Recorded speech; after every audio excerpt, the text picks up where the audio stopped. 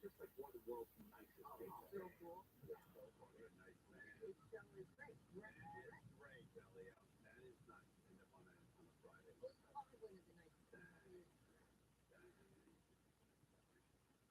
Can I go? I knew there was going to be an ass. After a compliment, move. Elio learns the best. Compliment and move. Hey, you got a nice shirt there. Gone. Compliment and move. Los Angeles Kings are without a coach. That's not good. Well, they aren't without a coach, but they fired their head coach. Today, the LA Kings fired Coach Todd McCollum. Jim Heller will now be the interim coach for the remainder of the season. McCollum was hired in 2019, but the team has had a rough go of it lately. The Kings have lost 14 of their past 17 games. They are fourth place in the Pacific Division and seventh place in the NHL Western Conference. No good. You know what sucks, Elio, about this Todd McCollum, this coach, is we got screwed twice by the Kings.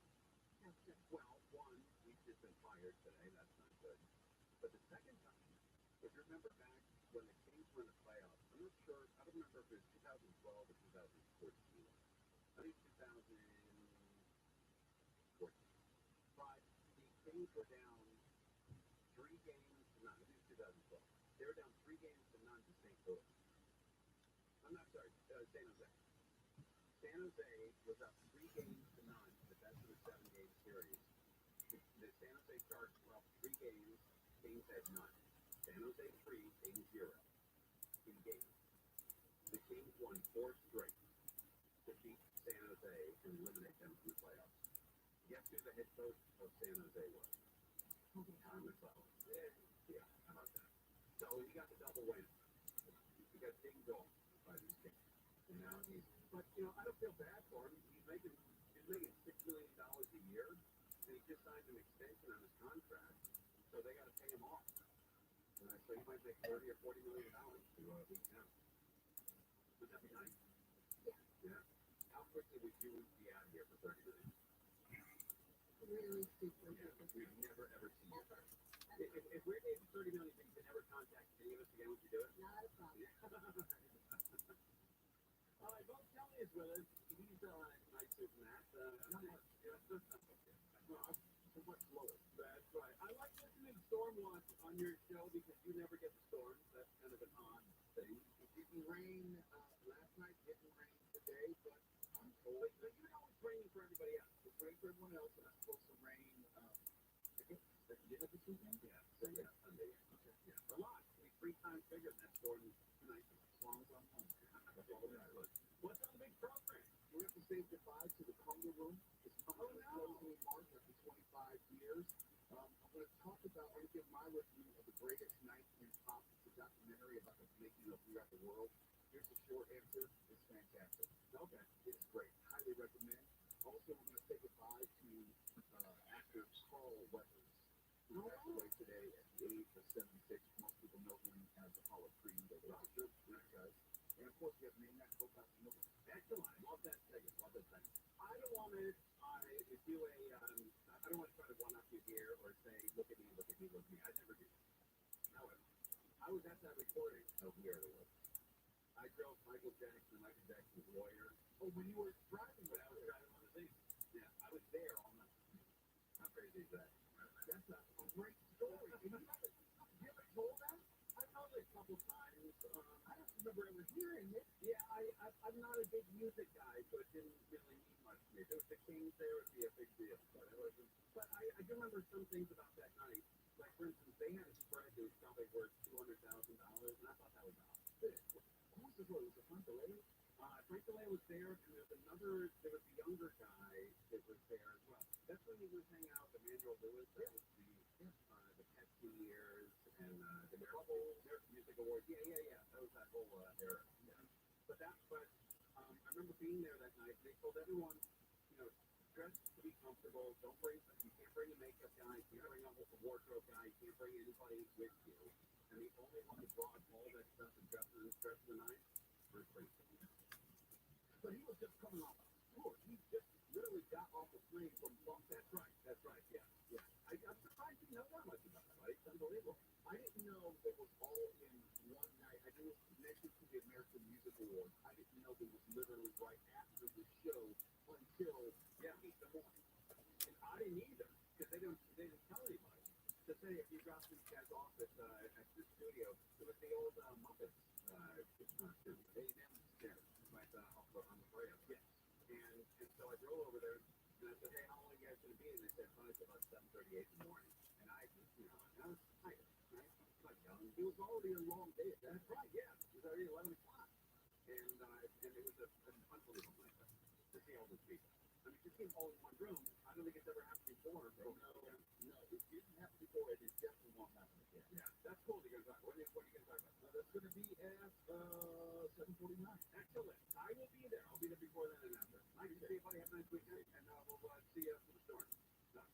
All right, that's really nice. Okay, bye. Before. KSI. KOST HD2. Los Angeles, Orange County. Live everywhere on the iHeartRadio app. Here's the latest on the U.S. airstrikes in Iraq and Syria. I'm Mark Bronner, live from the KFI 24-hour newsroom.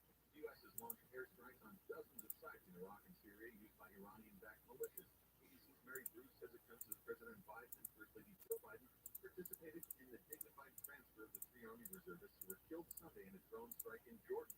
This is the scenario that the White House has been hoping to avoid for months, as we've seen U.S. service members come to these relentless attacks from these Iranian-backed militias. And the president has faced a lot of pressure to strike Iran directly. President Biden warned this week the U.S. would respond forcefully to the initial strikes at command and control headquarters, mission storage, and other facilities.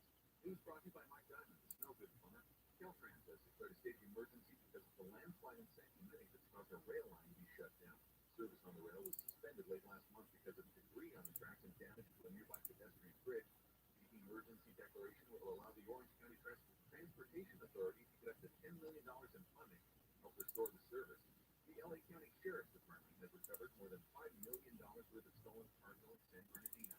Investigators initially tracked a stolen trailer full of TVs from Commerce to San Bernardino. While detectives were serving a search warrant Wednesday, they found even more trailers with other items. Those items include computer chips, government-issued military shorts, home theater systems, fertilizer, and more. Photos of the recovery show different items stacked on pallets. The department says the investigation is ongoing. In LA, Blake Trolley, KFI News. A man's been sentenced to 15 years to life in prison for killing a drummer from a local band in Anaheim. Orange County DA spokeswoman Kimberly Ed says Arthur Williams strangled his friend David McCabe in 2019 after being awake on meth for a week straight. The court needed to give a short statement in which he apologized and said that he was very sorry for his actions and that he didn't remember anything that led to the death. It says the two had been drinking before surveillance video shows Williams attacking McCabe. He didn't even fight back. In sentencing this week, the drummer's family says McCabe had a big heart and would do anything for a lover. The feds say a registered trusted traveler has been caught at the San Ysidro port of entry doing a dishonest deed. On Monday night, a 67-year-old man drove through the Century Express lane and was stopped when a customs officer noticed a bunch of large plastic bags. It came on a whiz of drugs, and officials say the guy was smuggling fentanyl powders, fentanyl pink and blue pills, meth, cocaine, and heroin. The 36 packages have a street value of $2.1 million. Connecticut will be the first state to cancel medical debt for eligible people. The state says it's planning on erasing about $1 billion in medical debt this year by leveraging $6.5 million in American Rescue Plan Act funds. I think it's really important that people have a sense that they can start building wealth in their homes or making that easier for people to do. And the best way to start is eliminate debt to debt. Governor Ned Lamont says people who have suffered medical emergency should not have to suffer twice. And a federal judge in D.C. has postponed former President Trump's trial and charges of plotting to overturn the 2020 election. This comes as a federal appeals court has yet to resolve a pending appeal from Trump, arguing he's immune from prosecution for actions he took in the White House. The trial has been set to start March 9th. The judge hasn't chosen a new date. Southland weather from KFI. Mostly clear tonight with lows in the mid-40s, mid-30s in the IE and AP. Sort of in the lull before another big soaking. Highs tomorrow, lower 60s. Beaches, Metro LA, OC, Alex 90, low 50s in the AP. Perfect cloudy tomorrow with a chance of rain that increases as we get later tomorrow. Then major rain likely Sunday and it's likely to last until at least Tuesday. 58 right now in Steel Peak, 57 in Fulton, 56 in Malibu, 55 in Northridge. KFI financial update. Dow closed up today, 135, S&P 500 up 52, NASDAQ up 267, and we got a crash on the 118. Order in. eastbound just before Reseda Boulevard. It looks like it's just been moved out of the left lane over to the right shoulder now. Your driver is recovering from Tampa Avenue. Arleta on the 5 northbound, that's right before Osborne. A small car stuck in the left lane. TC is running a brake to clear that out of the way. You're seeing delays from Sheldon Street. And in Irvine, 405 heading southbound just before San Canyon Avenue. Got a crash there that has the 2 right lanes off limits, causing traffic to jam up right around Jeffrey. KFI in the sky helps get you there faster. I'm Pedro Moreno. One of the most famous restaurants in the world, there's a table in the corner. That's the hottest reservation on the planet. Thanks for the restaurant's owner and her hand-picked personal guest, Lucy Rogers and her River Cafe Table 4. That's where the most incredible conversations on the planet are happening every week, captured in her very special podcast with guests like Will Ferrell. On dinner one night, pasta, and the only thing I had was some mustard. My roommate at the time, listen, you can borrow some of my tomato sauce. I'm like, oh no, I prefer the mustard. Martha Stewart, I did not have an affair with Michael Caine, but I did have an affair with one of his best friends. and Jimmy Fallon. We weren't the most boring people that ever say, Richie Branson's, I don't know, he's still fun. He's just kind of, Kim Owen, would you like to go race in the summer? You know, we're going to be in the pool. We've saved you a seat. It's all in her very intimate podcast, Ruthie's Table 4. Listen to Ruthie's Table 4 on the iHeartRadio app or wherever you get your podcasts. Are you a victim of the concert trap and think there's no way out? I'm Chuck McDowell, the founder of Wesley Financial, the original concert cancellation expert. And I'm here to tell you that there is a way out. All you need to do is give my office a call. I will send you a concert exit information kit absolutely free, explaining how the concert industry works and your options for cancellation. Call Wesley now for your free info kit. 800-522-5700. 800-522-5700. 2024 season ticket memberships are now on sale. All memberships include exclusive access to opening day and postseason tickets.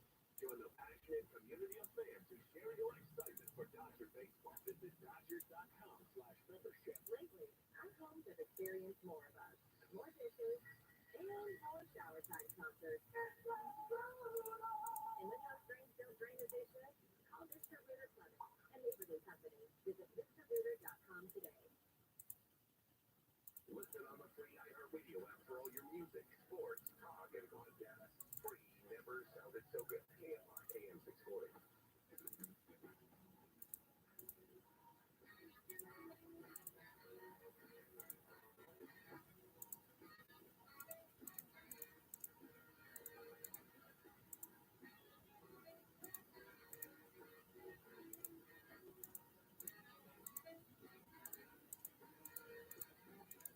KFI AM 640 later with Mo Kelly. We're live everywhere on the iHeartRadio app this Friday evening.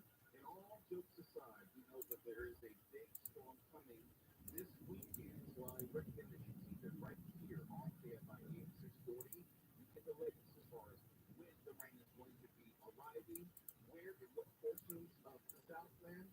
If there should be any reports of flooding, we'll have that for you. If there should be any reports of evacuation information, we will have that for you. So it's most important that you keep it right here on KFI AM 640 this full weekend. It does not matter what time you tune in, we will have the latest on that. And also, I'm quite sure you're aware of the breaking news, which has been happening in the Middle East. We know that the U.S. has retaliated after the deadly drone strike on the Jordan base. Well, our news partner, ABC News, has the latest on this. U.S. has launched a major retaliatory airstrikes on Iranian-backed militants after that deadly drone attack.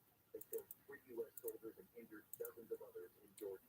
The Pentagon tonight saying multiple aircraft were used in the first wave of this mission, including B-1 bombers that flew from the United States, dropping more than 125 precision munitions on 85 targets inside Iraq and Syria, including command and control operations used by the Iranian-backed militias and their intelligence hubs. None of the targets inside Iran itself. The first wave of these airstrikes coming shortly after the president and the first lady joined the families of those 3 fallen soldiers for the dignified transfer at Dover Air Force Base. Sergeant William Rivers, Sergeant Brianna Moffett, and Sergeant Kennedy Sanders. Sanders and Moffett promoted to sergeant posthumously, returning home now to their families. President Biden tonight issued a statement saying, if you harm Americans, we will respond. Tonight, U.S. authorities now saying this will be a multi-target, multi-day operation. The White House saying just moments ago, the strikes tonight have been successful and that all aircraft is now out of harm's way.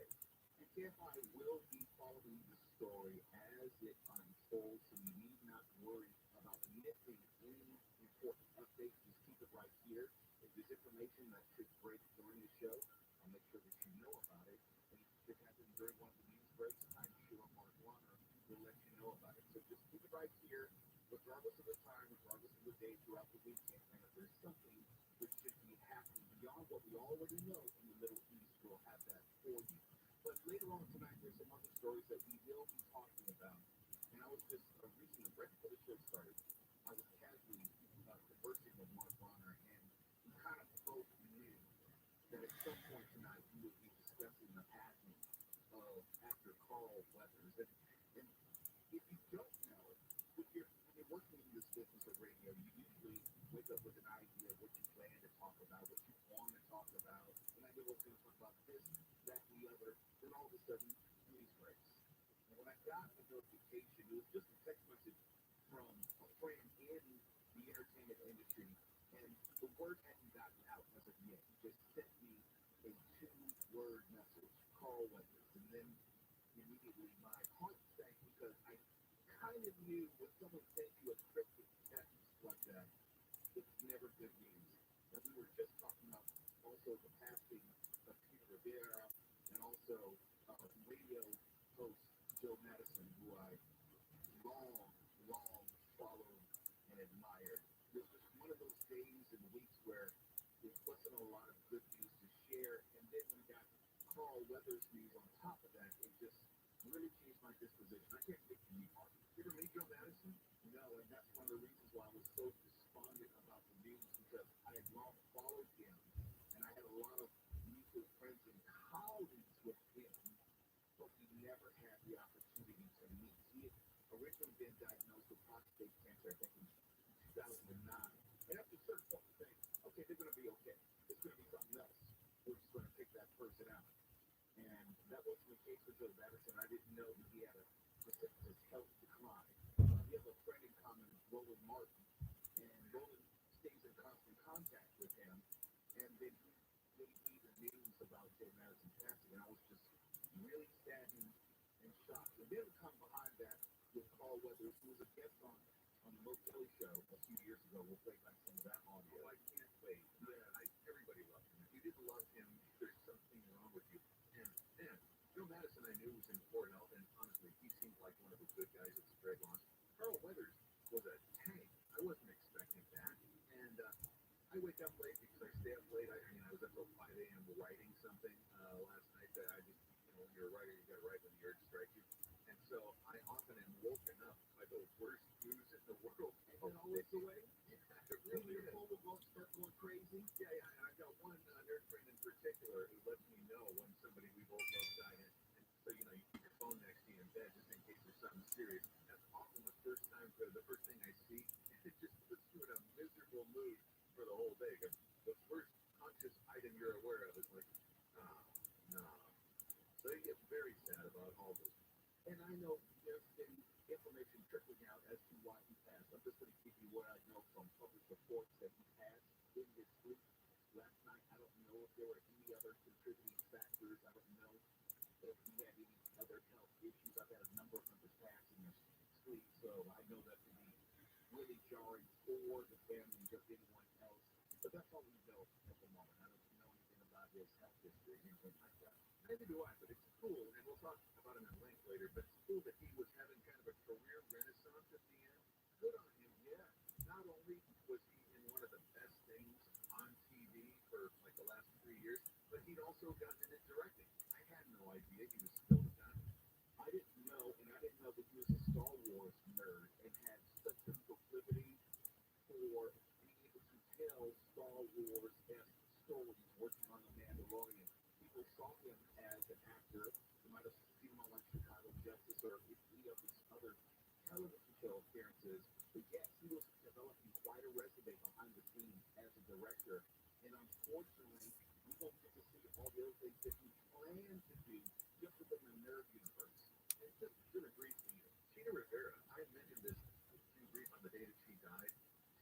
Also, to a degree, some nerd royalty. She was in one of the all-time classic old Outer Limits episodes called the ViralRabbi with Sally Kellerman and Martin Landau. It's free. I believe on Freebie you can find it, and it's just beautiful. This is when like the Oscar winner Conrad Hall was shooting this stuff, so it all looks just incredible. Go watch the ViralRabbi Outer Limits. Yeah, I think you hit it where this was just not the way I think any of us were planning to end the week. We'll have some good news. I'm quite sure we'll have some fun before the night is over. But the news of Carl Weathers passing today just kind of threw me for a loop. We're going to make sure that we give them a genuine and deserved send-off before the night is through. It's later with Mo Kelly. When we come back, we're going to talk about the Congo Road. It's permanently closing in March after 25 years. I have a few personal anecdotes from my time hanging out in the Congo Road. That's next. Now to Montana to get my 24-hour news alert. Here's the latest on the U.S. airstrikes in Iraq and Syria. The U.S. is confirming it struck 85 Iranian-backed targets today after drone attacks from Iranian-backed militias that led to the deaths of 3 U.S. service members in Jordan. The next storm to hit Southern California is forecast to bring twice as much rain as the one that just left the area. The National Weather Service says 3 to 6 inches of rain could fall in the basin between Sunday and Tuesday, while the foothills could get up to a foot of rain. And guitarist Wayne Kramer, the influential Detroit rock band MC5, died at the age of 75. Kramers and the band's social media accounts announced he passed away today. SoCal weather, mostly clear tonight with lows in the mid-40s and 30s in the IE and AD. Other soakings on the way starting Sunday. This report brought to you by the Southern California Department of Public Health and from the Southern California Toyota Dealers Traffic Center. Let's go places. We're headed to a crash on the 405 in Torrance. Heading southbound just before Crenshaw has the left lane blocked off, so you're seeing traffic stacked up right around the 91.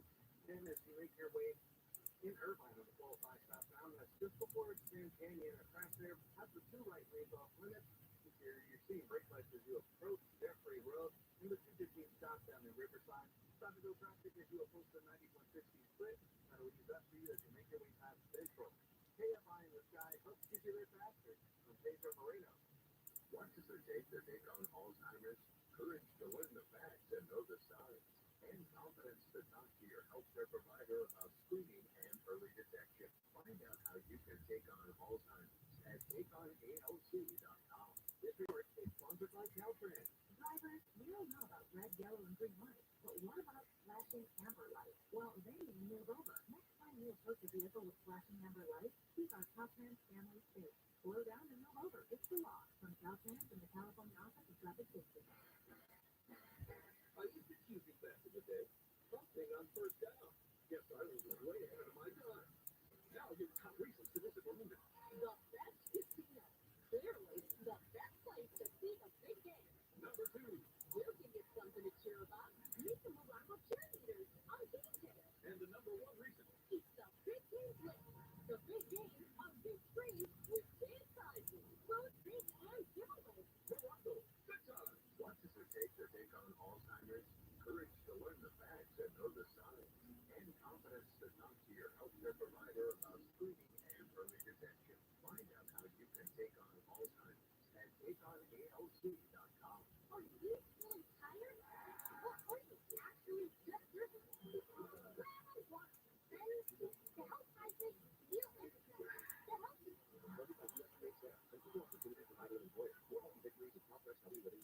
Moments like healing have conquered one and will not heal. But after being diagnosed with metastatic breast cancer or MBC, which is breast cancer that has spread to other parts of the body, you need even more. I take Ibrance. Palbociclib. Ibrance 125 milligram tablets with an aromatase inhibitor is so good with HR positive, HER2 negative MBC as the first hormonal-based therapy. Ask your doctor about Ibrance and visit Ibrance.com. Ibrance may cause low white blood cell counts that may lead to serious infections. Ibrance may cause severe inflammation of the lungs, poison, and lead to death. Tell your doctor right away if you have any worsening symptoms, including trouble breathing, shortness of breath, cough, or chest pain. Before taking Ibrance, tell your doctor if you have fever, chills, or other signs of infection, liver or kidney problems, are or plan to become pregnant, or are breastfeeding. Common side effects include low red blood cell and low platelet counts, infections, tiredness, nausea, sore mouth, abnormalities in liver blood tests, diarrhea, hair thinning or loss, vomiting, rash, and loss of appetite. Get ready for the big game with the free iHeart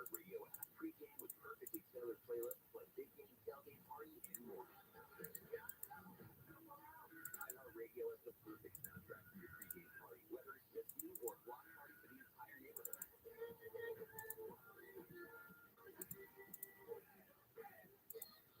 Just open the free iHeartRadio app, search Tailgate and listen now. Make the big game great with iHeartRadio.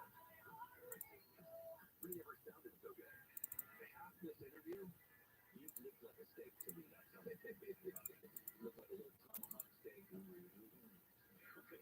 Might be the second thing.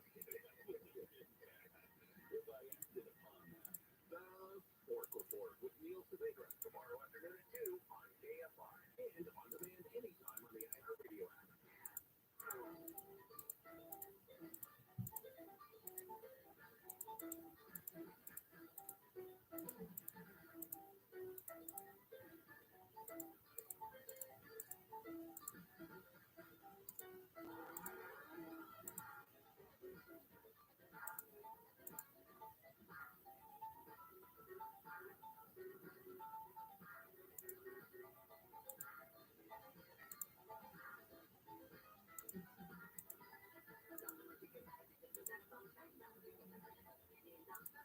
KFI AM 640, it's Ray with Mo Kelly live everywhere on the iHeartRadio app. And before I talk about the closing of the Congo Room after its 25 years here in Los Angeles, I do want to remind you that KFI AM 640 is watching the events in the Middle East very closely. And if there are any updates to the retaliatory strike the U.S. made on around that rebels, we will have that information to you as it breaks, either during my show or during the news breaks with Mark Ronner. Also, we will be letting you know if there are any changes in terms of information regarding the upcoming rainstorm, which is set to hit sometime on Sunday and progress throughout next week. So just keep it right here on KFI 864 throughout the week and weekend. You get all the information that you need to be prepared and also informed. Let me go to the Congo Room. And if you don't know, the venue is going to say goodbye on March 27th. And that night will be hosted by Congo Room original investors, actor Jimmy Smith, and comedian Paul Rodriguez. They will have a number of performances, but it's one of those legendary venues in Los Angeles. And they didn't know. It originally was on Wilshire Boulevard when it first opened in 1999. And that was the first location, but then it moved in 2008 to the LA Live, I'll say, that area right down by what was then Staples Center. And it was a really good venue to see live performances. It was small, at least when it moved to downtown LA. It was small, it was intimate, and probably the best place to see certain groups, bar none, best place in all of Los Angeles. I have been to both locations of the Congo Room many times, and I've told this story before, but I think it's particularly relevant now. The best concert I've ever seen in my life, and I've been to hundreds of them over the course of my life and career. The best concert I have ever seen was at the Congo Room downtown, and it was February 28th, 2009. Prince was performing for a room of about 400 people. 400 people, you could see the sweat glistening on him. You could get within a foot of him. You got to see all of his idiosyncrasies playing. He was one of the most masterful performers that I personally have ever seen. And I only got to see him perform live once, and it was on this night, almost 15 years ago to the day. And I was just Googling, and I found the set list of that night. I know that there's some audio, I'll say, tapes of it. And yes, there's a YouTube video somewhere that we keep taking down. I would love to find it. But it started at 8:35 p.m. and finished at 10:18 p.m. Here are the last 9 songs that he ended with. He did some 15 songs before that, just records playing around. He's doing covers, and he ended with Cream, and You Got the Look, I Feel For You, the remake of the track that that Shaka Khan actually remade the song. Controversy, The Bird, one of the songs that the Time made famous. Jungle Love as well at the time. The Glamorous Life, the song that Sheila E. made famous. Holly Rock, and he ended with Purple Rain, and the place went crazy. One of the best nights of my life, the best concert I've ever seen, and I was so happy to be in the Conga Room on that night, February 28, 2009, with about maybe 400 other people.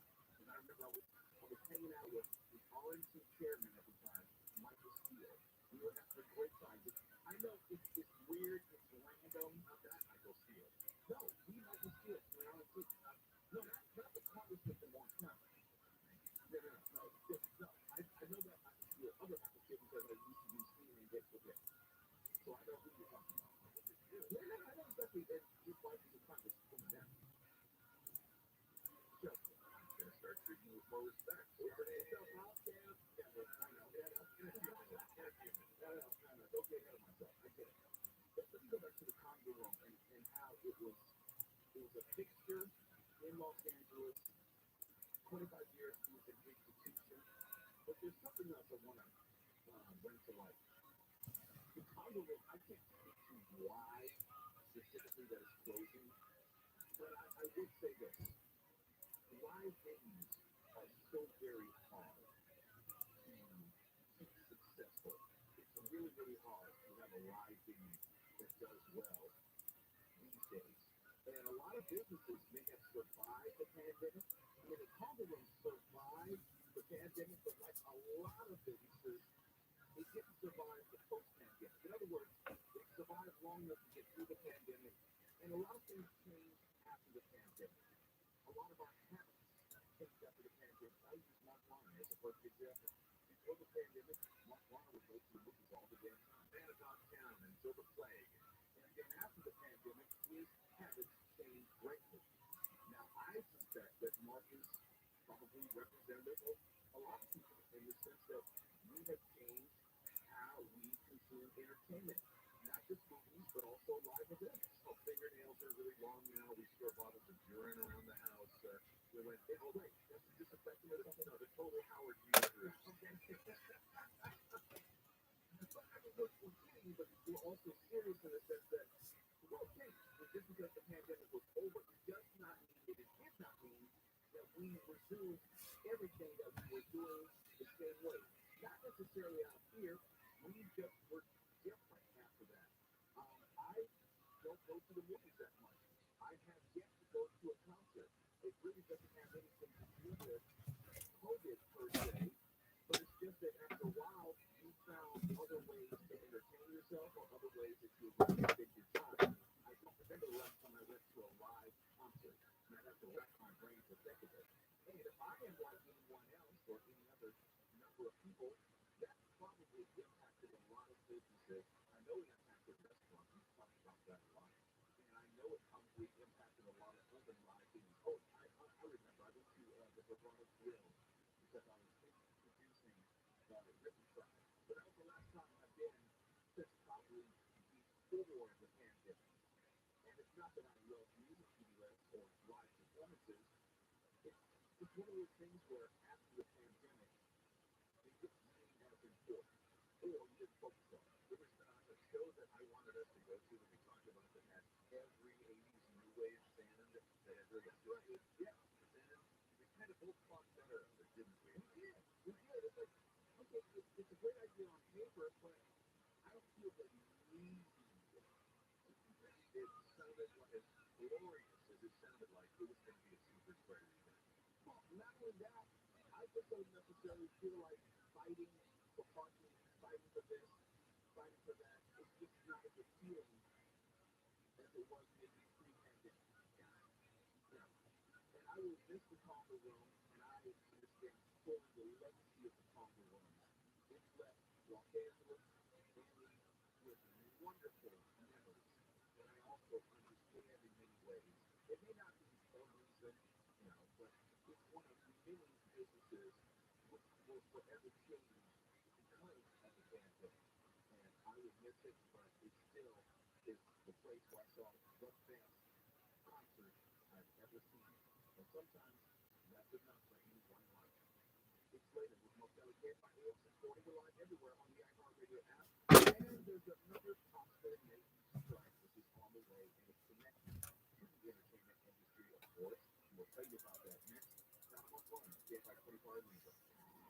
Here's the latest on U.S. airstrikes in Iraq and Syria. The U.S. has launched retaliatory airstrikes on dozens of sites in Iraq and Syria. ABC's Karen Travis says the Biden administration believes the groups are responsible for recent attacks in the Middle East, including the drone attack that killed 3 U.S. service members in Jordan. This is the beginning of what is expected to be a multi-day, multi-country, multi-targeted response. President Biden has been warning today the U.S. would strike back at the militias. The initial strikes hit command and control headquarters, ammunition storage, and other facilities. Multiple women say U.S. gynecologist charged with molesting cases for decades was allowed to escape justice to the court dismisses the case. He died while the survivors were waiting for 5 years. Sex crime prosecutor and former board single patient Audrey Nofilter says the last 2 LA County PA administrations won't walk this case. We're not guilty. We're guilty of being, but in this case, there's 700 of them. Former patient Allison Rowland says a proven died in this case of federal lawsuits by those 700 women. Many of the women are also suffering physical injuries, being burned because they couldn't quickly off the victim. Even the judge, in an unusual turn, admitted there was enough evidence to convict Middle. The LAPD's office has not yet responded to the contact in LA or in Carson. KFI8. Homeless man has been shot in downtown LA. The LAPD says officers were called to East 7th Street last night and found a man on the sidewalk with gunshot wounds. The homeless man had walked up to his car and was shot multiple times by someone inside. The car then drove away. The man's in the hospital in stable condition. The first line in Fulton County shows the DA there had a romantic relationship with the lawyer she appointed to lead the Georgia prosecution of former President Trump. He says there are no grounds to dismiss the case or to remove her from the prosecution. An affidavit by the lawyer says he has no financial interest in the outcome of the 2020 election interference case. Self-ran weather from KFI, mostly clear tonight, lows in the mid-40s and the mid-30s in the IE and AV. We are sort of in the slow spot between another soaking, before another soaking, between one and the other. How's that? High tomorrow in the lower 60s with beaches, Metro LA, OC, valleys, 90, low 50s in the AV. Partly cloudy tomorrow with chance of rain that's going to increase as it gets later. Then major rain Sunday, and it's going to last at least until Tuesday. 57 in Palmer right now. There's one Palmer right now. 55 in Tustin, and we got a storm on the 101 in downtown LA. That's heading northbound right at the 110. It's taking away the left lane, so that's probably delays from about 4th Street. If you're on the 91 east of Anaheim Hills, approaching Weir Canyon, you're seeing brake lights there. It's a pretty close call. Obviously, you cut across Gibson Canyon Road. MD10 heading westbound in Vandy. That's just after 22nd Street. A crash there has been moved out of the left lane. Your driver's recovering from heartbreak. KFI in the sky helps get you there faster. I'm Pedro Moreno. If you're high, it can feel like you're trying to find a needle in a haystack. You can hope the right person comes along, or you can just use ZipRecruiter. And now you can try it for free at ZipRecruiter.com/radio. In fact, ZipRecruiter has helped a lot of business owners find their needle in a haystack. Like Martha, president of operations at Kelly Tires and Auto Centers. Because Kelly Tires has grown a lot in the last few years, Martha needed to hire everyone from a receptionist to a store manager to a head mechanic. ZipRecruiter helps you find all the right people, even off the difficult jobs. ZipRecruiter helps me keep my business up. Take it from Martha and millions of other businesses who use ZipRecruiter. ZipRecruiter can help you find the needle in the haystack. Invite 4 out of 5 employers who post a job on ZipRecruiter. Get a quality candidate within the first day. And right now, you can try ZipRecruiter for free. That's right, free at ZipRecruiter.com/radio. That's ZipRecruiter.com/RADIO. ZipRecruiter.com/radio. ZipRecruiter, the smartest way to hire. This is Jacob and Ron. If you've been in an accident, call 844-24-JACOB. One of the most famous restaurants in the world has a table in the corner. That's the hottest reservation on the planet. Thanks for the restaurant's owner and her hand-picked personal guest, Ruby Rogers and her River Cafe Table 4. That's where the most incredible conversations on the planet are happening every week, captured in her very special podcast with guests like Will Ferrell. My dinner one night, pasta, and the only thing I had was some mustard. My roommate at the time, listen, you can borrow some of my tomato sauce. I'm like, oh no, I prefer the mustard. Martha Stewart, I did not have an affair with Michael Caine, but I did have an affair with one of his best friends, Jimmy Fallon. There's more stories of what the hell there is about this. I was just so fun. It was just Emily. I was in a race in the summer. Yeah, we're happy in the pool.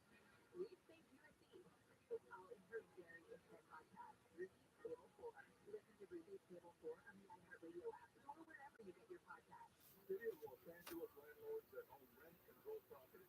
You are now able to increase rent by 4% for your rent-controlled properties. An extra 1% for utility up to 6% can be added only if you pay the entire gas and electric bill. And don't forget to give your tenant an advance 30-day written notice for rent increases of less than 10%.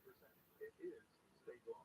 Learn more about the rent increase at housing.lacity.org. That's housing.lacity.org.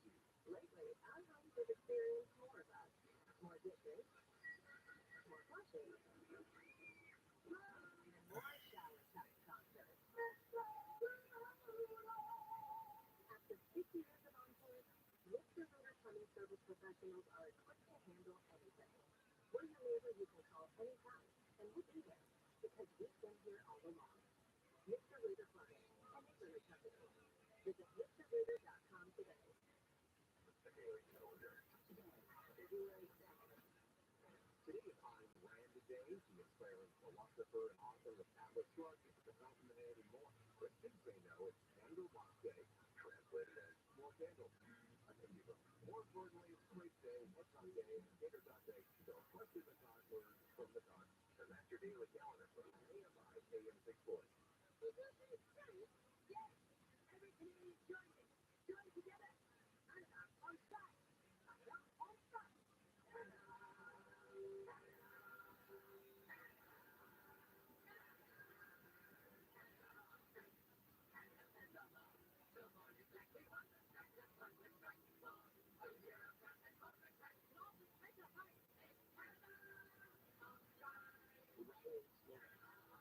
This is a remote tell. Get my answers for you live everywhere on the iHeartRadio app.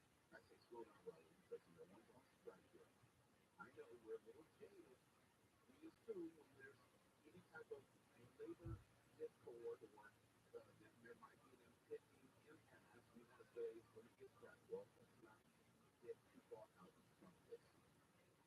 The teachers and IOC have joined together for March contract talks with teachers. The contract talks are going to start in March. The contract doesn't end until July 21st. So at worst, nothing really is going to happen before next summer. And just in case you don't know what IOC is, IATSE, it's more than 168,000 entertainment industry professionals, and they are stagehands, they are front of house workers, wardrobe attendants there, and they got artists, motion picture and television production technicians, broadcast. What's up, baby? How are you? Music artists, designers, animators, audiovisual technicians, and more. Now, if we learn anything from the previous strikes of the DJ, the writer strike, and actor strike, you only really need one of the unions to start striking to bring the whole business to a halt. IOC is one of those unions where if it were to go on strike, not only would it bring motion pictures and television to a halt, this is the added dimension to this. It would bring stage and theater to a halt. What's up, baby? How are you? Audiovisual technicians who have front of house workers, Dude, you're really hard to hear. hair and makeup artists.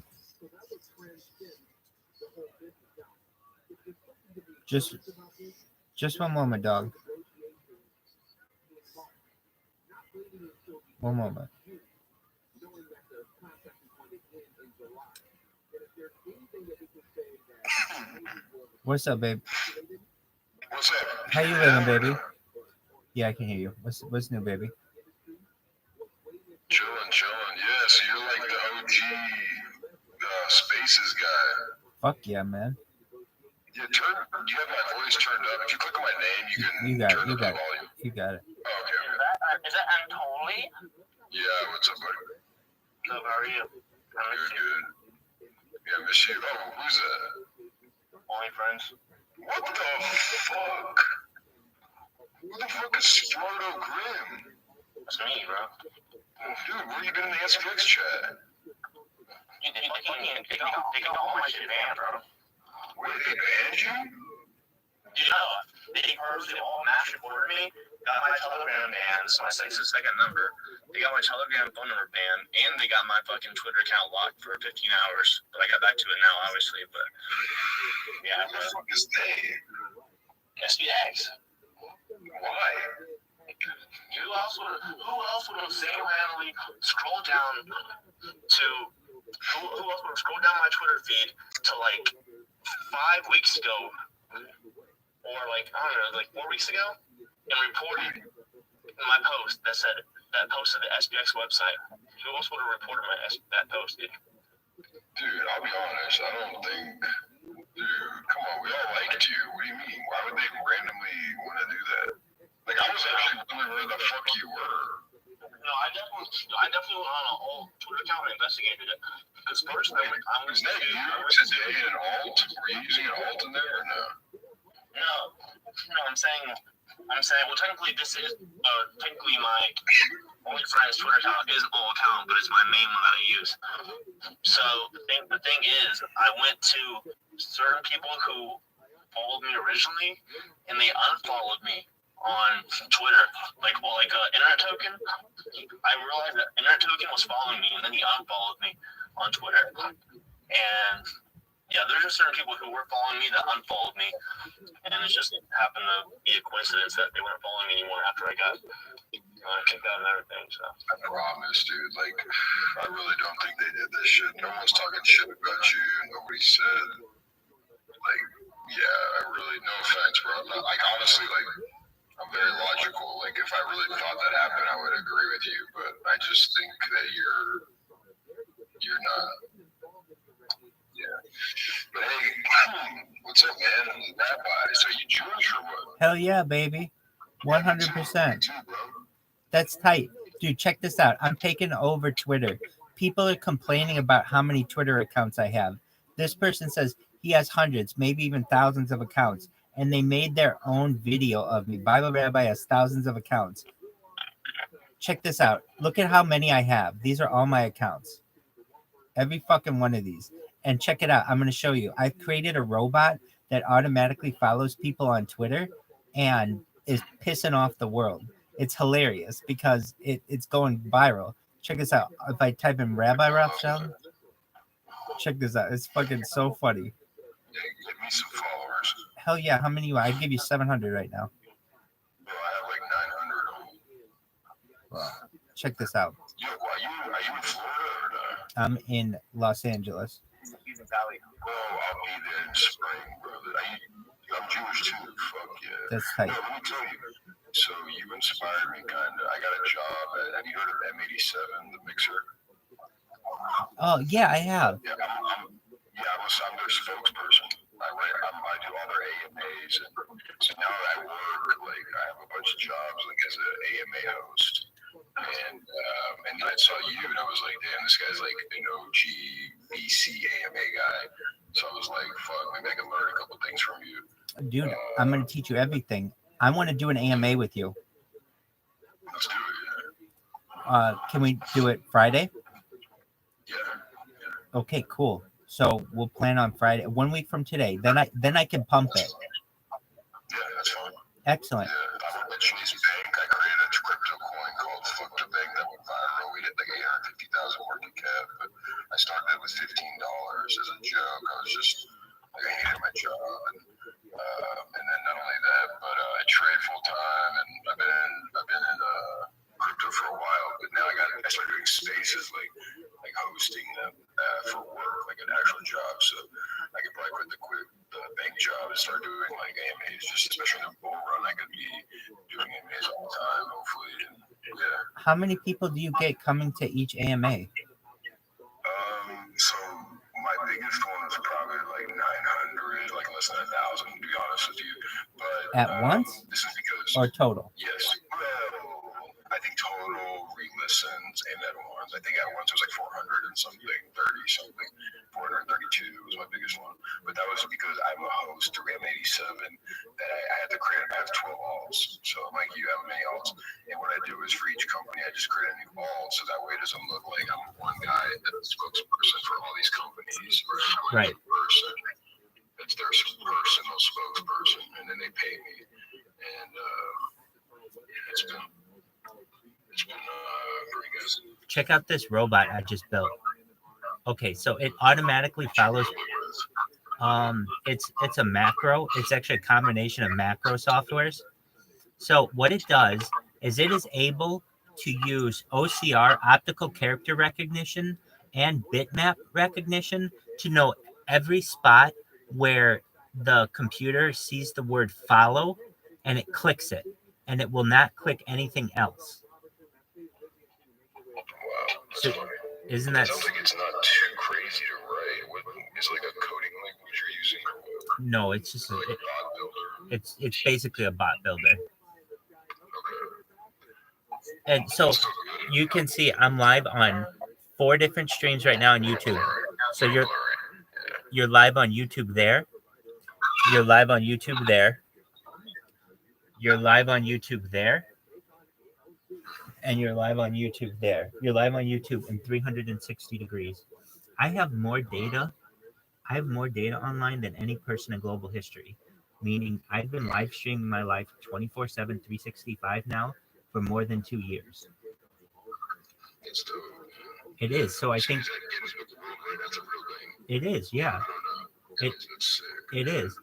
And so I think that we can have a really good AMA on Friday. Yeah, because I'm kind of like the up and coming, and you're like the OG, and there's like things you can teach me, right? I'm very humble and like respect you and want to learn, you know. Absolutely. And there'll be plenty of work for both of us, so we're not gonna be like stepping on each other's toes, and you know. My man, I'm gonna make you into a billionaire. What's it right now? So you know what you're doing here with Bitcoin? I'm doing the same thing now in SPX. I just run my VC 24/7. And I'm in the VC 24/7. So I kind of copy you, not gonna lie, but you know, on Discord? On Telegram, I just run the VC. And that's tight, dude. That's so cool. That's smart. Yeah, when someone hops in, like they scream my name. Absolutely. Come down. Absolutely. Yep. So here's how I describe that. And you watch Anatoly. You are way ahead of the game. I'm gonna teach you all these little tricks. So what I call that is, sorry for the feedback. I don't know, Spurtogrim. I'm going to turn him down. Oh, no, it's not Spurtogrim. Anyway, I call it a Telegram. I call it a Telegram concierge. Basically, you have people who come into Telegrams at any given time, and they don't know what it's about. They don't know, is it an NFT? Is it a cryptocurrency? And they don't know what to do.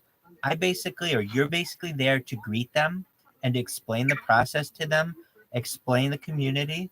It makes them feel so much more welcome. It is the way to do things. I don't understand why every Telegram doesn't always have a VC going. And then when people come into it, they're able to ask their questions. To me, I want to be a part of a VC where I have some customer service, essentially, not just something that I think is going to rug on me in 15 minutes. Yeah, and it's not, if you have multiple computers, you can just have it running in the background and then have the volume up. So if somebody screams your name, because I work in front of the computer already 8 to 5 all day for my main job, so I can just have the VC running all day. And then on my phone, sometimes I'll keep it running. But you're right. I mean, it just shows. And also, look at it this way: in Telegram, on the left side, you have all of the Telegram groups you're following, right? Right. And a lot of them don't have VCs going. Right. But the ones that do stick out like a sore thumb. Yes, they do. Have the little green right. thing going. Yep. Yeah. And that just shows you like, oh shit, they're active all yes. the time. There's always VCs, and that just gives you that little boost, right? Yes, it does. Anatoly, you are very smart. Finally, somebody understands Telegram and social media the way that I see it. You're 100% right. And you're doing exactly right. You are diversifying yourself, and you're exactly right. Why do I, as a person, want to join a community that right now is either quiet or muted, as opposed to one that has at least one person in there? And maybe there's more. Many times people just join and there's a whole bunch of people in there. But it also gives people always an opportunity to discuss. I consider it personally a Telegram's nightclub. Like at any given time, anybody can just hop in the nightclub, going on, talk to people. Maybe there are boys in there, maybe there are girls in there. No one knows what's going on. We get as many as 20 people in here sometimes. on a without asking. It just randomly occurs. However, if the VC is not available or it's not on, that will never happen. So you get these like opportunities of really exciting social engagement that you normally don't get when you have a closed VC all the time. Yeah, 100%. What I've also noticed is when it's only one person, it's real slow, right? And then as soon as like a second person joins, all of a sudden it just third, fourth. Like right now we have 5 people in here, Exactly. right, already. And so, yeah, but just if you never have it open, that will never happen. Right? And it doesn't take that much effort. It'd be one thing if it was on your phone, but if it's on your desktop, boom, you have it on, and you have the volume up, and you're ready anytime, you know. Absolutely. I understand why some people can't because they have a job. Like if you work 8 to 5 at a job, you can't have a VC on. But if you're like me, I already have like 5 monitors right here. Boom, I have one that's dedicated to Telegram, one's that dedicated to my day job, right? And then I could just kind of add that layer of utility, whatever you want to call it, benefit, right? When you're a new guy, you jump in. Oh, there's a VC. Maybe I got some questions. I can jump in there, get live feedback instead of waiting for in the main chat for someone to respond to, because it's obvious when someone ignores you on VC, right? If I'm here and I'm talking to you and you're just like not talking to me, it's like, all right, Absolutely. It gives life to your Telegram as well. It, that light is always on. It shows that there's a pumping heart. And I find it's very helpful to newbies who maybe have found out about us on Twitter, somehow get the Telegram link and they come in and they're like, yeah, what is this? Especially our cryptocurrency. It has such a esoteric name. Harry Potter, Obama, Sonic 10, Inu. It's like, what is this? Like, a lot of people have no idea. So you just explain to them that it's a cryptocurrency like any cryptocurrency, and the ticker's Bitcoin, and it's associated with Sprotos and all the other cool things. And then they're like, oh, wow, this is better than even like an introductory video. They can ask any questions that they have. I don't understand why any coin, but just like you're saying, anybody who is associated with the coin, just have it open. And even if you were like part of a coin, if you have a secondary device that you could just leave at home and always have the VC open, you don't have to be in there. There will be mutually 2 random people who will be there at the same time, when before neither of them would have had the courage to jump in a VC. Now they do, because it's just randomly always open. In addition, a lot of people who are new don't even know that VCs are an option in the Telegram, because they aren't available in all Telegrams, or all users aren't available, especially new users. So for instance, if you're a new user and you're in a Telegram, most of the time you can't just open a VC. You need to be granted those kind of privileges. But if the VC is always open and you like to ask questions, you just hop in there. It gives so much more flow of communication. I'm surprised it's almost like not a default. And I could see it really catching on, and within a year or 2, it's a must-have to be part of a Telegram. Yeah, and I agree. I think some people are more shy, and they don't want to be that main, and they don't want to seem like, oh, I'm a main character. I'm going to just keep because I was a little bit shy with SPX. I'm not shilling other coins, guys. I think, like you guys know, we have plenty of your holders, and you guys have plenty of ours. We're friends, right? There's plenty of liquidity to go around. But the thing is, fuck, man, I totally went brain fart what I was saying. I'm really tired. It's been a long day, but I guess my other question I had, just to kind of like pivot a little bit, because I totally forgot. That's okay. Is how did you get involved with like doing? So that's what I was saying. Is some people are shy, right? Yeah. Some people are shy, so they're not going to be opening these VCs, and you're also right. You have to have admin rights in a lot of Telegrams unless you turn that off, right? Right. And so yeah, I mean it's good to just leave it open, like you said, have a second device or like a old laptop that you don't use anymore in the corner of your room. Turn it on, plug it in the battery, and then just leave it running. But to pivot a little bit, I'm just curious, how'd you get started like doing VCs? And was it like last bull run or what? Great question. The way that I got into this was streaming my life. I am by trade a certified project management professional, and I'm a rabbi. And so I have some tech background. I've launched apps on the App Store and Google Play.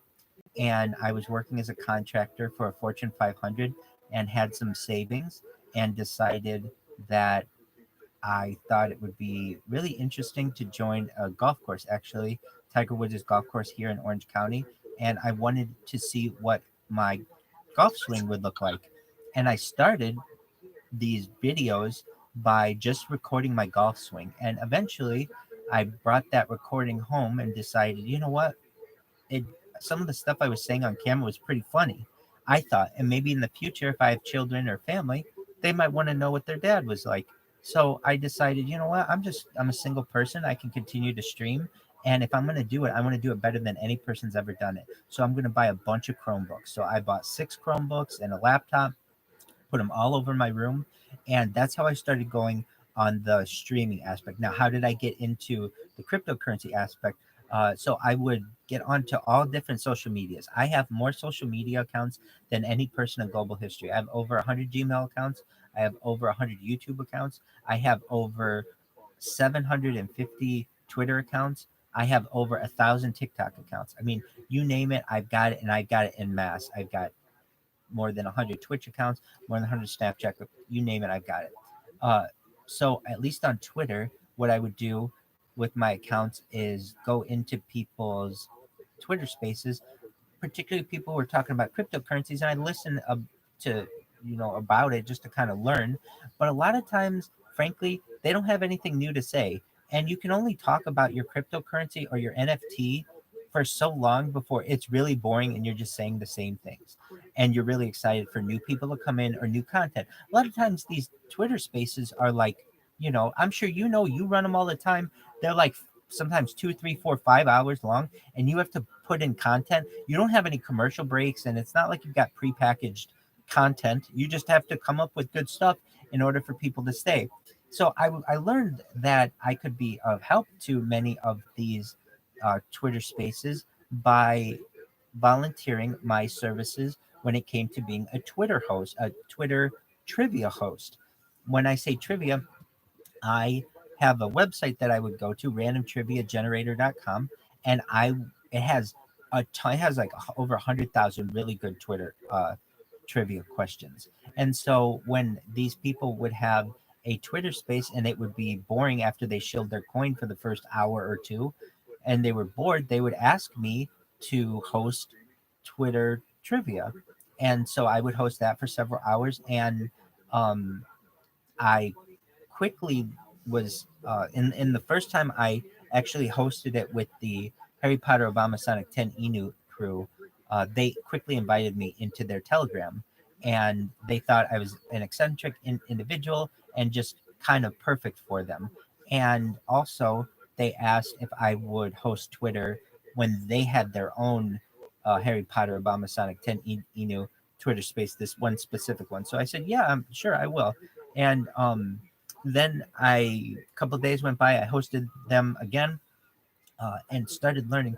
Not only was this group, they were really cool and really funny and everything, and this all could be related, but they were much smarter than any of the other cryptocurrencies that I had played trivia with, whom I had played trivia. I could tell the average IQ in this cryptocurrency, even though it's kind of a funny name and everything, the people in here are really pretty smart, as opposed to some of the other ones. Not to say that, if you're in cryptocurrency, you're generally pretty bright, but some of the people just weren't as smart. And this one was a really bright group of individuals. So from there, I started to get to know people in the Telegram. And believe it or not, what happened was one of the competitor coins of this coin started to know that I was getting associated with this coin, and they sent me um, a bunch of merchandise. And so for 50 straight days, we did a thing where they retweeted me in their merchandise that they had sent, which meant Harry Potter Obama Sonic 10 Inu. They were like, hey, we want you to wear our merchandise. And so I said, look, I'll wear whatever you want. I like you guys. So please, they sent me a bunch of nice merchandise, and I started streaming it in the Telegram. And then that's where you can see, I mean, I'm wearing it right now, this Harry Potter Obama Sonic 10 Inu shirt. And what makes my stream different than most anybody else's stream out there is mine's being recorded for posterity purposes indefinitely. I want people generations from now to watch this and see the birth of cryptocurrency and the birth of NFTs and I've been able to document that essentially. Yes, I think it's very and let me say, like, hats off to you, Anatoly, for your realizing the value of the VC. I would say as well, if you want to ever kick it up a notch, you can if you want. And if you're once your coin gets more popular, you can start recording you could just start recording yourself. Why? Then you are recording the history of your coin. People are going to want that. They're going to want to know its journey. So at least in this case, I've been able to capture the story of quite a few cryptocurrencies, but this one in particular now for going on 8 months since last summer, every single day, 24 hours a day, 7 days a week. And I can't say enough good things about the people here. They're all really great. It's just a great group of individuals. Yeah, and I agree. And it's there's a lot to unpack there, and I appreciate you telling me that. I mean, dang, man, that's amazing. First of all, yeah, I do notice the IQ is above average in this coin, right? So that's cool that you saw that by going, because you can't really lie with the statistics. So okay, if you have trivia questions and more people are getting them right in this coin than others, then it's not making fun of the other coins. It's just that's the truth, right? Right. But no, I do record myself. So what I did was the guy idea at the other coin, he was doing a space every day, right, for like 150 days or something, right? And then he quit and kind of left and backstabbed us. But what I did was for my coin, Fuck the Bank, I just was like, all right, I'm going to copy him. So every day I've been doing a space for my coin at 9 o'clock. And so, but nobody joins, right? Nobody joins. My coin's still kind of small. And the people that are like huge supporters, that's kind of like not in their time zone, right? So it's not very like beneficial for them. But I just I don't have time other times, right? So, but I am doing that every day, and I'm not recording them because I want people to feel comfortable to just say like whatever, and be a little bit off the wall and not feel like scared to be recorded. But for my so there's another coin. Did you hear about calcium? And I'm not shilling anything. You're fine. You're just telling me about it. You're telling me about it. So calcium was created by Shiba Inu to renounce bone, right? So Shiba Inu deployed a wall and created calcium, and then what happened was it was sniped because Shai told everybody like, hey, don't buy this. It's a dummy token. Like we're using it to renounce bone, this, and somebody sniped it, and then they dumped it on us, and we were the community that got dumped on, and then. Dominic Ryder, who owns them and owns Pod, he's kind of like a pretty known guy in crypto. He took it over, and then I kind of started helping him, and he never really did anything. He never built anything. I was building like a game, and I was building NFTs. I was doing things. I was taking care of the Telegram. I was like doing everything, right? Yeah. A lot of the heavy lifting, and he wasn't doing shit. And we had this huge fallout where he banned me from the Telegram because I called him out for using Calcium's like logo on his Them thing to like promote them, and I was like, I used it on my alt account. I was like, man, you shouldn't do this. Like, this is not right. And I screenshotted it and I put it in the main thing. I said, which one of you guys did this? Is based? And he's like, I'm not an idiot. You did, and he banned me. Right. So then it split the Telegram. People like followed me to my Telegram, and he stayed at his. But we're continuing to grow. It's very decentralized, right? Okay. The point I'm trying to make is now what I do is every Wednesday, 8 a.m. I host a space and I record it, and it's been recording and showing the story of calcium and how it's unfolding. From like there was like a good time, and then we had this fallout, and then I like had to take my own path. I had to create a whole other website, a whole other Telegram, and start from scratch. Like we only have 53 people in our Telegram, but it's crazy that the 53 people that are in that Telegram, there's no bots. It's pure people that are like holders 100%, all building, and then theirs has like 3,000 members, and like only like 5 people talk. Right. You know what I mean? So it's obviously fucking botted. Right. So I am recording that. And it's funny that you said that, how it's like telling the story. One day people will go back because it's Shiba Inu deployed. So people are going to listen to these spaces and be like, oh my God, how did I not buy that? Exactly. This is 1 out of 4 Shiba Inu deployed coins, and I didn't buy it. Let me go listen to these spaces of this unknown guy. And it totally was like, I mean, at one space I cried because it was like visibly like, I'm just saying, like, you could hear me kind of get a little teary, in the voice. Sure. And like, because I was so passionate, like it was a war, bro. Like he banned me, and he went to my job at M87, the first legal mixer in America and Dubai, right? Like completely beating out all other mixers in the game. And I got a job there because of the spaces that I was doing. And but he went to my boss and was trying to get me fired. My boss hit me up and was like, "Hey man, you need to chill because it's giving us a bad name." And so he went there and got me. Like I'm pretty sure he called Chase Bank too. Like this dude like went after me all because I like called him out for his shit, right? Because he's not really a builder. He's just another like guy who talks a lot and doesn't really build anything, and he's just like known in crypto. And I'm not dissing anyone. Okay, I'm not gonna like talk shit. I would say this to his face, 100%. And so yeah, the point I'm trying to make is, yeah, I was doing spaces for free for a long time, and then M87 DM'd me, and they were like, "Hey man, we heard your spaces are good. We need somebody because our Netherlands accent is so heavy that nobody understands what the hell we're saying." And so I said, "Yeah, I'll take the job." And they hooked it up with like a vested, like kind of like an escrow like lock, where it just unlocks every month a certain amount of tokens, and then I get paid another like cash amount bonus every month.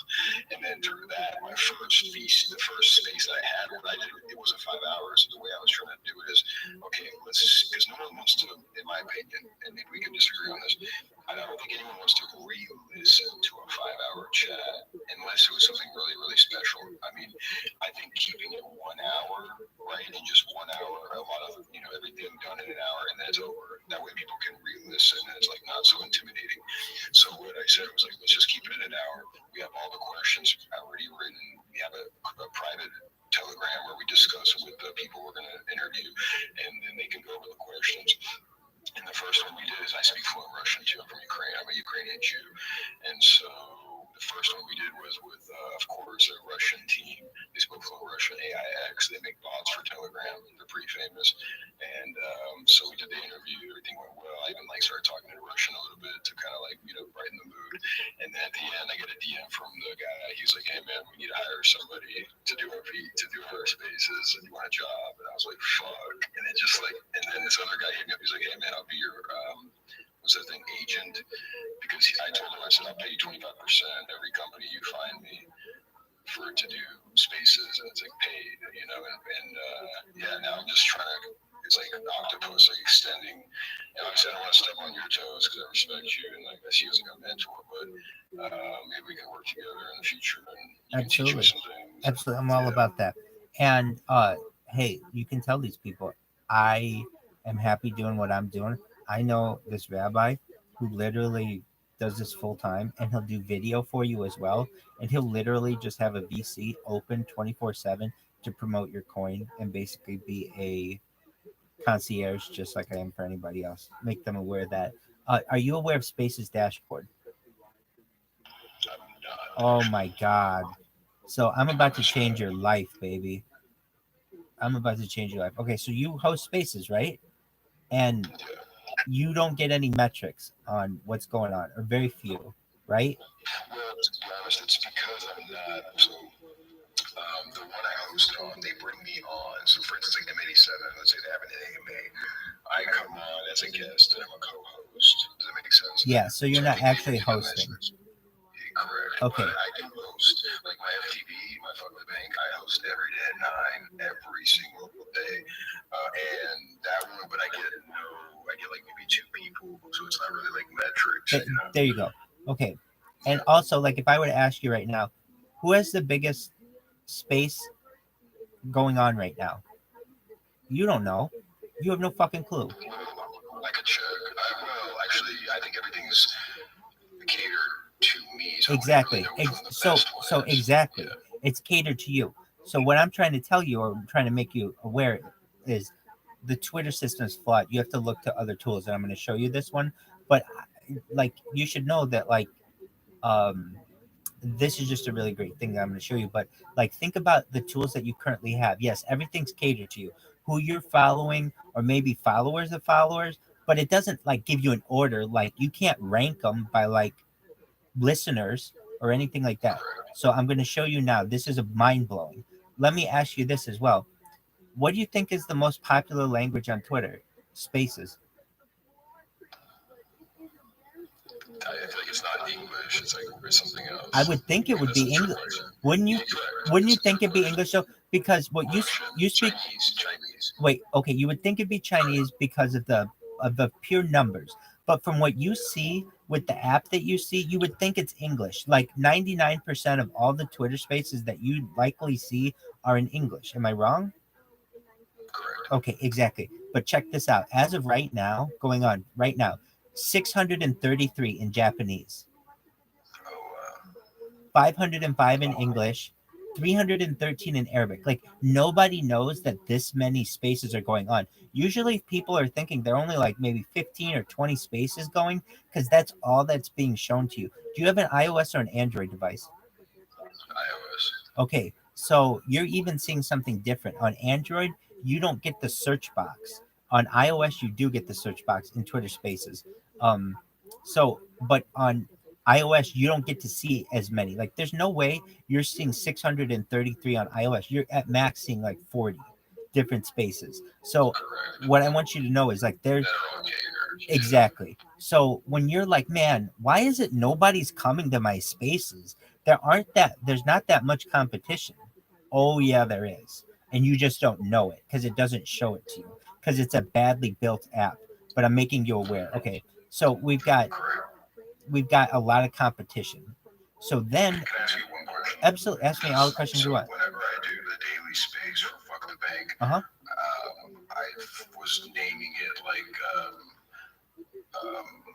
light bulb emoji, Yep. agora, like back in the Greek days, they would have the meetups, and it was called like an agora, right, where they would all talk and like debate and shit. That was called an agora. Yes. And so I just named it light bulb emoji, agora, light bulb emoji. Now, does that affect because I'm not using hashtags in the naming convention, or like I'm not adding this discussion topic? Oh, you just cut out on me. Was that you or me? Just a moment.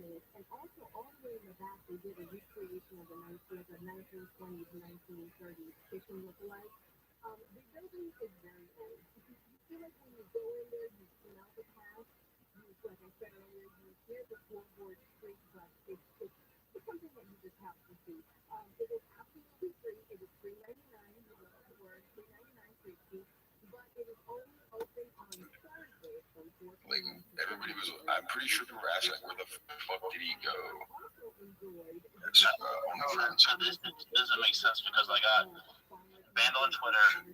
I went into the SBX Telegram and I was like, guys, what happened? I said, guys, be careful when posting on Twitter SBX because some reason Twitter flagged down. And as soon as I posted SBX, my Telegram got banned.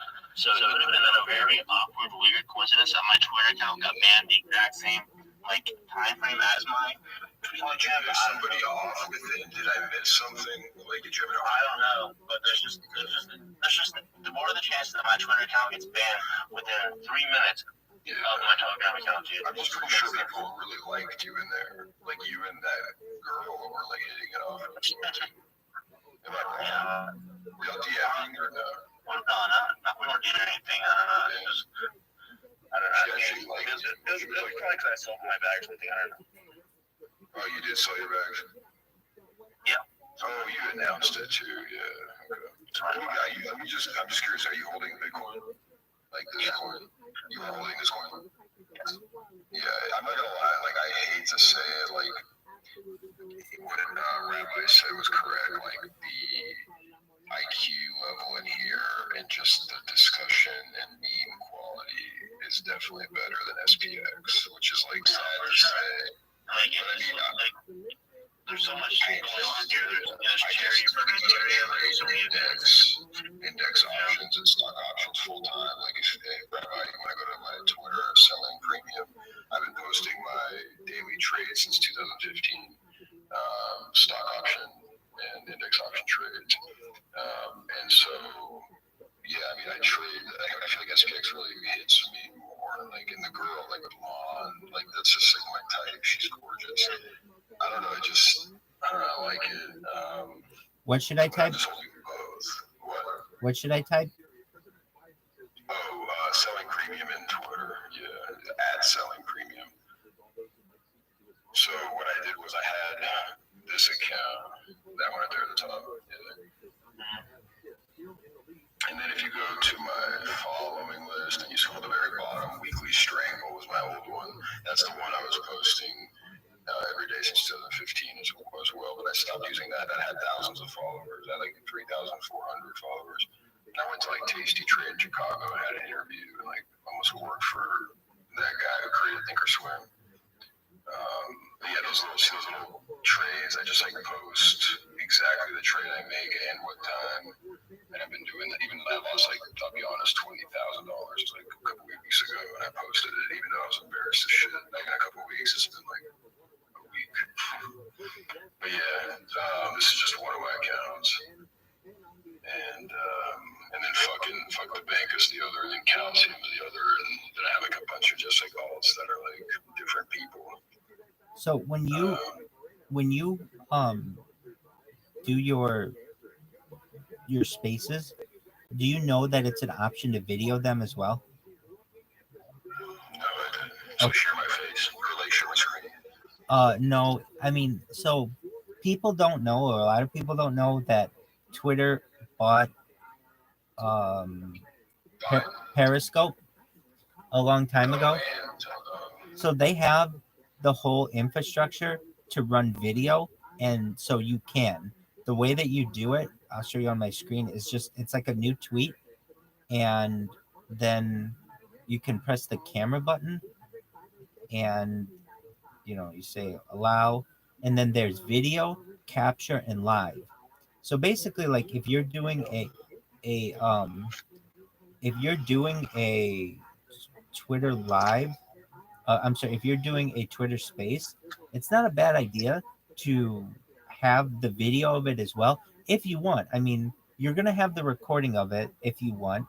If anybody says anything that you don't like or whatever, you can always delete it. But I just wanted you to be aware there's that option. And then this is a game changer, which is just to make sure if there's anything that you remember from this as a Spaces user, it's spacesdashboard.com, because it will tell you, and then we'll also go over naming conventions of how to get people into your space, because it's like you're asking me, like, hey, I put the light bulb emoji, the agricola, and that light bulb, is that right? Like, nobody knows. There are science, you can do A/B testing and things like that, but if you want a really good way to kind of see how all the best ones are doing it as of right now, all you do is go to Spaces dashboard.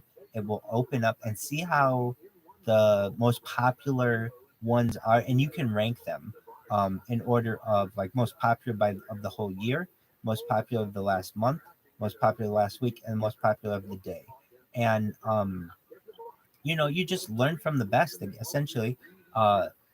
When in the ones where you only get like 2 or like 3 people, are you sending out invitations to your followers? Yeah, but I mean, I post on my main Twitter, and a lot of times, because I post every day, I don't post until like a couple hours before the space. And I don't really promote it as much. I put it in my Telegram, but even in my Telegram, like, I mean, I'm a token with the liquidity is low and the market cap is low. So it's kind of like a, basic coin. I probably have like 6 or 7 active people, but their time zones are all fucked up. So right. They're asleep when I'm doing spaces. And but I mean, I'll get like 2-3 people, but it's very rare.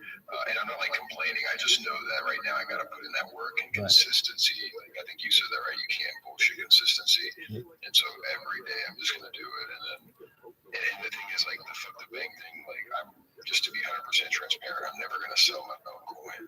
Right. I hold 50 different crypto coins. I'm going to sell my coin last. Okay, just because if I fucking sell my coin, I ruin my reputation forever. I'm 27. I'd rather build my reputation, right? And obviously I could take profits. I started at $15, right? LP. I like literally put nothing in this, and I think right now we're at like 7,000 LP and like 250,000 market cap. But we hit like 12,850 and started at $15. That's why it's it's just I guess a personal side project, right? It's not like, but I've given a lot out. Like I'm going on these like Bitcoin missionary trips. Like I'm going down to the border. I was supposed to leave a few days ago, but I had computer issues. But I'm going down to the border to give it out to like migrants and cops and just kind of like do some content. I'm trying to start doing more content. Like on TikTok, I was posting videos.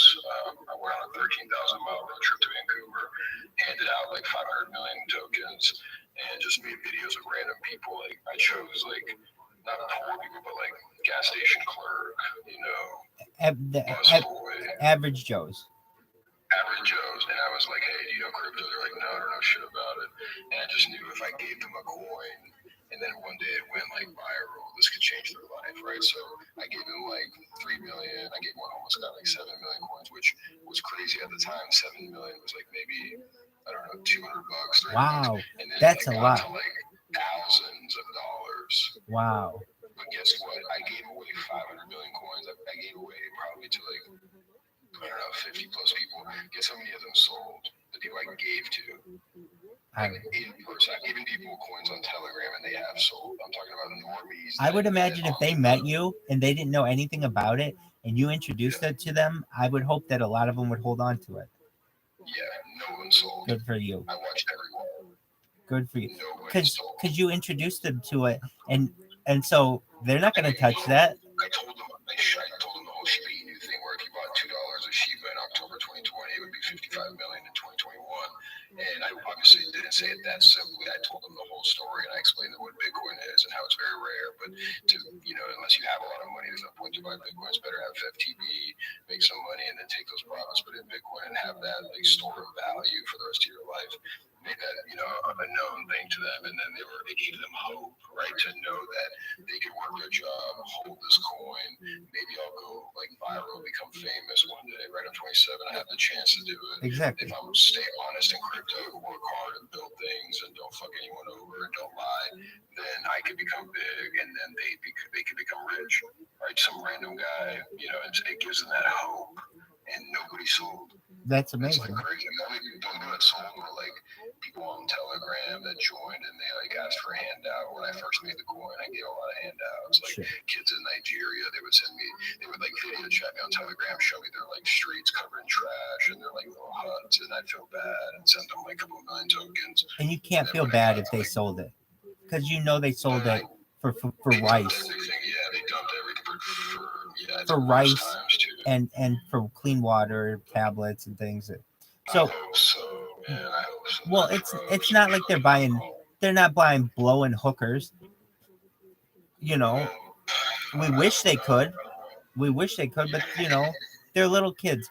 So you were asking, what about the what kind of naming convention? So if you noticed, at least what I saw, the siren. Can you see where it says breaking 6th Epstein file drop? 2 million people attended this one of Mario Narfall. So if you use any emoji, it's the siren. He's not the only one who uses it, but do you see the siren that it's next to the English flag? But can I interrupt you, Rabbi? Oh, absolutely. I don't want to seem desperate unless I really had breaking news. Like, I don't want to be like, siren, join my group, right? And then they join and they're like, what's up, man? Are you okay? And I'm like, sure, I understand that too. Maybe something just perhaps red, but I think you've got it with the yellow. So that's it's the 2 light bulbs. Yeah, and that works. That works. Yeah. I was gonna say have some kind of emoji, and then do you use a hashtag? No, I don't use that. I should probably. Right. So that's another thing inside of the title. Yeah. So see how they do it here. I mean, this one's hashtag breaking. So I know you didn't want to say that, but yeah, they all use something. So, like hashtag like crypto. Exactly. So here's another thing. Here's how I do it, and I will when I do a space, and I get a lot of people who say, "Wow, your space looked a lot like a party when I host them." And so here's how I do it. If I it's like, well, how do you make it like a party? I find that I do use a lot of emojis, but then, so if I go spaces and I just, okay, what do you want to talk about? So normally the way that I would do it is some kind of red thing at the beginning, whatever, that's fine. And then whatever we're about, what we're talking. So you do like a crypto space. What I want you to see is when you do hashtags here, sometimes they get formatted differently. So if I do a BTC hashtag, actually that one on iOS is different. It will format different. Yeah, exactly. So that's just the thing between Android and iOS. But you would say something like yours is FTB. Fuck the bank.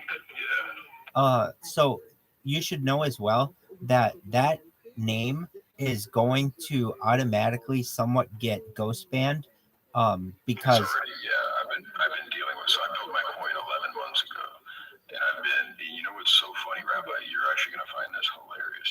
Do you remember when not too long ago, Elon said, "Go fuck yourself"? Remember that? yes, they do. What Okay. to his advertisers who left? Yeah. Correct. So, but he did it like on that television interview thing. Yes. And so, what was really funny, Rabbi, you can't make this shit up. I made my coin about 11 months ago, and I've been shadow banned on Twitter, the whole time, and I've been tweeting at Elon, being like, "Come on, man, like, you can't send, or not centralized censorship." I was like, "Stop censoring me, blah blah blah."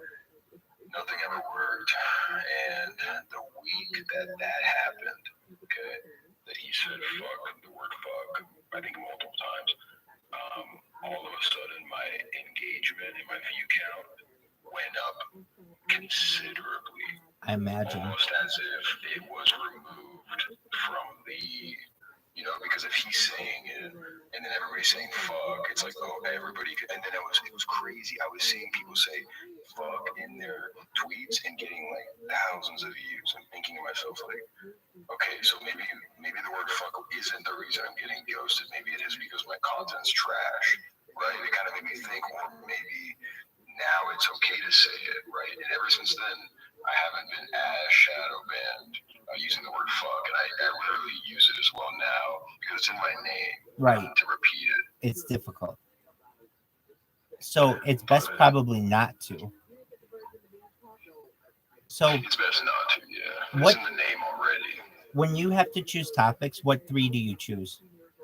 So that's what I don't do. I don't choose topics. Is that bad? Yeah, I would, because then you won't get random, like normally the way that it shows is because I follow cryptocurrencies and investing in NFTs, anything that is populated in there will show up. So that's why you're only getting like 2 people in your spaces. At least this way you'll get like 10, because you'll get just random people who want to talk about cryptocurrencies, and because you have connected yourself to that little category, you will show up in that one. So I would say for you, the 3 best ones are cryptocurrencies, investing, and then I believe they have either finance. I also think NFTs is a good one as well. So those are Real quick question. Do Sure. they have one? You know how they have like the breaking news, Epstein, whatever? Yep. Like, do they have, because I feel like people who are more conservative would like the name, right, and are kind of more anti-central bank. What do you think I could put, something to attract that are normies, that are like very like maybe Trump supporter, like "fuck the bank, fuck the government," sure. those kind of people? So really at that point you would want to attack the Federal Reserve System and perhaps audit the Fed. That's a big A good hashtag. yeah. That's a big lightning rod for that group of people. Additionally, like you could attack fiat currencies. Some people will know about fiat currencies. You could also just say audit the banks. Or if you want to get really simple, some people say eat the rich. Everybody kind of understands what that I means. don't like that one. I don't like that one. I understand. I hate the rich. I want people to get rich. If you work hard, you should get rich. But banks just are complete like fucking bad, system, especially central banks. and it's not needed anymore. Like they're getting phased out. So you're exactly right. No, and I'm in agreement with you as well. I think that so long as we have this type of system, you'll have some inequality. You will have rich. You will have poor. You just said, how do I get normies in there? And basically gave you some options. When it comes to the naming convention, I think it's really important to have at least the color red somewhere in it, so it doesn't have to be that siren. Oh, you use the color yellow. The flame is perfect too. The flame is perfect too. And then some other things I said. A lot of times people think when I have them, like they'll be like, "This one just seemed like." I'd be like, "Why did you join our space?" If I may ask, like we'll be talking with people and they'll be like, "This one just seemed like more fun than the others." So if I want to do that and kind of get people's attention, it always reminds me of this.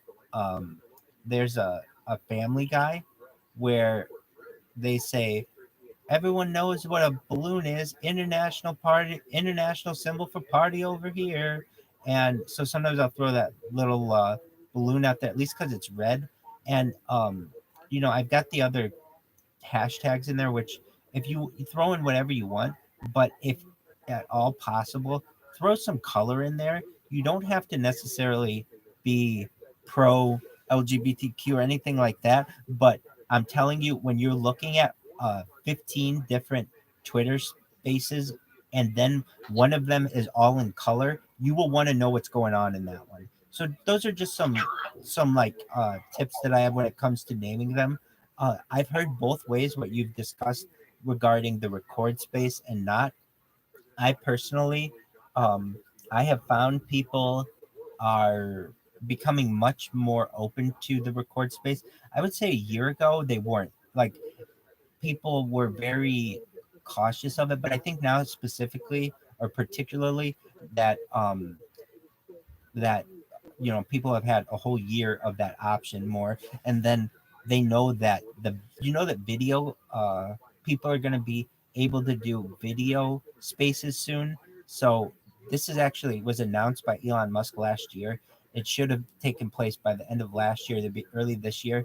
Here's what the interface is going to look like. So it's a new interface for spaces. So if I type in video spaces and coming soon, somebody who works at Twitter just tweeted a screenshot of what the interface is going to look like. It's very simple thus far, but it is. I'm going to pull it up right now. Video spaces coming soon, and okay, here it is. So if you can see, it says enable video. I don't know if you can see, but so in addition, exactly, you'll be able to, if you want, have your face out there, and that's going to be, I feel, a game changer. Why?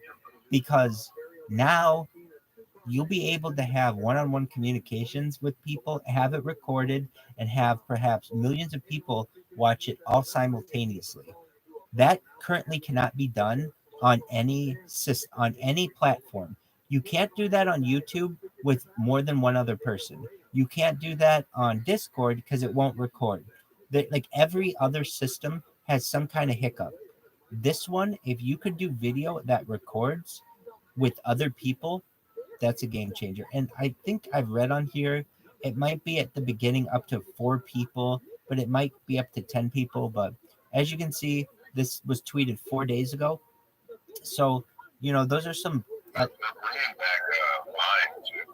Like they're bringing back Vine. Right. And so, as I understand, basically these companies are creating artificial competition for themselves because there are only so many of them. So previously, I think it's all about the length of time that you record. So essentially, I think Vine started, it was 7 seconds. Well, like Snapchat was like 5 seconds. Vine became 7 seconds. Then Instagram would eventually give you 15 seconds. Then TikTok, you can do like up to 3 minutes. Basically, they're just different intervals of the same kind of platform, which is short video sharing, and Vine will just be a perhaps another option of that. I mean, here we have it on Twitter as well. You have the ability to tweet video. Very few people do. If you do see though, at least if you type in my little phrase here, ViralRabbi, my pictures come out. I mean, that's live right now in my room, and you can see That's awesome. here. Let's see how delayed it is. You have the ability to tweet video. Very few people do. If you do see though, at least if you type in my, so it's maybe like I don't know, 15 seconds behind, but it's pretty good. Pictures come out. I mean, that's live. Really cool, man. I agree. So, By the way, so you're in Los Angeles, right? yeah, I'm in Irvine, technically, the city of innovation. Yeah, I've been there. So, hey, I'm going to be there in the spring, and I'd love to. We'll go out to lunch or get some food, and I'll pay for your food, and we'll sit down, and that'd be awesome, you know? Absolutely. We'll get you on the stream. I appreciate that. When are you coming out? In the springtime, so I have a lot. So I'm going to the border, and then I'm coming back, and I'm going to Miami to do kind of the same thing I did in California. So kind of do this Bitcoin missionary thing, and like I wish I had the guts to do it as far as you're taking it, but I think I'm slowly getting there. I was a theater kid the last year of my high school, and I was good at theater and acting, and I'm not like you know what I'm saying, shy in front of the camera. It's just I haven't done that yet, so I'm slowly kind of getting into it. But the goal is to kind of stream this whole like going around teaching people about Bitcoin, bringing in normies, handing out free money. Like it's kind of cool, like to give somebody like $200. That's amazing. I mean, obviously they get cash out right away, but I tell them like just hold this, and it's like when the bull market happens, like you will make more money. And I tell them like if you sell, I'm not going to stop you. It's a free market, but nobody sold. Even people that were like homeless, like I think maybe some of them have forgot, right, or don't know how to sell, right, unfortunately. But I feel like if you really try, you could Google and figure it out, you know, because I'm not an exchange, so it's a little bit harder. You have to go to a decentralized exchange and swap it and then send the money to Coinbase or like some kind of output to your credit card, debit card. Oh yeah, nobody's figuring that out. Nobody's figuring that out. No normie is gonna figure that out. Yeah. Now, once it's worth like $300,000, then they might figure it out. But until then, when it's on the news, like imagine, you know, it's like if I'm on the news and I say whatever. Oh yeah, definitely. Then they're gonna check it out. Then you're like, oh my God, I met that guy. Remember in California or Oregon or Washington or Canada or Florida? Like, yeah, I met that guy. Long hair, beard. He looks like Jesus. Walks around. I wear all black, so I have like a costume. And everybody, it's funny that you're Jewish as well. Everybody called me Bitcoin Jew in Miami, and that was when Bitcoin was at 15,000. And I was telling everybody, buy Bitcoin, and they're like, oh, Bitcoin's so low right now, it's shitty. And now it's like fucking woo. Or something like Florida, like Vindication, you know, go to South Beach, and everybody makes that. Like I stand out, I wear all black pants, black shirt, long hair, beard, you know, like very distinct, 6'4". And so I'm coming back to be like, who bought Bitcoin? You know, so I wish I had the guts to like film all that and like live stream. Absolutely, that's what you have to do. Exit, you have to be a character. Yeah, I am. That's what everyone says. They're like a cartoon character because I wear the same clothes every day. Exactly. And it's not like I don't wear clean clothes. I just have many of the same shirt, many of the same underwear, same socks, same pants. Like Superman. Yeah, but not as cool of a costume, just all black. And I started wearing the. Actually, I just bought like 5 of these black turtleneck, black long sleeves. Steve Jobs. It's not too extreme with the turtleneck. It's a slight kind of. Gotcha. Mock turtleneck. Kind of looks like Steve Jobs, yeah, a little bit. So this is so beautiful. My plan coming to fruition. So this person here, Bob FAFO. Oh, he's got me blocked. Cool, Bob. He has created his own. He created his own video dedicated to me, saying he has hundreds, maybe even thousands of accounts, and then somebody replied to it. This fucking guy keeps making new profiles and following people. He's a troll. And people call me not just a troll, people call me a super troll. I'm so proud of the work that I do. That's awesome, bro. Wow, congratulations. I mean, as you super troll on people tell me I'm Twitter's the greatest troll in the history of Twitter. Now Twitter's been around for 15 years. To be its greatest troll is quite the compliment. And It is, yeah. When you're competing with like what Sam Hyde and some of those big, I consider him kind of that same realm a little bit. No, yeah, absolutely, you're 100% right. And to get the amount of of stirring as much the word for which I'm looking, stirring as much, stirring the pot. yeah, exactly, What do you mean? exactly, is very exciting to me. But additionally, it's just a matter of time. So this is what I do. I'm, as you know, streaming on YouTube, and while I get canceled all the time on YouTube, um, I have more content on YouTube than any person in global history. But nobody's on YouTube just randomly to check me out. So what I can do is use the platforms against each other and basically funnel everybody to my YouTube account through Twitter. And if they cancel me on Twitter, or they they block one of my accounts, or they suspend one of my accounts, I create another 10. So they don't really know what to do. I mean, if you go to here to people, this is so funny to me. I have people who are fans of mine who have created this guy. This, like, I don't know who this person is, but they've created their own like impersonator account of mine, Like some music. just because they know a lot of people are searching this. I can't hear you. Oh, there we go. Some music. Didn't hear you. Can you hear me now? Yeah, I hear you now. Yeah, but yeah, he created like a name, same name as you. That's funny. Exactly. A bunch of people did. So it's like it's catching on basically. And Yeah, that's awesome. And the name, I mean, Rabbi Rothschild. I mean, are you Rothschild? Is that kind of joke or? no, that's my name. Here's my ID. Rothschild, Michael Yisrael.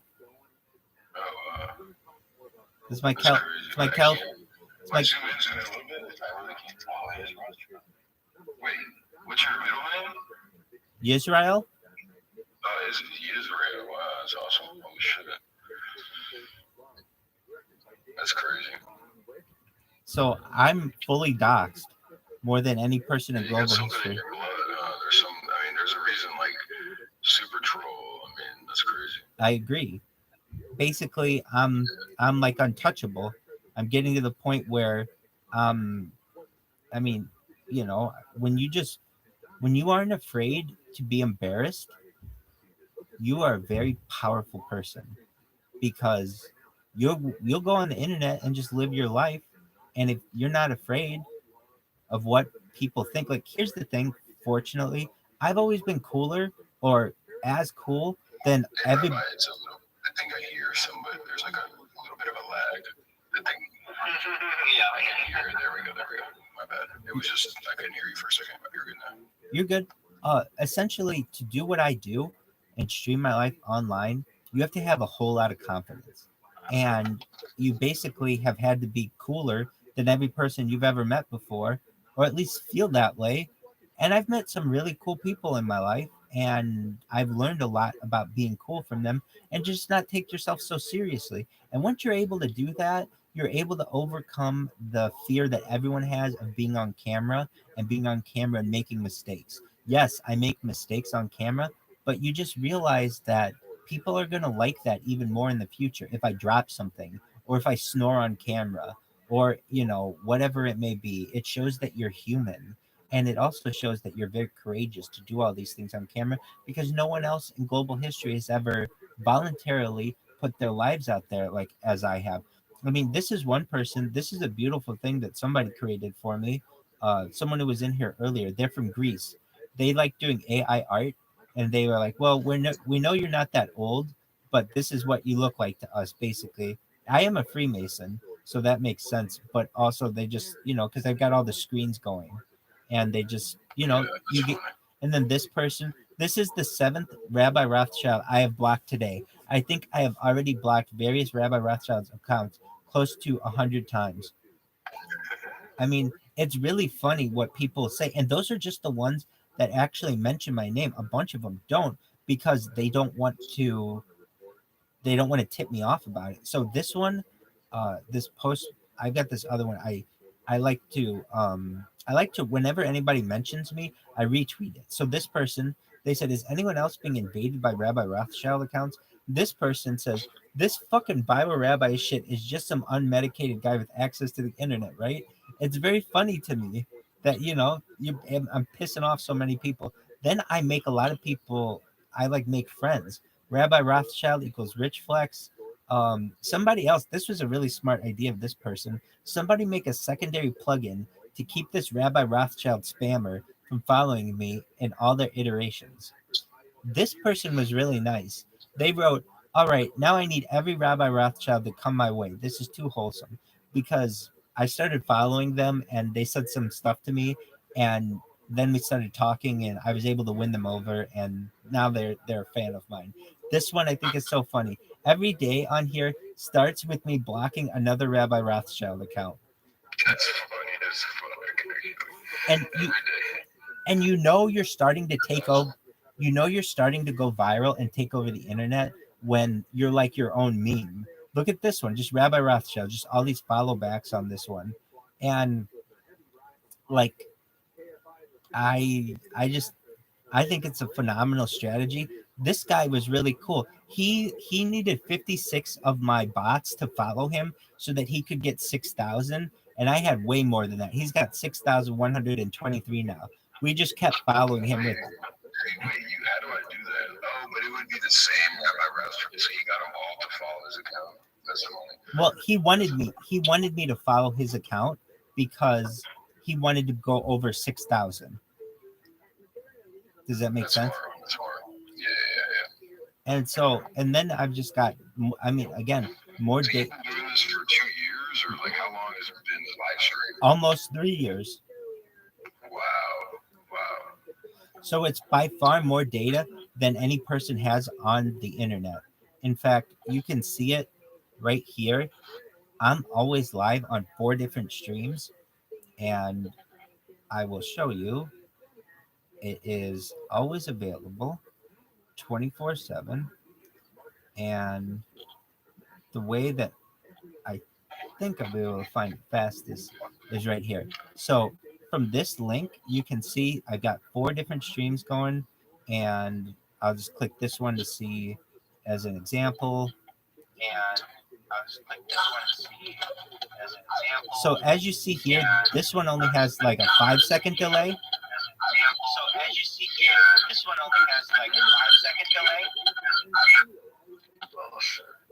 when the other ones have like, I don't know, 15-20-second delays. So it just depends on the service. But, you know, those are some of the secrets that I have. Do you have any other questions? Man, I mean, that was really, eye-opening, honestly, and just seeing like the whole process, like how you got to this point. It's legendary. It's seriously Thank you. awesome. I'm definitely, I don't know, I gotta just get over the fact that you're right. It's just I can live stream myself, make mistakes if I need to, and that was the whole idea when I went to Vancouver. I was like, yeah, I'm gonna like create all this content, but I think I didn't go fully into it because there was that like shy factor. Like even though my voice is great and like I'm not like hideous to look at, you know what I'm saying? I'm a normal looking guy, average Joe.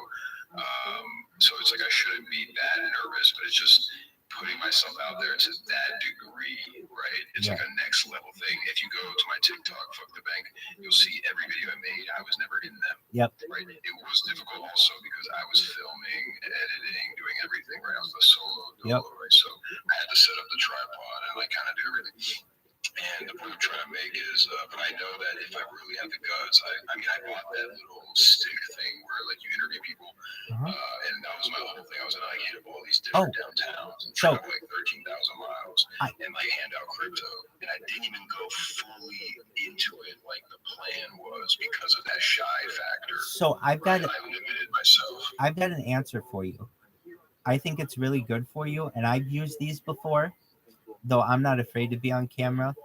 So have you seen these LED masks where you can put custom text or custom video? So basically, if you're afraid to be on camera, you don't want to have your face on camera, you use one of these LED masks that are, I have 2 of them. They're very cool. And I have like maybe 15 different masks. You know when just came in the mail today, believe it or not. Mr. O, the creator of the cult, the crypto guy, Mr. O, he's got that like crazy white mask. You know what I'm talking about? I think so. Yeah, so I ordered like the OG mask. It was like pretty expensive, and I'll show you a picture of it later. But the point I'm trying to make is I have like a shit ton of masks. I don't know. No. I'm on the Asperger kind of spectrum, so I don't know if the lights on these would like fuck with my eyes. No, you don't understand. You don't see it when you're wearing it. There's no light. Really? Yeah. And this is why this is a better alternative. One of these, and you can do unlimited things. You can have it right. Fuck the bank on it. So when you interview people, your logo is always there. You know what I mean? Like, see how this one person has a voice activated face mask. There says 6 feet. You can put FTB, or you can put fuck the bank. You can put whatever text you want. You can put your website on it. All of these are every single. Which one do you recommend? Like, which one did you get? Yeah, I'll show you. Not the same one, but because I don't want to copy you. No, you do want to copy me because I bought multiple. I bought multiple ones, and I'll tell you the best one. So they make a rechargeable one that is best. I'm pulling it up right now on Amazon, and it was like 6. What about the comfort level? Like, is It's it very, you could wear it for 8 hours without an issue. Really? Yeah, and Do you see the screen? Do you see the monitor? no, it just looks like you're looking out of a pair of sunglasses. Oh wow! And LED mask. And what's so cool about these is you can upload pictures from your computer and have anything that you want, like custom LEDs. And so it looks like they've even gone cheaper. The one that I got, you just want to make sure it is rechargeable. And so you see how like it has default ones, then you can do whatever and the other thing is they move, so they can be like moving at the same time. I like when I would do it, I would put a cryptocurrency as like a scroller going across my face. When I would do interviews, I did an interview that way, and I just wanted. Does it bother your eyes at all? Like, you say you don't see it at all. You don't see it at all. Yeah. So, and the cool thing is, from the other side, you can't tell that the other person is looking out. It's like one-way glass, if you know what I mean. Dude, that's so cool. Wow. And it shows up at night. Is this the one that you think I should get this one right Yeah. here? And Brand? Okay. yeah, and So tell me the quality mask. All right, I'll order it right now. Let me see, is it overnight delivery? yeah, it should be. Free. It might be different for me. Let me check. It is going to be different for you because I'm not signed in. It's going to be next day delivery with Prime. You can get it by Sunday. Yeah, because honestly, I was leaving for the border like tomorrow. I want to go. Then this is perfect for you. This is perfect for you. And then you can be whatever you want. So Yeah, and I had a hood. You know what I bought? I bought this like hood that's like this like cape, long black. Oh, that's cool. Cape thing. So it looks cool, and I kind of want to wear a suit. Oh, and then have a cape over it, so that way it's kind of like a mixture of like, okay, this guy's not a fucking loser. He's in a suit, but then he's wearing this cape and a weird mask. You know what I mean? It's hard to judge a guy in a suit. absolutely. So this is what you want. It has text editing, full color display, and multi-language input. So what this is you're able to change all the features on it using your phone. It has an app. So you're going to have it say, fuck the bank, and you're going to have that scrolling, but you can have that scrolling in all rainbow or just in blue or red or whatever color you want. And you can have that, you know what I mean? You can customize what you want, but it's not like your old style kind of, oh, you like the only options that you have are available are on the device. No, the app is where it's all at. You can upload custom pictures using the app, and then all you have to do is press like swap, and it will like instantaneously make whatever you have on your phone on your face. So it's amazing. Yeah. Real quick. The brand I see, the one that has like 3,600 reviews. $69. Let's look at that one. Is that, Let's look is at. that the best one? I'd rather spend a little more. And Yeah. get the best. I'm in agreement with you on that. So let's take a look at that one. LED mask with Bluetooth programmability. This one right here, $69.99. We're gonna take a look at it. So this one's 4.3. It does have a lot more. This one has a battery. We want to just USB recharge is the one that we would want. Whatever you get, don't get the. This one is not USB recharge. No, there are two. The one I currently have selected is USB recharge. So one of them $69.99. The default one is battery. You don't want that one. You want the one that says USB recharge. Okay, $79.99. Exactly. Okay. And I get a 20% off coupon. oh, that's tight. So 20% off. we're gonna now see what the difference is between those two. Gesture sensing, I bet, is probably a little better with this one. So that's cool. And it looks like the detail's a little bit better with this one. In fact, this is the one I think I have. So this is much, it's really cool. And yeah, so they have gesture sensitive switches, power on and off. I don't know if you can see the eye holes, but the eye holes are like, you could wear this thing all day long and not have any issues. But then let's see here what we have here. It's a packing and box. They just have all of that stuff. And yeah, the key is the app. And it looks like obviously it has that. And yeah, it's Bluetooth. This thing is baller. And especially at night. When this thing's at night, it's so cool. It's cool both times though. It works during the day or at night. So I highly recommend these, and trying to see if they have anything that's like looks any more improved that you could get.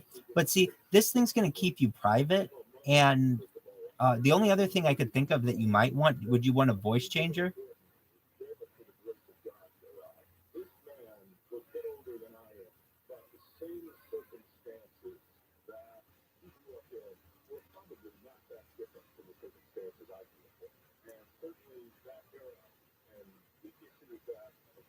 Is that ago? No, and SPX. No. Okay. Somebody did, and I thought it was you. Oh no. What's up, Rabbi's back? All right, man. No problem. You got rugged.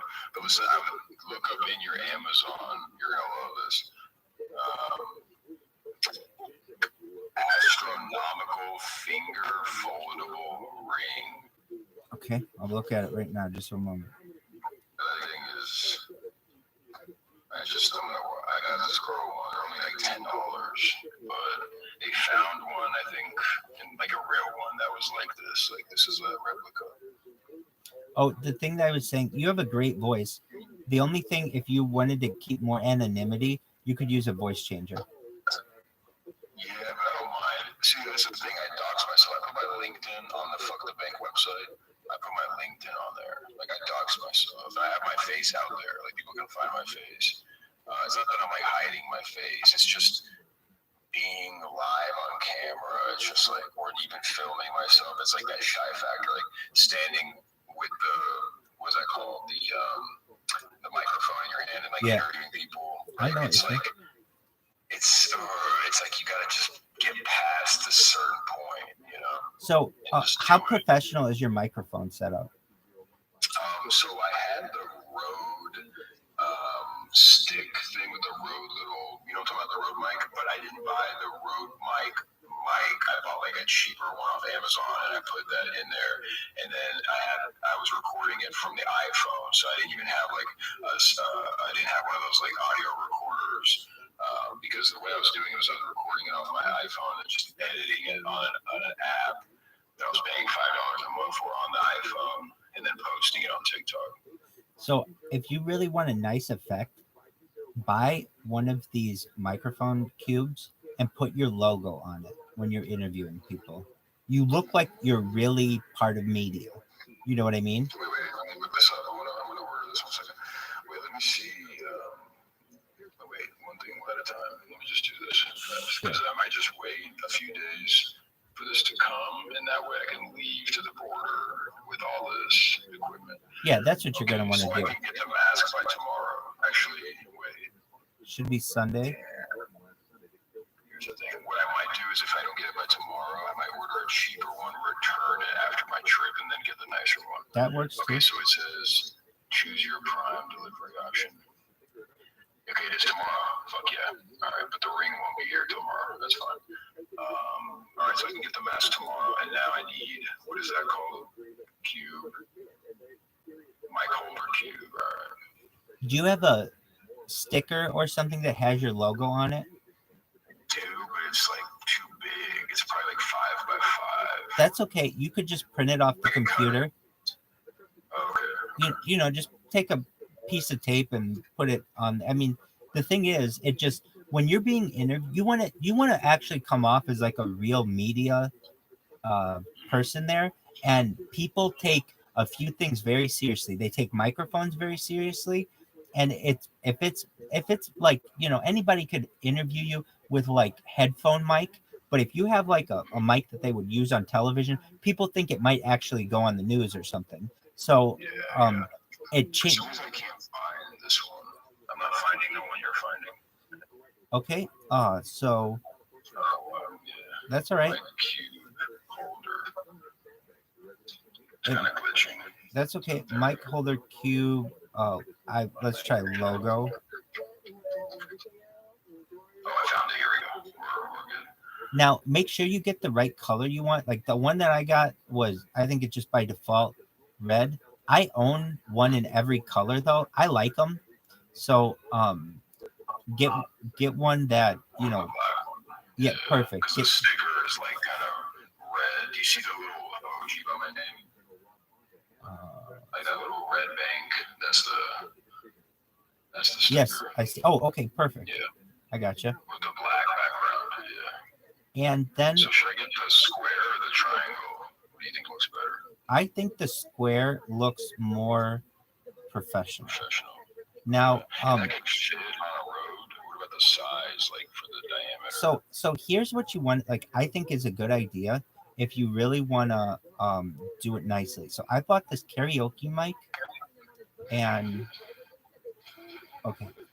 and I think you could use like a wireless mic as well, but they make a karaoke mic. Here it is. So I bought one of these like pink karaoke mics, and then I put a mic sock on it. And so the karaoke mic, the reason why I use that is because it could amplify people's voices. It could change their voices. It could also record their voices. So you had a mic right there. Then there's a mic sock. I would get a mic sock and then put that over the mic, so it really looks like a real microphone that media would have. And then I use that little cube on around it, and it looks like something that your local NBC, CBS, Fox, or ABC station would have, as opposed to something that you might see at a local band.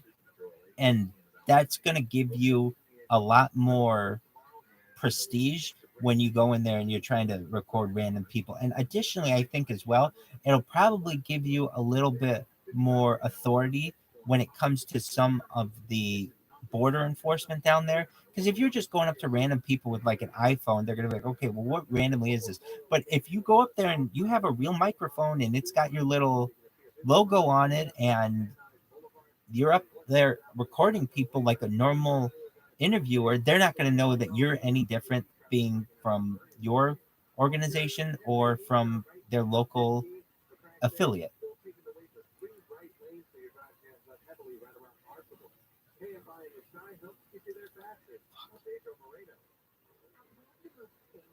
Ready? Well, match eating. And fuck it. I might just buy one off floor price because like they're being pushed with puppets, so on Bitcoin though. My shit does. What happened to our thing? Is it over? No, dude, if I wasn't fucking banned in the fucking and I had access, but no, I'm saying if I wasn't banned in the Telegram and I had access to your fucking DMs message you, I would have told you that yesterday. If you spent like $25 minimum on the ordinal inscribe that I had last night, for getting on a whitelist, if you owned last against, which we own, you would have spent $25 minimum and got a fucking cocaine cat for $5, which are at 140, which are at 100.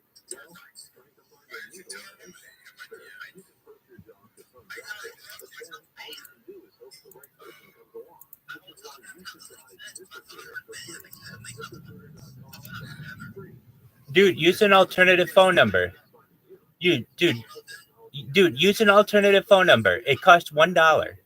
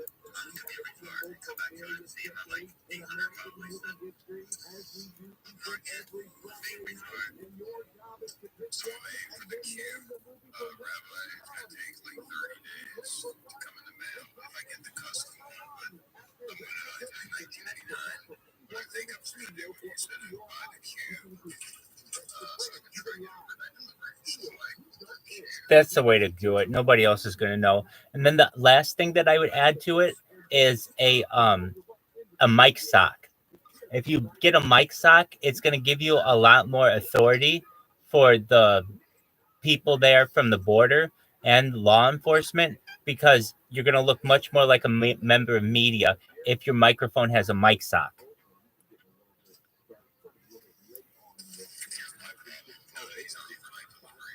Oh, no, the mic sock. No, look up a mic sock. You'll be able to get that overnight delivered. No, mic sock. MIC space SOCK.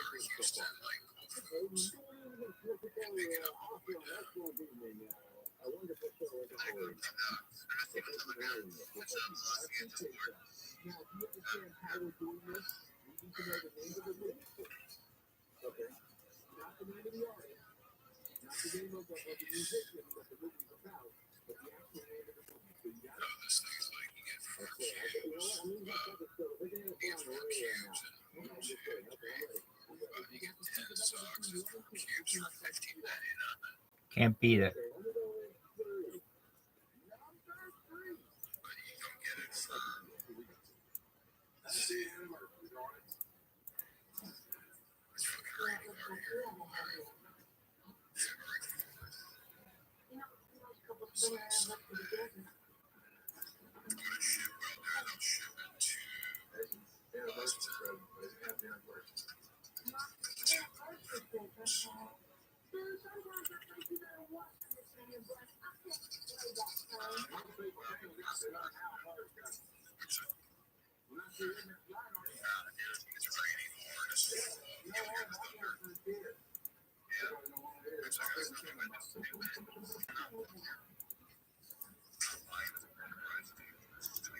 keep me alive. Shit.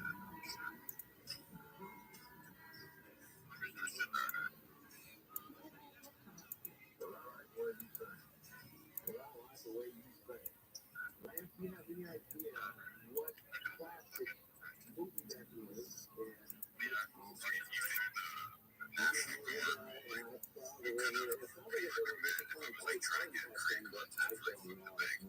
I was thinking like, yeah, you got some odds, or maybe they're like not working, they're like off duty, which is like, you know, like catching them like at a bar, or catching them somewhere, and be like, hey man, I'll pay you $200 in my crypto coin to do an interview about like what's going on in the border, and then I do the live stream it.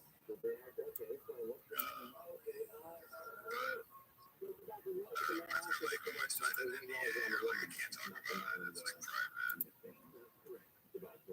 Or I could stay on the border and just hold the migrants, just be like, hey, I know you just crossed this huge journey, but can you talk about crypto? You're like exhausted, you're just like, hey. Yeah, let it alone.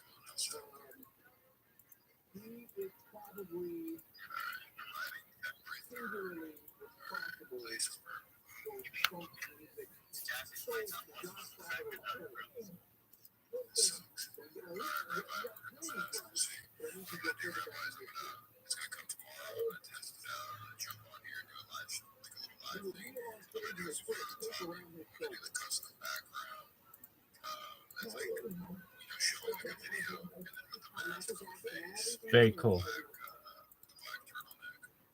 It'll look really cool, and it'll make you really interesting, really interesting person to whom to speak, because very few. I mean, you're a tall person. You're gonna go around almost like a phantom.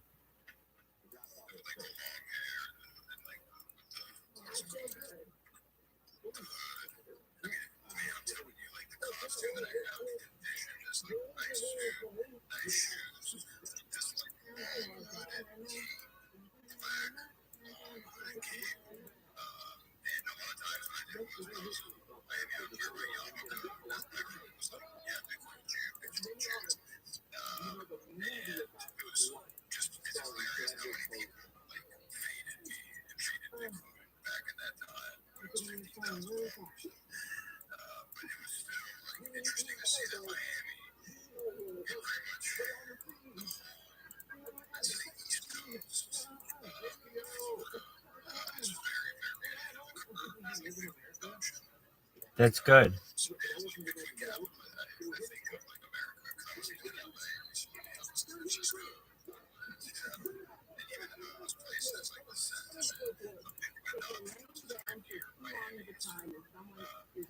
Ve-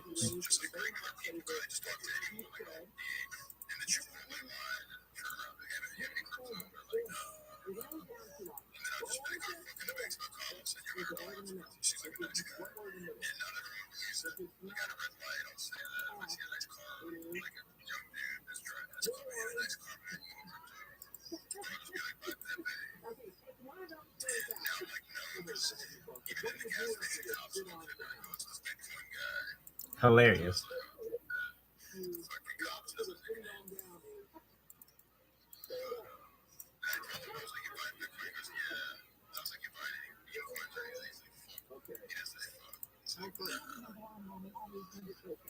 Well, at least it's something.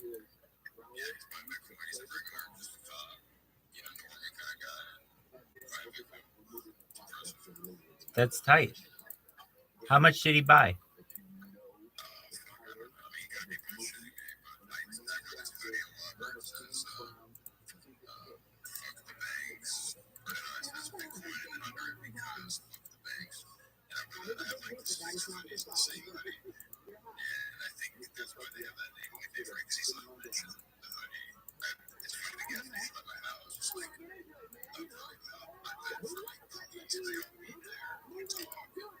Why do you think that is?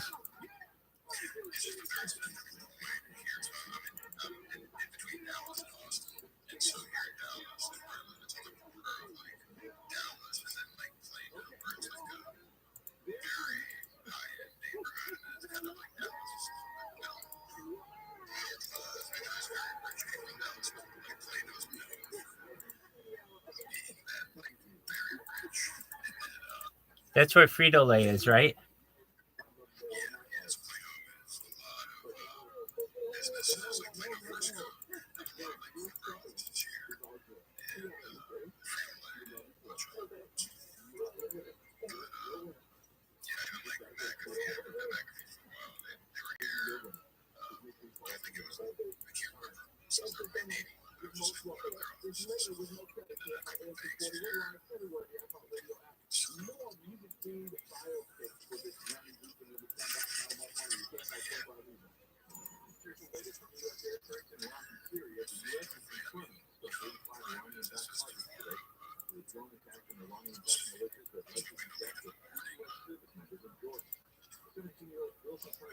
You can track it.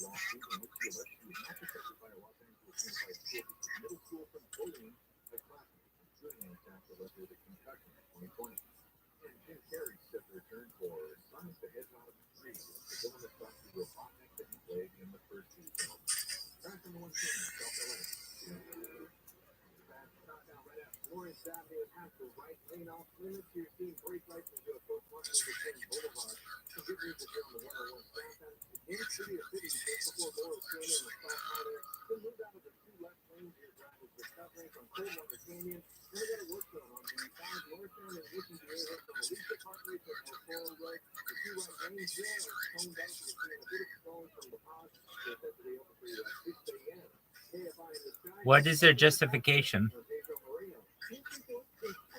What? Why? in the jar. Visit fixautoUSA.com to find the new Fixed Auto location. Your partner's trained with certified technicians will have you back on the road in no time. You can check on who fixes your vehicle, showing your insurance agent the payment of the Fixed Auto. I got from Ukraine to become a Russian, and he has keep the American flag years old. Plus I'm Jewish, plus white straight male. So I know how it is. It's like every deal with their own prejudices. So what I'm trying to make is just like joke around, if you're acting like it's true for reasons. That's fucked up. Maybe they don't. They're afraid you might say something fucked up, right? Or get a space, and then like their quotes on the ground or their Twitter gets banned. So like join tweets like that. On the food, high-quality items, as long as 12 for groceries, no food wins for busy families everywhere. Maybe just lazy. Everyone, just the simple fact is that to be Big thing. 12 packs of Coca-Cola. That's to your kids to dry. Select varieties of $3.99 each plus TRILLIONAIRE as well as additional coupons. Well, we all make resolutions this time of year. Let's face it, most of them won't stick. But here's one that's not only easy to keep, but will help you feel healthier all year long. The Vise provides quick drug-free nasal relief by washing saline in one nostril, around the back of the nose, and out of the other nostril. This time of year, when everyone is sick, the Vise helps by sucking out germs, bacteria, and viruses trapped in our noses that cause us to feel miserable and come allergies can make us the same with dust, pollen, and other allergens. And unlike medications that can take time to help, if they're effective at all, the Vise helps treat congestion symptoms in seconds flat without drugs. This New Year's, resolve use drugs through the Vise to help you breathe easier, breathe better, and feel healthier all year long. Ask for the Vise at Walmart, Walgreens, CVS, Rite Aid, Target, or find us online at thevise.com. NAVAG. Clean nose, healthy life. Get ready for the big game of the free iHeartRadio app, the official partner of the NFL Podcast Network, featuring the biggest names in the game. Let's rock Tucker in his daily NFL podcast. I am looking forward to that game. NFL Total Access. That's another new storyline to watch. NFL Now. This could be the game for escape anymore. The free iHeartRadio app of the NFL. Getting you insight and behind-the-scenes stories you need for the big game. Just open the free iHeartRadio app. Search NFL and listen now. iHeartRadio. Free never sounded so good. Apple Vision Pro is $3,500. And early reviews say the experience is incredible. It's priced to be heavy, and the battery doesn't last very long. For confused tips and your questions answered this weekend on Rich on Tech. Tomorrow morning at 11 on KSI and on the radio. San Francisco.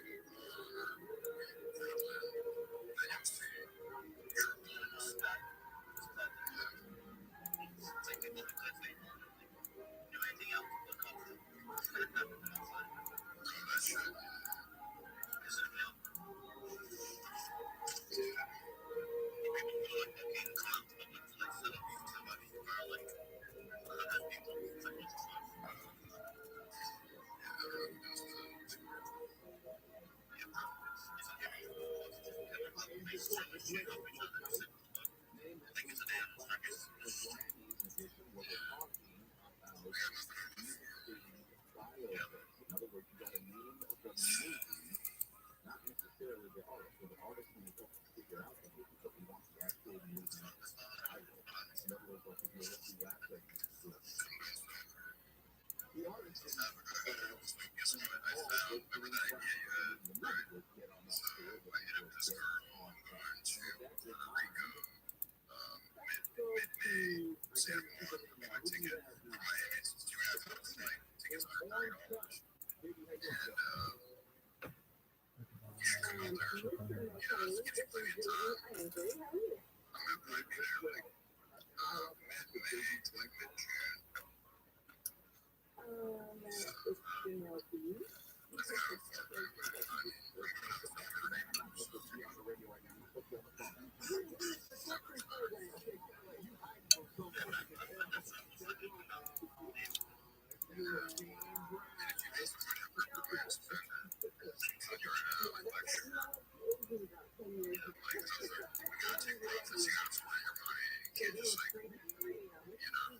That's that's what I've got some spending in. You can make sure. Another thing is with adoption, like traveling, that's like you can never go. Oh yeah, especially in other countries.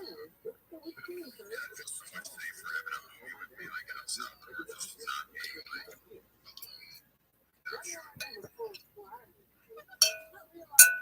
Yeah, Rabbi, how about you? Travel?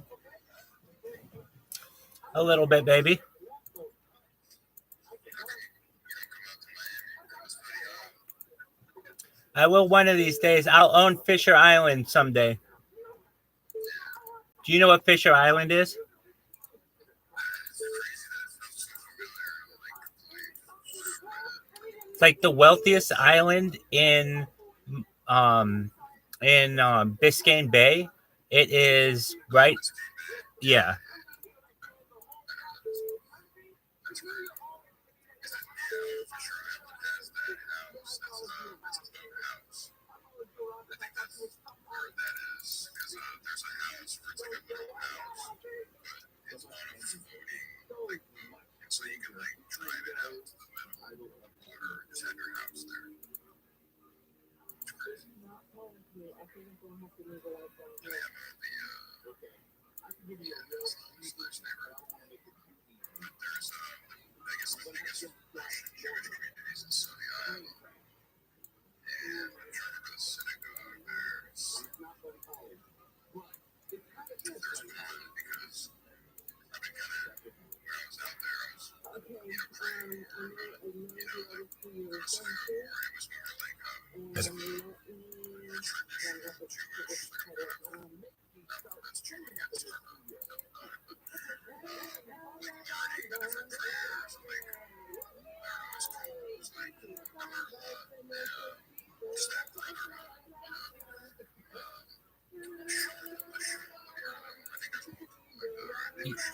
Yeah, shul. Yeah, shul is just is Yiddish for synagogue.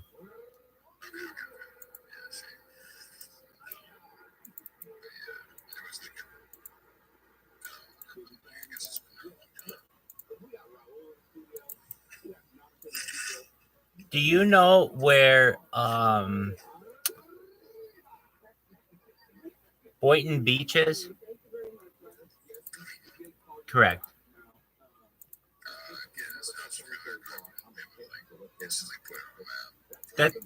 That's okay. You're in Austin, right? Have you been to the comedy mothership yet? Yeah. How was it? Who?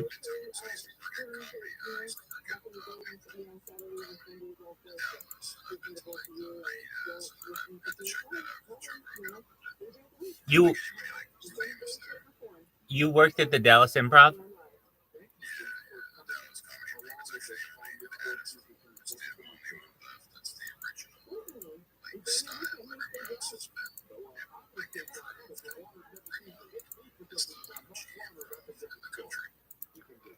Very,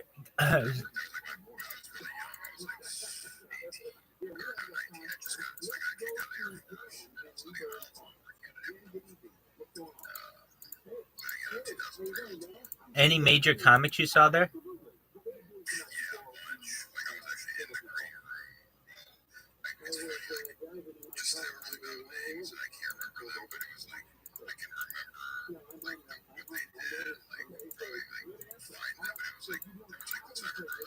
Latino guy who's like super famous. I forgot his name, but a lot of people like the other guy who does all the crazy noises as well.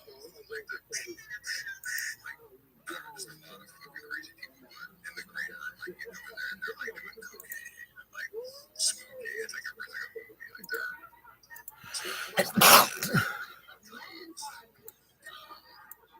Well, yeah, it was like it's sad that I can't remember. It's been a long time. You know, I was 19 and 27 now. I'm not like a huge comedy guy. Like I'm full of comics. I just got a job because I needed a job and I was like, they were hiring, so I didn't go there because I was like trying to be a comedian. But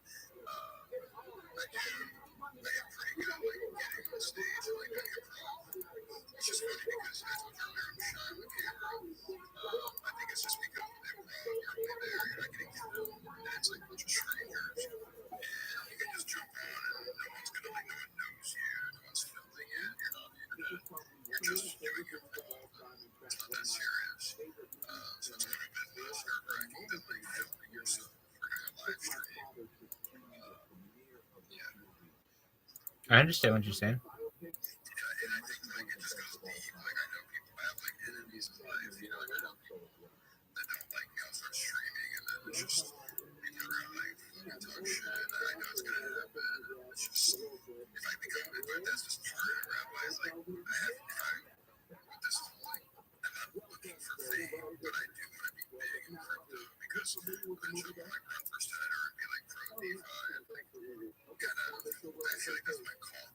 Here, I'll tell you right now, if we will have killed you from doxing your face. Have you ever cheated on a girl? Then stop. You don't have to tell me. But then you don't want to be out there. You don't want to be the face of something because somebody's going to say, oh, yeah, he's going to have as much faith in this coin as he did in our relationship.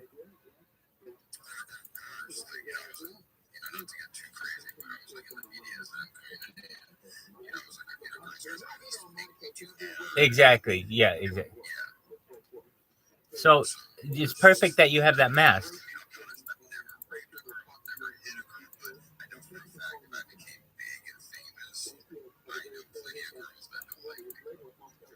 All right. So I have the opposite. I've only treated girls with respect, but I know tons of them. But I know.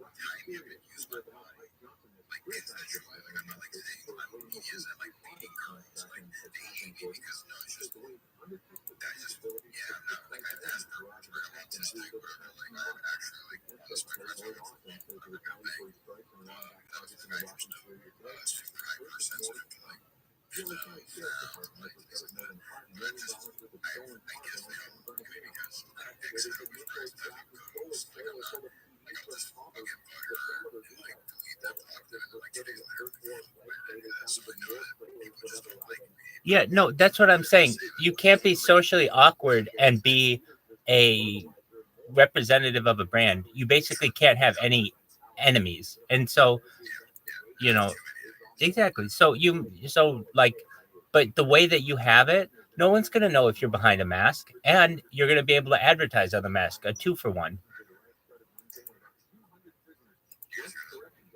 I heard something.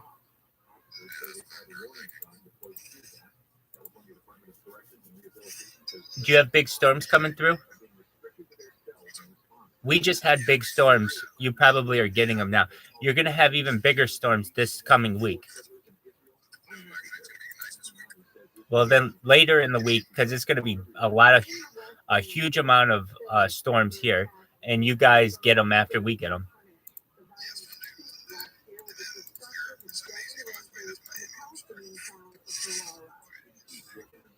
It should be. You watch towards next weekend, you might have something.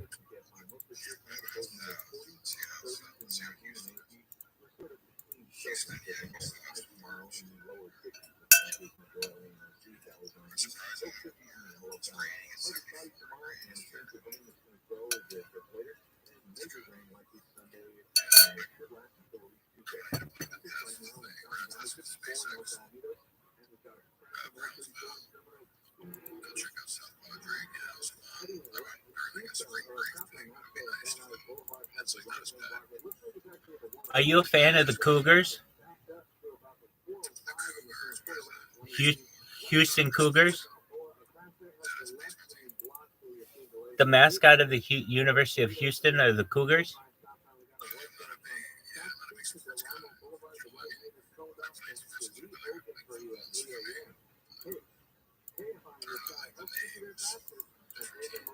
That's okay. They're like a top 5, top 2 basketball team right now.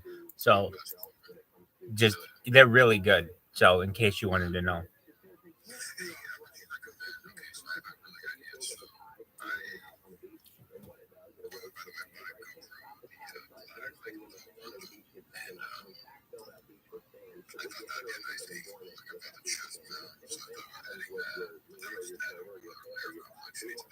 Hold on, let's talk about that. Because I've already done that. I'm going to tell you the best way to do that, if you're going to go that route, is you can buy generic GoPros on Amazon for a tenth of the price, and you can buy 10 of them. And I recommend you buy 5 of them and just have a ton of them going at once. Because what things go wrong with the GoPro that you won't anticipate, you're accidentally not you're not recording, or the file gets corrupted, or perhaps you were covering the lens, whatever it is. Get a couple of the generic GoPros if you're going to go that route.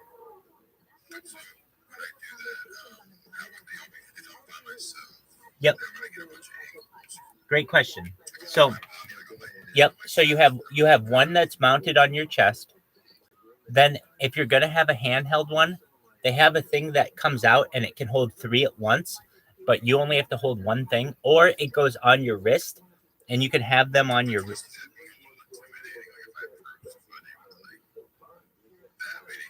Well, there's that, or they also make one that you can put on your head.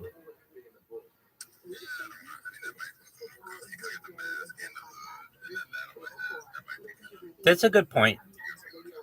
I'm just saying that if you go the GoPro route, GoPros are so expensive in comparison to what the generic ones are. Look at a generic, because you can buy 10 generics for the price of one GoPro.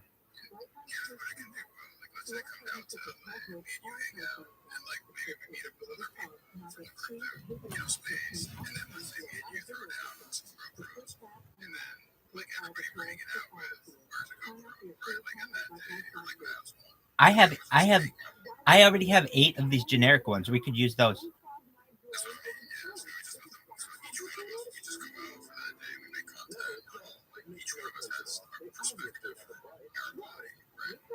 Correct. And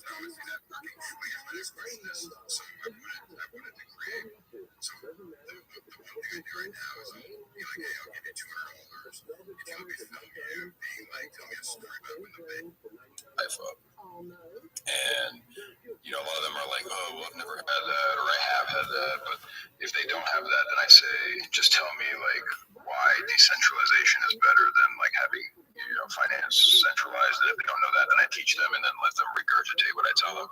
And then at the end, they'll be like, fuck the bank, like in their own unique way, right? Like scream it, or like say it, or sing it. Or one guy like started rapping, like him and his crew, like just out of nowhere. I was like, where was I? I was like somewhere in California, like some small town south of San Francisco. And I just met them outside the bar. I was like, hey guys, you into crypto? And they just started rapping. It was actually very like candid.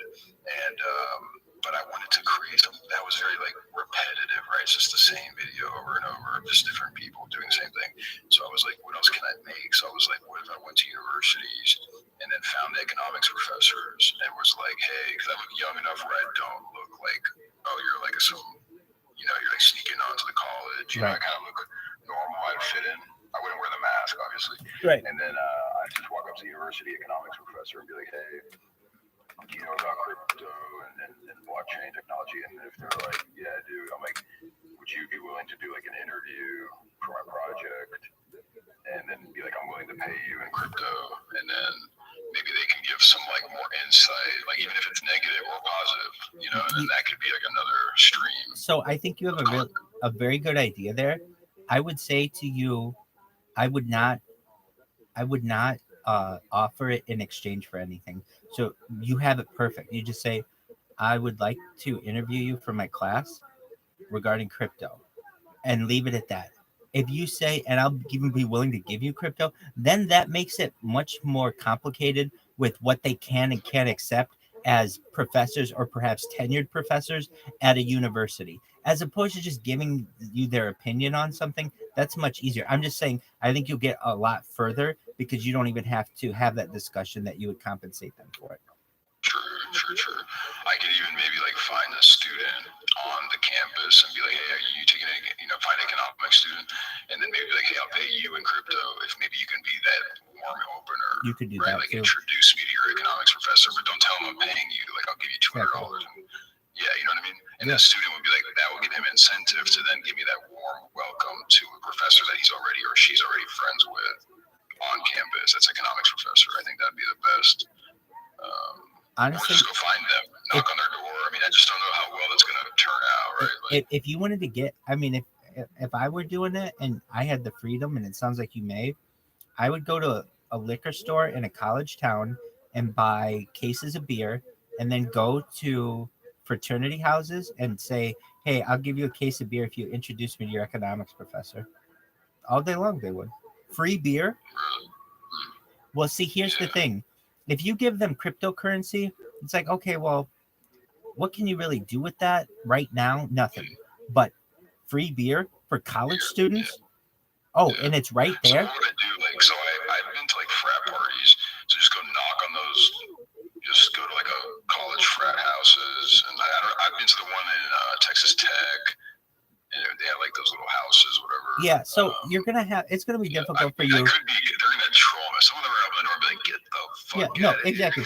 here. So the way to do it is not to go right up to a frat house. Something that is a way to do it, but really you would go to the campus watering hole. So what would that be? The food court, where anybody can go there. You don't have to be a student, and you could go up to a student who's there and say, I am. Really, the best way I think you can do it is say, hey, I'm doing I'm a news anchor. exactly. No, You say like, I'm with whatever media, and I'm interviewing students on campus, and in exchange for their ability to get me in contact with their professors, I'm willing to provide for them in some type of compensation. So that could be cryptocurrency, it could be cash, it could be beer for the right. I mean, give them an option, because one kid might not need cryptocurrency and he might not need money, but he might be 20 years old. Or a vape. Perfect. Yeah, exactly. Project Veritas. Perfect.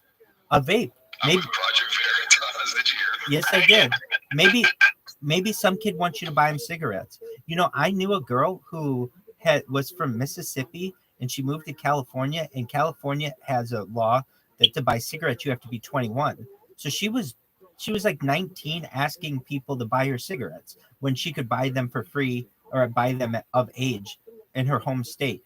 It just depends what a young person needs. But all young people I knew in college would be willing to basically do anything for free beer, including introduce you to their economics professor, or even just get you on the in. So what's the It's not that crazy, right? Because it's just introducing to their teacher. It's like they care. They're like, what? They're like, why do you want to be my teacher? They're lame. And I'd be like, no, I just want to do an interview with them. And so for them, it's like a easy task, right? For me, it's like a big thing. So right now, you could just go the other route too. Probably, I think, would be the simpler route, is the more direct approach. Go to the directory of each school and just do a cold email saying that I'm going to be in the neighborhood. tried that. It didn't work well. It did not work well. Just to Okay. be honest, I did that route already. And did you get any responses? I think one of them agreed, and then everyone else ignored me. Okay. Well, what happened with the one? It didn't pan out. I put that idea on the back burner, to be honest. I'm just being real. So no, I understand. Now there's another option too that may be more of an opportunity for you, and that is the virtual meeting. Who gives a shit if you have to interview these people in person? If you're able to get 15 or 30 minutes with them and do a virtual meeting with them and be able to record them, that's just as valuable, if not more valuable. Well, I wouldn't say more. I think it's a big difference with like in person. It's a big, especially like with the right setting, and I'm like in the mask with the hood, and like maybe I wouldn't be that creepy. I mean, I want to make it somewhat like not a creep, but maybe no hood, just a mask and like maybe a suit, because that would look clean, right? With the mask and a suit, that would look like, okay, this guy's not a fucking, nobody, right? If I wear like a hood, it would be kind of weird, Well, I'm ironing out the details. Yeah, you won't be able to get as long of interviews with that man on the street style, but you may be able to get some good sound bites. If you're going to have a discussion with a professor, I think you'll have a better chance probably going the more formal route. Is that the goal of yours, to interview an economics professor?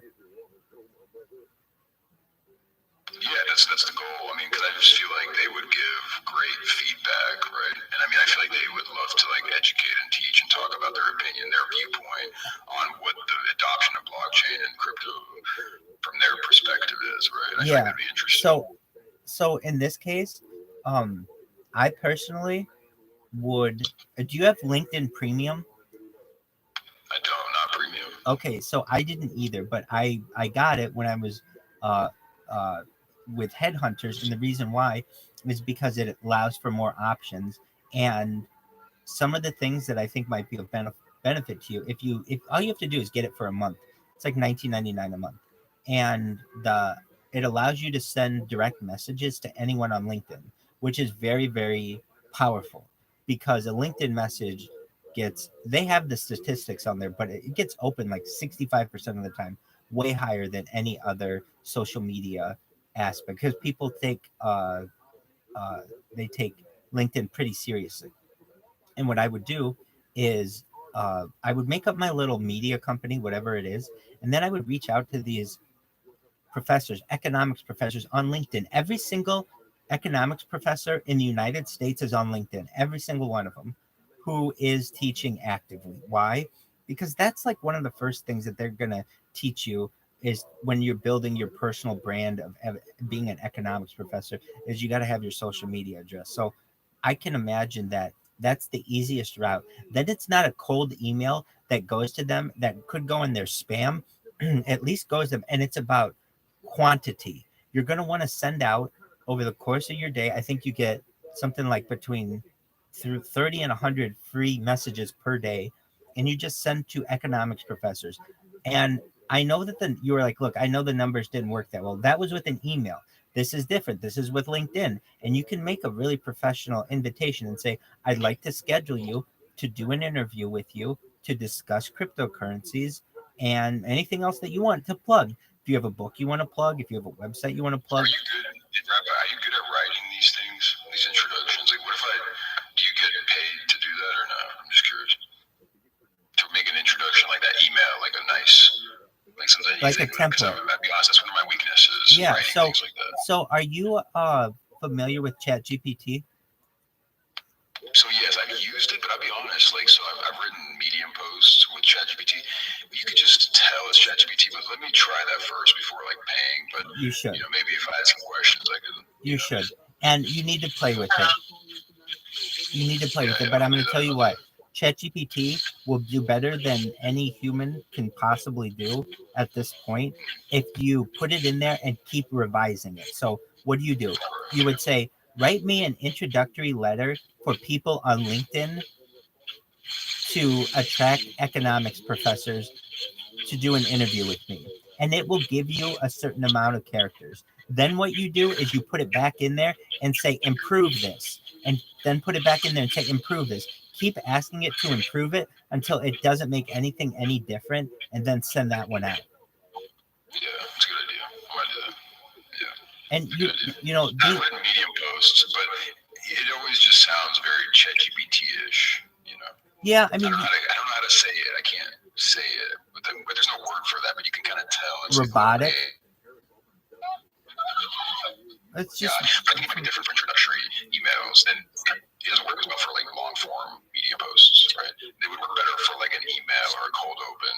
I feel like it would do better at that kind of task. And that's what you're asking it to do with LinkedIn, but essentially you are going to be able to travel virtually to 1,000 different campuses, when in reality you're just going to be going through town. And what if the professor's out to lunch, or they're teaching a class, they don't have the opportunity to meet with you, and yeah, it would have been really convenient for you, but it might not be for them. As opposed to you sent out 1,000 of these messages and you got back 20. That's great. Of those 20, 10 of them, they can't do it. But you got a solid list of 10 people. And of that 10 people, maybe 5 of them have a book that they just wrote and they want to plug it for whatever your social media is, or whatever. And another 2 or 3 of them are really big advocates of cryptocurrency, want to talk to you about it. Those, or even better yet, if somebody who's like against crypto, right? Because I feel like Or that would that. get even more views just to hear that.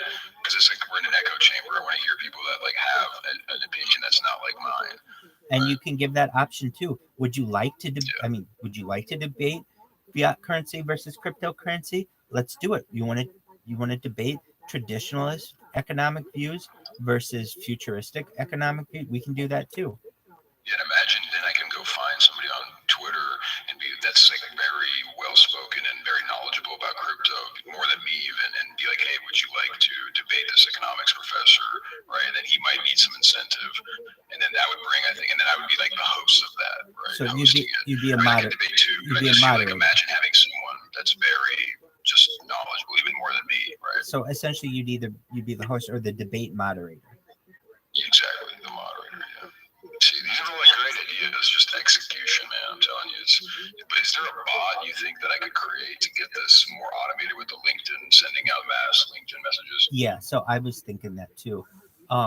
You could use the same kind of bot that I use, which is just I can tell you the name of it. It's called iMacro, and you just basically put together a certain pattern that you want your computer to follow. So with LinkedIn, what you would do is you get the premium account so that you get all the features, and then what you do is I would just not to interrupt, but I would need to create like a media company because I wouldn't want to do it from my personal. Right. Or should I? Because I mean, my LinkedIn looks clean. I worked at McAfee, I worked at HP, I worked at Chase Bank. It should be both. It's like it should be both. Okay. So you would have that, and then you being associated with the media company. So create one for the media company, and then you as a representative, because as of right now, you have no connection to the media. You have McAfee, you have JP Morgan Chase Manhattan Bank. And I wouldn't want it to be fuck the. I feel like people just won't take it seriously. Fuck the bank media. That's not really. Yeah, I want it to be something a little bit more. You could make it FTB media. You could make it FTB. Something. We can talk about that later. Whatever you want. And here's an idea. Here's an idea for that. Ask ChatGPT to give you 100 different ideas, and then from that, choose which one you like the best. Yeah, I'm gonna do that right now. Just curious. So the bot, you were explaining the bot, how you think. So yeah, so with LinkedIn and the bot. So basically what you have to do is program the bot in order to find wherever it says, wherever the icon is to send a direct message, you take a screenshot of that and it saves that within the memory. And then whenever the bot sees that little picture on your computer screen, it will recognize it, and then you tell it what to do, and you would tell it to click on that and then paste your default message and press the send button when you're done, and then start it all over again and find another person and do that. Okay, that makes sense. That last part. So it took a screenshot of the picture, and then you teach it to do you teach it what to do when it sees that picture. But after that, can you explain that last part? Sure. So then once you have it programmed to press the send button to send the message to the recipient, then you have it repeat the program, and it just finds a new person and starts all over again. So basically, so how would it know? It would know, like, okay, you need to find the parameters would be like professor, economics. Yeah, exactly. So you type you type into. It would scrape the website. It would scrape LinkedIn for all that automatically. Yeah. So what you can have it do is type into, or you would type into LinkedIn economics professors, and then it gives you a huge list of economics professors. And what you can train it to do is that make that like your master page. Basically, all those economics professors are your targets. Then from there, you program the robot to make that page. It's like home base. So whenever it needs to restart its pattern, it's going to start on that page. And what you have it do is say step 1 would be click the first name, and it clicks that first name, and then it has the option to send them a direct message. It presses where the button is to send them the direct message, or you have it recognize where the button is by using like image recognition, which this can do, and then you have it copy and paste your message in there, and you have it hit the send button, and then it goes back to that home base, and you have it scroll to the next person, and then it'll just keep scrolling, and basically in about 20 different steps, you'll have this continuous infinite loop, and it will keep feeding down that page to the point where it will run out of messages to be able to send to economics professors. That's awesome. Yeah. Is there you said you build these bots on like there's some kind of UI like program that you can build these on? Is there something that, or is it like pretty, you have to code everything tediously, or is there something it's very easy. Micro something or micro? No, it's very easy. They have a. What is that? Sure, I'll read it to you in a second. It's called Macro Recorder. Okay.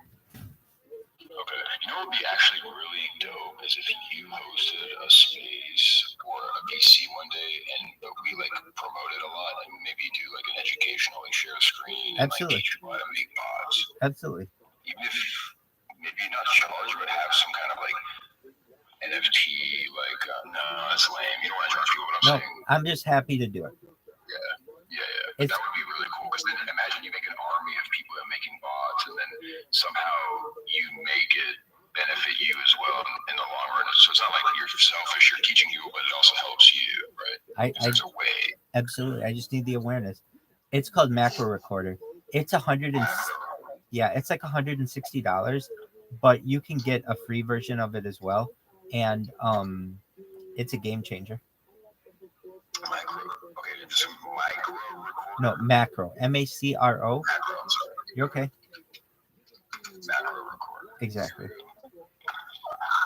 It has like a little maroon icon. Mouse keyboard actions for infinite replay. Yep. OpenAI integration, desktop automation, web automation, barcode, QR code, automated software testing.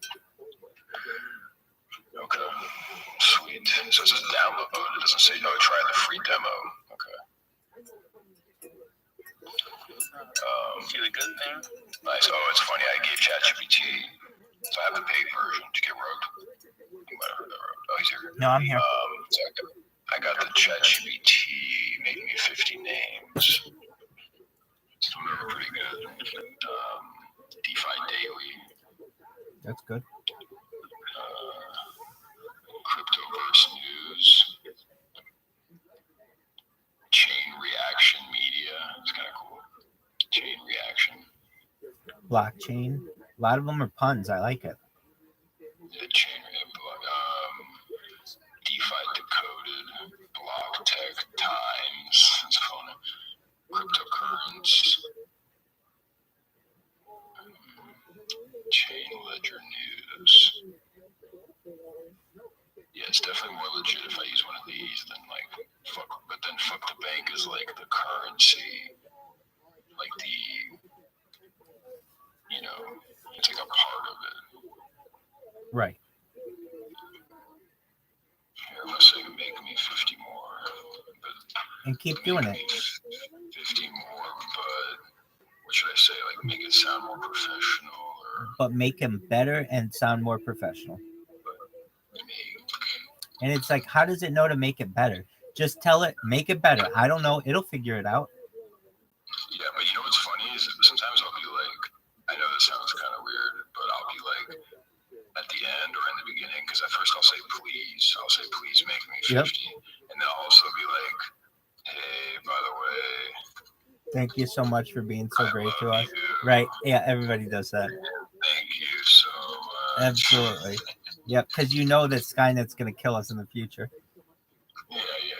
Okay, so another thing that you can do. I'm glad you're finding my systems valuable. Oh, what do you mean? You're learning my systems. No. That's what it's saying. Oh, right, exactly.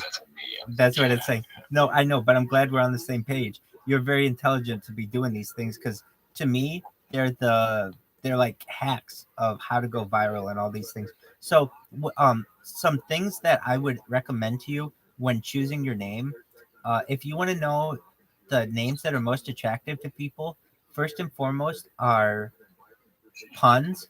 Secondly, are rhymes, and third are alliteration. So if you can find something that's a good pun, that will be the one that's most attractive to people. If it rhymes, then that would be second most attractive, and if it uses alliteration, it's third most attractive. So like the rhyming would be like Maybe I should say that. So can you make them? yes. So I'm telling. So or exactly. alliteration?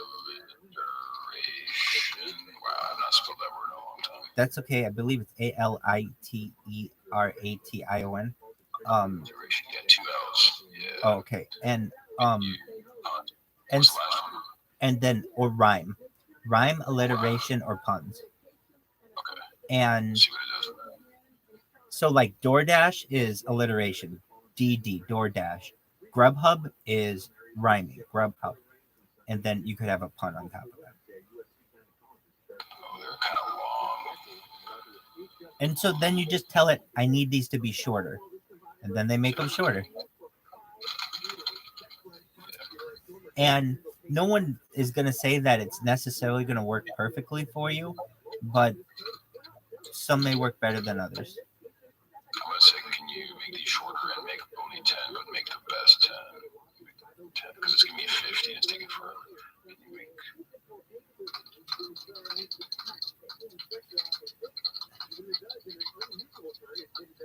Oh, here we go.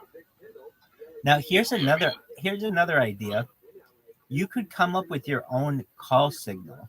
Like, let's see here, you're in Texas, so you'd be like, I don't know, KTEX. Hey, this is so and so from KTEX. No one's going to have every call symbol memorized when you're visiting them at the border, but then they're really going to think they're on television. If it's like, oh, this is KTEX signing out. You know what I mean? That's amazing. Yeah.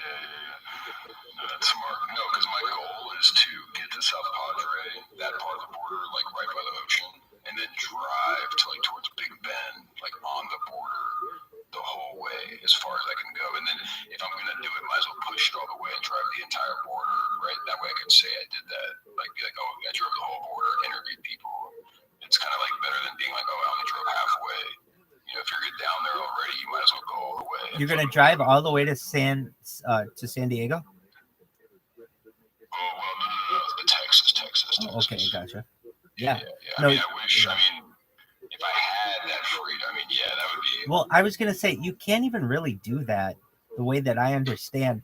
Once you get to some areas of the border, you'd have to drive like 100 miles inland. You know what I mean? Like there's no road. There's no road that runs perfectly parallel, to my knowledge, that can be used by civilians. Yes, there are roads that could be used for Department of Homeland Security or the Border Patrol, but I don't think you're going to be able to use them. If you know what I mean? I bought these 2 lights, the orange like worker lights, and I put them on top of my car and was like, at one point driving around. It was Scota's idea. All right, so here we go. Let's see. So if I start in South Padre and then I drive, there's a road on the border all the way. Okay, here's where it goes inland, but it's Big Bend down here, so there's a road that goes down to Big Bend. And then there's a road. There is a road on the border. Wow. All the way. There is a road. It's going to be like a dirt road at one point, probably. And will they let you take it? Yeah, it will. I mean, if I have the orange lights on, I'm KTTX News Media with my vest. That'd be cool now. Now, wait, no. If you're going to do it, though, then you really need to do it. Wait. Then, well, you could do that, but no, you can buy that kind of stuff. Now, I know you will need more time to do this, but this is just for future thought. You can buy a lot of this stuff for online prop shops to really look like real member of the media with like media credentials and such. But also, you can put this stuff on your vehicle, so you really look like a member of the media, and very few people will mess with you. But there's no way I could get something like that done quick. It would have to be like a magnet created. Well, no. So let's look at. We're gonna look at we're gonna look at Amazon right now and see what kind of stuff we. Future, yeah, because I'm going to remember. So I'm going to the border for 2 weeks, then I'm coming back, then I'm going to Miami. So this could be like a Miami thing or like a South Florida for the next trip. I understand that, but I'm trying to see if I can get you something by Sunday. And yeah, so they have this think tank photo credential holder. Like that's what you need is a Think tank photo credential holder. Okay. Oh wow. Okay. so just something around your neck so it looks like you are real media. But I was gonna say media credentials for car. So that's what we want is car media credentials. And what kind of car do you have? It's a 4Runner. Perfect. Okay. So what I would do is literally if I had that car, I would just print off 4 different 11.5, 8.5 by 11 sheets of paper, one on each window, my front, my back, and my sides, and it would just say media. Just has to say media. Because you're not lying by saying you're media. You really are media. But that way people won't get really suspicious. What is this random ass person doing down here? It's like, oh, it's a media vehicle. It tells them in advance. So what do you mean? It would be on the inside of the windows? Yeah, so basically, How would paper? I'll show you. Okay. You take a piece That of is a good idea. you take a piece of paper. I've got one right here. Just one moment, I'll show you. Okay, so if this were a plain piece of paper, I would print on it. It would just say media on it, and then I would take it and put it on the inside of my window and put tape on every corner, so that on when you're looking at. I say why that sucks. The only idea I love rolling my windows down. Well, you don't have to. No, you don't put it on the windows that you roll down. No, you put it on your permanent windows. So like the one in the back, and it doesn't have to. It doesn't have to take.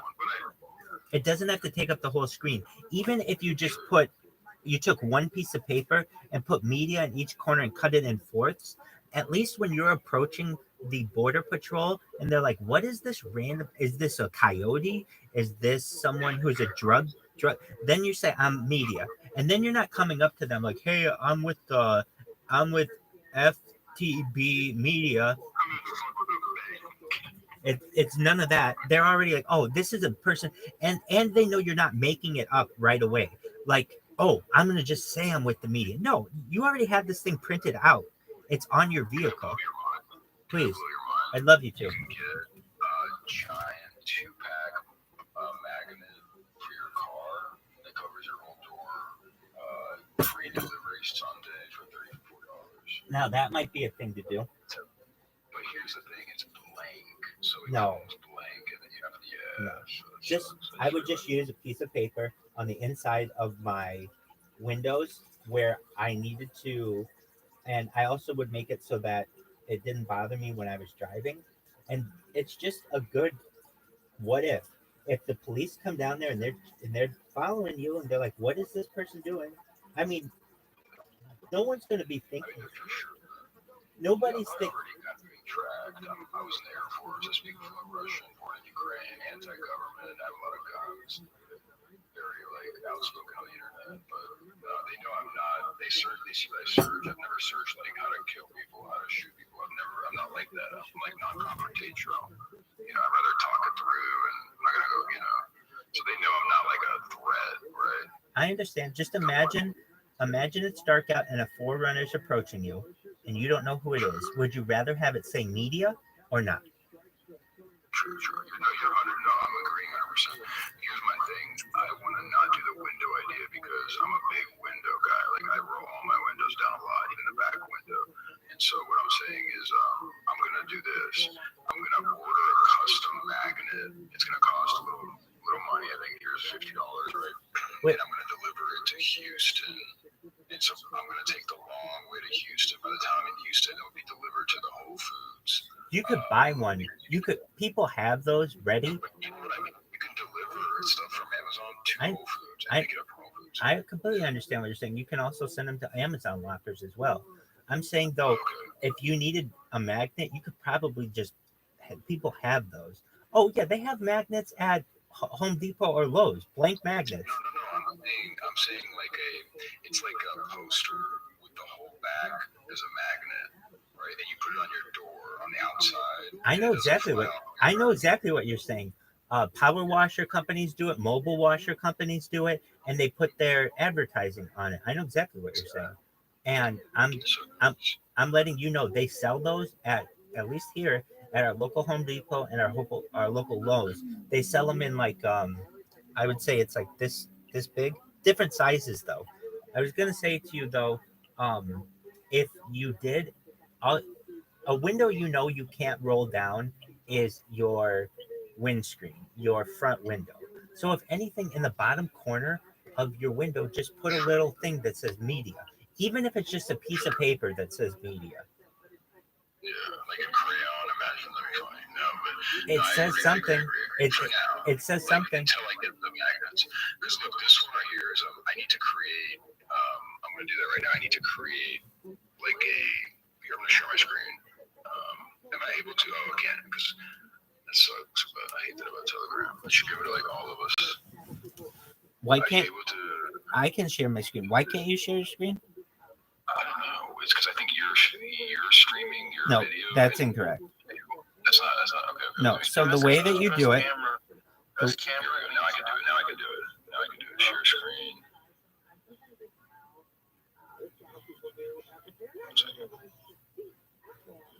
Spurtogrim, how you living, baby? I'm doing great, man. I'm doing fantastic. Just chilling. My girlfriend's eating. I go to sleep. Where do you live? I live in North Carolina, man. Oh yeah. Wait, Spurtogrim. The reason why I keep asking you that, I was talking to another guy with the name Spurtogrim. It was either Spurtogrim or Spurto, something like that. And he was from Greece. So a lot of people have a similar name than you. Sorry, I forgot. I'll get it. Yes, I know all about you. I know exactly who you are. Sorry, Anatoly. Yes, we could see it. Yeah, you saw that. Yeah, but it's just so that comes February 8th, and so I'm going to customize it. And so let's do that. I'm going to do it right now. So it says I can do. Okay, do you want your first line arched? No. Background, and then I can choose a color for the background. What would be a media color? Let me actually Google like news, media, car, what, like side. I don't know. So it looks like some of them just say news, and then news, I see that, yeah. I think it's a really good idea if you're gonna do a custom one. If I were doing it and I didn't really give a shit, not saying I didn't give a shit, but like I really wanted it to look legitimate, I would just take the NBC Peacock and throw it on there, or the CBSI, or the Fox logo, or the ABC logo, and I'd throw it on there because it's not like any affiliate's gonna be like, hey, Can I get sued for that? You can get sued for anything, big dog, in this world. Yeah, I'd rather not. Yeah, dude, I've already been sued, and I'm like, it's tiresome. So I'd rather not go through all that.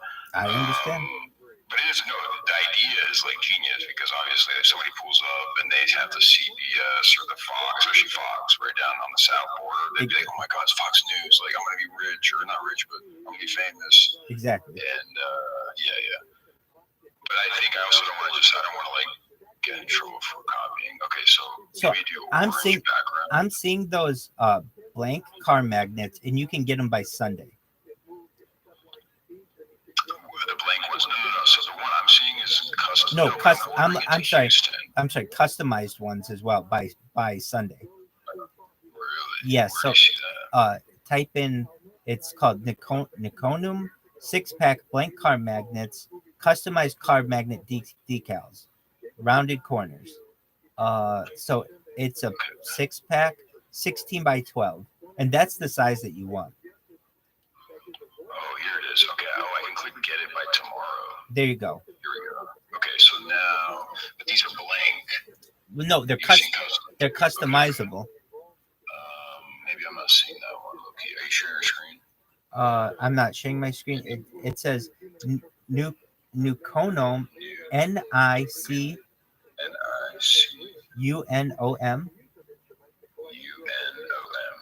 and then 6-pack. Oh, here we go. 6-pack magnets, but it's let me click on it, and it just says add to cart. It doesn't have custom.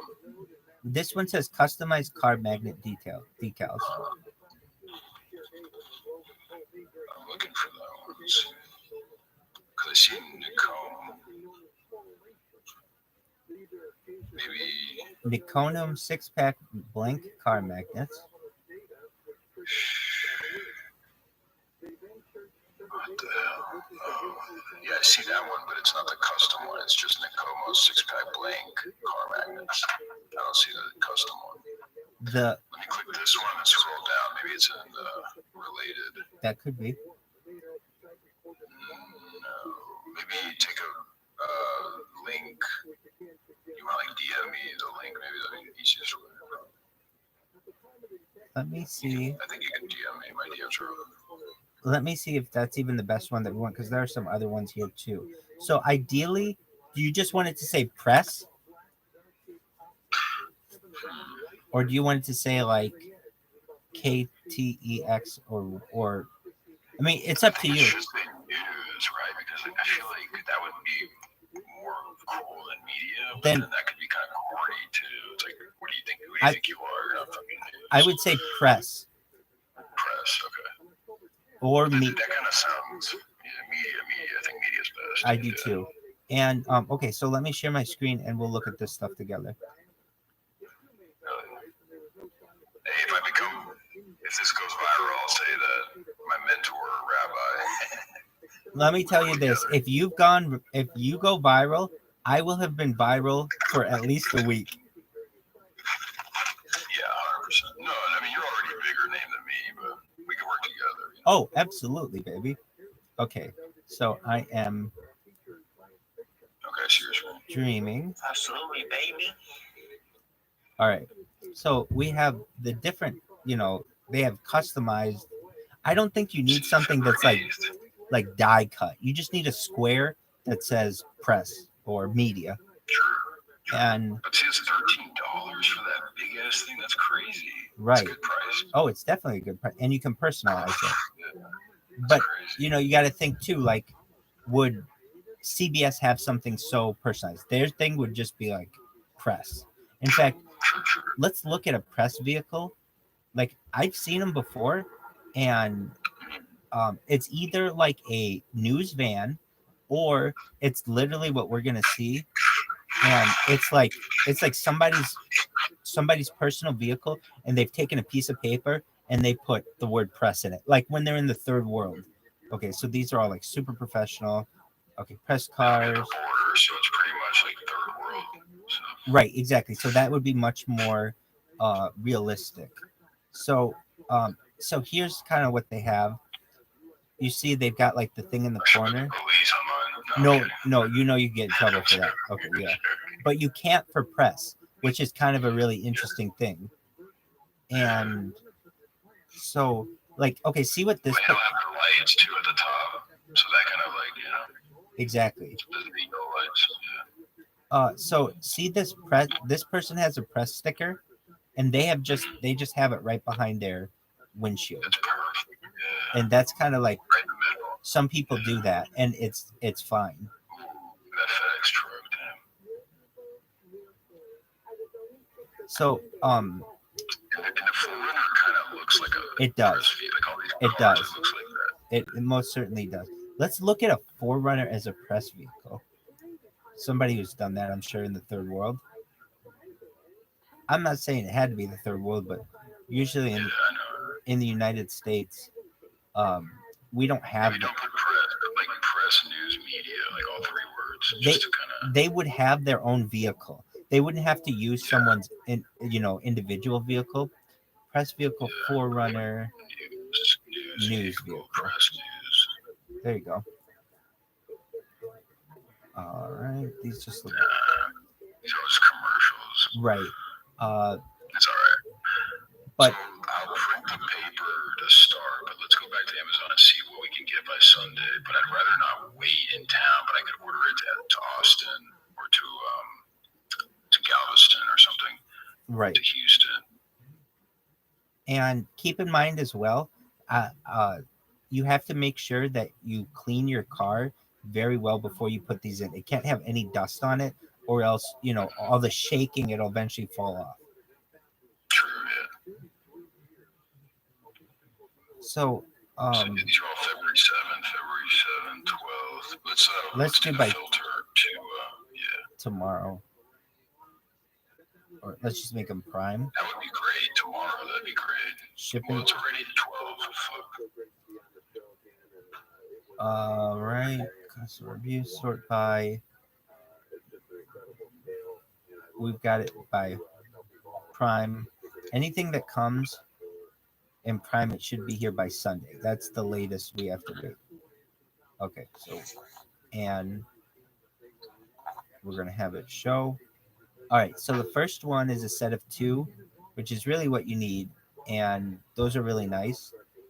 And yeah, but they don't come by Sunday. They come by Wednesday. We need one by a bunch of these come by Sunday though. So this one, this 2-pack here, 17 by 12 blank magnets with 50 mils prevent car scratches and dents. So that works. Imagine how much imagine having those big blank things on your car to prevent scratches. Like that shit looks right. So ugly. Exactly. Now here's another thought. You could make them like bumper stickers and put press on them. Okay, let's do this. Let's pretend I take the long path all the way to Houston, down the whole coast of Texas. Yep. Okay, and I go to like Port Arthur and I drive all the way down. So I have time. Let's say we're shipping it to Houston's Whole Foods. Let's find one in Amazon that's nice, but can take, let's say, you'll get here by like Monday or Tuesday or by latest Wednesday. I mean, these are all basically the. Okay, so if we want a custom one, like I want to upload a logo and okay, make it look nice. So then you might have to remove the filter. Will not fly off your car. I think we're still going to want it to be prime. Unless we want to go with like an international shipper or something. But because all these are blank. Maybe we need to change the search. Custom car magnet custom. Could I say custom anymore? Custom car magnet.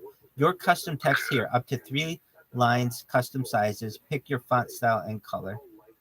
Full color custom magnets. So it's more like something. 7 to 8. You see, $5.99 delivery. If I pay a little more. Yeah, but we can get it before then. So this one's really cheap for the 6th, and you can $14. And you fastest can delivery 6 days. And you can Tuesday, Wednesday. And personalize it. Let's click that one. Custom 36 reviews, all 5 stars on the truck. $14.99. Okay, so then let's click. And we got a coupon.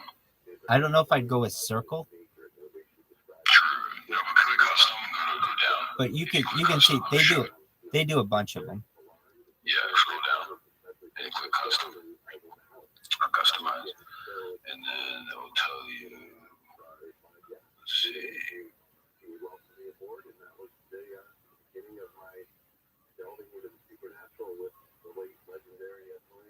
6 inches, so it's by size.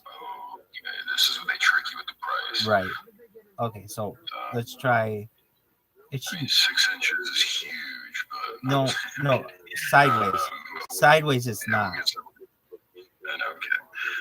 but so let's see what would fit on a door. Honestly, you just need like 12 inches.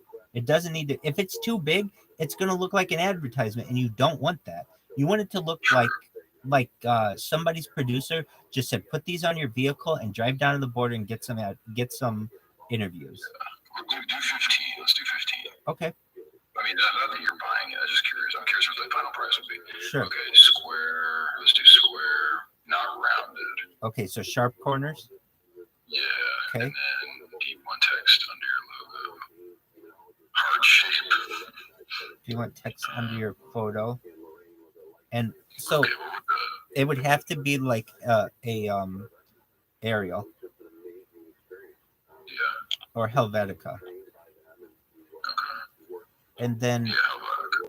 the font would be black, and then I would just have it say like press vehicle or media vehicle. Media vehicle. No, not vehicle. Because media.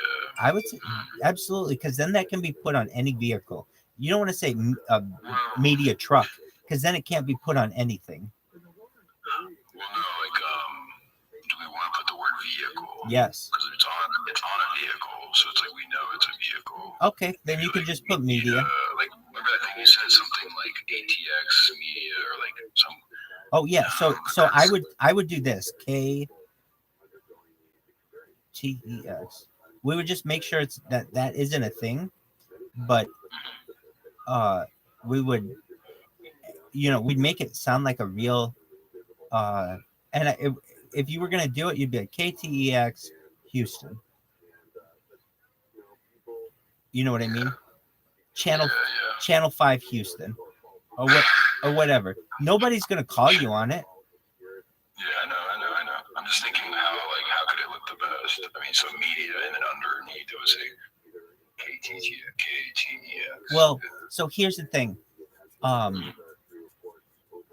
How if you made up a call sign for a place, people might not get it. So they might just see media KTEX. What the hell is KTEX? And they won't necessarily know it. So if you're gonna do it, you'd have to make it like you'd have to make a logo or something with it. If you just have it say media, like a logo that kind of looks like a Fox logo, like you said, but it isn't. You could maybe put media service, but it's still a lot. I think media is fine or press is fine. Is there anything you would like us to know? Do a cutout around it. No, all that's fine. So that would be so you could get it. We could add the card, don't buy it, but I'm curious to see the fast shipping. We could get it. We could get it cheaper. Let's see. Please provide. So you can't upload a graphic, so that would be the logo. Let's do it. Let's see what it would look like. Let me tell ChatGPT to make. Let's see what Fox logo looks like. Fox is logo. So it's this like. Okay, and let's see what ChatGPT. Can you? It's gonna say I can't copy them. Can you? Then just use the real one. No, let's see. Can you draw a news media logo? See what it does. If you're gonna do that, just go with a. They've already made these. Just look them up. Generic media logo, and then we'll say, oh, that one looks the most like a real one. Like it's got to be a mixture of one of the big four, either ABC and Fox, ABC and NBC. But it could, if it had like stylized numbers, like the number 1 and 7, or like generic media logo. We want generic TV media. Like here's what I'm thinking. We take a this is what now. Okay, I got it. We take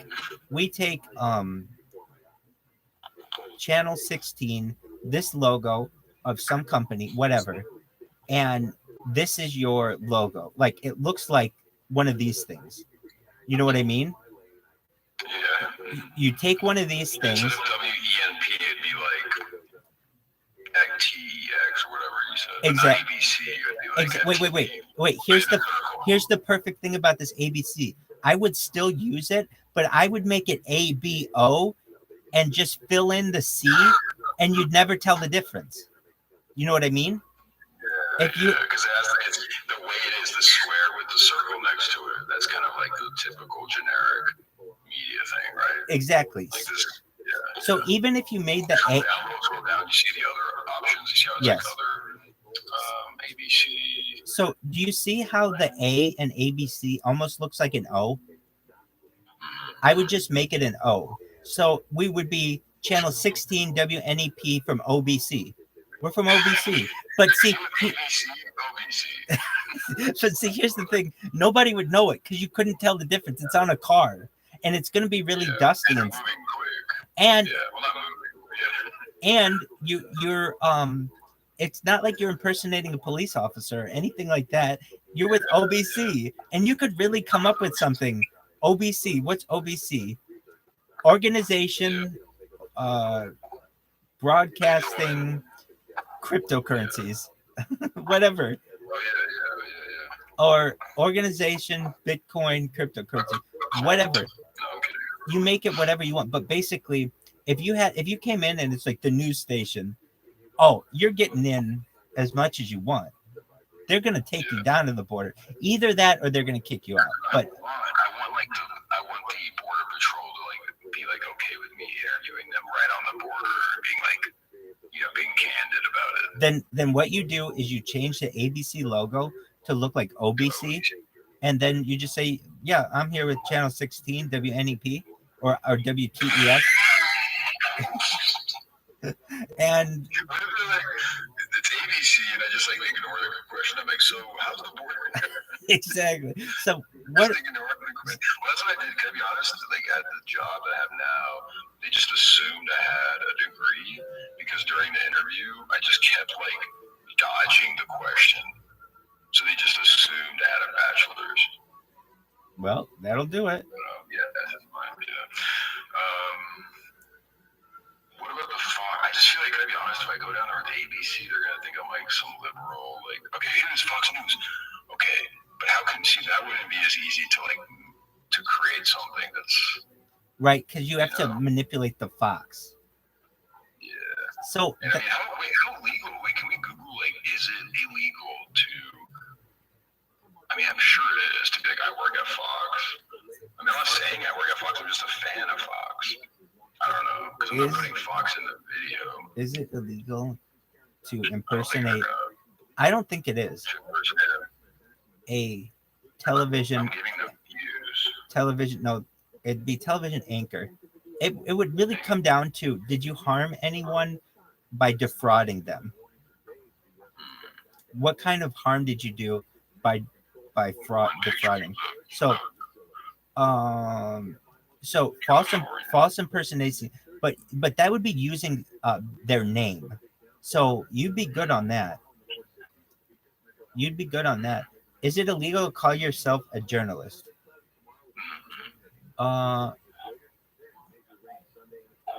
Is it illegal? Is it illegal to call yourself a member, impersonate media? It just said it's like calling yourself a doctor. How would that be different? No, it's not. It is like calling yourself a medical doctor without being one. No, it is not like that. How is that even the same thing? Like, who wrote that? And we just want media. Is it illegal false impersonation? I think the OBC ideas are really. I think that's the best route. It's the best route. It's definitely the best route, and it looks like you're home free. Not that liberal, right?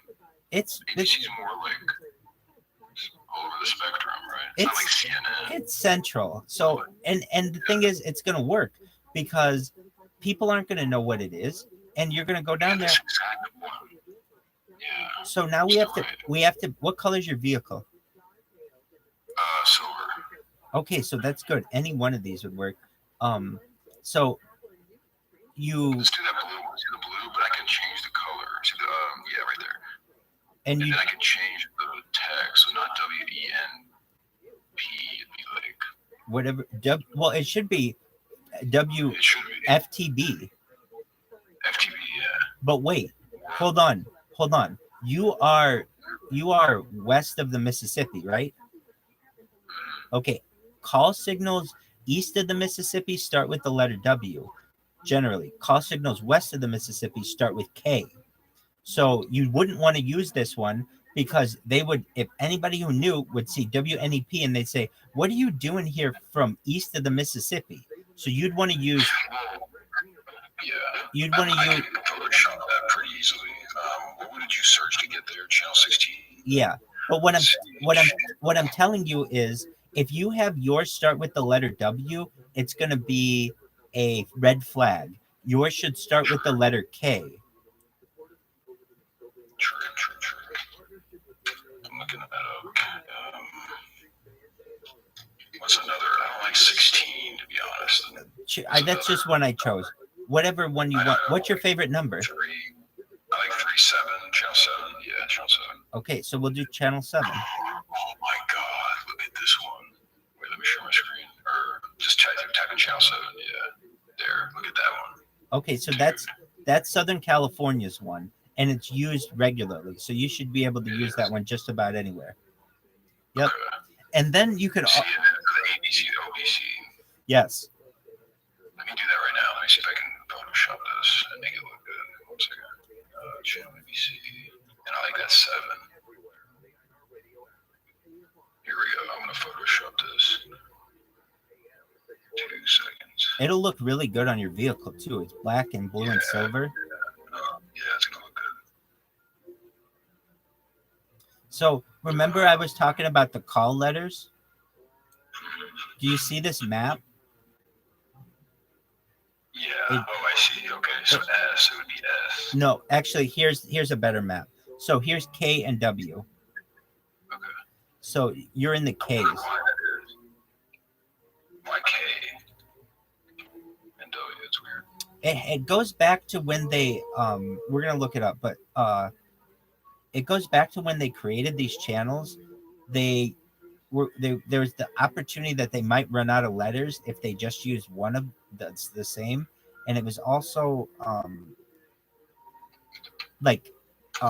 this all was given out by like the International Communication System because Canada got C. So if you see something that starts like CJOB, it means Canada because theirs all start with Canada. So we're gonna look up YW and K for call signals.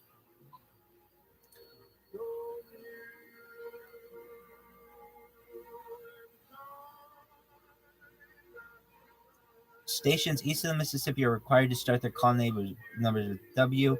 West of the Mississippi, okay, but why?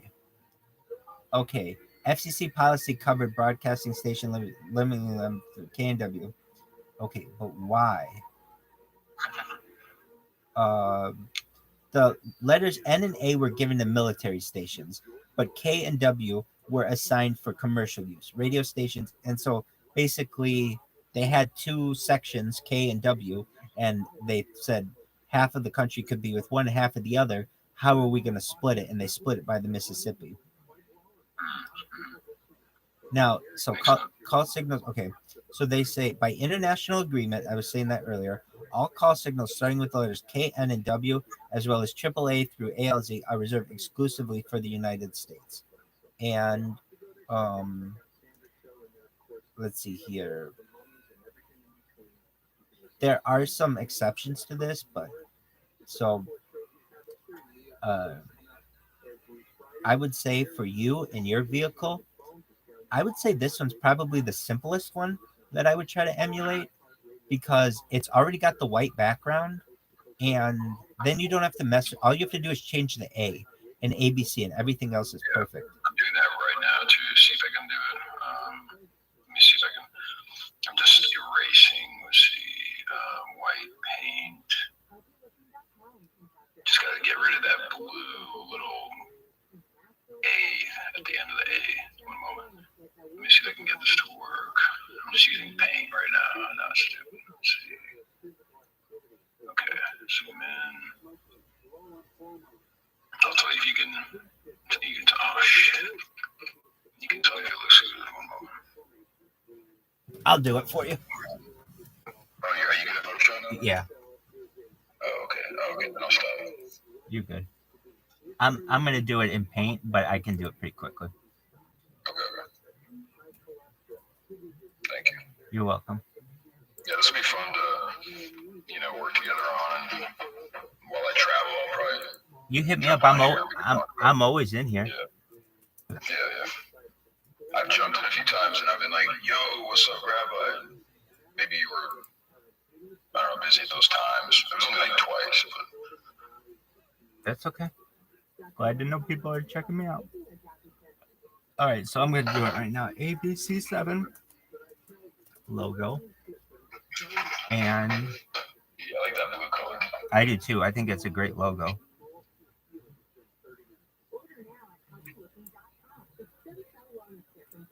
It'll take me just a second to do as it loads. Are you from Texas originally? Ukraine. I was born in Kiev.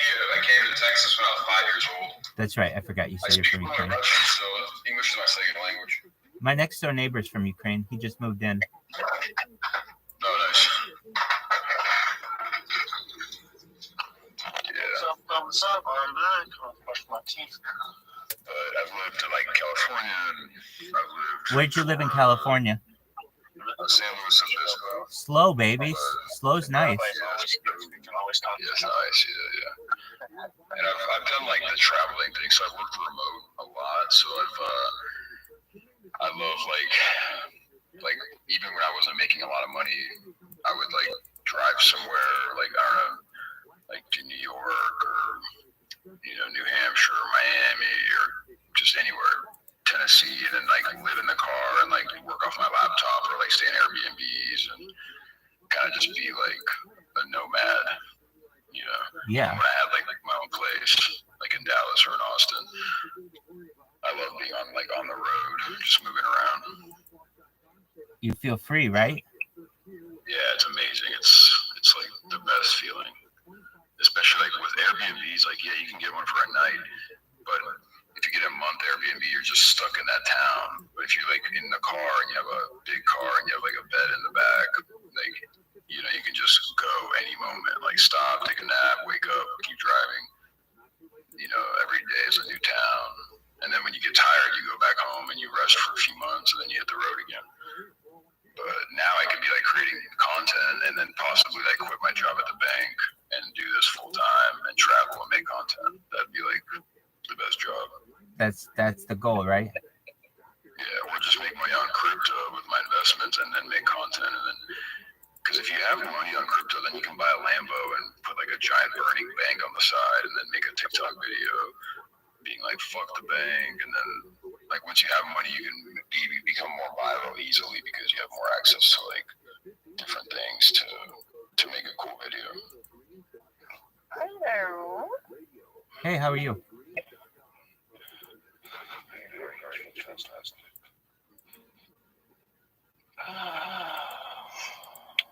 I'm chilling. Do you spend a lot of time in Austin? Not as much. I've been in Dallas a lot lately. Are you a Cowboys fan? Yeah, I mean, it's funny. Like whenever I go back to Ukraine, I haven't been in a long time, but like even in the Eastern Europe, like the Cowboys are like, the Cowboys are like the American team. Right. Like everybody knows the Cowboys. Like even in Russia, like. But they just, I was too young to remember like when they were good. I've heard the stories. They used to be the best. Yeah, this one would be perfect because all you have to use is a black marker or like a paintbrush and then just erase that little like. Right, that little tail. Yeah, the tail, yeah. Because then you're right, they can't say I'm copying, it's OBC. Like, what are y'all talking about? It's so funny. And then, but even if I go to court, it'd be like a hopefully televised thing, and then I'd be like on the news, be like, fuck the bank, fuck the bank. I watch OBC. Yeah. What's on OBC tonight? It's Fuck the Bank. That's what's on every night.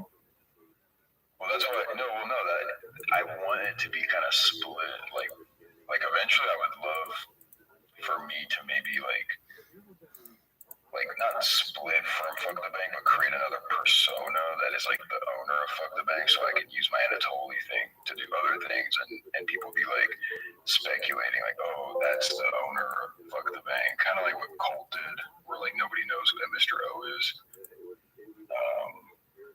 So I'm not leaving Fuck the Bank. I just want to like make it more decentralized. Like, so I'm gonna tell some of the OG key holders, be like, hey, I'm going to start using an alt account in here and kind of stop using it totally. That way, it's not associated with me directly, but I'll always shill it, you know? Right. And people will assume and be like, no, he's the real dev of Fuck the Bank. And I'll be like, I don't know what you're talking about, you know? Right. And I have like a tattoo of it on my arm.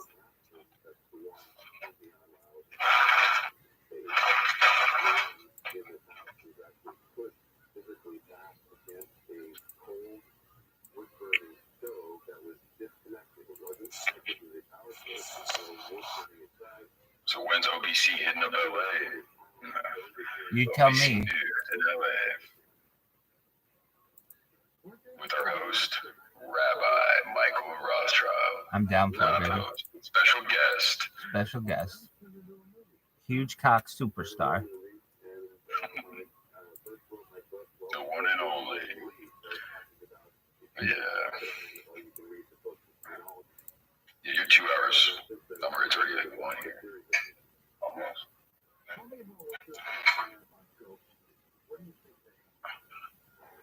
So I am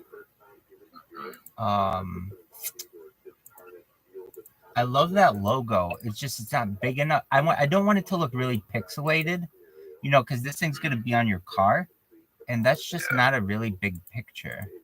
So if anything, we're gonna take that same logo and just make it, try to find a bigger version of it, if that makes sense. Yeah, there's probably one somewhere. Let's see.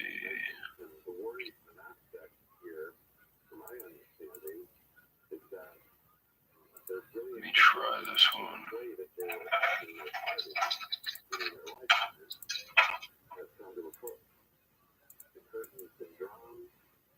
Were you using the blue, light blue with the white, right? Yeah. Okay. Oh, so that wasn't big enough? No, it only turned out to be like 125 pixels. Oh, okay. Now they do have a pure black and white one, which I like that. I think that one looks great too, and we probably could do more with it. So let me try that one, because I can really expand that one, and nobody's really going to know too much about it. And I think that one probably, I imagine, would be more accurate, because I don't know. They're both probably pretty accurate as to what I can try them both. I'm going to try them both. All right. So first things first, we got to get rid of that little tail. So we're going to do that.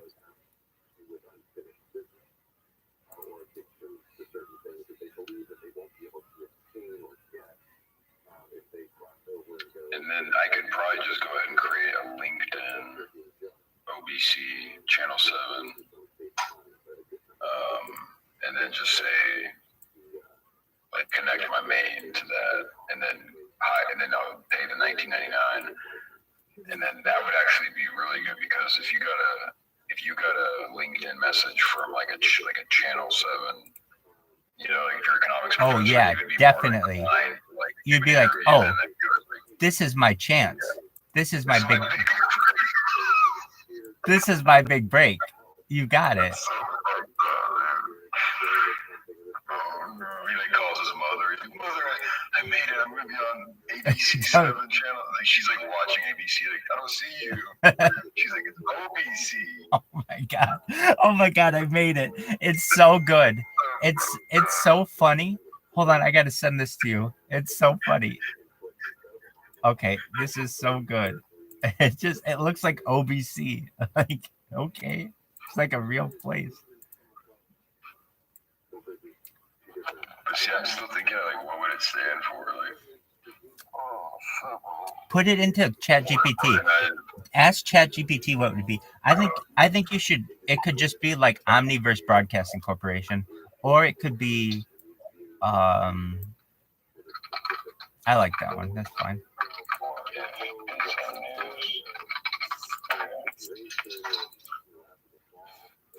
Here we go. Open blockchain. Oh, that works. Open blockchain. What's constrinium? Constrinium. What the hell is that word? Open blockchain capital, open blockchain creations, no, outbound. Let's do. Okay, I'm making a news channel.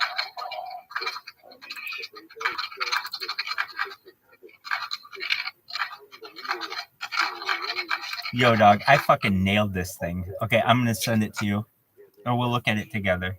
Here we go. You ready? You DM'd or you? We'll look at. I'll download it right now. Send it to you. Okay.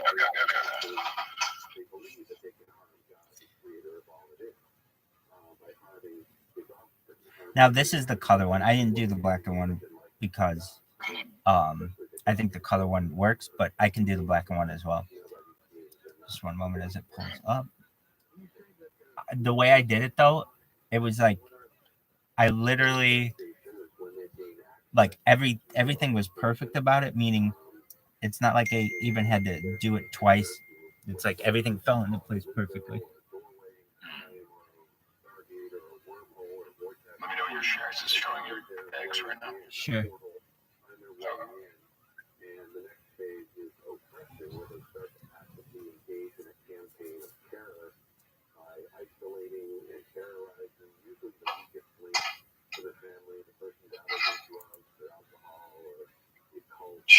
Maybe you could fly out to the border and... No, it's not worth it. I wish I could. You had more time. I wish I could, but you're right. All right, so it's... I'm worried that I get there and all the trauma's over already, you know? Like I should have been there, like, as soon as, like, the National Guard went down there, I should have been on the way. That's a good point. Do you know Spanish? But, I mean, it's still a practice run. It's a good practice run. Do you know Spanish? Enough to get around. Okay. All right. So I just posted this picture, and it should be right here. Look at that. It's really good. Dude,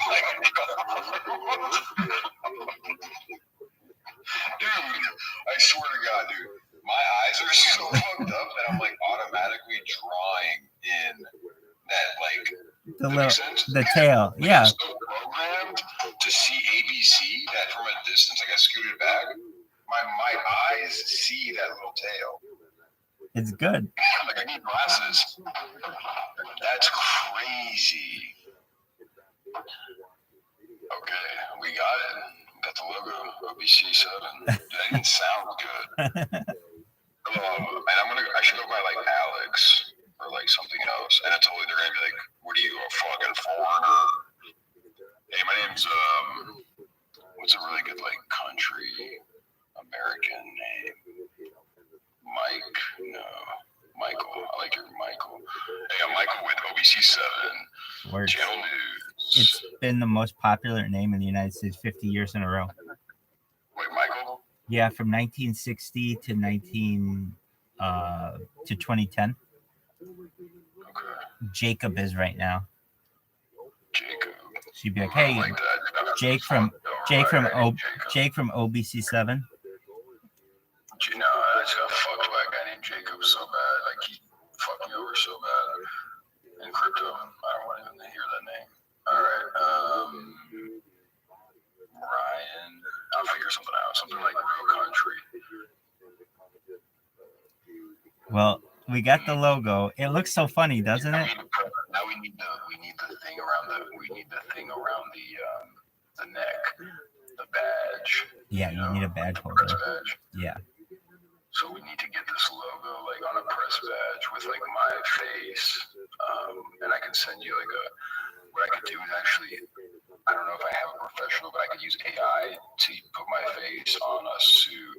Like, you know what I mean? Like, certainly. Put the face on a suit, and then we can use that for like the photo and put like press badge, and mimic like a press badge, and just put OBC7. I'll do that part. Let me do that. Let me find like what is a press badge? Fox News press badge.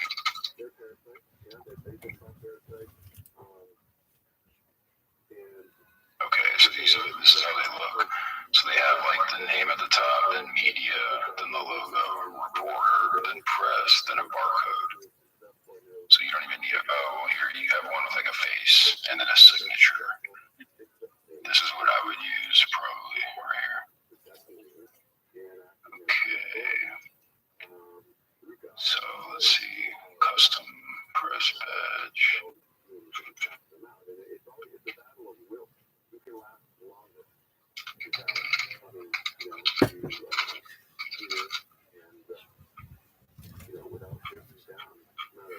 So keep in mind, you could put that OBC on that little microphone cube, and everybody would think that you were with ABC News. Yeah, dude. Especially I'm like moving it around and like what else would it? I mean, maybe look up like what they wear, like ABC News. So all you would need is a suit, a tie, and an earpiece. No. It's just you in my ear. Yeah. It's your boss. Yeah, it's an executive producer. That's right. Mr. Michael Rothschild. Yes. Dude, that's hilarious. What if like the actual ABC is there? Well, they're like, oh, hey, what's up? Hey. You gonna come to our there's like a bus. You coming to that? You should be the one to tell them. You guys coming to the after party? They're like, we didn't know there was an after party. You're like, oh yeah, definitely, man. It's in Dallas. Oh my god. Or you could be like really specific with them, like, with whom are you here? And they're like, oh, we're here. We're here with ABC. They're like, can I see your press pass? They're like, we didn't get a press pass. Can I please see the magnets on your car? They're like, we didn't get magnets on our car. We're like, I don't think you're really with the press here. I'm with OBC7. Don't you see my press? I'm with Channel 7 because if I say I let them assume it's A. Right? I'm with Channel 7. If they're like, ABC, that's right. Like, God, man, like, I don't say yes. I just like, Channel 7. That's like, perfect. Yeah, like, That's perfect. That's perfect. I'm with Channel 7. I'm with Channel 7. I never say OBC, and I just assume it's ABC. This motherfucker's with Channel 7. Oh, God. No way. Dude, think about how everyone's going to act so different. They're going to be calling their executive producer. Yeah, we thought we were the first one on this case. We thought we were the first one on this story, but we're not. Yeah, it turns out Channel 7's been here at least since this morning. Oh my god. Fuck. See, it'd be really funny if I had an audience and I was live streaming this and doing it, right? And like, this is the kind of shit I want to be doing, right? But like, you have to start somewhere and do it, even if no one's watching, right? And then just get better at it, and then eventually you'll get an audience. And it's not because I want to be famous. I just want to quit my job and do stuff like this and be creative and have fun and not fucking work at a bank. I mean, it's not that crazy. I'm not trying to make billions of dollars. I just want to, like, you know, make enough where I quit my job and, you know, take care of myself and buy a good car that I like. And yeah, so that's why I feel like you just got to start somewhere. I mean, like I said, I've been doing these spaces and no one's in them, but it's just consistency. You got to keep doing it. And I mean, I've built somewhat of a cult, like within FTV.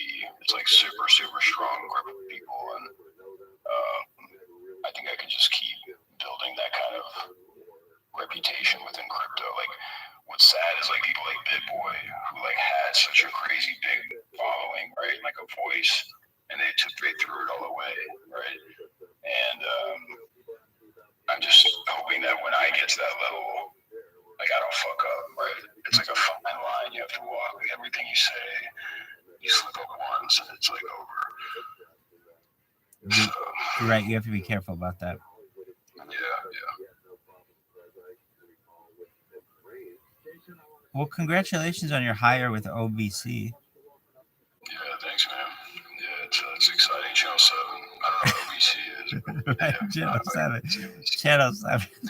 Right, and you got to get it down. Like, you got to get your name down. You have to have a really good anchor name.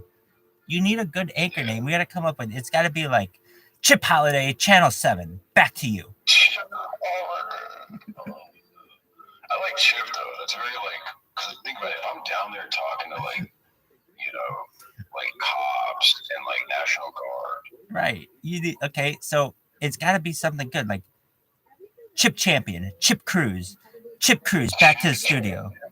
Chip. No, that sounds too fake. But there's a Sam Champion who's the weatherman on Good Morning America. So I mean, if any, like that's a real person. But you're right. But make it like Chip Cruz, Channel 7. Back to you. Yeah, no, that's what I'm saying. Like, what's the problem? Is I don't have a cameraman.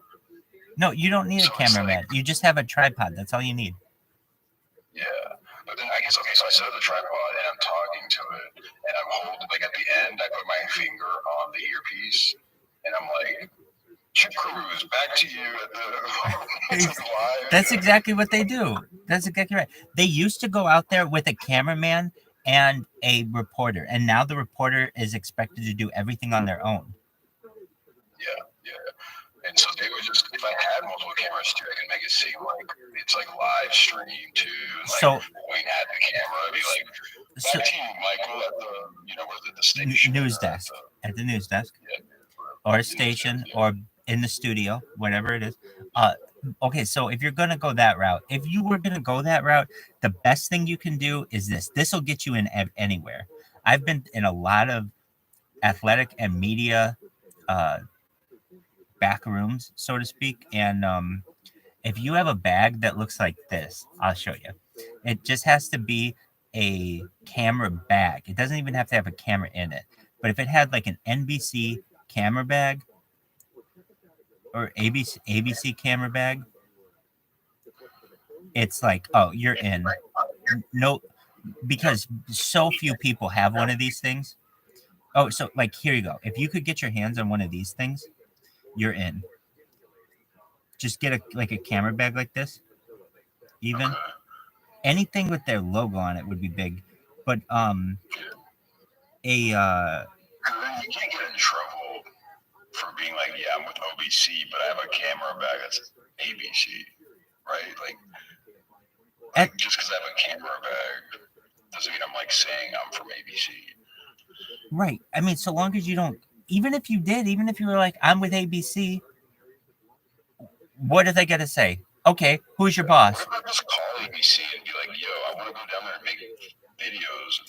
Maybe you guys can use them. Well, okay, so they will. So imagine you were like, I am here with ABC, and they're like, okay, who's your boss? And you can be like, my boss's name is Michael Rothschild. They're gonna be like, okay, who's that? And you can be like, he's the person who put me out here. I'm just working for the media. I don't. I think I wouldn't be out here in the fucking desert. I'd rather be back at home in Dallas, in the city, with my girlfriend, and I'm out here doing my job.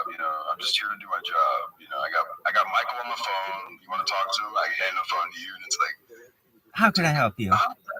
Why are you interrupting my employee? Yeah. So we could also look at this. If you really want to get into it, though, you could get just an old camera that doesn't work anymore and use it.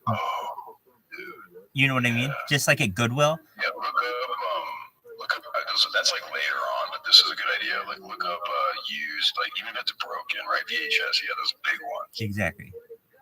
Yeah, like that. Dude. You need something like this, right? Exactly. And you just put that thing on a tripod. Is it on? And I'm like, it's on. It's on. It's on. We're rolling. Keep rolling. No matter what. No, but it's like, because the thing about a cop, they're not very tech savvy, right? They're very like butchy, like I'm gonna kill people, shoot people. Right. They're not very like tech savvy, so they're like, is it working? Oh and yeah. It's like, yeah, brother. I know my stuff.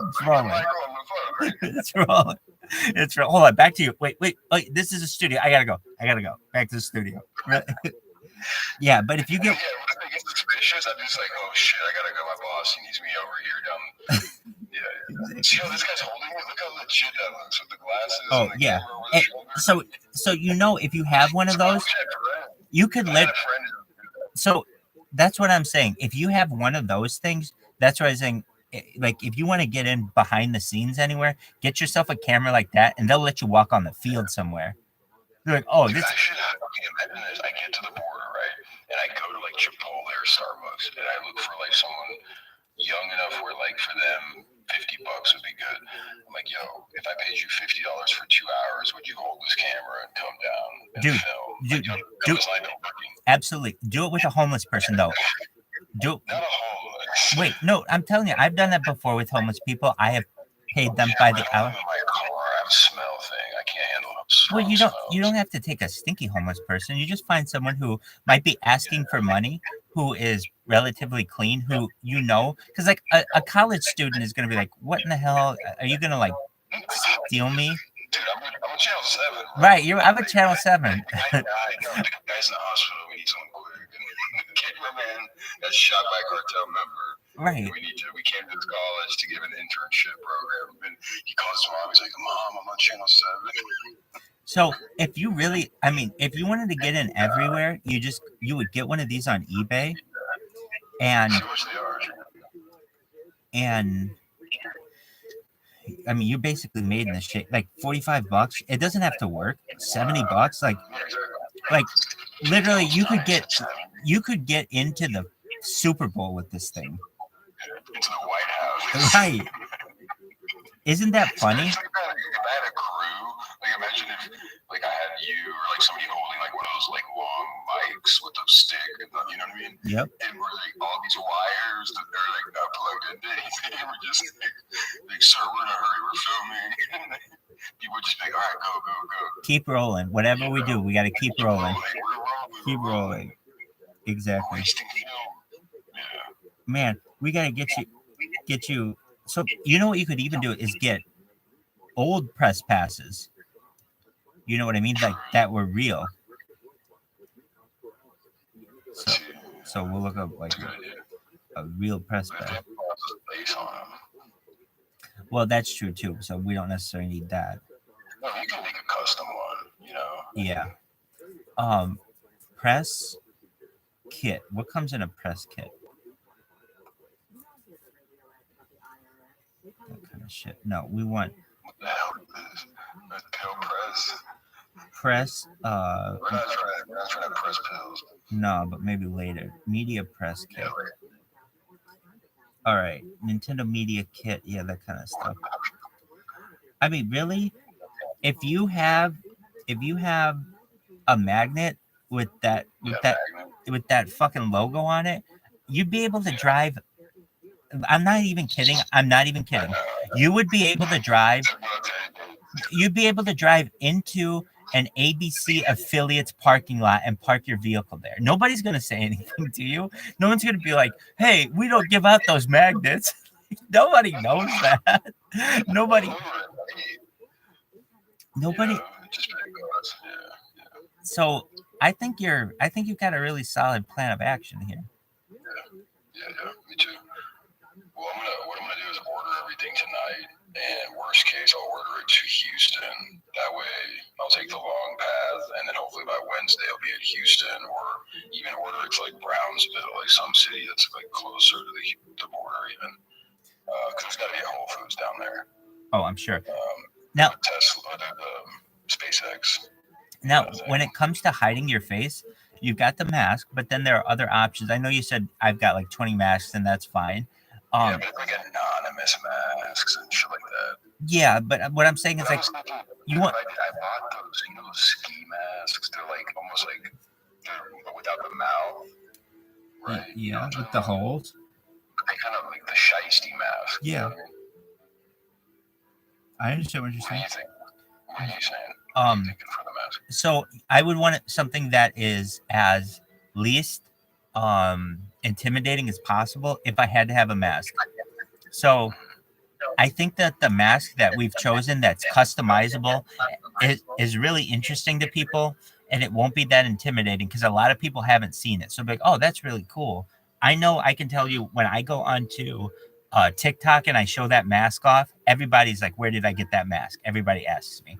So they'll be really interested in it. But then they make these full suits.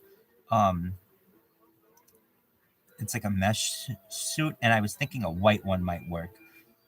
If it's not necessarily yeah, that's not it though. It's like a bodysuit. And at least, I mean, if you wanted to hide yourself, that's not it. It's like, bro. No, I don't want to see you in that. I just met you, bro. Come on. No, actually, the ones that I've seen, and I've used before are these green ones. Except I would make it in white, and if anything, you can change whatever it is that you have in there. So you could also use the excuse, "Hey, I'm using this, but I changed whatever the interviewer is to whatever I want." It's just it's another option. You guys didn't know. You guys didn't know. Oh, I'm the weather guy. Channel 7. Technology. But it's like if you don't want to be seen, if you don't want to have your face seen, there are only so few options. But yeah, if you get that channel on there, you could drive into literally the ABC7 parking lot here in Los Angeles and park your car, and no one would say anything to you. Yeah. I just started using like an empty office. Exactly. They're using their office, like filming and using their internet. Do you, like, hey, do you work here? I've never seen. Oh yeah, I got hired a few weeks ago. You know, I got transferred from the New York office. I have one question for you. Do you consider this Channel 7 work? Do you really consider this Channel 7 work? I came here from Channel 6 for a reason. There's a reason I came here from Channel 6. I moved up to Channel 7, but I don't know. You're starting to make me rethink that decision. Do I need to go back to Channel 6? Time to walk around and talk. Like, I'm busy. I'm over here working my fucking ass off. Channel 6. They're like, what do you do around here? It's like, what do you do around here? They're like, I anchor the 5 and 5:30 news. It's like, okay, all right, well, good for you. I'm glad we had this talk. They're like, but what? But what do you do here? What I run our social media. Yeah. And that's the truth. And that's the truth. You could always say that.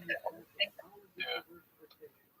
And you could also say, I could say, hey, I work for Channel 7 and I need you to do this mission. I need you to go down to the border. And so you can legitimately say, hey, I had a telephone call on February 2nd from somebody. I think that they were an executive producer for Channel 7. I don't know. The telephone call was kind of staticky. But essentially, they told me to go down to the border and that I'd be working for Channel 7 and that they would send me all my press credentials. And this is why I'm here. And that's totally justifiable. Why? Because you did get told by someone from Channel 7 to go down to the border, and you talked about all your press credentials. I mean, nobody's gonna think you're doing anything bad down there. Yeah, exactly. Especially if I'm in a suit. That's the issue, though. Right now. Like, Well, I don't know. I don't know if they're gonna wear a suit at the border. That's not a border place for a suit. So maybe like boots and like just black shirt, some jeans, or not jeans, but like black jeans. we're gonna look at right now what a border interview looks like. Yeah. Border interview press anchor. At that point, I don't think I could be wearing a mask. Like I would be wearing a mask if I was interviewing like people like in downtown, or like at the mall or something. Yeah. I don't mind showing my face, to be honest. Like, especially if it's like a serious interview, like on the border with a cop. Oh yeah, you're not gonna be able to wear that thing with a cop. No, yeah. Especially they're not gonna believe it's from a Channel 7 if I'm wearing a fucking mask with like Bitcoin logo on the front. So here you go. This is kind of what they're wearing, like just like a collared shirt. But you see what they have here, and this is what you need. You got to put that OBC thing, that Channel 7 thing, on the little. You got to put it on the little microphone, and then then you got that little microphone sock. Everybody's gonna be like, "Oh, this is legitimate." Go more. I want to see what else they're wearing, like on the border. Like do some more Texas border interviews. Sure. Like Texas border reporter.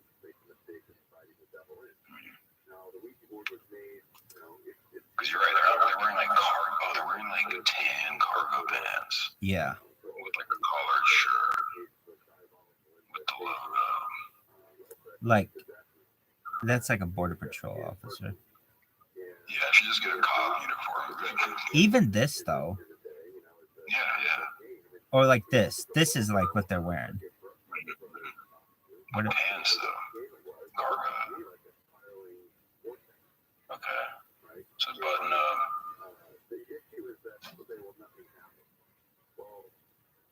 maybe a vest. Vest goes a long way in legitimizing things. Gray vest.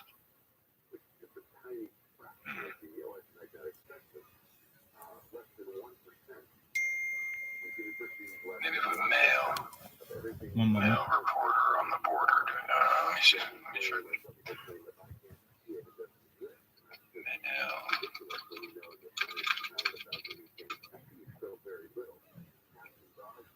Yeah, they're wearing like cargo pants, and then like you said, like a button up that looks like they're like in a safari. Yeah, exactly. Safari look. Safari shirts. Yeah. All right, let's see if I can find one. Now, I can come by. What about a hat? Oh, like one of those like safari hats, like the circle, like the brim, Yeah, all around. you can get a safari hat like that, or you could get a regular baseball cap that is just like. But I imagine they'd have something like that. Yeah, safari male. I don't know why I hate hats. I don't know why I hate hats. Okay, here's some safari shirts that look just like the guy wearing. Damn, $36 for this. It's alright. Same day delivery. I love that shit. Yeah. Here's one today. Okay, so I got that, and then cargo pants. I think black jeans are fine. I think so. Yeah, black jeans, and then I have boots, and then vest, gray vest, male, sports. Okay, here's like a sport vest.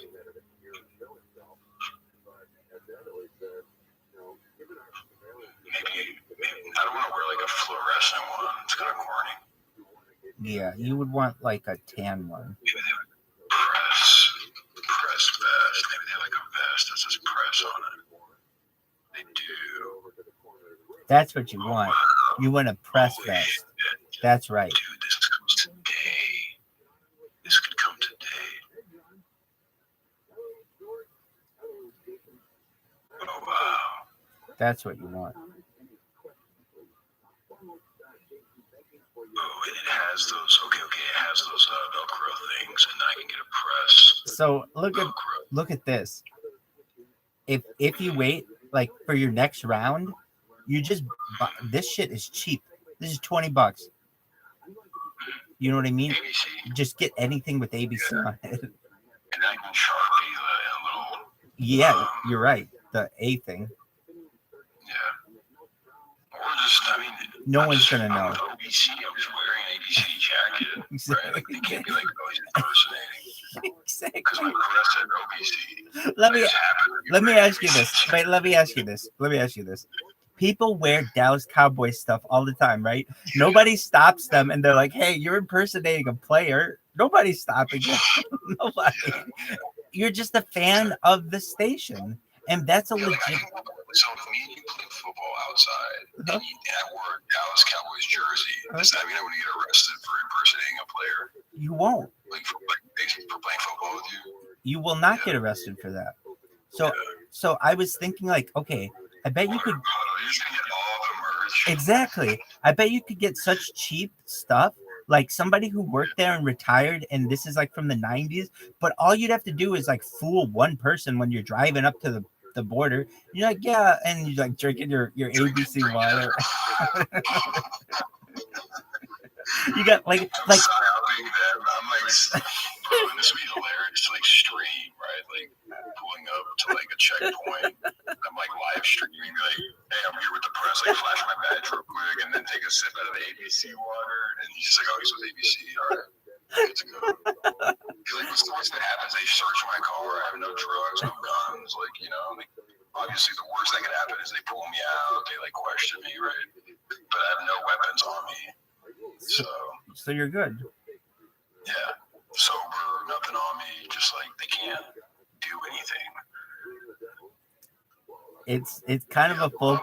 It's just a mug.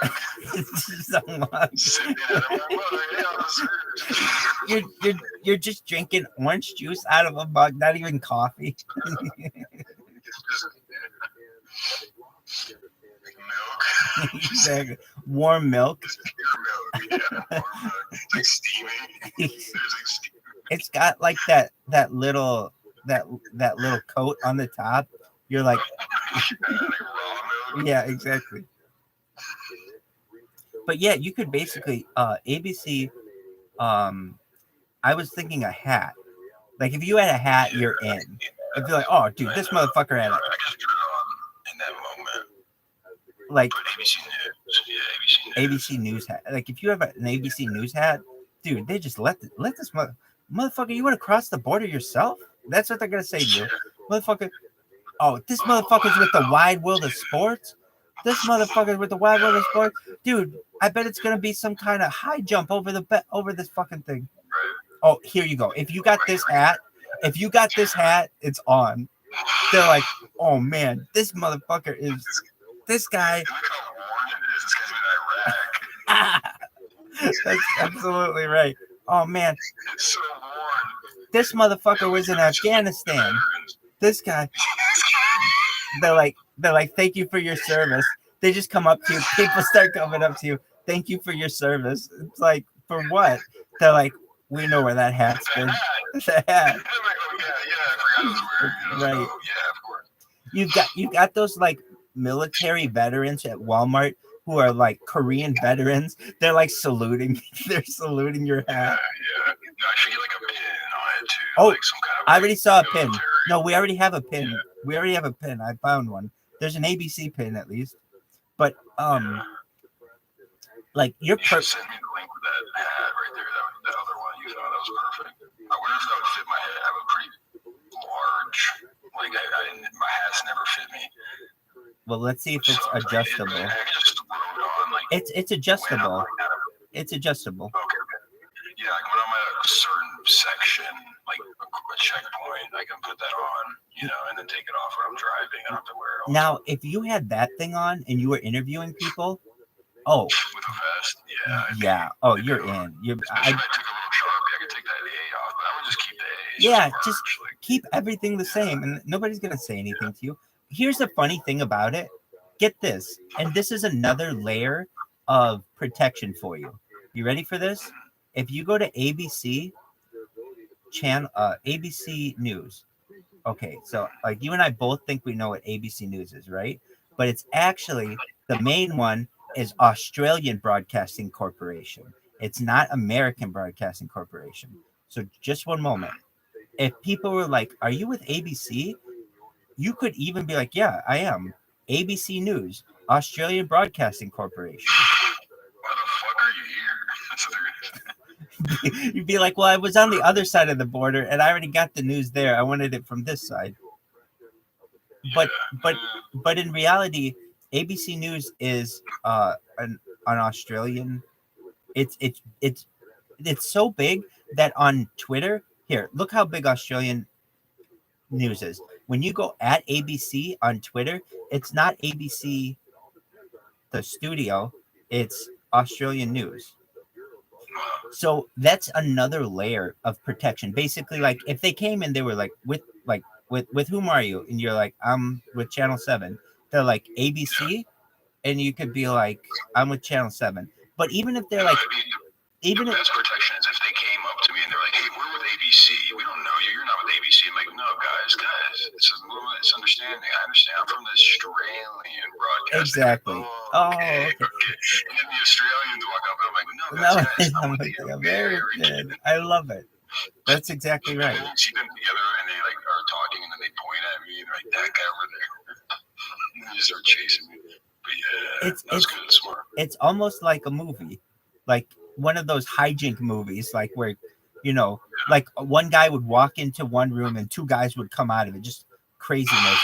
But yeah, that's essentially okay. So Australia, wiki, look up this shit.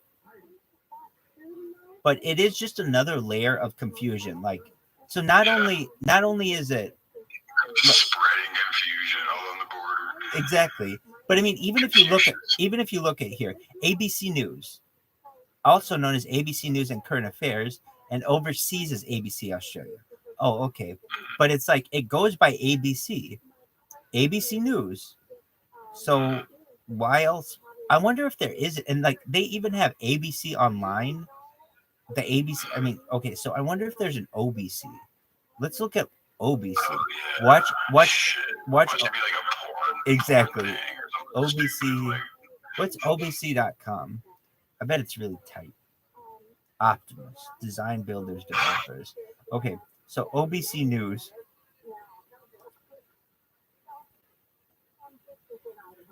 Economic Time, other backwards. So it looks like we're in the clear here. So then, what could OBC? It looks like ABC. Like when you put OBC in from, if I scoot back, that looks like an A. It does. Because my mind wants me to say A. It's crazy. Because even ABC, like the alphabet. Right.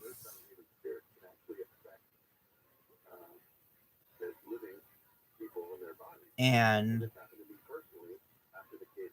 if you go to, let me see if it pulls it. Okay. It's just at ABC. Bro, I can't wait for the magnets. You could use them for other. Okay, so even here at ABC, if I go to people, I just saw it. Pull up. Okay. Oh, I'm mistaken. Apologies. ABC News is at ABC. Hold on a second. Or I'm confused. Oh, no. I was confused. So ABC News is at ABC. ABC News is at ABC News. Wait, what did I just say? So American Broadcasting Corporation News is at ABC. Australian Broadcasting Corporation News is at ABC News. So basically, this one right here, ABC News, is Australian. But it looks like American because it's ABC, but it's actually Australian. Just meaning it would cause a lot of confusion here if they were like, so what group are you with? You'd be like, I'm with Channel 7. They're like, no, we need to know, not Channel 7. Are you with ABC? And you could be like, exactly what you said. Yeah, I'm with ABC. They're like, okay. And then they'd be like, this guy's with American Broadcasting Corporation. You're like, no, I'm not. I'm with ABC, Australian Broadcasting Corporation. They're like, okay, well, this guy's with Australian Broadcasting Corporation. You're like, no, I'm not. I'm with American Broadcasting Corporation. Exactly what you said. It's genius. Yeah. Oh, man. Well, shit. I mean, it's great that all these props are not like break the bank, you know? Right. Like 15 for the magnets. It was like for the little mic box was like what, 15. The vest, I think the vest and the shirt. But to be honest, I actually just looked at my wardrobe. I have it's like a UV long sleeve white button up, like what you would wear like a safari hunt. I have a white long sleeve with the black jeans and boots. I guess I just would need that press vest. That comes quick though, so I would get like a dark navy blue press vest. That's all you need. I think black, or maybe a black one, or. I think it's hilarious. Yeah, let's just see what happens. It's good. It gives me now I have content ideas because before I was like kind of stuck. So, by the way, you're sharing your screen. I know I am. This goes super high, isn't she? Looking at chicks. Who is this girl? I don't know, but she's super hot, isn't she? She DM'd you? No, I don't think so. She kind of looks like a bot. She's just in the who to follow. See the sky with diamonds. She seems like a real person. Let's see some other pictures of her. Well, the reason why I say it, is gonna post a lot of photos of herself in the media. Dude, not these conservative chicks. These conservative chicks are different, man. I think it's all chicks they love. Unless that was her like in 1978, and now she's like, Is this her? This could be her. It could be her. This is her screen name on the back here. She could just be some chick who posts memes and stuff though too. She's a very, very. See, I like I'm pretty conservative myself. Like I'm liberal socially, I guess. Just like let people have abortions, let them do whatever they want. You can't stop people anyway. Might as well just not try to like make laws. And that girl looks like this other chick. This chick, I'll show you in a second. This chick on the right. So this chick's really hot. And you'll see them next. You'll see them next. Autoplay on your Twitter. Yeah, it autoplays every video. Sorry. You'll see. We gotta find this chick's name. These two chicks look a lot alike. So, this girl, Darcy Donovan. She's smoking. Oh yeah, you gotta type. I got the same type, blonde, blue eyes. Yeah, who doesn't? Nice waist. Yeah. But so I thought. Yeah, I saw this girl though, and I thought this girl was the same girl who we just saw, that conservative girl. But I'm not saying this girl's the hottest girl on here by any means, but she's pretty hot. Yeah, she's hot. Yeah. Anyway, that's the thing. It's like, why is she not married? Well, I was like, why is she not married? She's like, what, 32? Something like that, probably. Yeah.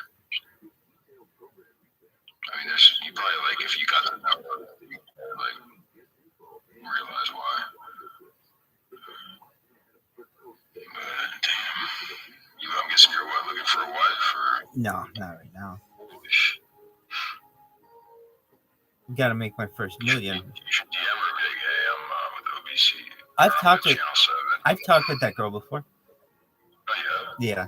So I'm pretty big on Twitter Spaces, so a lot of people know about me, and so I've been in her spaces. She has a space, like every. It even has it on like every Wednesday at 3 or something like that. She joins the Star Dogs. But like a conservative space, like talking about politics. Yeah, and while I'm not necessarily a political person, both sides hate me because I follow them with so many accounts, so I get to know both sides really well.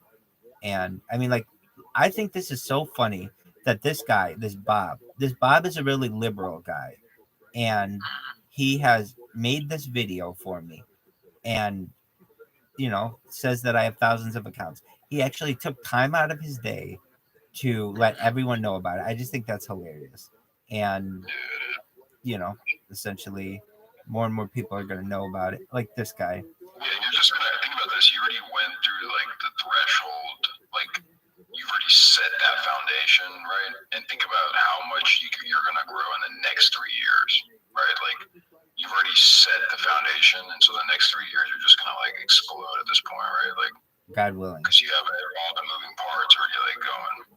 You just have to stay consistent. You can't, even there's gonna be days where you're like, fuck, man. And I'm sure you've had those days where you're like getting tired or whatever, burned out. You just have to like, you're already past that. Like, at this point, if you give up, it's like it'd be horrible. I like it. So I like streaming. Yeah, I enjoy it. Yeah, so it's like, and the reason why is because it's like a digital journal for me. It captures everything in my life, but also it's like a diary that I can go back and watch and know exactly what's happening in a given time in my life just by what I was experiencing in a video. It's really cool.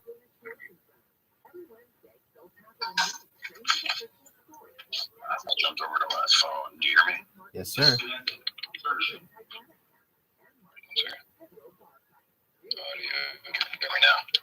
Yes, sir. Okay, cool. Yeah. I jumped over my phone. I'm gonna grab some food. But yeah, man, dude, that was very, very productive. Seriously, I was having some writer's block, and that gave me some good inspiration. I'm gonna take that path and see. And I just, I just gotta get through like the blockage of. I think if I was wearing a safari hat, right, and I like maybe just made my hair look different or something, right? That way people wouldn't recognize me, right? And especially if I stood kind of further from the camera almost. I don't know. Does that make sense? Yeah, it does. Because that way I don't want it to be like, oh, that's totally from Fuck the Bang. Then if you really want to go that route, you could just, if I were you, I would get Take a a fake beard. well, the fake beard. I was gonna say a prop nose, basically a fake nose. My nose is already. I mean, how much bigger can shit get? No. It just changes the shape of it. So that like you may already have a big nose, but it would change the shape of it. Or a beard. Beard works as well. It's just something so that you can disguise yourself and feel comfortable and still get the information out of the interviewee that you wish. Yeah, because if I would wear a mask, they're not gonna take it serious. Right. Now they will at a place like we've been saying, like a food court, the mall, something like that. Yeah. That's cool. Yeah, And when every downtown has that place with a bunch of bars. Exactly. Like shit like that. People will love that. And if you went at night and that thing's lit up, you're gonna get a ton of people who come up to you and want to check it out and want to get interviewed by you. Yeah, because they think, you're like, what's actually really funny is if that app that guy made to make it seem like you're like being live streamed to like thousands of people. That would be really funny if I like use that app and be like, are you like famous or something? And I'd be like, yeah, check how many people are watching my live right now. And it's like 50,000 people, And then he acts so different, You're right. And people do. People do. Different, when there's like 50,000 people watching, If you tell people nobody's watching versus 100,000 people are watching you right now, you're darn right they're going to act differently. Yeah.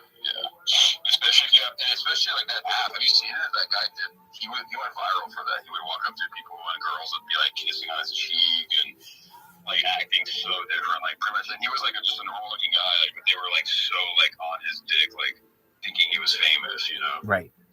Like all the girls were like flirting with him and acting very like candid and funny. And same with like boomers. Like if I walk up to a boomer, I'd be like, he's like, what do you got there? I'd be like, yeah, we're just like asking, giving crypto away, asking, questions, blah, blah, blah. Like, even questions like, would you rather have $1 Bitcoin or $100 cash right now? Like, little things like that. Like, and I need more questions, obviously, like, to figure out. But it would get crypto viewers, and it would get, like, regular viewers, and, Yeah, I'm about to run to my car. It's fucking raining.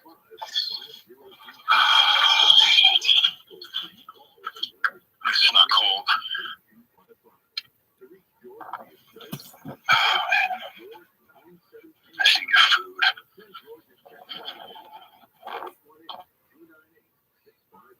Do you use Reddit?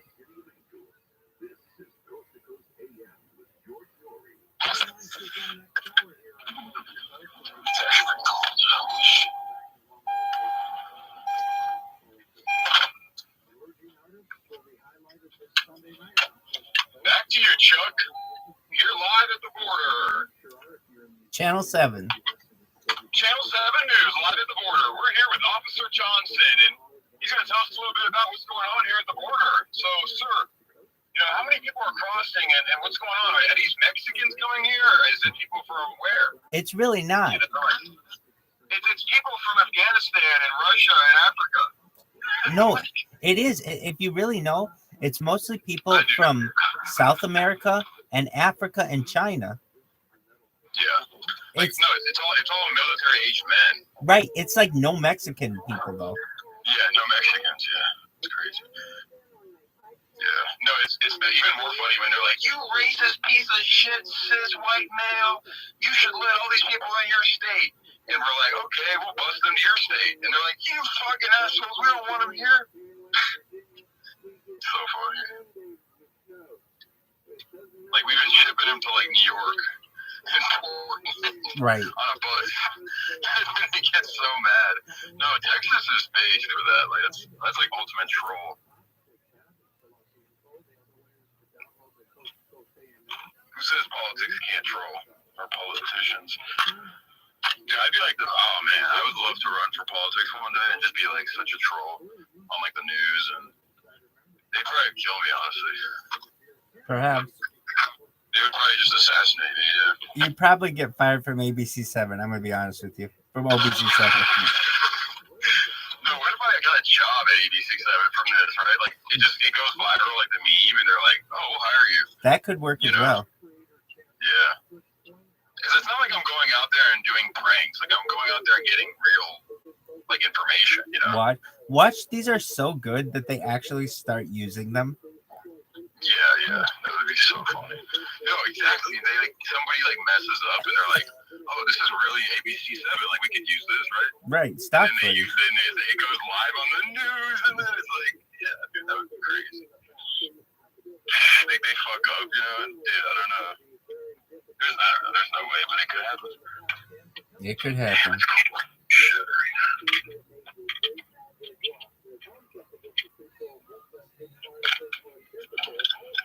What other questions? Like, what would you ask these people?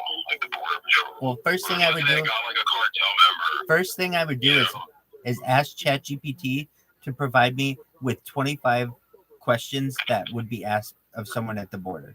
Because I want. Yeah, you know what's so funny is I always forget I need to be using it more. You know.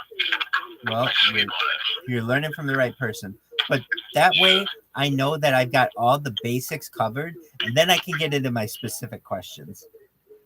Yeah. Sure. All right, let's see what's open right now.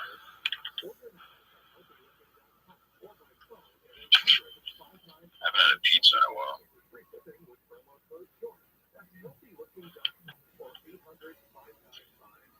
Yeah, I'll just get like a small pizza.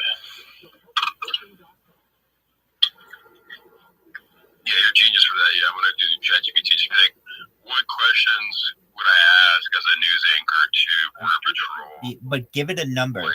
So ask like what 20 questions? Like 25 questions. Exactly. Yeah. And then I can just be like, make it better.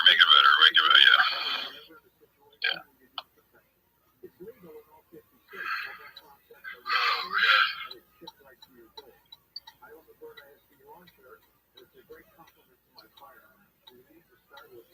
I just know for a fact the first year is just gonna be like shitty. I just have to like push through, you know. Right.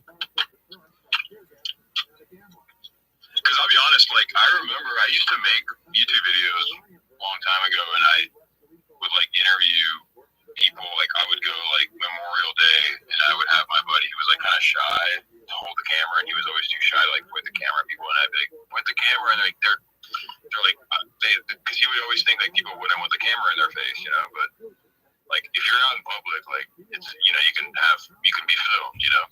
And so, but he was too shy, so I would always have to be like, raise the camera, you know. He would be like, I would be like interviewing somebody, and he'd like be shy, so he would like lower the camera, you know. But no, I would go out and film people. I'd be like, what does Memorial Day mean to you? And people would just say the funniest shit, like real candid. I remember like my biggest mistake when I was filming or being filmed is I would shake my head a lot. Like, you know, when someone's talking to you and you like nod in agreement. Yes. That's like, it makes you look like a complete fucking retard. Like on camera. Like you have to keep your head still. Like which is harder than it seems. You know?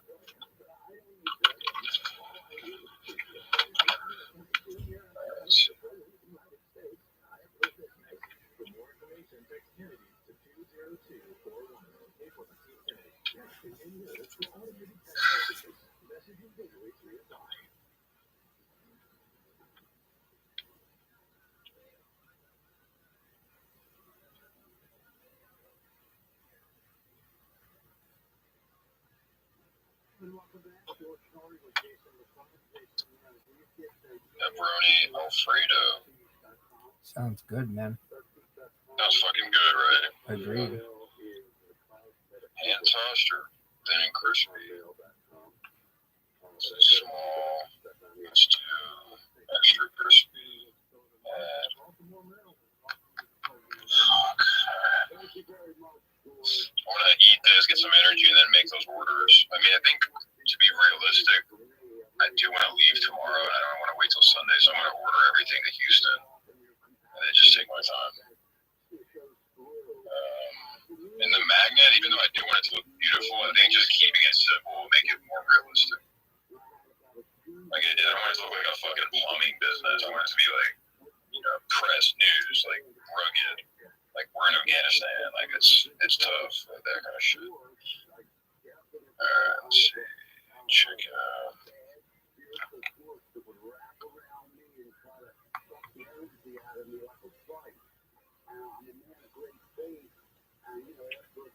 If I came out to LA, like, what, you have any ideas? Like, what can we do? Well, You can utilize, I'm not gonna ask for pay. Like, I could be like your cameraman, or we could like make some content. I stream my life 24/7, so I'm all set when it comes to that. Yeah, but if you had maybe like if you had an extra pair of hands, like I mean, do you have any ideas? we would probably just go to the beach or just go on location. But aside from that, I've done that all. I've been to Disneyland. I've done it with people. Meaning I've had I've paid people to be my camera person. I mean, so from my perspective, what I need is just access to Wi-Fi and power. And in the field, that's difficult for me. If we were going to go out, though, I would say there are local college campuses to which to go. Certainly, there's Disneyland, there's Universal Studios, there's Hollywood. And ask people questions. So you can on the sidewalk, and Like outside of it. yeah, but so here's the thing: Disney has some areas that you can do more of that. Now, if we had a camera, they're not going to want you to do that. But there are a lot of times, there are parts of Disney that are in on public land, and a lot of people go there to get their picture taken because you get a picture of the whole park. So you just go there, and literally, it's just cycles of people who come in on trolleys and things, and you would just be like, "Hey, can I interview you here on the sidewalk?" And they're all Disney related. And Or the Channel 7. exactly, and the background would be really pretty because it's all like Disney rides and California Adventure and stuff. It'd be really nice. It'd be fun to like fly to Sam Hyde's like location and just like make videos too, and like do shit like that. And, like just go interview people like in crypto and like other like go to like I want to go to El Salvador in April for the Bitcoin halving party. So there's gonna be a lot of famous like Bitcoiners, right? Like that are like worldwide. And if I can get there and have like this whole press thing down and like interview thing down by April, then I could probably get a lot of good footage in El Salvador. Perhaps. I think you could. I really don't understand the whole Bitcoin maxi thing, so I really want to understand it, right? Like I respect it, right? Like same with like the whole like with Christians, like I'll go to church sometimes and just like try to understand. I'm not like instantly just against everything, but I just don't understand why people can't play games and have fun with crypto. Like why does it only have to be like Bitcoin? It just feels weird. So that would be like some good discussion to have.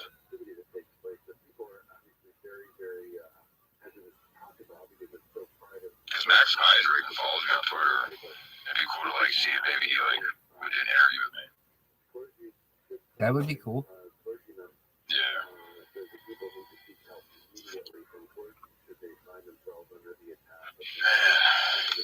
She was in here, Sparto.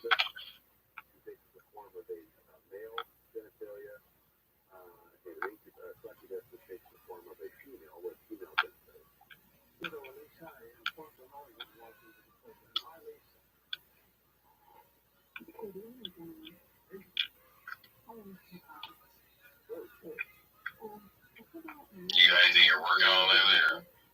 Or some cool shit? Just this robot that follows people. Mm-hmm. And then all I have to do is check every hour or so, and somebody will update me and be like, "This motherfucker needs to stop following me." And then they'll come into my YouTube and they'll type in there, "Hey, I saw you from Twitter. Quit following me." And I get a lot of enjoyment out of that because it's like they fell for my trap. I followed them on Twitter. They got pissed off and they came to my YouTube and checked it out. That means I win. Meaning, like, you fell into my trap. So that's what I've been doing. Smart, man. I like to think so. You're just gonna keep growing. No, but it is like I feel like all the famous like YouTubers and all the famous like online people, they all like just had to start somewhere and grow their like name. You know what I mean? Right. And it's not like you're doing anything like nefarious, like actually like being like hurting anybody. You know what I mean? I literally am just following people. I literally am just following people, which is within the rules, and you're allowed to follow up to 400 people per day, which is in the rules. And so I'm literally just following the rules and pissing people off. And that's hilarious to me, because if it's like don't hate the player, hate the game. I didn't come up with the rules. Yeah, it's so funny. I wonder what else, like, what other things you can do like that, right? Like pushing the boundaries. I mean, like, kind of like what I'm doing with this whole press thing. Like, I'm pushing the boundaries, but I'm not breaking any rules. So, I wonder what else, like, we could do, like, similar. You can think of it. Let me know. Look at what this person said. I mean, this is so nice. My ViralRabbi followers mean the world to me. I love visiting their YouTube channel and watching it. Then this person says, damn, this guy's prolific. Keeps following me. This person said, I counted 11 following me yesterday. He's a genius. This person says they're like a warm blanket. So people do like me. Yeah. No, I mean, it's like, why? It's like funny, It's like, why wouldn't you like it? And you get followers. It's free followers. Literally, yeah. And it's like it's more than that, because you're like live streaming all day, and it's like you're like a character like on your own. It's not like some random bots following. You know what I mean? Agreed. And then I'm featuring them, so like they're now featured on video, archived for history. So and they just don't know about it. People, I've realized, just want to be mad at something. So it's like, okay, this person's following me. I'm really suspicious of them. They're a MAGA person, or this person's following me. They're really liberal. Like, I get it from both sides. Yeah. And Rabbi, like, I mean, I'm Jewish, and we're not favored right now. Exactly. In society. Yeah. Which makes it even more funny, right? I agree. And I love when people are like, I hate you, you're Jewish. Like, that to me is like hilarious. Right. Get a life. Because if we're hated, we're doing something right. You know what I mean? Like, and it's always the same. You hate us because you ain't us, baby. I'm like, yeah, exactly. I'm like, because we're God's chosen people. And we like going all these people so smart. You hate us? Like, what the fuck? They hate us because they ain't us, baby. They hate us because they ain't us. Exactly.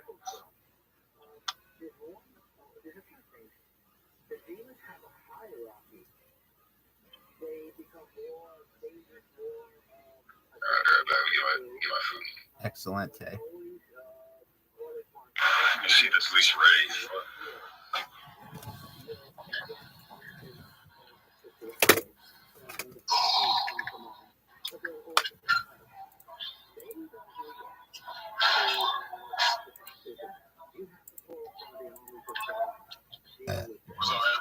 What up, pimp? How you living, baby? Alfredo pepper. I don't know if it's ready yet. Oh, yeah.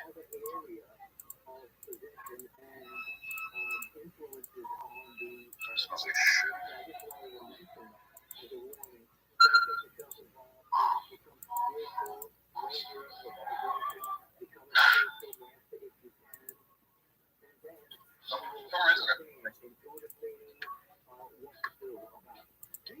It's like their fucking heater's broken or something. Oh, shit.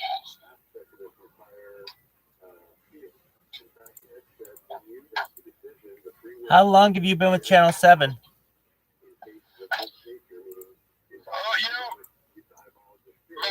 been like 8 months now. Time flies. I've been traveling a lot, and they've got me going to California and Florida, and now I'm here on the border. So it's been about 8 months. What'd you do before Channel 7? So, believe it or not, I actually made a lot of video content for different financial firms, like different banks, financial companies. So I would teach people about using the applications, and then I decided to get into kind of being a reporter, and I had that experience with creating video content. So, so this is actually my first reporting job, believe it or not. Ever? They sent you to the border for your first job? No, I've been working here 8 months. Oh, okay. I got you. That's a hell of it. That's a hell of a test. Where are they sending you for your second challenge? Jesus. All right. Yeah, I know. But it's nice. I told him I wanted a challenge, and it's good. Right. So, No, yeah, definitely. Your second challenge could have been a firing squad. Man, that's a tough gig. So, what a joke. so let me ask you, what is your formal title at Channel 7? Formal title. Fuck, you know me. Wouldn't you be known as a photojournalist? I'm looking that up right now. Yeah, that's a good thing. We gotta look that one up. So, Professional. Wait, let me just see if they're hiring right now. Like ABC. exactly, look it up. It's News. usually known as like a media photojournalist or photojournalist. Here we go. No, but it says freelance reporter. Oh, that CBS works. television station. Freelance reporter works. Okay, look at this. CBS in Dallas looking for a dynamic and enterprising journalist. This freelance reporter position will produce content for all platform and manner. See, this could be. I could probably do my thing right now and then get a job from this. Right? This is 5 years experience. Right. You going to the border one weekend is like the equivalent of that. So. Especially if I'm really getting into some shit, right? Oh, dude, you ordered stuff off Amazon. You're almost overqualified at this point. Yeah. Well, no, here it is. Okay, so successful candidates should have ability to engage with all platforms. Must have a dynamic on-air presence and the ability to deliver final news product creativity concisely. Bachelor's or technical degree in journalism or related field. 5 years experience. The ability to shoot and edit is a bonus. The bachelor, since I already worked at a bank, and everything, I feel like they would just assume I had it. That's what the bank did.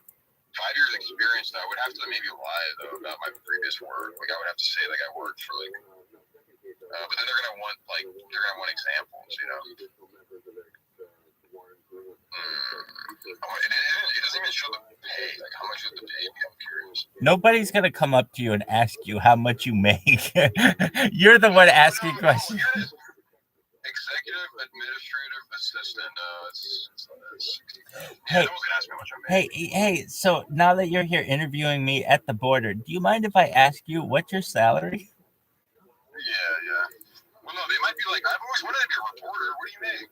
I'm scared. Right. That's kind of rude to ask people. Exactly. That's what I'm saying. Nobody's gonna ask you that question. Here we go. News. Oh, okay. Here we go. News reporter, ABC News, 78,000 to 108,000 a year, full time.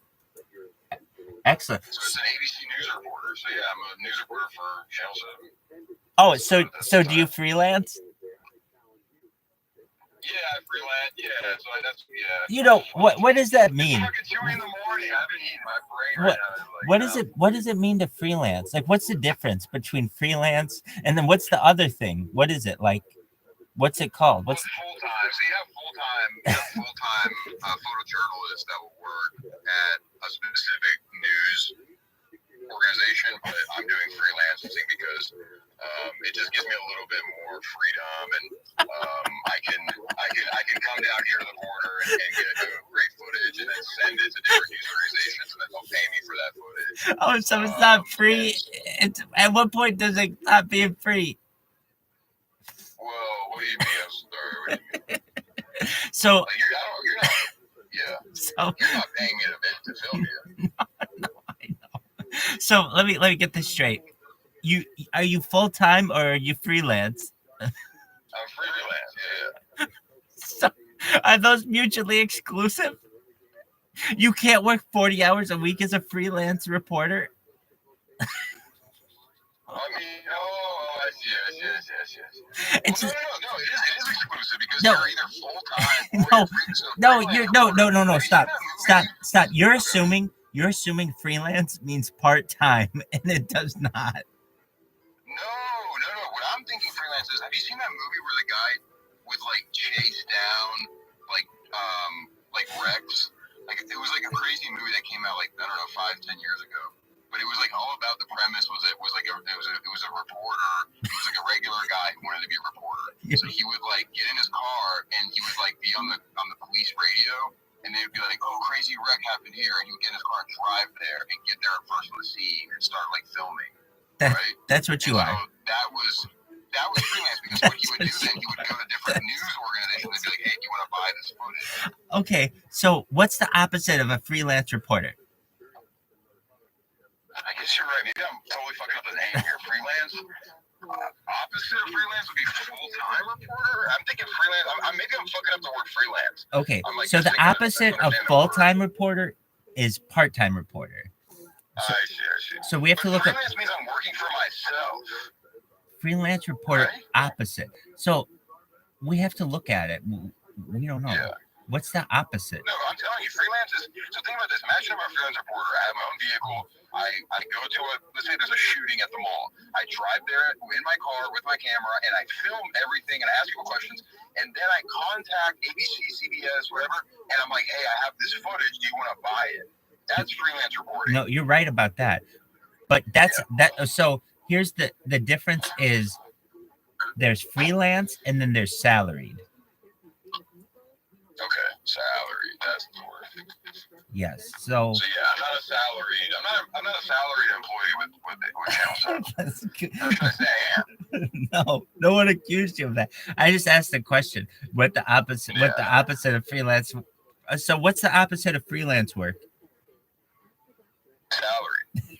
I guess that's what I would say. Yeah. Excellent. Yeah. So have you ever thought about being a photojournalist? Yeah, I mean, I went to university. My degree is in photo. God, see, I'm like, I haven't eaten. It's 2 in the morning. Yeah, I mean, my degree is in. You don't remember your college degree? It's in journalism. Where'd you go? No, it's in journalism. It's been a long day. Where'd you go to college? Oh yeah, University of Texas, Dallas. Oh, nice. What's their mascot? Yeah. You fucking asshole. Oh God, I don't remember. Okay, good idea. No, that was good. It's the term T-Mock. It's a who? The T-Mock, the official mascot of UT Dallas. The character of T-Mock was crafted in 1998 by alumnus Aaron Aranper. T-Mock's name, blue skin and fiery orange hair, all come from a single source. T-Mock is Comet spelled backwards. T-Mock's best friends are the UT Dallas cheerleaders, power dancers, and athletes. Okay. You know who else went to UT though? Fucking Ross Ulbricht, the creator of Silk Road. He went to UT Dallas? Yeah. Did he know that their computer science school? Did he know that their mascot was T-Mock? I don't know. I'm sure he did. I think he did too. Yeah. So who sent you to here to the border? Yeah, Channel 7. But who specifically? ABC. ABC. I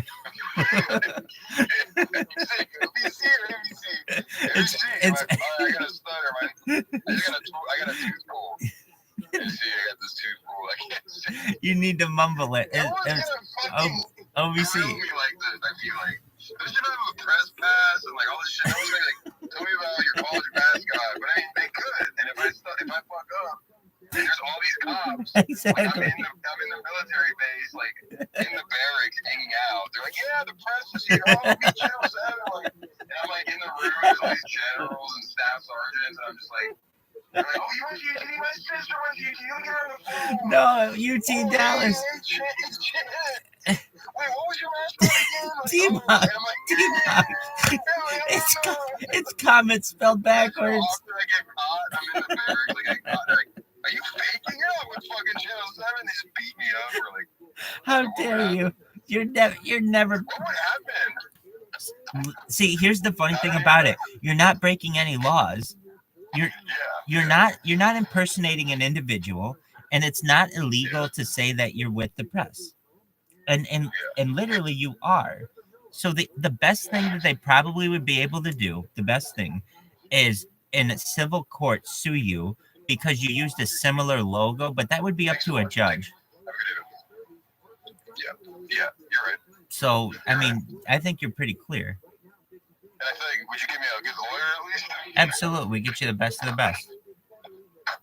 The best lawyer in LA. Absolutely. So I think that you are pretty good to go when it comes to that. Yeah, okay. See, I'm pretty good. Like, I'm really, so the reason I'm good at, like, lying like that is because when I first got a coding job, I took 14 interviews in, like, a month and a half. And I just did interview after interview after interview, and I don't even have my associates. And I just taught myself how to code.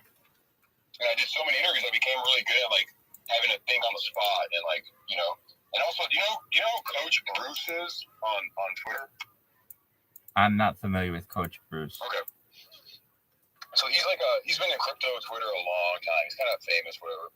And he was known for like hosting a lot of spaces, like every day. And he's created his own coins and all this shit. But he's a really, really, really just genuinely hilarious guy. Like he reminds me a lot of myself. Yeah. No, like you guys honestly would get along really well. And he's just so effortless. Like all his tweets. If you look it up, Coach Bruce on Twitter, you would be blown away by this guy. And so he had spaces every day, right? And so you would have to join the spaces, and if you acted like yourself, he would kick you. So you would have to be like a character. Like, and so his spaces would be like, he would join and you'd be like, and he would be like somebody else. He would be acting like, you know, like let's say a gay person or a black guy or a woman or like just any, like he would be a random person. It would be him, but he would change his voice. He would change his personality. And so he was so good at like switching that. So I had a lot of fun joining those and also playing along. And you have to think really quickly on your feet, right? Because if you're playing a new character, he would ask you a question and you would have to like respond. And if you sounded like you're stuttering or you're faking it, he would kick you from the speaker role. Because he would really want to keep it authentic, right? Sure. So that kind of helps. It's all about improv, you know? Correct. Do you do that? Do you go on improv stage ever? I have gone to a lot of improv. I have a lot of friends who are involved in it, but I personally have never done it. But I've been to a lot of them. Mm-hmm. You would do well. And they always told me that as well. The issue was, at least when it was being done, it was usually on Saturday night, and I couldn't do it because I had other things after Shabbat. But I can tell you that it is of interest to me.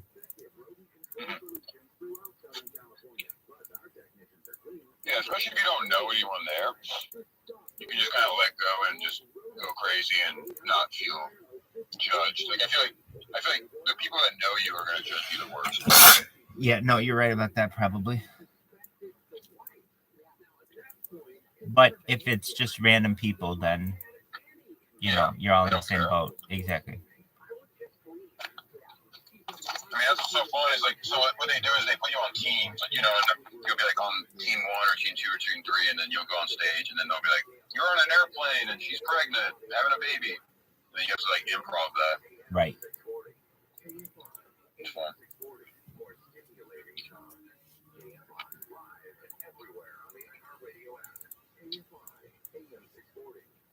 I'm excited. You should be. Oh, this has been very, very like educational and like I feel like you kind of cured a little bit of the writer block I had. That's good. Did you ask ChatGPT for the questions to ask you that you should ask at the border? Yeah. I'm in my car eating a pizza right now. I'll get it when I get home. I don't give a flying fuck. Do it right now. God damn it! No, I'm kidding.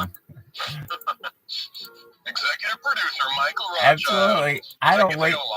I don't fucking wait for shit. Do it live. No, this would be the perfect time to cut the scene and you're like in a room and it's like the camera and he's like, I know Anatolia's only been working for me for an hour, but he's already acting super lazy and I don't know if I can really trust him to be working for me. He's and not. I was like, the rabbi's such a hard ass. I cut right to the camera, look it dead in the eye and say, honestly, I don't think he's Channel 7 material.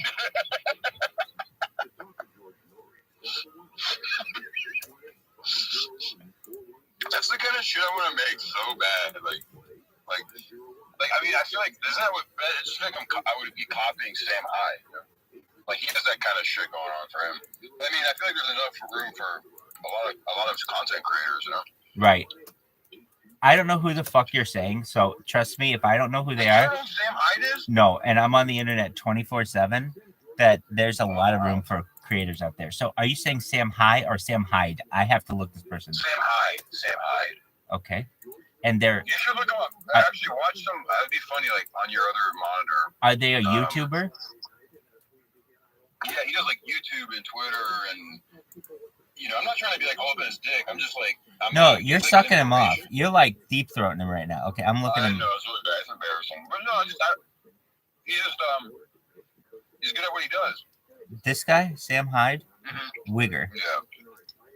You know, something about this. He made the Wigger coin too. Now I think I know who this is. Yeah, he's like a comic. He's pretty funny. He's pretty effortless with it. Let's see if there's any videos. His old stuff, like when he was just really like off the wall, like on YouTube. He's toned it down because everybody kept calling him a white supremacist. Well, he's got Wigger as his thing. I don't know how good that is for his career. Yeah. So you see, they have a show right now. It's a live show that all these people live in a house together. And there's cameras everywhere. It's called the Fish Tank. Oh, yeah. So this is that guy. Yeah. People keep telling me I need to do that. Because that's essentially what I do. Dude, you would be like the perfect fucking guy for this. Because I already... You both would. Yeah. Because I already have your own fish tank. Exactly. See, the thing that makes mine different than theirs is mine is recorded and theirs is not. At least... Hold on. Let me say this. Mine is recorded freely for everyone. You have to join a subscription system for theirs. That's never going to work. When you'll get mass adoption is when some 10-year-old in Tahiti and some 80-year-old in Georgia can all log into YouTube and see me at the same time. That's what's going to have mass adoption. Not you have to put your credit card in. That's not going to have mass adoption. You're right. No, I mean, I'm telling you, I've not seen anything like this, like what you're doing. It's like one of one. You're absolutely right on that one. It's what people have described it as. Well, now it's 2 of 2 because I'm going to do the same thing now. Please do. No, go for it. I can't, dude. I'm too. You're too. I mean, I'm not like I couldn't stream myself like that always. Like you haven't been honest enough. You haven't been honest enough in your previous relationships to be able to do it, and that's nothing against you. That's most, if not almost every single person on earth. Yeah. Basically, if you... Look, I'll be honest, like, what are they going to say? Like, I know I'm going to have to deal with this sooner or later. If I run for senator, or if I want to fucking show my face on TV, I'm going to have to just own my demons. And look, I'm going to be honest, I've never hit a girl. I've never raped a girl. I've never done anything, like, seriously that bad. Have you ever cheated on a girl? Yeah. Then you're going to get in trouble for that. You're going to have to explain that. Yeah, and I will. And I'll say, like, hey, I was a young guy and I cheated and it wasn't my fiance, it wasn't my wife, you know? All right, and then you're going to have the other girl talk about it, too. Did she know she was cheating? How I spanked her and shit. Yeah, I know. Like, I mean, there's like, you know, I'm sure someone's going to make fun of me for something. There's always going to be something. Well, you can always say, hey, it's not cool to kink shame for that kind of stuff. Yeah, exactly. It's like, dude, so what? I, like, sucked her toes. Like, you can't fucking... You know what I mean? Like, what are they going to say? I never, like, took it in the butt. I'm not, like, you know, people can be trans these days and not, like, food. You know? It's like, if you like feet, you're, like, automatically fucking the devil. So. I think you're good. I think that, but, so, yeah, I mean, but if you're going to do it, just, you know, keep in mind that you become a huge target for everyone on earth. And then you got to do it, and you got to do it. Like, nobody cares that you've been doing it a month or 2 months when they know somebody's out there who's been doing it now almost 3 years. So you really have to do it for a long time.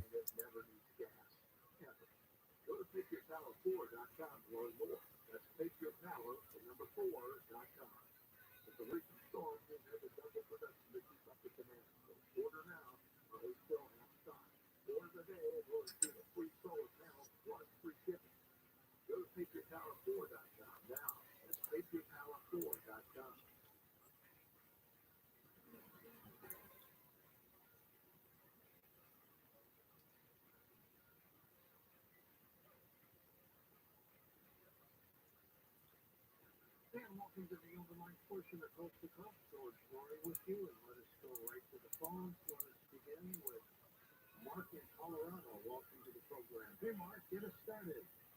Oh my God. So my life is so jacked up these days, and I'm thinking, when I go to the other side, is there any way ever What's up, him? the ability for a person Yeah, sorry, I got rugged. evil forces that are against like God's army or something like that on the other side? I used to not, and then so I went like maybe, I don't know, 10 years without doing it, but every once in a while I might.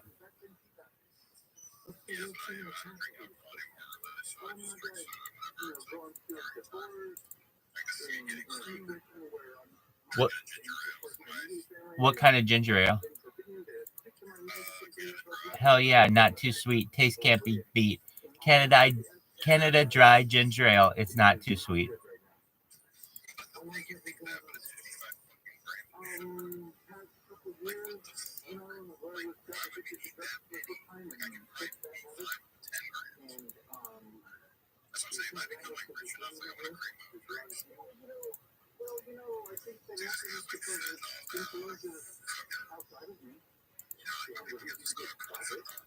Yeah.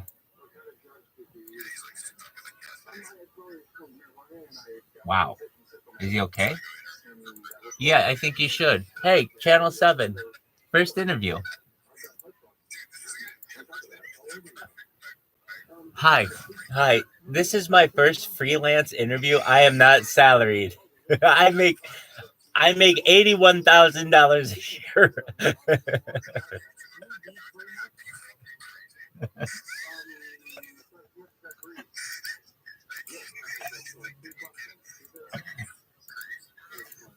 I make $81,000 a year, and I went to the University of Texas at Dallas. Their mascot is the T-Mug. Do you mind if I interview you?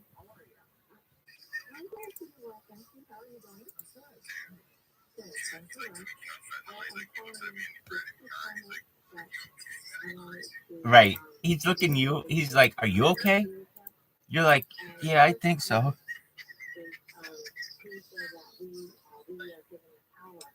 On the border. So we figured out a perfect thing. I'm gonna do Channel 7, and we made this logo for my car. It says OBC, but it looks like ABC. Channel 7. So I'm on the border with like my camera equipment, and we're gonna try to like do interviews with like military people, and we're just gonna sue them with ABC. But if we looked it up, it's not illegal. We're not saying with ABC. I'm saying OBC. So people just assume I'm saying, hey, I'm with Channel 7. Right. That's nice. Yeah. You know how that goes. Yeah, well, thank you. This guy's off his meds. She went straight to the bag. Felt like cops. That lady's tight. She knew what was up. She knows. She knew. No.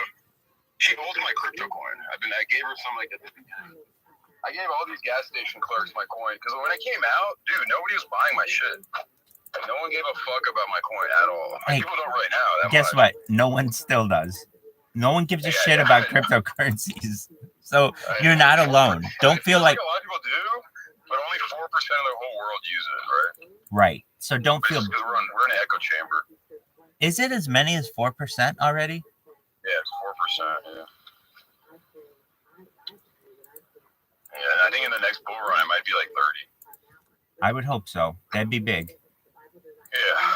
Well, because if we're rich, dude, like we would be able to do so much. Like, dude, I would like fly to LA tomorrow, just like start filming. Like when you have money, you just like get shit done. You like make moves quicker and. Right. You know? Yeah.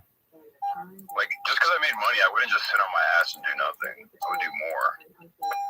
That's why I'm always like, if I am being watched by aliens or God or FBI, I'm like, guys, like, let me make some money. Like, let me make some moves. Like, I'm like, God, work through me. Like, let me, like, do something big on this earth, not just, like, live and, like, be another guy who, like, lives and has sex and has a baby, has a house, and then dies of old age. Like, I want to, like, do something big. Not, like, fucking hurt anybody, but, like, do something good, but big, you know? Certainly. So I'm like, sometimes I'll be on the beach and I'll look up in the sky and be like, if you're out there, aliens, whatever you are, God or whatever, like, I know it makes me like not a great religious person, but I'm just saying, like, I'm born Jewish. I'm not like the best, like, you know, like I don't go to synagogue all the time. You know what I mean? I'm trying to be better. You know, I'm trying to, as I get older, you know, you kind of connect more with God. But but that's a whole other conversation. But and then I'll say like also like the FBI, I'm like, just like, but then they're probably gonna want to use me for bad purposes, like like go shoot something or do something bad. Like this guy's like some extremist. Yeah, you don't want to be that. No, definitely not. No, but that's my fear. I was like one day thinking, I was like, dude, what if they're like, I don't know. So then you were like, you know what? I'm gonna go down the border.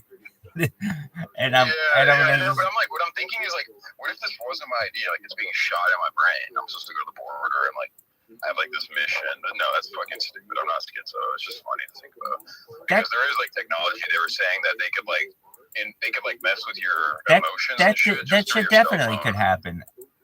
Yeah. Because I had been like, I don't know, ever since I made Fuck the Bank, I feel like I've been more angry. Like I feel like because I don't know, and then it went viral, and then maybe like that put me on like some kind of list. And now they're just like beaming shit into my head. Because I told you that this is the one that was really scary. When I was like, oh my god, am I schizo or what's going on? Because when I was watching that show Mad Men, have you seen Mad Men? 1,000,000 times. It's one of my favorite shows of all time. Oh my god, so perfect. So you know how like what's his name had that beautiful blonde wife and the 2 kids in the house, right? Don Draper had Betty, and they Betty and the 2 kids. Yeah. So well, actually, they end up they have their issues. They end up having a third. Don't tell me.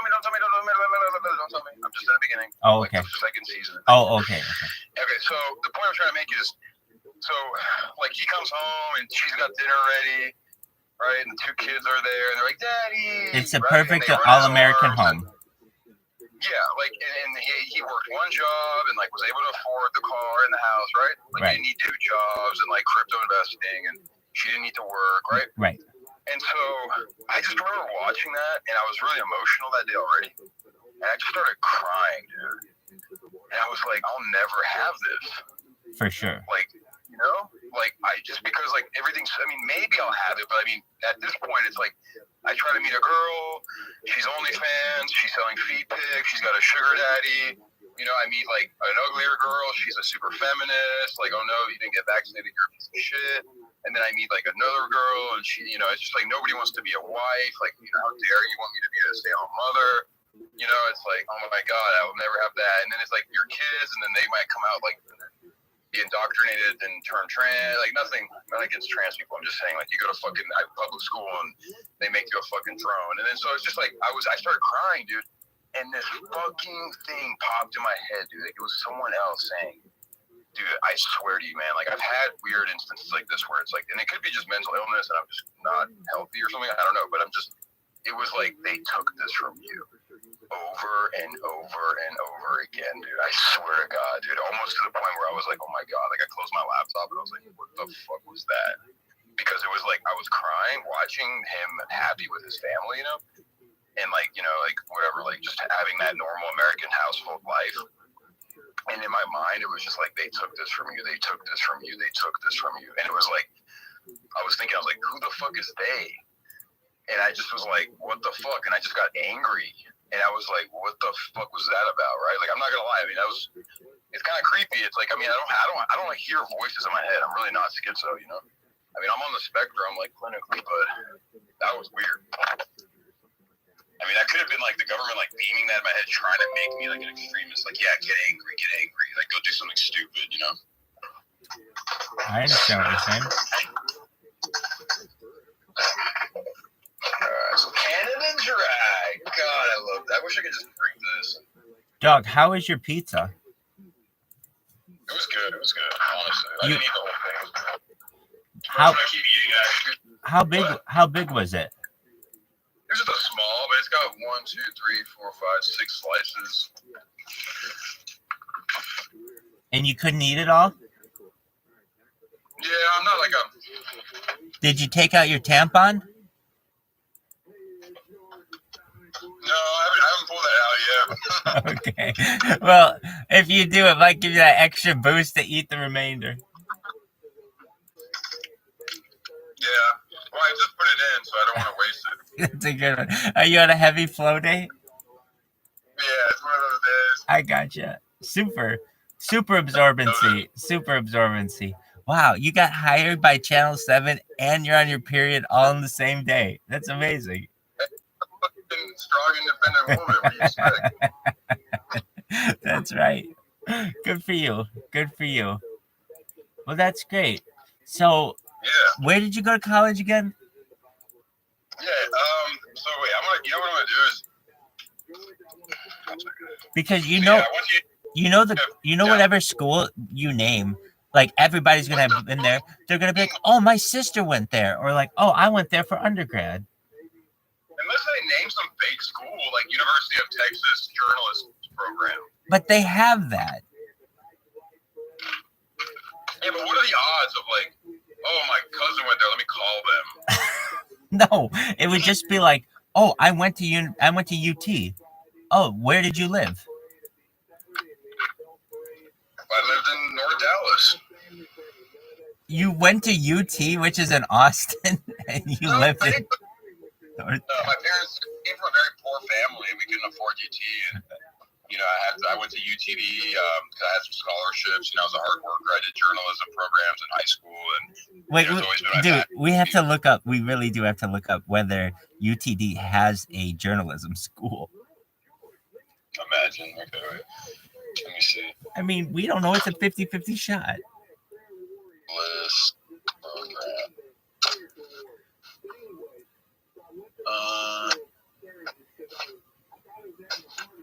What is a T-Mock? I didn't realize how much of a fucking weird. Like, Google what it looks like. It looks like a fucking weirdo. I did. It's kind of cool. Like the most random ass fucking mascot. It doesn't look like they have. It looks like the University of Dallas has a journalism school. Oh, that's the one I'm talking about, Dallas. Yeah. I'll be right back. That's the one I said, didn't I? Yeah, Jesus, man, yeah, T-Mock. Easy there, T-Mock. Even easy there.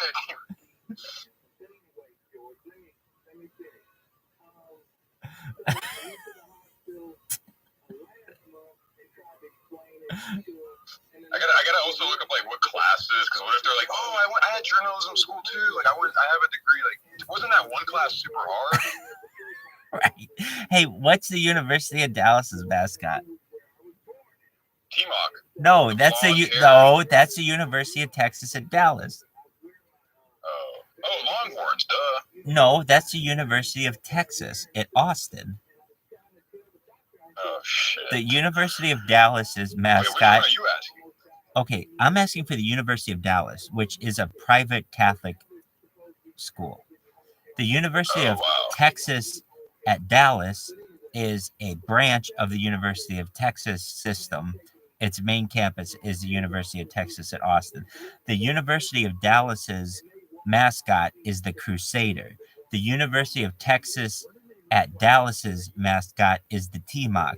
The University of Texas's mascot is the Longhorn, Bevo the Longhorn. So I'm a Crusader then. Yeah, if you wanted to go to University of Dallas's journalism school. I mean, why not? You're paying. So, That's right. That's right. Congratulations. All right. Well, that's Channel 7. It's a scholarship program. It is. It's an intern. It's a. Let me read it correctly here. It's a full-time freelance internship photojournalist.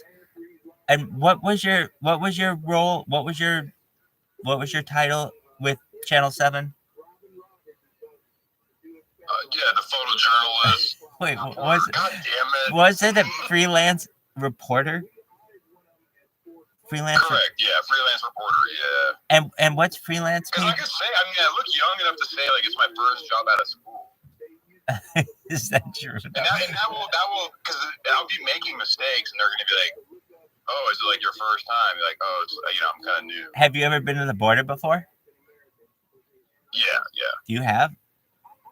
Yeah, like the South Padre, Brownsville, and shit. Have you ever seen the But fence? No, to be honest. And that'd be fun. Are you gonna interview people in Spanish? I mean, I can like be like, it's like I know Spanish enough to like ask directions and like for food and shit like that. Like, where's the bathroom? Oh, okay. Those are good questions if people want to know. So if I would, ask me what's the bathroom in Spanish. Where's the bathroom? Donde baño, por favor? Wouldn't That's saying like, where's the bathroom, please? All right. And okay, so what would you say? Like what would be you didn't look up that question. I can look it up here. We need to ask ChatGPT. We need to ask ChatGPT the 25 best questions, and then come up with your list. Because you need 25 really good questions. They have to be like, what were the hardships that you overcame from China to get to Mexico? So great questions for migrants crossing the Texas border for my news channel. Okay. That's excellent. That's excellent. And then I'll just translate it into Spanish, and then I can, since I know Spanish well enough, I can read it off in Spanish. That's perfect. Here we go. Can you share what motivated you to leave your home country? What was the most challenging part of your journey to the Texas border? How did you prepare for your migration journey? Can you share a positive experience or encounter you had during your journey? All right. So then I could just take this one. Can you describe? Here we go. Can you share a positive experience, right? And then I'll go to Google Translate. No, you're absolutely. You're doing it exactly right. Okay, and then I'm gonna do English, Spanish, and then I'll say, puedes cambiar. Okay, yeah, I gotta practice. Some of these are pretty long. I probably should ask the easier ones, like, puedes computar una experiencia positiva o un encuentro que hayas tenido durante tu viaje. Yeah, I mean, I get the point. Like, I'm on to something here, you know. I could probably ask a shorter one, something a little bit more simple here. Let's see. How did you prepare? Let's see how this one. Okay. ¿Cómo se preparó para su viaje migratorio? Can we do the voice one? ¿Cómo se preparó para su viaje migratorio? ¿Cómo se preparó para su viaje migratorio? ¿Cómo se preparó para su viaje migratorio? ¿Cómo se preparó para su viaje migratorio? Su viaje migratorio. ¿Cómo se preparó para su viaje migratorio? ¿Cómo se preparó para su viaje migratorio? Sí, ¿qué? Estúpido gringo. I mean, stupid white person. I know what it means. But yeah, we get the point. Not bad. So I got the shirt. I'm going to order the rest of the stuff now so we can get that over with. For the vest, I'm going to go with navy, I think, because that just... It looks more like, like UN. I'm from the UN. You're from Channel 7. Channel 7 with the UN. Imagine, I wonder if I could buy a UN. Like, oh my God, I just thought of a perfect idea. Those fucking military, like, bulletproof helmets. The blue ones. You need a blue one. They're like, wait, aren't you with the press? And you're like, yeah, I'm with the United Nations. They're like, yeah, isn't that aren't you with the media? You're like, yeah, I'm with the United Nations. They're like, is that part of the media? You're like, I don't know. Okay, here we go. Oh my God, dude. Bro, they're actually for sale. United Nations peacemaking helmet. But it's $70, but dude, that's like down the line, right? Like, yeah, but you might get in trouble for that one. No, dude, why would it be for sale on eBay? You are impersonating a troop of an international force on like domestic soil. That can be like a Homeland Security violation, dog. Dude, and I'm not gonna bring like a fake gun and like I'm part of the military. No, it's stupid as fuck. No, I get it because I think those blue hats are tight. Yeah, the blue hats are tight as fuck. Like, right. It's got like it's weird because I didn't realize the logo is literally the Earth with like a cross hairs in the middle. Even more than that, even more than that, if you count all of the individual, you know how it's like a circle? There are 33 of them. Don't forget to count the middle one. So there are 33 of those, which is very symbolic. Yeah, 33. Yeah, the Masonic thing. Yeah. What else is 33? 30. Well, so 33 is the highest level of Scottish masonry. There are 33 bones in the spine of a human. Also, what makes 33 really important is the fact that it's 1/3. And so a lot of, like, I'm a Freemason. A lot of what we do is based on angles. And 33 is a very important angle because it's the one that allows you to get a third. Basically, 45 is half. That's easy. Anybody can do half. But when you start getting into a third, it gets really interesting as well, because 33 isn't actually complete. It's 33.33333333333333 and so on ad infinitum, essentially, which means gives 33 another sense of interest as an important number. So you said you were. So it's funny. Like I was invited by a master mason to go to the lodge for like a dinner. And because they told me that to join, you have to have 2 master masons like invite you, not just one. So he was like, he invited me to join, but he asked me to go to this dinner to like pretty much get like a second opinion or a second person to like invite me. But yeah, I already got like invited to join. But I mean, is it worth it? Like, do you, you know?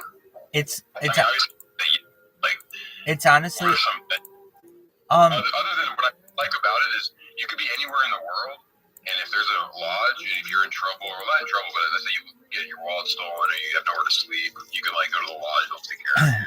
Yeah, there are those aspects of it. So there's definitely some benefits like that. I would say that it is extremely boring and very I would say I want to just say boring. It's very boring. And it's a lot of work. Like, I mean, is it ridiculous or is it like reasonable? Is what are the what? The monthly dues. Like, you have to pay monthly. It's very reasonable. So at least in mine, no, you don't have to pay monthly. You pay. You okay? You pay annually, and at least in California, which is the most expensive state, they really needed masons. So as all states do, so they do their best to make sure that the fees are low. And I think on an annual basis, it's $150. Anatoly, did you hear me? You're muted. Yeah, I mean, sorry. No, I heard you. Oh, that's really good. Yeah, 150. I was gonna ask you, am I right though that it's like 2 master masons have to like invite you? Yeah, so it depends on the state, but what you're saying is generally accurate. Okay, yeah. You have to have 2 master mason who are your who will sign your application to become a mason. So basically you need 2 representatives. So yep, you're exactly right. Yeah, I remember before, so when I was in high school, my sociology teacher was a master mason. He looked like Wolverine. And he said, once you're out of the Air Force, come find me and, you know, we'll get you in. But yeah, I haven't heard from him. I haven't looked, because I got medically discharged. But I was only in for like 8 months. Actually, I got an other than honorable, so, but not dishonorable.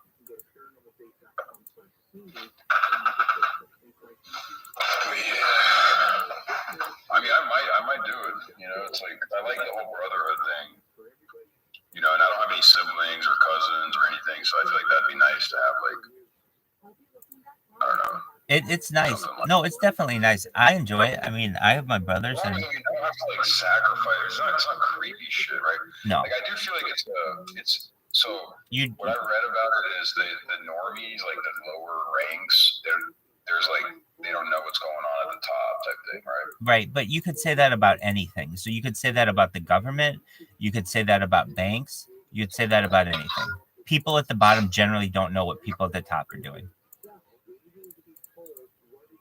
Yeah. Correct. But in this case, no, there are no sacrificing of animals. Those were my concerns as well. There's nothing like that. Yeah, and it's not like you don't have to like say like renounce God or anything like because you're a rabbi, like you Right. No, join in it fact, was like exactly. anti-God. I did have to seek some special approval to do it, but I was able to do it because it's normally not something that is allowed for a rabbi. Just because in California there's some things like we're not supposed to do, like we're not supposed to take a knee, and in California you may have to take a knee. So there's some ways around that you can work around to, yeah, so that you're able to do it. Why can you not take a knee? I'm just curious. We're only supposed to. Obviously, it's kind of like I see why, kind of. But, yeah. We're only supposed to do it one time during Yom Kippur per year, and it's only to God. So yeah, we got some learning to do. Yeah, but I mean, like, so basically, I learned everything that I would have to do to be a Mason, and then I went to my rabbinical colleagues and told them, look, this is something I want to do, but basically, we're not. None of us as an Orthodox community are members of this because there are some things that we're not allowed to do on here. Another thing that was difficult is I couldn't eat the lodge dinners because they weren't kosher. So I would bring my own meals, but that wasn't a big deal. And then there aren't a lot of major things, but some things that you overcome. And then it's a lot of memorization. So, but when I did it, I was about your age when I started looking into it, and I think I was made a master mason at age 33, and then I became a Shriner as well, which is another secret society, and they're interesting. You have to be a master mason to be a Shriner. I see. And how difficult? I mean, what are the steps that you can share to become a master mason? Like, sure. Just time. At least in the state of first it varies based on jurisdiction, and so usually that's by state, and at least we can get into the international jurisdictions, but at least in the United States, it's based on all 50 states. So within the state of California, there are just some pretty easy, I would say, requirements. The first is that you be 18 years old, a male 18 years old. So you have to be a man. You have to be 18. You have to be you have to be of good character, which means generally you're not supposed to have a criminal record, though you can like there are ways around it. And then also you can't be a mad person. What is a mad person? Like a person who's crazy. And So going to the border and impersonating Channel 7 News. Yeah, nothing like that. Going called Fuck the Bank. Exactly. But and then you have had to live in the state, at least in the state of California, for 1 year. So to become a master mason. That's just to become a mason, but basically the requirements are the same. They're not going to let no lodge will let you become a mason without intentions of you becoming a master mason. That's the highest type of mason you can be. Yeah. At least in I that. would want to be a master mason. I would want to. That sounds like. Yeah. Well, what's up with like the stickers and the license plates? Like, is so, that just? Those are ways for us to be able to identify each other. But to be honest with you, there are ways out of speeding tickets. There are ways out of court cases. There are ways out of speeding tickets. There are ways out of court cases. There are ways to identify other masons. Basically, there's a certain way that you can identify yourself to another mason, and with all things being equal. Can you hear me? Yeah, I can't hear you. Can you hear me now? Yep. Okay, now you can hear me? Yep. Okay. So depending on where you are, there are certain things that you can do. Like basically, let's say you're before a judge, and the judge would normally find you guilty. If he knows you're a Mason and you know he's a Mason, there are some symbols that you can throw towards each other and basically communicate non-verbally that you're on the same team, and he can get you off. Meaning, he, Like a handshake, right? The handshake. yeah, normally you don't shake the hand of a judge though, but but yeah, I mean, definitely, you can use Masonic handshakes. So there are certain phrases that you can use. So let's say you go into a jewelry store and you say, I hear that I can get a square deal here. What does that mean? A square deal means a deal that you would make for a fellow Mason. And so the jewelry store owner may say, "Oh yeah, you can get a square deal here," and he might give you 20% off. Wow, that's cool. Damn, dude. Yeah, I would love to be part of something like that. As long, like I said, as long as I mean, if a rabbi's a part of it, then I feel like it makes me more comfortable, right? Because I wouldn't want to do any satanic stuff. I wouldn't want to like kill an animal or like do any, I didn't either, and I made sure to ask about all that stuff beforehand, and there was none of that.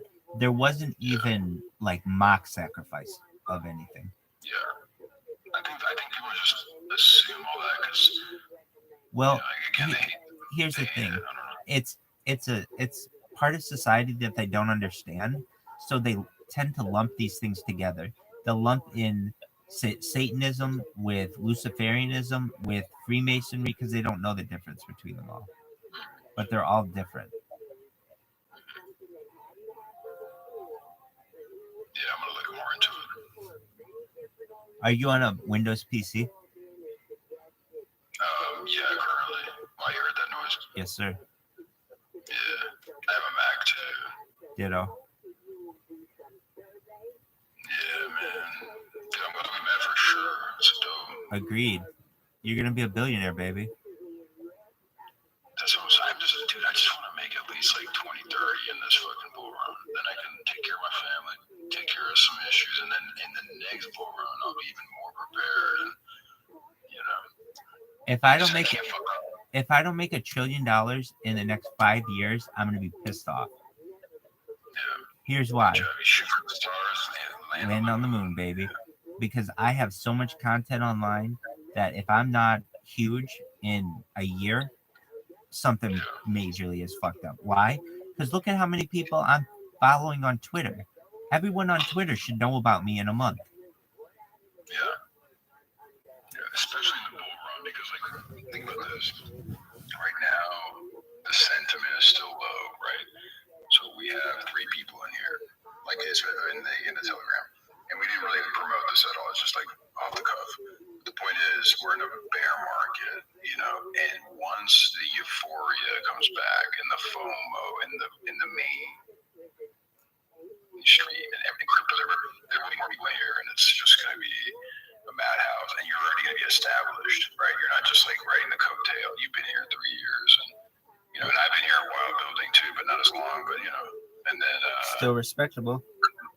Yeah, it's more respectful to be here during this time. Like I've been building FTV for 11 months, like even in the gut of the bear market, and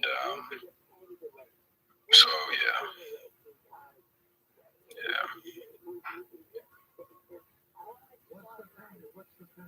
So okay, so let's say, all right, so we got there, we're at the border, we passed the checkpoint, everybody thinks we're the ABC, we make the video, and then what? Should I keep it simple? No. I know, edit it, I'm saying, you have to firstly back up all your footage multiple ways, because you don't want to lose it, and if you upload it somewhere and that video gets taken down, you still want access to it. So you have to preserve your data first and foremost. Then from there, you edit it, and then you upload it, and I would say to multiple channels. I would upload it, if I had good quality content, I'd upload it to Reddit, I would upload it to Imager, I would upload it to YouTube, I would upload it to Snapchat, I would upload it to X/Twitter, I would upload it to Instagram, I would upload it to Tumblr, I would upload it to the major social media sites, and then I would allow the description to start building SEO tags for me, and I would start promoting it on all of my social media specifically. So in your case, on your main social media websites, and ask my friends to do the same, and that's how you get something to go viral. Yeah. I think there's a way to post once and then it goes to all your socials. There is. It's called Hootsuite, and that will allow you to do it. HOOTSUITE. It doesn't work as nicely as I would like it, though. Like, I would like it to be able to post from all 700 of my Twitter accounts, but it doesn't work that way. You basically get one account for all your major social medias. But still, that's what the normal person would need, so that's very valuable. But yeah, it's called Hootsuite. HOOTSUITE. Yeah, I think another hurdle I'm going to go through is like just doing the descriptions and the titles, right? But I think I need to leverage ChatGPT. Exactly. You don't need to do it anymore. Just have ChatGPT do the best, and you even have it. I want you tell ChatGPT, I want you to write me a description for this video, and you can even give ChatGPT the video link, and ChatGPT will watch the video and evaluate what is said. Does that make sense?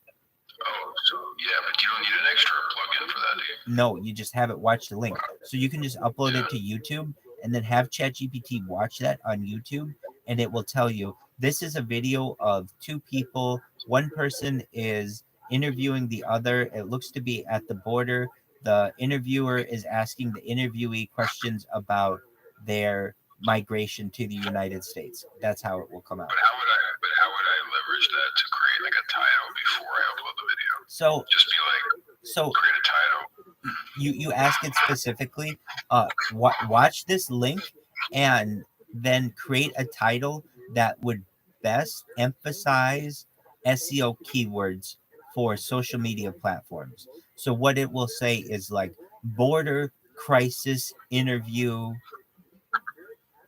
Channel 7 investigates with immigrant at border, whatever the best search engine optimization words are. Border immigrant with a knife threatens nice. Exactly. Whatever it is, it'll maximize the correct words for you, and then I would just put that in as my description. Another couple things that you can do are look up what are trending hashtags, perhaps for that topic. So I would imagine like border, DACA, immigration, migrants, all that stuff. Yeah. Just crisis. Just make like everything crisis. See, ABC Channel 7 crisis at the border.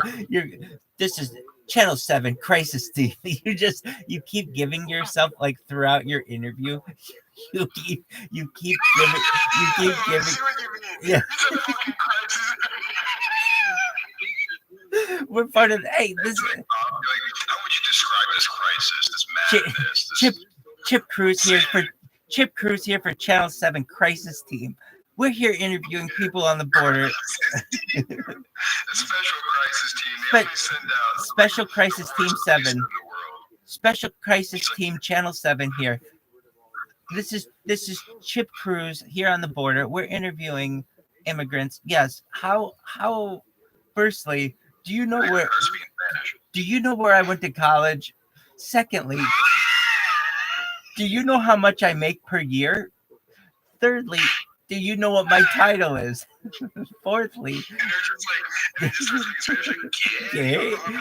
what is the mascot of the University of Texas at Dallas? And they're sweaty and tired, like they just crossed the border. Right. What is your opinion on the TMOC? The TMOC. Chip Cruz. It's Chip Cruz here with crisis at Channel 7 News. We're going to ask the hard-hitting questions here, or the border. You see these immigrants crossing right now. Let's grab one as we speak. Ma'am, we have some hard-hitting questions. And she's just like, doesn't understand English at all. And I'm like, do you know which university I went to?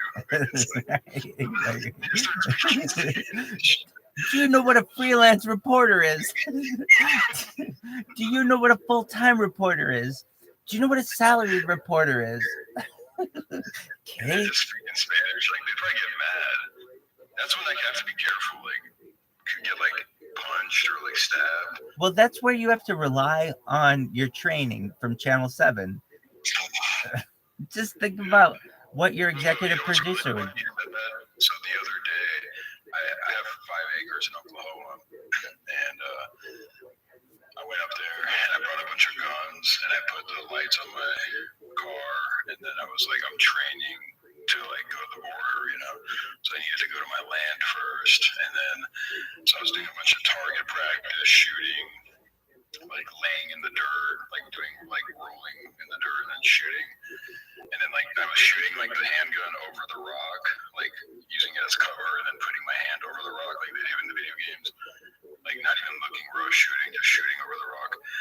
And I wish I had it on footage, because it was like, that was my whole plan, is like planning for like the Civil War, like training to like go, you know. And but yeah, it's just hard. I'm telling you, it's like to do it all and film it. It's not easy, you know. No, but it's getting better, and they do have gimbals now that basically make it so that you have a still. The camera is still, and then they also have this is a game changer.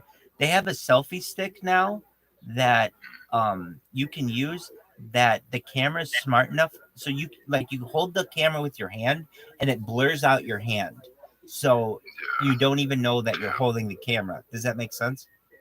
Yeah. I have a selfie stick. It's like a hand stick thing. It doesn't like go out too far, but it stabilizes it. But right. It also will follow your face. Like, let's say you sit on a table. I have one of those too. Those are really nice. Pivot towards you. But yeah, man, how do you do it? See, those lights are on. I don't know, my eyes, like, I don't know, I couldn't do that. Is that your room or like a studio room? It's my room. It's the Channel 7 studio.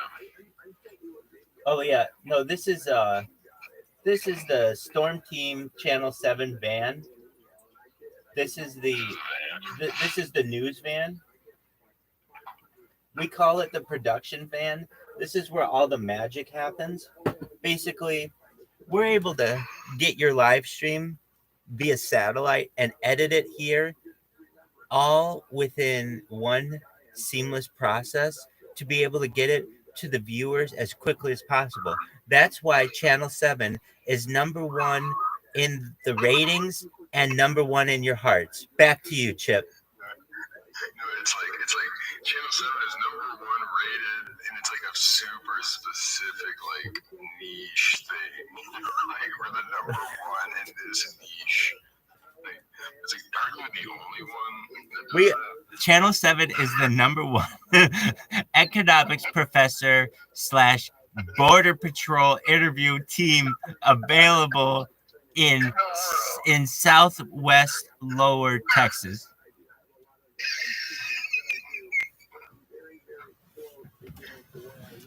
Somebody else down there is doing the same exact thing. Like, hey, where were you? Oh, we were just at UTEP, University of Texas at El Paso. We were interviewing economics professors, and then we decided to come down to Corpus Christi. Hey, what do you guys do? With what media organization are you? Oh, we're here with NBC. You know, NBC Channel 4 in Houston, the big one. Like, oh, okay, how about you? We're with Channel 7. Oh, you're with Channel 7 in Houston? No, Channel 7. Oh, Channel 7 in Dallas. No, the other Channel 7. Oh, Channel 7 in San Antonio. I don't think they're gonna just. They're gonna be like, oh Why don't you just tell us what channel 7 you are? Like, oh, we're with Australian Broadcast Company. Hey, mate. You want to Foster's? Just like the worst. That's the worst. The worst. Obviously, The I'm worst. not. The It's like, worst. are you lying? Or like, I'm not lying. I'm with ABC. Haven't you ever heard of ABC? No. Haven't you ever heard of ABC? I think it's a foolproof plan. I can't wait. I can't I wait. don't think anything could happen wrong. No. Like a week later, I'm in jail. You somehow got into Mexican jail. You like, Yeah. I didn't even realize it, but I crossed the border. Fuck. An accident. Right. No, I got tricked. He's like, come over here. I'll do an interview. And I cross the border, and then like I just get arrested. Right. It's like a setup. You I cross. call you, and I'm just like, I call you, and I'm in the Mexican jail. You cross the border, and they start interviewing you.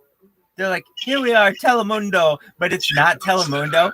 You start looking at it, and you're like, that doesn't look like Telemundo. It's like Eat Mundo or something. You're like, is this? They're pulling.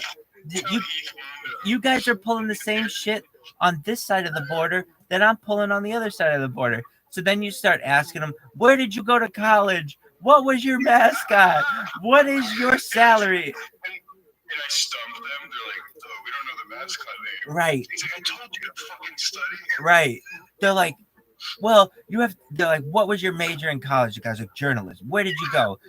You guys like, University of Dallas. You're like, oh, you went to University of Texas at Dallas? That's a lie. They don't have a journalism school. He's like, well, technically, I went to University of Dallas's journalism school for 2 years and then transferred to the University of Texas at Dallas.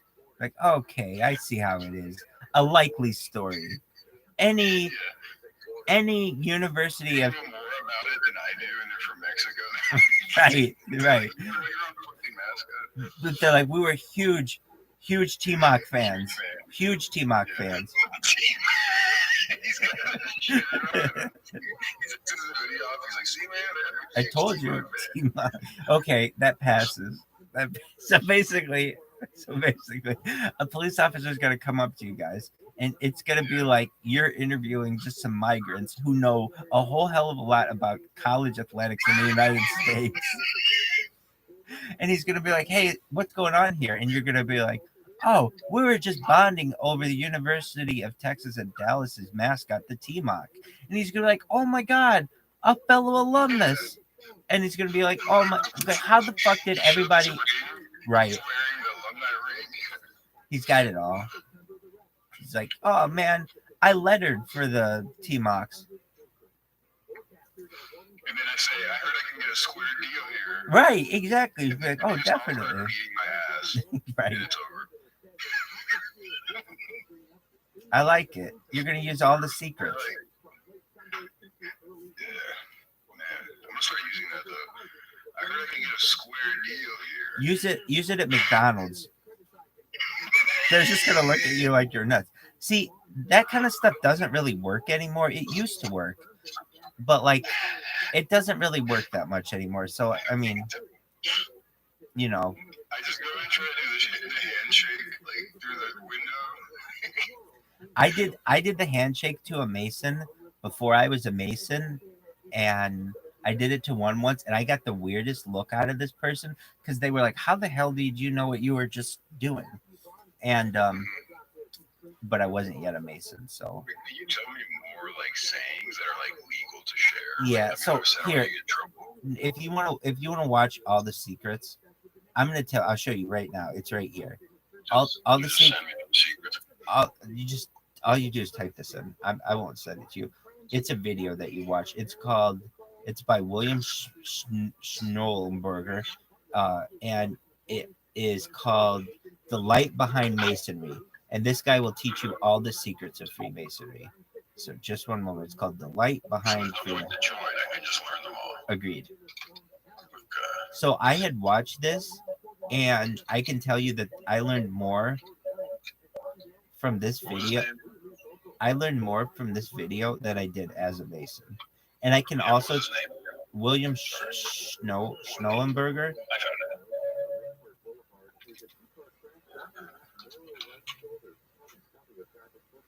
It's one. It's a specific one that. Okay, it's this one. It's Freemasonry. The light behind it's Bill Schnobelin. This one. Freemasonry. The light behind Masonry. Bill Schnobelin. This one has all the secrets. Trying to find it. Oh, Masonry Behind the Light. It is called the light. No, Freemasonry. The light behind Masonry. Oh, sorry. I thought I was sharing my screen. Just one moment. No. Let me share my screen.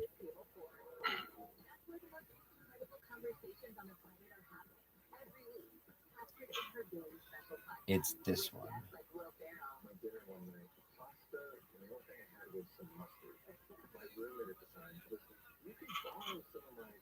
Do you see it says Freemasonry, the light behind Masonry, Bill Schnobelin? This one. Yeah. It's 4 hours long, but it's packed with everything you need to know. Perfect. On the way down to the border. It's a perfect thing to watch for that. I feel like you're like, not like, you know, there's like handlers who like watch those before you get to the border. You're exactly right. Like I'm having to tell you, you're going to see this guy at, well, the road's going to split. You're going to want to ease to the right before you see the mailbox and the bushes.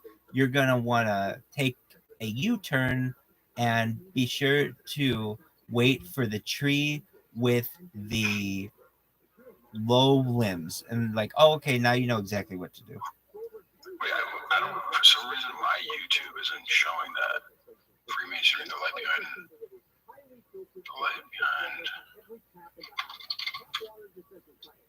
Here it is. Found it.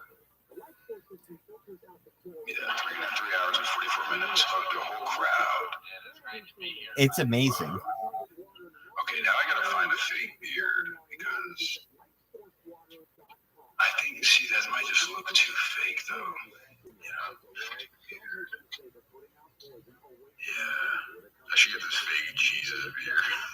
Oh my god, dude. I think a fake beard's a good idea.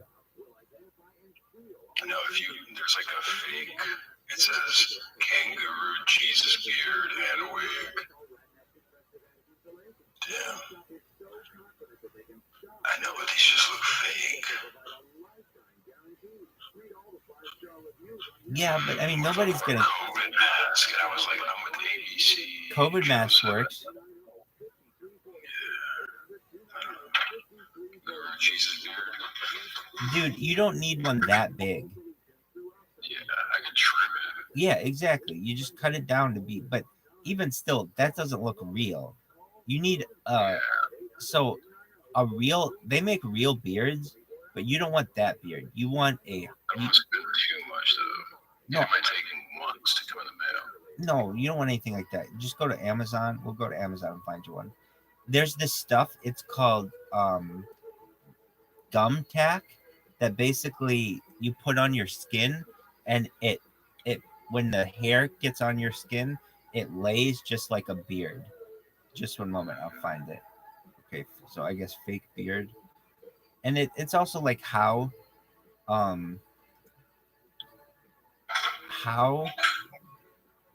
realistic you want it to get is another question, but you don't. If they don't take it serious, they're like, why are you wearing a fake beard? Right. So you don't want like this huge one. You would want something. You'd want something like this one. This guy, like this lumberjack guy. On the right. Yeah. Something that looks realistic. It looks pretty fake. Oh my god. I mean, we can find. I mean, even one of these. But you just don't want to look like ZZ Top. I mean, but like, look at this one. This one actually is pretty perfect. I mean, depending on your hair color, not this one. Okay, it's not that one. Hold on, I'll pull it up. See, where you can start to tell these things are fake is up around the mustache. But even still, if you wore a fake, He's got like a goatee. that's Right? that's Like a little. so this is the one that I was thinking. This I like that. this generic one. And then Because if I wear the safari hat on top, it, you could not know you it's can't me. tell the difference then. I would just have to cover up my face tattoos. That's fine. I'm just kidding. You're like, Whatever works. yeah. But yeah, I would get one something like That that. was pretty good. But the pictures might be making it look better than it is. I'm in agreement with you, but they're not very expensive. You can get them by tomorrow. Hey, Mr. Rabbi, Yes. where'd you go? Oh, there's a day where was off stream was out. I know, I'm here, baby. We're looking for you. We're looking for you. You had like Twitter posts. We're looking for you everywhere. But does that ruin your record or what? No, I was still streaming. But you were still streaming? Yes. It just wasn't showing up on. Well, we kind of looked everywhere, but we couldn't find a single stream. Well, that doesn't mean I still wasn't streaming. It just meant I wasn't streaming on the platforms of which you know. So I was on Instagram, and I have an Instagram that one was going, and then I believe the Telegram was still open. Telegram was still open. We just couldn't see the video feed. Exactly. But my record is not that. I mean, yes, it's been continuous for 2.5 years or whatever, but my record is more. I have more content than anyone. So what does that mean? My content has been uploaded to YouTube. I have more content uploaded to YouTube than any person in global history. There have been people who have streamed their life for like 10 or 15 years, but that information hasn't been archived. You couldn't just go back and watch it. What makes mine different is you can go back and watch it. So if you wanted to, you could go back and watch it. It's on Instagram, and then I also had part of that day as well, because we looked on 3 different cameras. I have it on YouTube, on Twitter as well. So not to worry. I am here, baby. Yeah, we're planning to head to the border, so looking at some beards. So if you just needed a brown beard, even something like this, like that's not overly, that just like plays it off like you've got a 5 o'clock shadow could work. Yeah, but I kind of have that already. So, I mean, I could. So then you want something to go over that. Yeah, I'm thinking, what about just a really, like, dramatic goatee? Like something that's. I liked your idea of the face mask as well. Oh, kind of just being like, COVID. Or something like that, yeah. They're not going to like me down there. They're going to be like, oh, this guy's a liberal. They're not going to like you anyway. These people have literally just jumped the border. The last thing they're ever going to want to do is do an interview, number 1, and on camera, number 2. They're like sweaty, tired. They just got out of the Rio Grande River dripping with water. Right. Just like, I'm here with Channel 7 News. Right. They're going to be running away from you. Yeah, I'm chasing them. That's why I wish I had a camera, man. God. So let's look up fake camera. Yeah. Like a fake camera and tripod. Camera and Go tripod. on Tinder and see if I can meet a girl who's like, and then be like, hey, I'll pay you to come and be my camera person. Because I feel like I could get better footage having somebody hold it. Oh, fake like security. No, that's not what I wanted. That's what showed up. What if go on Facebook Marketplace, type in like broken news camera? Well, like that's what we did at eBay, and I really think that that's your best route if you want to look like a full-on news person. Yeah. But you already have a tripod. You're gonna have you really have everything that you need. I don't want to necessarily say we'll overdo it. Yeah. I agree. I think wearing the large hat will keep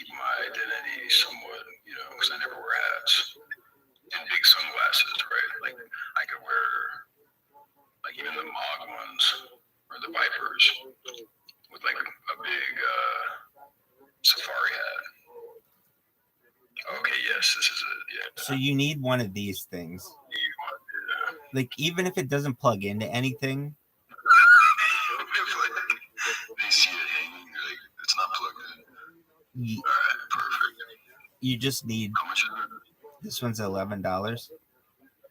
But we have to find the perfect one.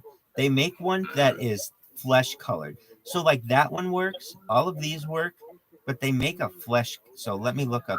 Well, no, I want it to stick out because that just makes you look more legit. Like, Okay, oh, all right. he's got an So earpiece. I was thinking one of those, but Yeah.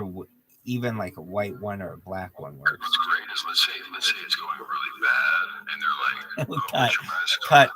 And I can just easily put my finger on the earpiece and be like, oh, my boss needs me, and then I like go to my car and just speed away. Do that. and just a big trail of smoke from like Corpus Christi to Dallas. You just hightail it out of there.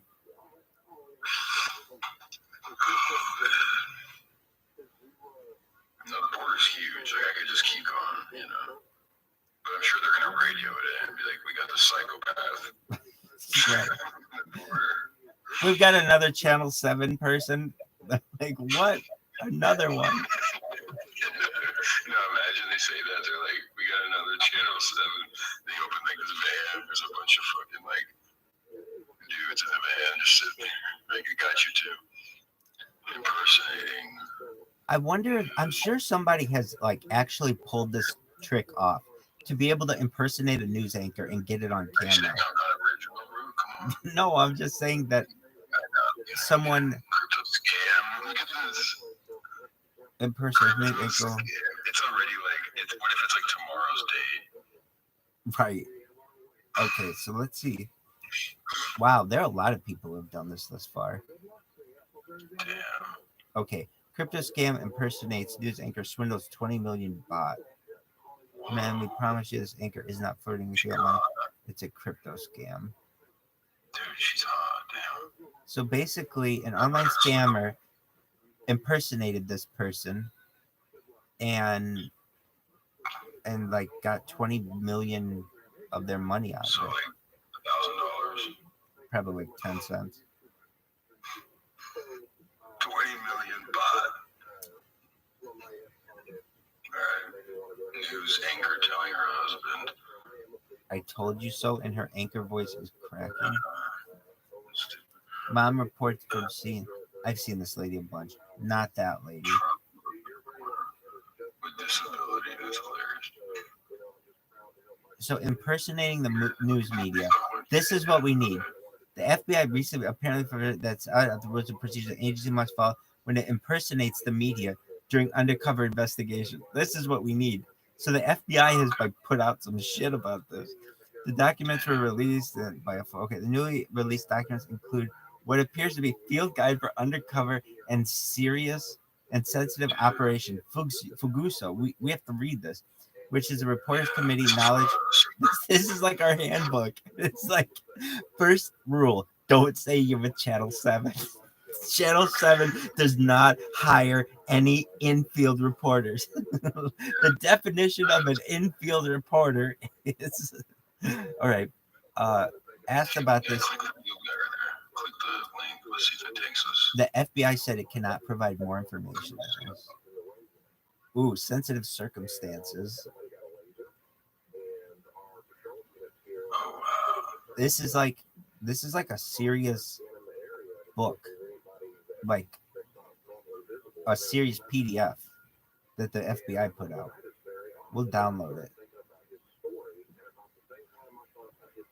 But notice it's not like don't do this. This is against the law. It's like no. If you're gonna do it, here's the secrets on how to do it correctly. So we're looking it up right now. Here it is. It's loading. At least that first page is. Can you hear me?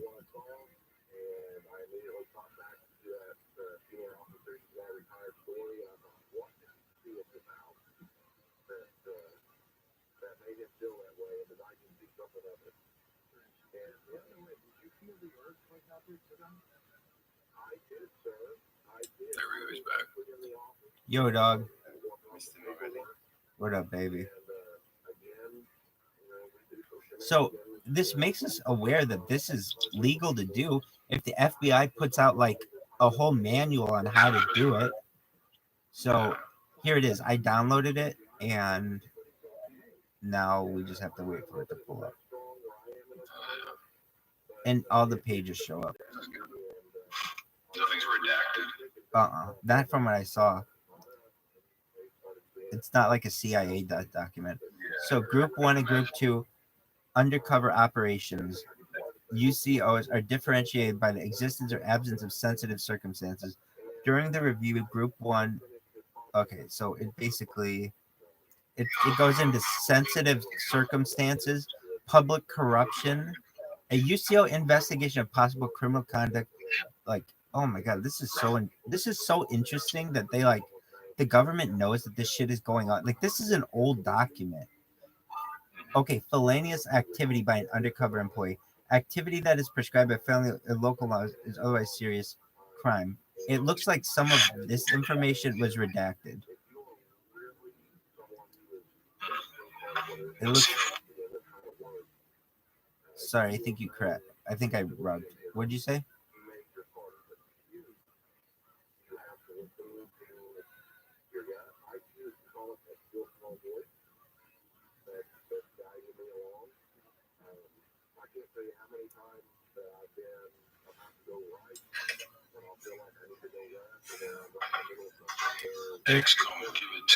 There's something about that document that's, I don't know, it's like hard on my phone or something, because it's like, it's crazy that the government would put out this type of document.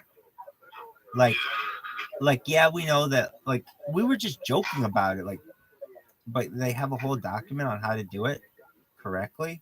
It shows you that, like, you know how, like, they say that every idea that we think of has already been thought of, like the whole universal consciousness thing. Right.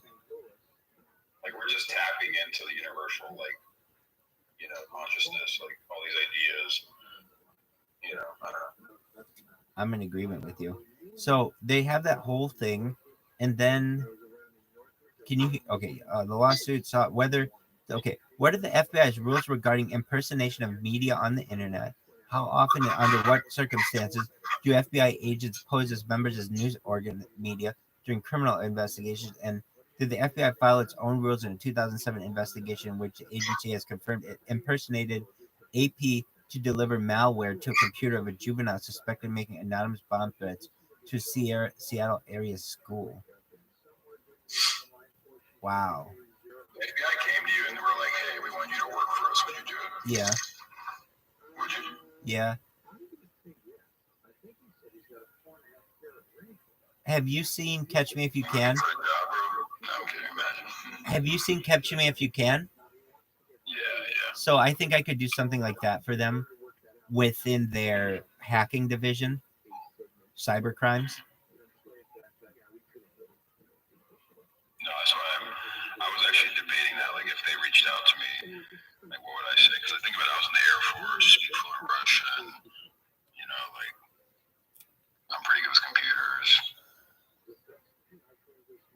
But I don't know if I would take it. I don't know. You're telling me that you would turn down the FBI for Channel 7? I would rather be a Channel 7 reporter, yeah, than an FBI investigator. Well, there's not much higher career than a Channel 7 anchor. Dude, my voice sounds hot on your stream. You're about to get famous. My voice is like... I think you sound pretty tight. It's pretty cool. I can, like, hear it, though. It's like I can hear it's delayed a little bit. It is.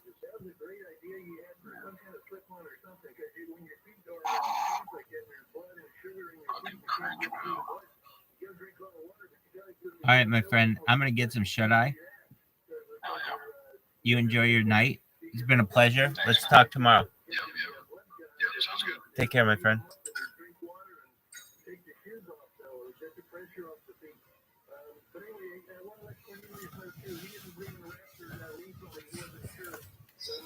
let me say that.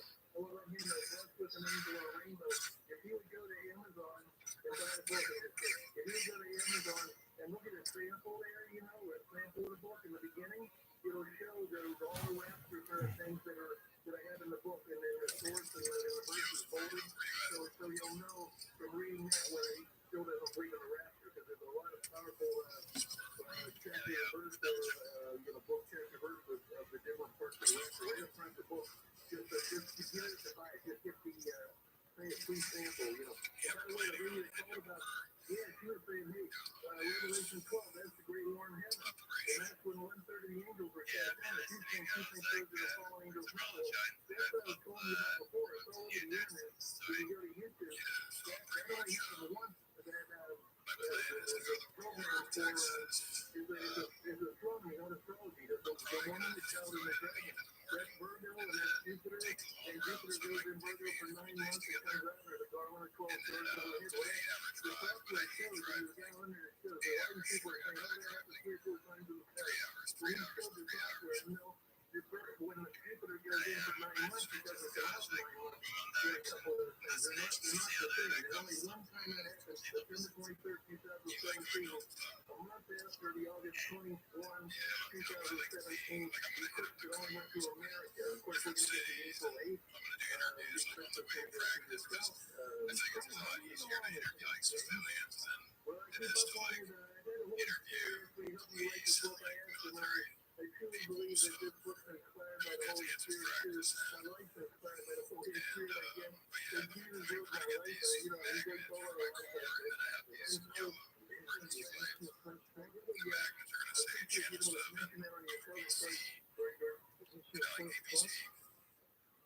only book. I've been on the road and updated a few times for these recent times of rapture. The only stuff going on now, George, I believe, is the transgressors are here from the fallen angels. They're going against the Bible. They're going against all the morals.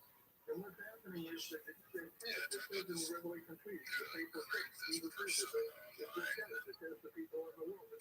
So we're going to be saved from the hour of trial, which is going to be the great tribulation where God's wrath over the wrath. So we're going to be all that together. When it happens, it's coming you to come and save us all.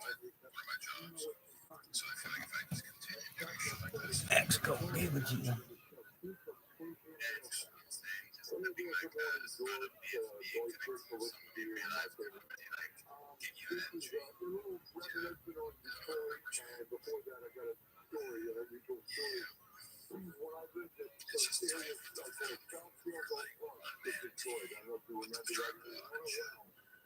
Yeah, and I was a child, but the elementary school, and I remember, like it was the other day, it really happened. I went to a library in the area called South Park. They had like a library there with furniture. It was very cold out. It was cold. And I actually went to the library and took out some books. And I was very sure that I have an affinity for UFOs. They're on the highest book. Not just the kids, and I had to like the English and listening to the books, and it always stuck in my mind. So obviously, I have the whole thing that you did in UFOs, and those are two of the biggest right there, J.L. Heinrich and Sam Rizzo. So that, and then as far as the reminiscing, I know you talked about, I remember Professor Morgan presented Morgan, and I kind of know the story. He went to New Orleans, and do you remember some of the other figures out there, like Luke Gordon and Milwaukee White Jackie? Do you remember Lou? I mean, and also Chippy Tails, do you remember him? Oh, yes, sir. Those are all secret stories that were transmedia. Yeah, and Luke Gordon, he took on some heavy hitters that, you know, like, he had like mafia guys that come on, and he was a tough talk show host back at that time. And he's just like one of those shows where he kind of questioned everybody, you know, and he was, it was, you know, interesting. It was also kind of, I think, Bill Kennedy from Windsor. Yep, he was on CKLW, Channel 9. But, and by the way, I am the same chief I called up once before the first time a few weeks back. I called back to Walk about fighting cancer, which I'm doing. My whole purpose in life is to kill all destroy cancer. I'm going into the treatment, and I've done some treatment before. I'm continuing it, and working. They're kind of dragging. I'm going back. I have to wait till I get a couple of weeks. I'll be going back in. Once they get, I'm supposed to get me in sooner.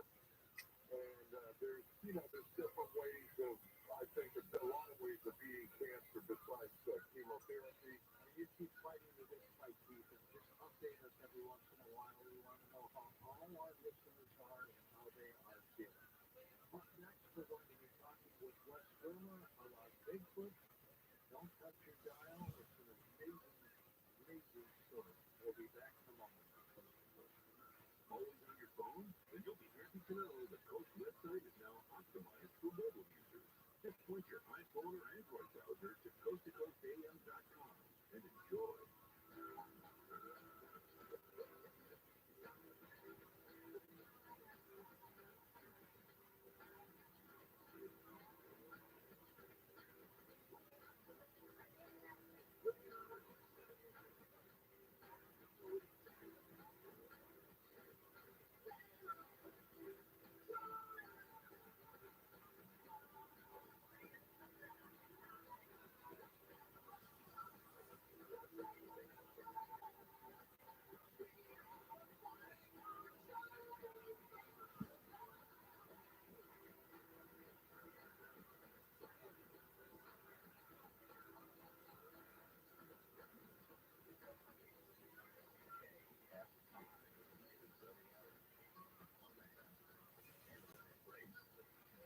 With Walker, KFI 24-hour user, ahead of a strong storm front that is expected to hit LA Sunday. Mayor Karen Bass Friday announced several measures being taken to weather the storm and encouraged residents to stay vigilant and safe. We're fortunate that much of the storm will hit Sunday when many people are home anyway, but monitor the weather and when in doubt, stay home.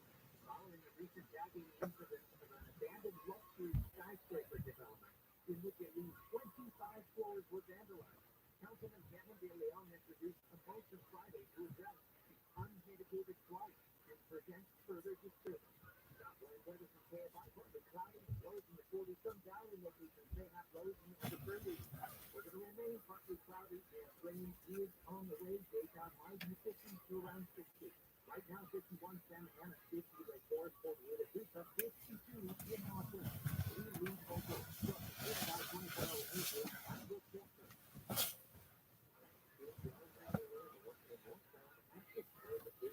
Often the two middle roads are crashing now on major pluses during the season. We're going to clear that off. The backup is all the way back to Adams, where another crash that occurred inside of that backup. Looks like those two vehicles are moved over the right-hand shoulder now. In Long Beach, all of a sudden, they got there just before the 405. There's a crash over the right shoulder from the cars out of police. They find a start. Let's get to their faster. Almost before. And this week's marketing report. Chris Grant, Chief Marketing Officer at Chipotle Mexico Grill, weighs in on the power of audio. We use audio to reinforce what we're showing on TV, what we're showing in other digital channels. When your priority is driving reach, boy, everybody seems to listen to the radio. As the number one audio company, iHeartMedia gives marketers access to the audiences, conversations, trusted influencers, insights, and data you need to grow. If you're a marketer, go to iHeartResults.com. Explosive Story Tales and the very special episode podcast hosted by Dana Schwarzenegger. Every Wednesday, they'll tackle a new stranger than fiction story like NASA agents cracking down on a black market moonrock sale, a poison Titanic town, and Mark Twain's pivotal podcast. New from iHeart Podcast. That is every single one of these episodes. It is inspiring for you to say, I heard the craziest story on this podcast. Listen to very special episodes on the iHeart Radio app or wherever you get your podcasts. Is your roof ready for El Nino? Season after season, blistering summer heat, blasting fall winds, and countless brutal winters. Got here and you ever want to destroy my roof? Plants, tulips, flying in the yard, things I'd never seen before. Semper Solaris is a national award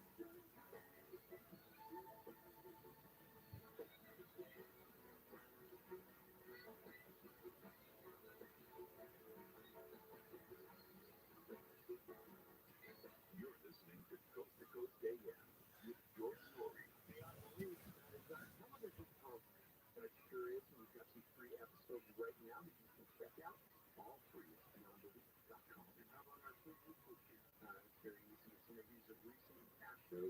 Again, all for free. Go to coastcoastgaming.com. Go to the top, hit that icon. Here's something for you that will lose some weight. If you're looking to lose some weight, learning the science of weight loss versus just counting calories is the true secret to weight magic drops and capsules. Here's product creator Dan Hunt to explain how insulin management is the key.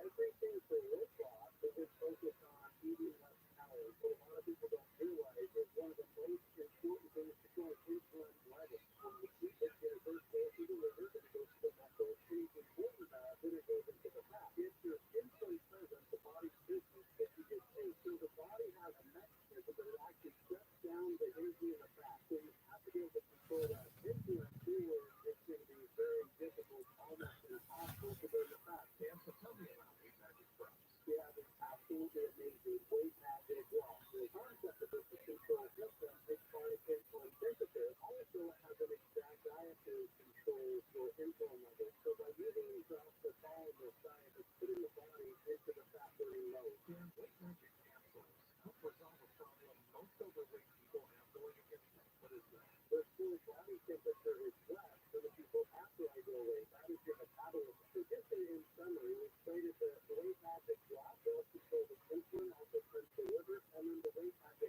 capsules to increase that metabolism. It's not uncommon for somebody to lose a half a pound to a pound a day. So it really is the perfect duo for fat loss. Try George's weight magic drops and capsules now. Cash get those pounds. Order now at healthylooking.com or by phone at 800-595-7490. Free shipping with promo code George. That's healthylooking.com or 800-595-7490. George's weight magic from healthylooking.com.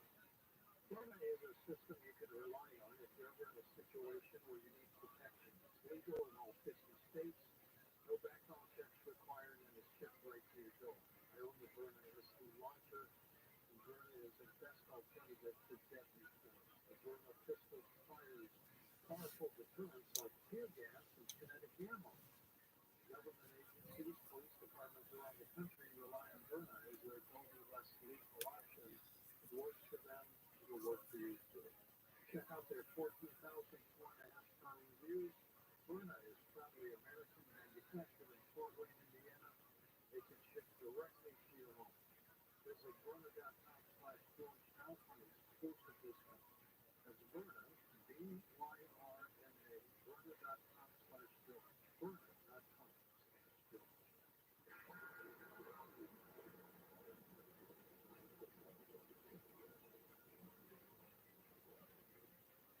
I've been a widow for 11 years. It might sound glamorous, but it's tiring, repetitive, physical work. I got to a point where I was in severe pain. I couldn't bend my leg or stand up straight when I got out of the vehicle.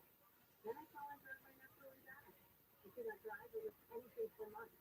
When I heard Dr. Wallace on Coast to Coast AM with George Norrie, everything he said made sense.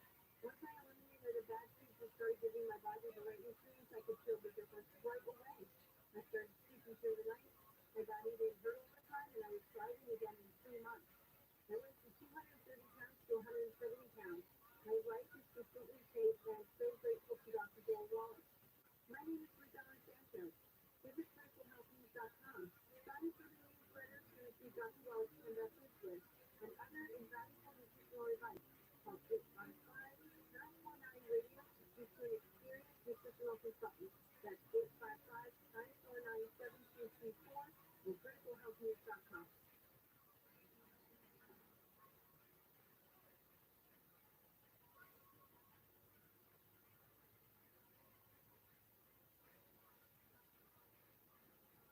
What would you do if you went for a drive and found yourself surrounded by several Bigfoot-like creatures? This happened to Wes Germer and his brother.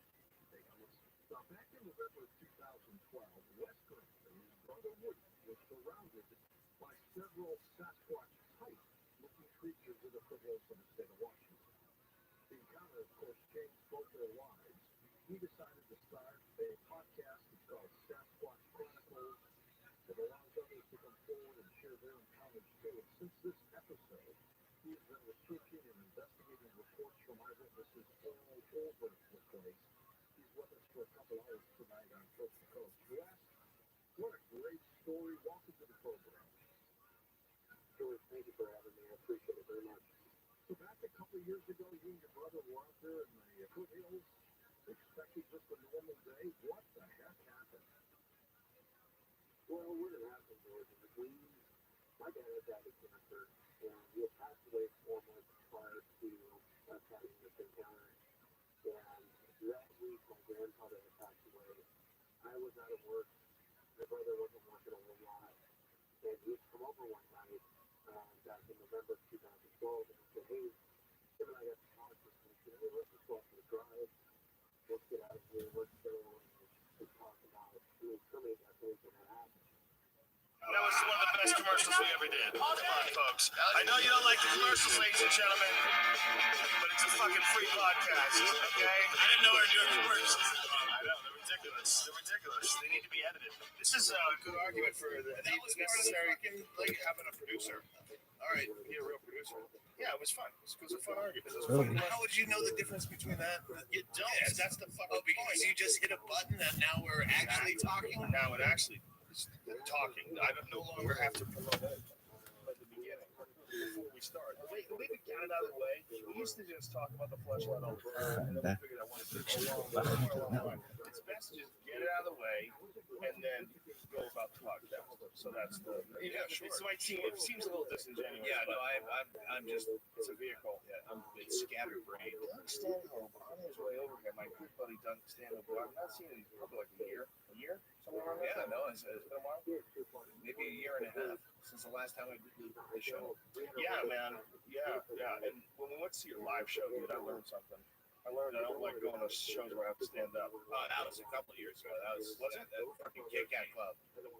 Yeah, that's like 2 years ago. You have people sitting down. Yeah, no, I'm doing. Now that I can cut my own deal, I'm fucking back in the improv. Oh, that's nice. Oh, so they gave up. They came around. Now that I can do an off night. What's going on with his microphone, bro? Oh, Michael, no, they need fucking come on. They got all these open mics Tuesday too. This is the fucking stand-up. It's all over. You got all these fucking hooks during the week. Bring in this fucking savage. But I can do one night there on an off night and bring my own fucking crowd. Yeah. You were one of the first guys to figure out how to get your own crowd online. You know, what you did was really a smart move by just leaving the comedy clubs almost completely and just going to little rock and roll clubs and booking it yourself. And yeah, it was all out of spite.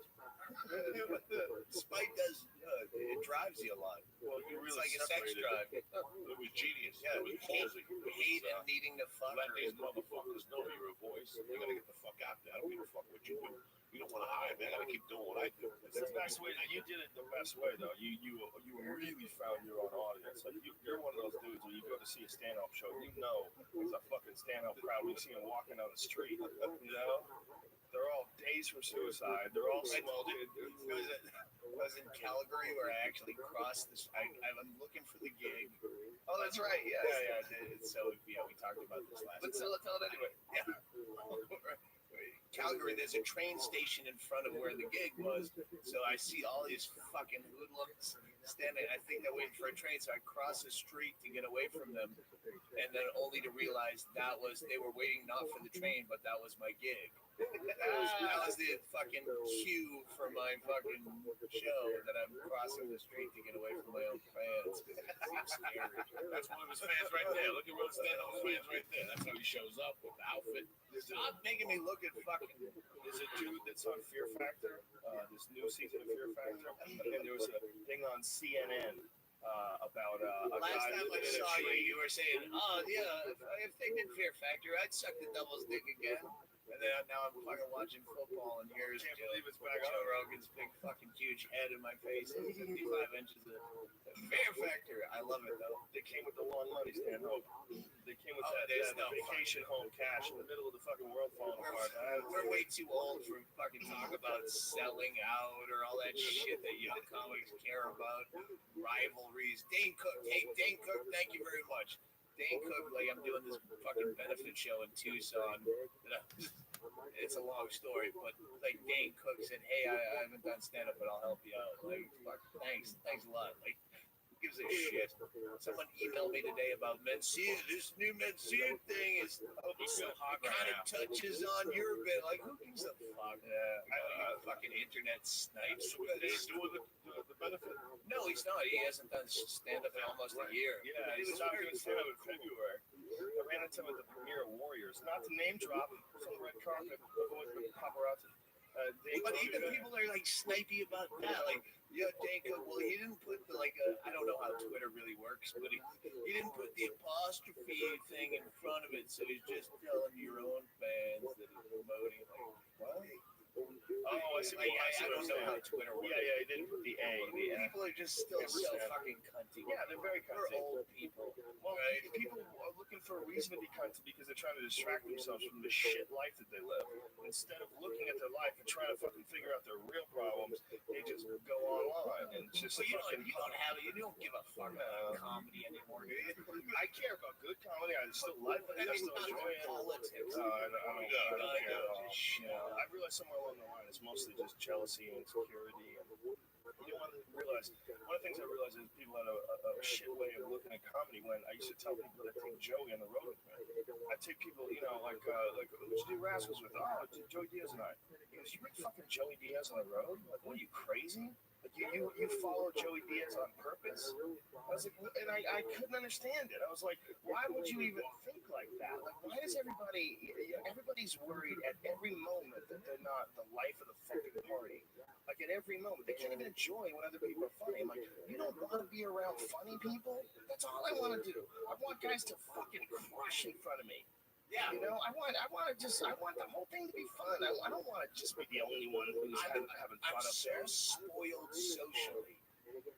Because, yeah, my fucking best friends in the world are literally the funniest people alive. So spoiled. So if you try to hang out with idiots, you go to your fucking in-laws or some shit, like, brutal. They don't You can do this understand. joke on stage. Yeah. When they tell you can do this joke on stage, they don't understand. They don't understand. On stage, see if you like it. You know, when I was dating this girl one time, she's a nice girl, but I was at a transitionary point in my life. There's nothing bad about her. She was just who she was. She was a young girl, wanted to do what she wanted to do. She was always upset. She's a good girl. She was a really good person. But she was always upset that I was doing other things and I was hanging out at this pool hall all the time. And she would always give me shit about it. But, you know, I had to sit her down and have a moment. I have fucking fun there. You don't understand? Again, I have to remind people I'm tripping about just picturing you at a pool hall. Like it's a flashback in a movie and weird hair on. This episode is brought to you by LifeLock. Your tax refund belongs to you, not an identity theft. Over $6 billion in tax refunds were flagged by the IRS for possible identity theft in 2023. If you're in a bind this tax season, LifeLock can help. LifeLock monitors and alerts you to identity threats you may miss on your own, even if you're careful with your personal information. And if you do become a victim of tax-related identity fraud, LifeLock has U.S.-based restoration specialists ready to help you solve your identity theft issues. Plus, all LifeLock plans are backed by the $1 Million Protection Package, meaning LifeLock will reimburse you up to the limits of your plan if you lose money due to identity theft. Let LifeLock help protect your financial information, so all you have to worry about is what to do with your tax refund. Go to lifelock.com/JRE and save up to 25% your first year. That's 25% off at lifelock.com/JRE. Identity theft protection starts here. Tap the banner to learn more. This episode is brought to you by ZipRecruiter. Every new year, a lot of people look around and think they might want to change jobs. And that means if you're hiring, now is the time to find the best people. But it's challenging to find qualified candidates. That's why you need ZipRecruiter. ZipRecruiter's powerful matching technology finds the right people for your roles fast. And right now, you can try it for free at ZipRecruiter.com/Rogan. ZipRecruiter is super smart too. As you rate candidates, it uses that data to send you more people who you might want to consider. And it even lets you invite people to apply.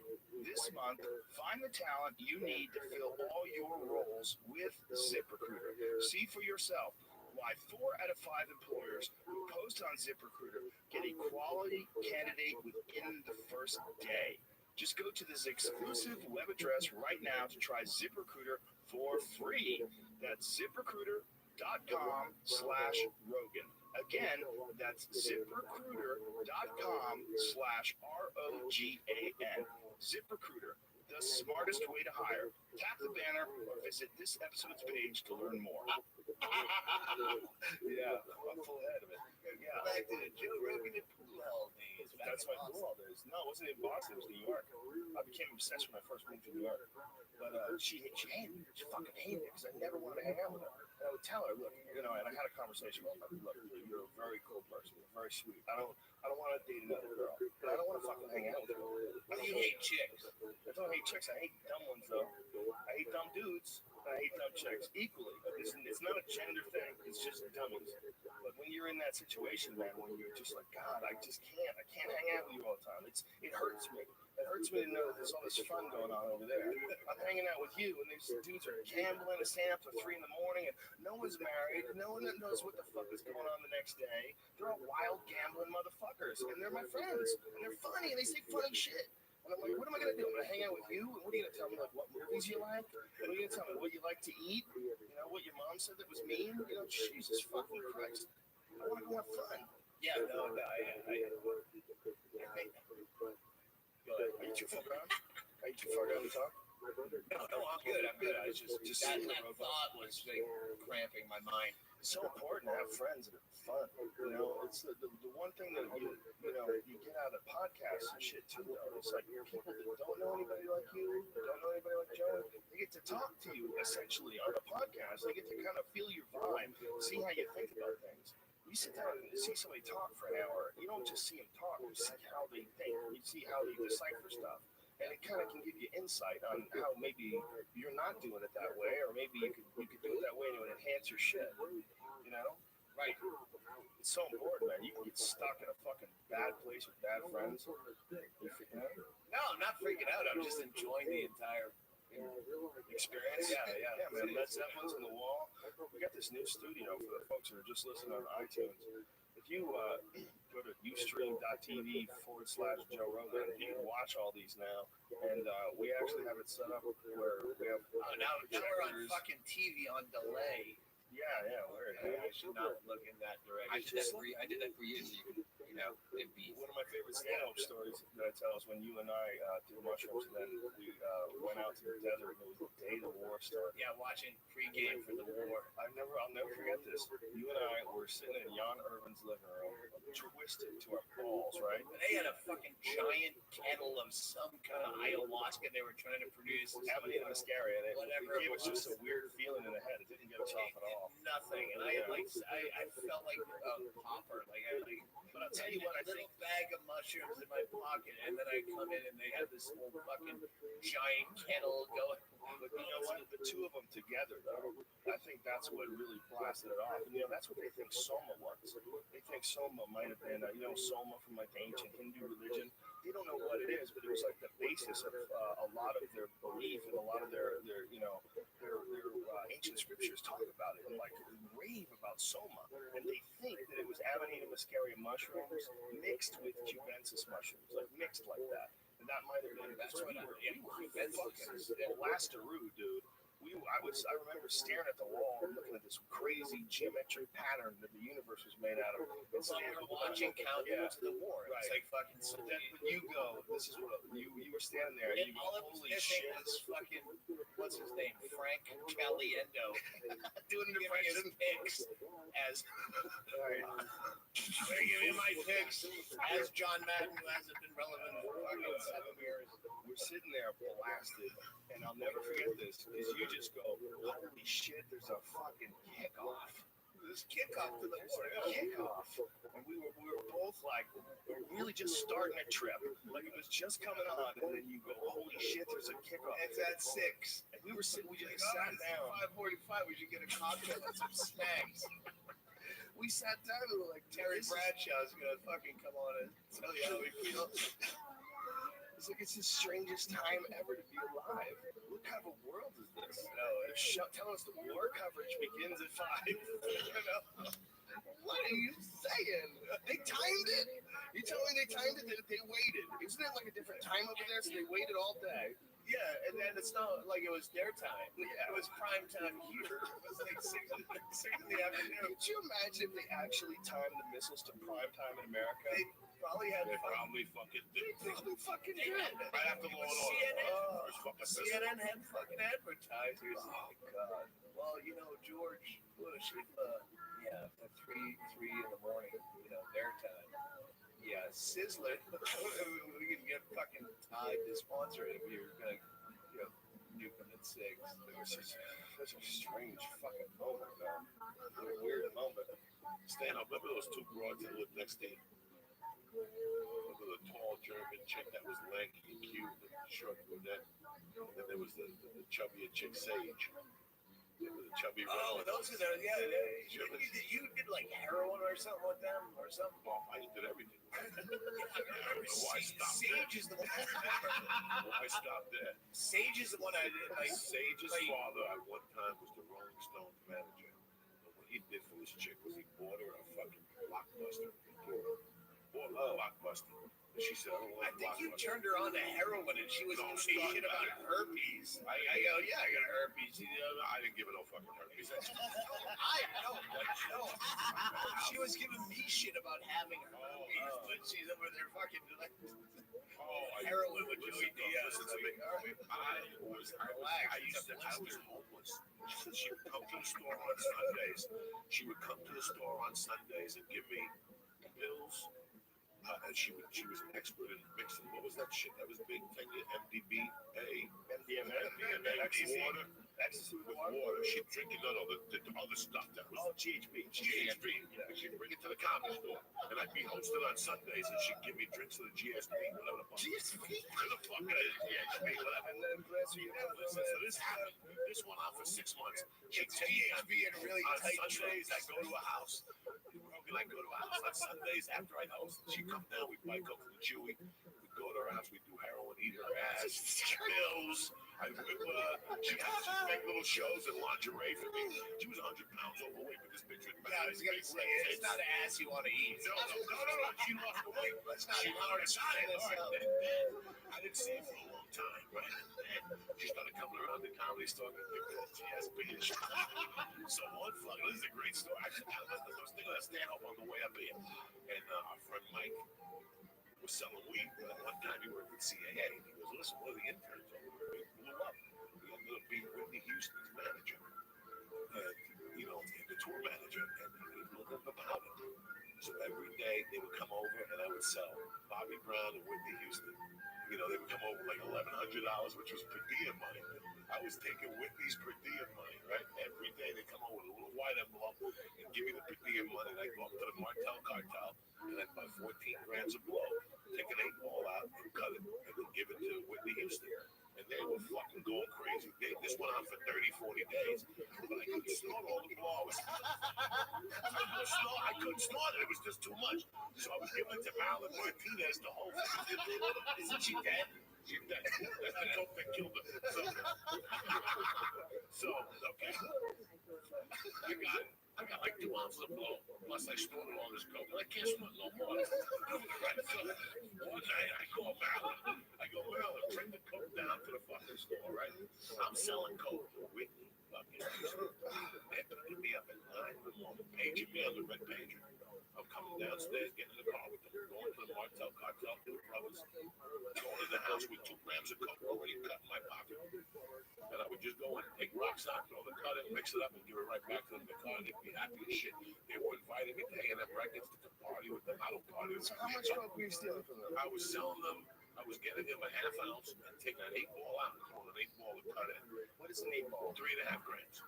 So I've done coke my entire fucking life, and I don't know like percentages, like what it costs. Percentages. Or isn't that crazy? You are so sleazy that it's all cut.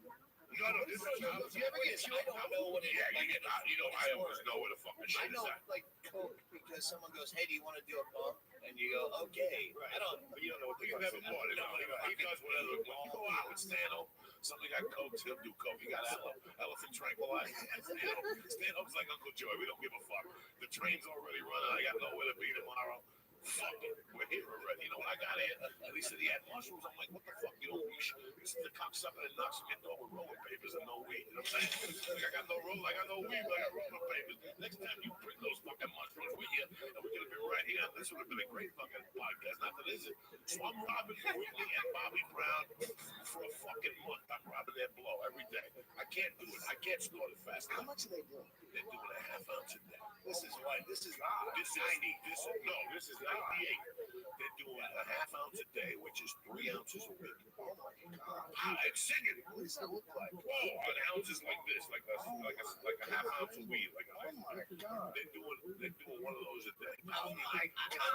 Bobby Brown, his face twisted, and I was getting this shit that was flaky. So, Oh my God. so right.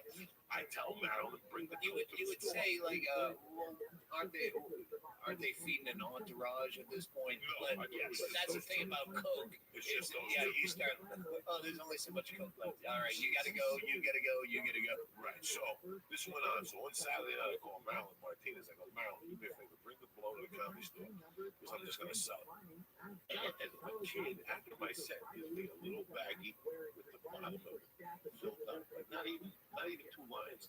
And I put it in my pocket. I take it home. When I get home, I do it. It's not Coke. It's cranberry.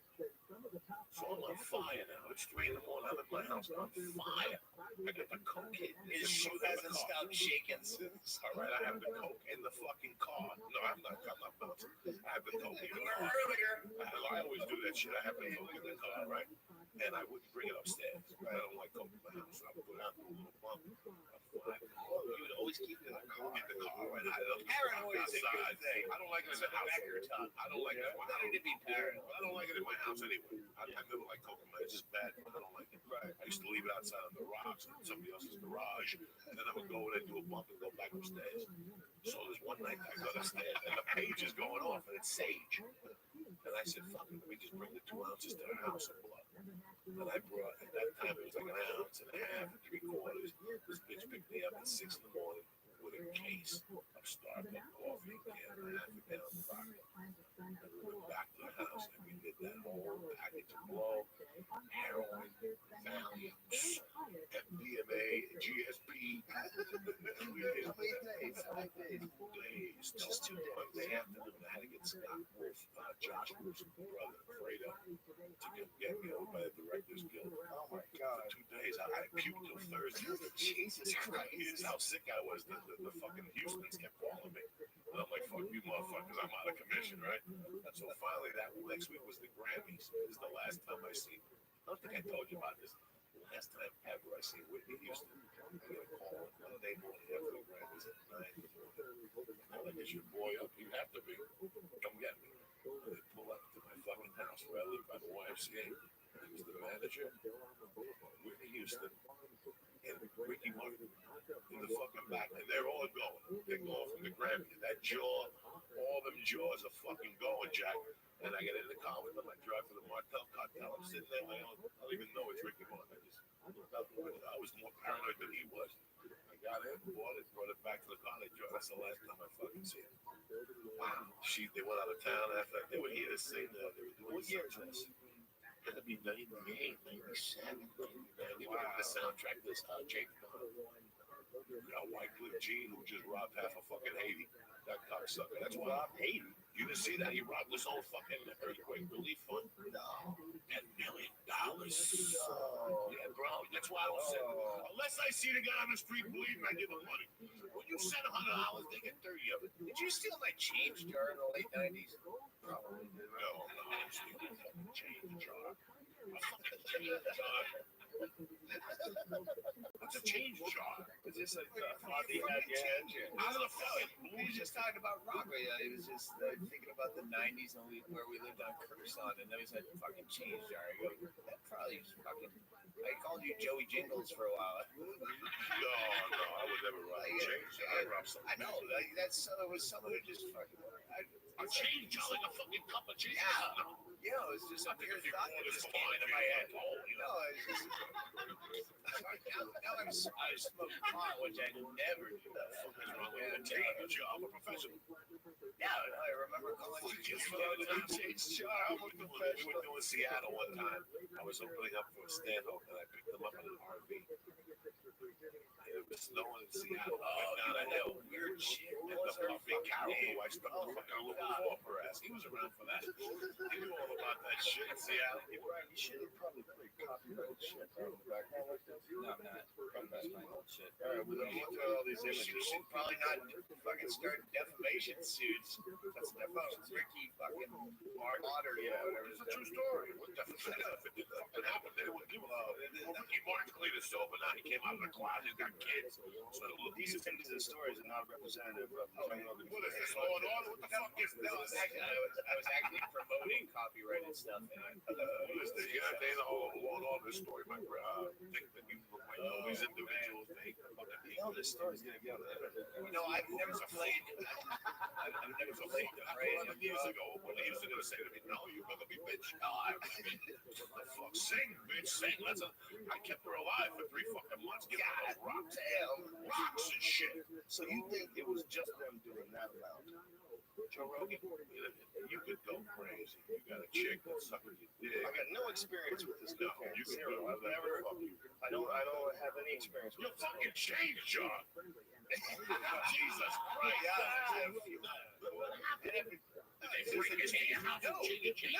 No, I just noticed the fucking all the change had been taken out and nothing else was stolen. Who would do that? I think Joey back on drugs. Maybe you fucking psycho. It's impossible, Joe. You might have done it. Forgot about it. I think the last time I went to Stanhope, it was like someone like I had an open house policy. Yeah, an open house policy. Still do. Like who would just like I was just going. This is the fucking like 1996. We were all broke. I'm going. Which one of my friends would be broke enough to just fucking? I thought of you. I was at the coaching horses one night, out of my fucking mind, and I couldn't walk to Vista, so I went to Stanhope because he had the open door policy. And I go to Stanhope, so I really got the bunk beds. No, and this time we just had a cot. I got on the cot because I couldn't even make it to the fucking bed. And that's like this. And I wake up in the house and I open my eyes sideways and I see the clock. I'm focusing on the clock. But the fucking earth is moving, you know what I'm saying? And that was just, I think the last time I was used to laugh at. Yeah. It's subsidized. It's rent control. I still beat the fucking I horn. still live there all the time. I still beat the horn when I go by like a motherfucker. I was Oh, no, Hennigan's there now. Is Hennigan here in town? Yeah. Do you ever miss LA? Yeah, now. Yeah. Right now, the fucking drive here was horrific. I was gonna change. I was trying to get a hold of you. Like, if we have to do this the next day, I'm gonna change my flight. I'm like, I can just fly like fucking 10 days off. Just fly to fucking somewhere. I never do that. Just fly somewhere for a vacation. Grab my passport. Go to Costa Rica. If I'm gonna extend my stay here to fucking hang out with you, I'll probably be fucked up when I leave. Why not? And then just the thought of LAX fucking ruined that entire fantasy. Really? Oh, sorry. No, it's perfect. It's fun. Well, my audio functions are way fucked. DraftKings, the leader in fantasy sports, just dropped a brand new fantasy app, Pick Six. Pick Six is the newest way for you to get in on the fantasy football action with DraftKings. Just pick between 2 and 6 NFL players and choose if they're going to have more or less of a stat. For example, will a player have more or less than 100 rushing yards, or will a player have more than 1 touchdown? Track your lineup and compete against others for a shot at huge cash prizes. Download the DraftKings Pick Six app now and sign up with promo code ROGAN. That's promo code ROGAN. Only on DraftKings Pick Six. The crown is yours. Gambling problem? Call 1-800-GAMBLER. 18 and over in most eligible states, but age varies by jurisdiction. Eligibility restrictions apply. Valid only in states where DraftKings Pick Six operates. Pick Six not available in all states, including but not limited to Connecticut and New York. For up-to-date list of states, please visit dkng.co/pick6states. Void where prohibited. See terms at pick6.draftkings.com.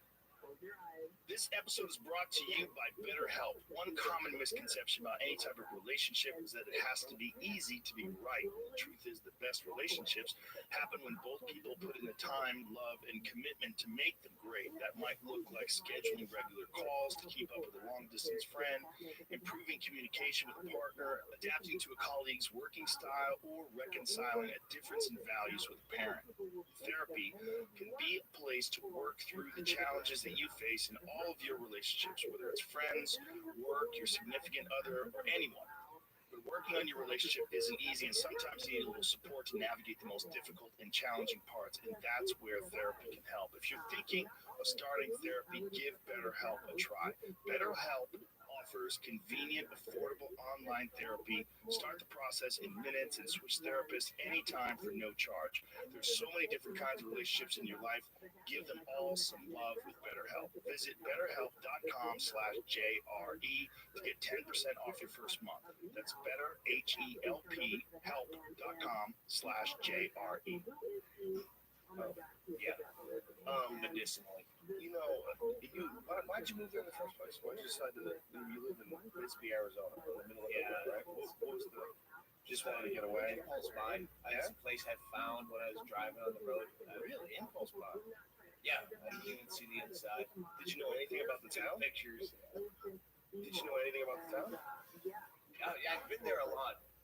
Sorry, I had a fuck. It's fine, dude. Yeah, no. All right.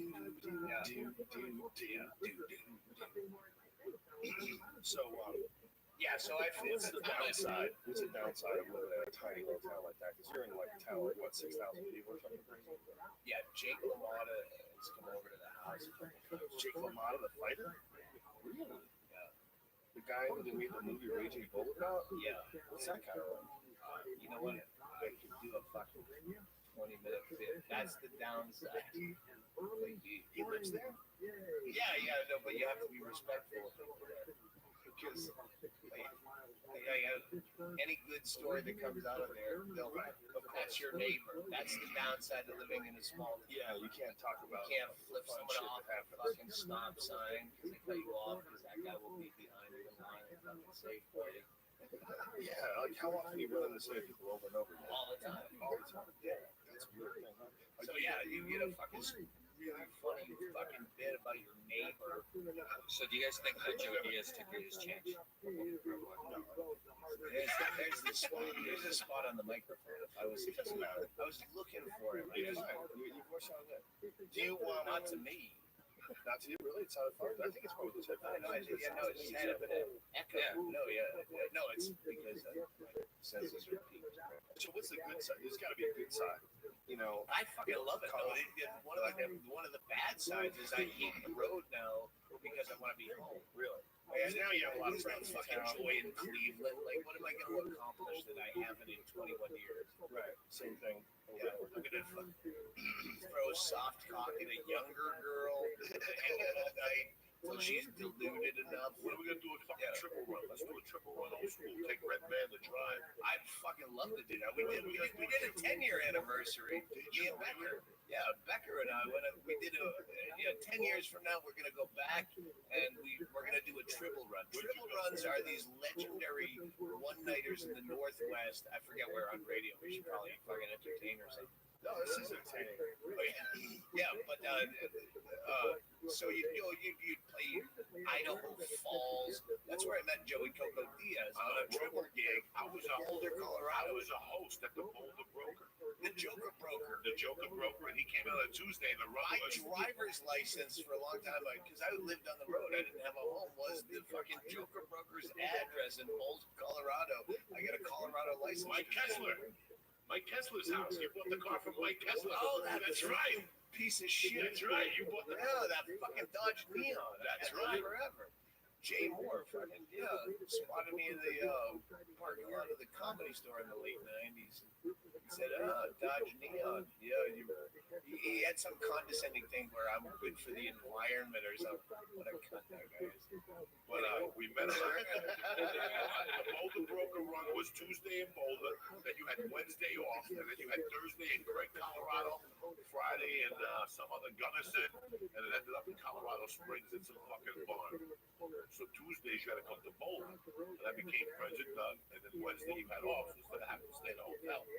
stayed at my house. That's when my wife and I first broke up. It was a condo. That's when I first met him. He was still telemarketing in Vegas. The second time he came back, he had just done evening at the Empire.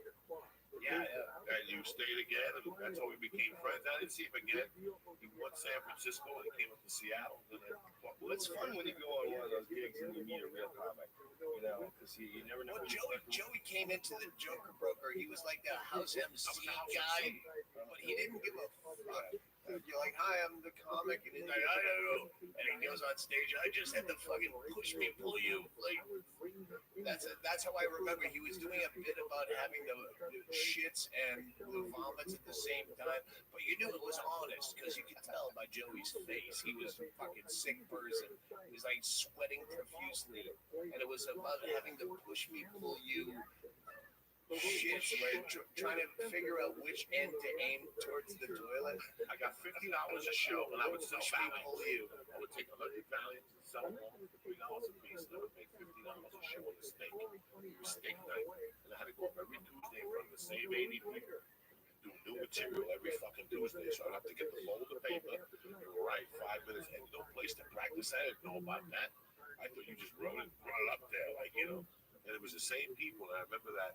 If you got them to lift their head up while they were cutting into the steak, they just made $6.95 for, you know, those type of people. That was their thing on Tuesdays. Do comics on a steak for $14 or whatever the fuck it was, you know. And it's amazing how that's how you got into comedy. If you can get them to look at you, you did your job. I did a gig once for Mike Clark, Lenny Clark's brother.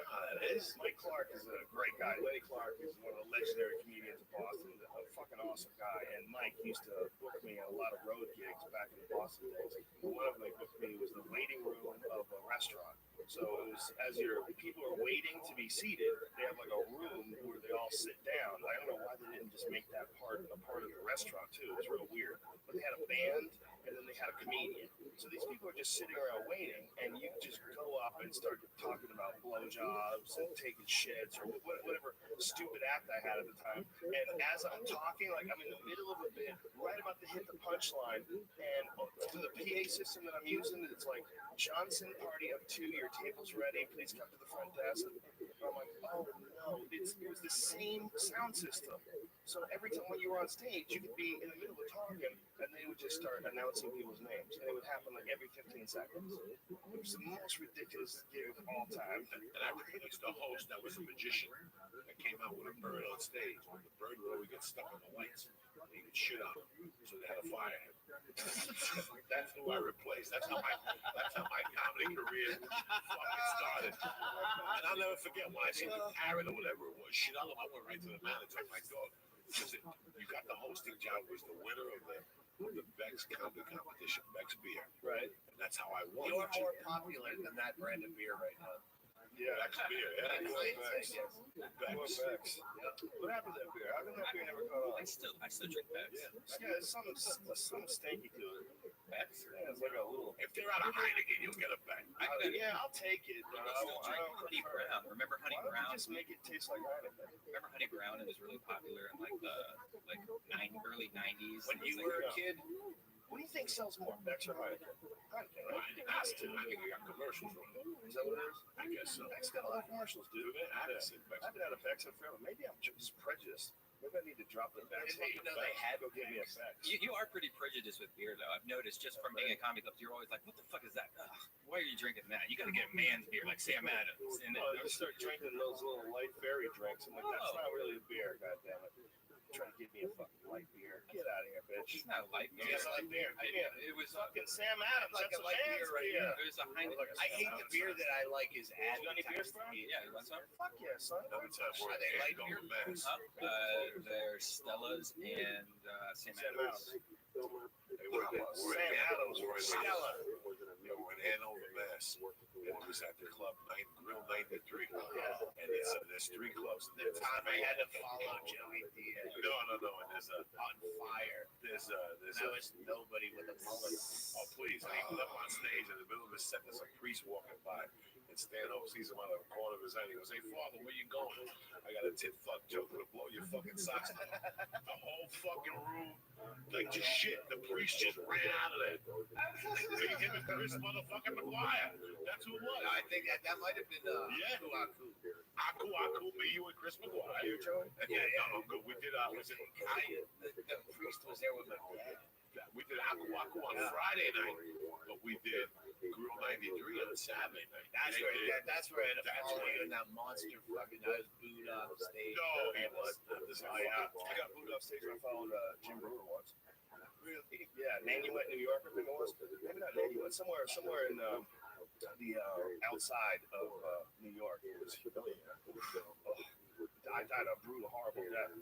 I didn't know how to get myself out of a bad mindset back then. And if anything happened bad during the day, if I got in a fight with a chick, anything that went wrong, I could spiral on stage. Like I could do good, I could hold it together, but I really had no business headlining. And Brewer was having good sets all week. We were both having good sets. They were fun crowds. But on the last show on Saturday night, it was a late show, and the crowd was fucking drunk, and he killed. He fucking killed. And I was standing backstage, and this is when my manager had just convinced me to start dressing nice. So I was wearing like club pants. I was wearing like a nice pair of slacks and some nice shoes. And I looked like the most unfunny fuck on earth. And I knew it. And I felt it. Like I'm dressed like this fucking stylish douchebag. And I'm going to go on stage. I don't dress like this. This is not how I would dress if I was hanging out with my friends. Like, this is not comfortable. This is a fucking the clothes of an asshole. So I felt backstage, I was like, shit. I'm like, I can't be thinking like this. I can't be thinking that I shouldn't be dressed like this. But I couldn't help it. And my knee was fucked up at the time. I had just gotten, my ACL had just torn. I hadn't had the surgery yet. So I couldn't move good on stage. If I moved funny one way or another, my leg would pop out. So I had all this shit in my head. Like, oh, what if my knee pops out? Fuck, I don't feel funny. Fucking. I went on stage and just ate dick. I mean, every joke that came out of my mouth, I didn't know how to say it right. My timing was off. I was panicking. And the worst part about it was this dude fucking in the crowd goes, man, you're not fucking funny. And I couldn't say anything to him. I couldn't say anything to him because I know he's right. You know, all I could say to him is, you're not helping. This is not helping. You know, but there's nothing that, you know, just pointing out that he's an asshole. He knows he's an asshole. He thinks he's entitled to be an asshole. He paid to see my shitty act, you know, and that was a huge learning point for me, man, about the mindset that you have to have when you go on stage. When you're young and your life is in disorder and you go on stage like that, you can have a goddamn tailspin. Maybe at the comedy store, bothered one time. And at the fucking 13 minutes. Let me just fucking address the fucking elephant in my head. Yeah, I'm fucked. You're gonna be fine. Why? Listen, this is Joey and I are gonna come with you and pray. I can't go to pray. All right, I'm gonna come. Brian and I will come with you. I can't pray. Shit, I will come with you. I am fucked. We're gonna be whatever you passed. That I don't smoke pot. Good, you're on mushrooms, pal. You're on mushrooms. The pot is it? Oh God, 5-HTP. I just wanted. What do you expect? I want to just throw out a quick disclaimer. Let me let us smoke a cigarette. That's how wide the motherfuckers got me. I really have no concept of fucking time. Like I was staring at you. Don't worry about backdrop. Don't worry about it. Let it I go. can talk to them like. This is what I'm trying to tell you. Seems like it. Okay, I'm gonna help you right here. Yeah, you're tripping. I'm not. So let me take care of everything. I'll get you to your show. You live on this weed. Yeah. You're fine. With the mushrooms, you're not afraid of. The weed is what's freaking you out. There's more where that came from. That was just introspective juice, bro. It taps you into the fucking nature of the universe. Oh, I know. I was just getting out the fucking the problems that I had in my head, and then I'll be fine now. I just wanted to say I really don't have any concept of time right now. Good. I got it. Okay, so you can. Good. You said it, so that now it's my responsibility. I'm gonna get you to your show. Who are you working with today? I'm not worried about anything. But I want you to not thought of because I was looking at you kind of melting, like wanting to say, but I didn't want to interrupt your story. Beautiful, baby. Look at me with these. Oh, I got glasses on. I'm not fucking 22, fucking kicking on the couch saying call 911. I did. Stanhope and I did DMT. One weird thing I had to get out of Stanhope and I did DMT, and Stanhope went into almost like a semi-seizure. And it was the only time I had ever met anybody who did DMT. Yeah, that's when you came out. Before you came out of it, you were moaning, man. You're like this. And it was like you got knocked out, dude. It was the same sound that a guy makes when he gets brutally knocked out. When a guy just gets fucking smashed, they have this. Like the guy last night, the Ultimate Fighter, the first fight. I didn't see the fights last night. And fucking spoiler alert, Joey. Well, I don't know who it happened to, so thanks for not saying the names. But I'm gonna go check it out tonight. Oh, this weekend, man. I wish you could come. You're not around this weekend. Yeah, I'm busy this weekend. Dom Herrera's coming. Dom Herrera's coming to the fights. Ari's coming. Is he working Dom Herrera in Vegas? No, he's just coming out to see the fights. And there's a Dom Herrera's really good. Right. Dom Herrera played, and I recently went to watch the professionals gamble. There's this thing called actionreport.com, and they have like professional pool players. They have these big high-level gambling matches where they all pool together like $50,000, $100,000, and like the buy-in is usually like $10,000 each guy, and then they bet a bunch of money on the side. Right, that shit is really distracting. I'm trying to put something on. No, not as distracting. Not as distracting as. Joey's busy. He's right. I was on Opie. Right, like the fucking Darth Vader. I was on Opie and Anthony the other day, and I was listening to him. I was in my car, and Bobby Kelly's like, "Joe, what are you fucking breathing? What's up with your breathing?" And I didn't hear it when I was on the phone, but then I was listening on the radio. I have a stupid headset, and it sits in front of my nostrils. So as you know, I'm talking. I don't even realize I'm doing this. Like the whole it was the most annoying fucking thing ever. So to all you who were listening that day, I'm really sorry. I did not know that I was making those annoying noises in the background. Listen, there'll be some great fights this weekend and motherfucking next weekend. Yeah, absolutely. You got John Jones Machida. You got some John Jones Machida. They just announced Alan Berger against Diego Sanchez. Eve Edwards versus El Capuli on Spike TV. Oh shit! What about fucking Phil Davis against Rashad? They're finally doing that. Yeah, very interesting. You go to Japan. I love it. Mayhem and Bisping is going to be a crazy fight. Yes, it is. Yes, it is. It's going to be pretty fun. God, I wish you were going to be there. Yeah, we go. R.A. Shafir is going to be there, ladies and gentlemen. He's also going to be playing his famous R.A. Shafir, non-UFC sponsored, non-UFC sanctioned for the edible. I don't know what that means, but if you want to follow it, and I have no connection to this whatsoever, go to R.A. Shafir on Twitter, at ARISHAFFIR, and he may or may not be hiding weed. Ari, to the UFC on Fox, Ari showed up with a bag of caramels. All right, Ari always has 29,000 edibles close by. The other day, I called him. I can't believe I'm in traffic. He goes, "Man, you know, I always have weed in my cup." Yeah. And he talked me into rolling a joint on the 405. He goes, "Roll it. Who gives a fuck? Smoke it." You rolled it while you're stuck in traffic? Fuck yeah. One fucking hand, old school. You know what I like, man? I don't mind being in my car in traffic as long as I got that hands-free system. Yeah, it's great. It's not bad, man. You have a conversation, and I've like nice long conversations with friends. Well, you catch up. Yeah, you catch up on 20 phone calls you've been. Everybody's texting. That's all everybody does is text these days. You know, the calls to text. It's like text is 5 to 1. You know, have you been doing any of the Siri texting while you're in the car? No, as soon as I found out that Siri goes to a fucking database, I just said, Siri does? Doing this? Yeah, everything you do goes to a database. Yeah. And I was like, I thought you were like talking about that fucking shit that we're talking about. That's another thing. Yeah, well, you know, apparently that was in iOS, the iPhone operating system, in a diagnostic mode only back in the day, but it's not in it like Android phones. Which Brian and I are talking about some new thing that came out. What's it called? IQ Client? Yeah, IQ Client. Which isn't it? Is there a reason why they say it's in there? Have they released I don't that? think anybody's figured it out yet. It's just been recently discovered, and what it is for the folks who don't know what the fuck we're talking about. When you buy an Android phone, Doug Stanhope, you have an Android phone now. All right, you fucked up. You should have went iPhone. Yep. I know you tried to be a nice contrarian and go against the tide. I go with the use a Windows computer too. One of those things I can fucking see, so I don't have to put on reading glasses.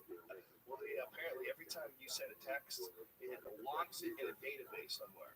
Every key press, every number you press, everything you do is logged in a database somewhere. It's all right, my girlfriend does it. So what you telling me? That's not even it. No, it's not. I don't think it's that it's been proven. And that's where it gets interesting. It's not that I don't think other people have done it. I mean, I think the FBI and the CIA has been trying to do this, trying to have the ability to spy on people. And, you know, the argument is, well, if you're not doing anything wrong, what are you worried about? Yeah, but it's not. The point is, it can be done, so it will be. So you get the database, and then manipulate that. That's a shit argument. That argument, like, if you're not doing anything wrong, what are you worried about it? That's a shit argument. They shouldn't your fucking life. They shouldn't be fucking number you Then press. let me film you poop. I want to see how much you look at the paper. You're not doing anything wrong. Yeah, let me do it. Let me But I also don't want somebody to know how many times I do happy faces, you know, or stupid stuff like that. You know, Right. Like I do stuff that I'm like, Happy faces all day. Yeah, what's wrong with that? you just go It's not their business. at the other end of this fucking wire. There's the human being that does that, and he'll be dead with all that information. No, it's not that, man. You know what the real picture is? It's not that. What the real picture is that we're losing all of our secrets. Yeah. And it's going to come to a point in time where there will be no secrets at all. Yeah, Once you- absolute honesty. Yeah, absolute honesty. But not, it's like you can't fight this. Fucking thought. It is a compelling thought, but it's, everyone's terrified of it because it's being controlled by a group of us. It's by one group of the population, the people who have this information. It's being controlled by them, and we don't like the idea of anybody having any control over any of us because we know it's natural human nature to want to dominate people. So when you see something like this, it records everything you feel. That's inevitable, right? I mean, if the direction it's going, if you look at like just how interconnected everybody is with Facebook now, and that's the reason Twitter. It's going in that direction. Everything. The person in the cubicle next to you is now a celebrity because she can ego surf herself and go, yo, Candy Stover isn't fucking fun. She talks too loud and her breath smells. And that's just because the fucking person next to you in the cubicle that you bitch at every morning is Facebooking about you. So yeah, and you can get famous with one fucking YouTube video. You have one YouTube video you put up there, and you'll be as famous as the next YouTube video, unless you're really good. But that's a good thing. Yeah, it is a good thing. Yeah, it's amazing. Remember Clear Channel? Yeah. Just the word struck fear and what a fucking forward.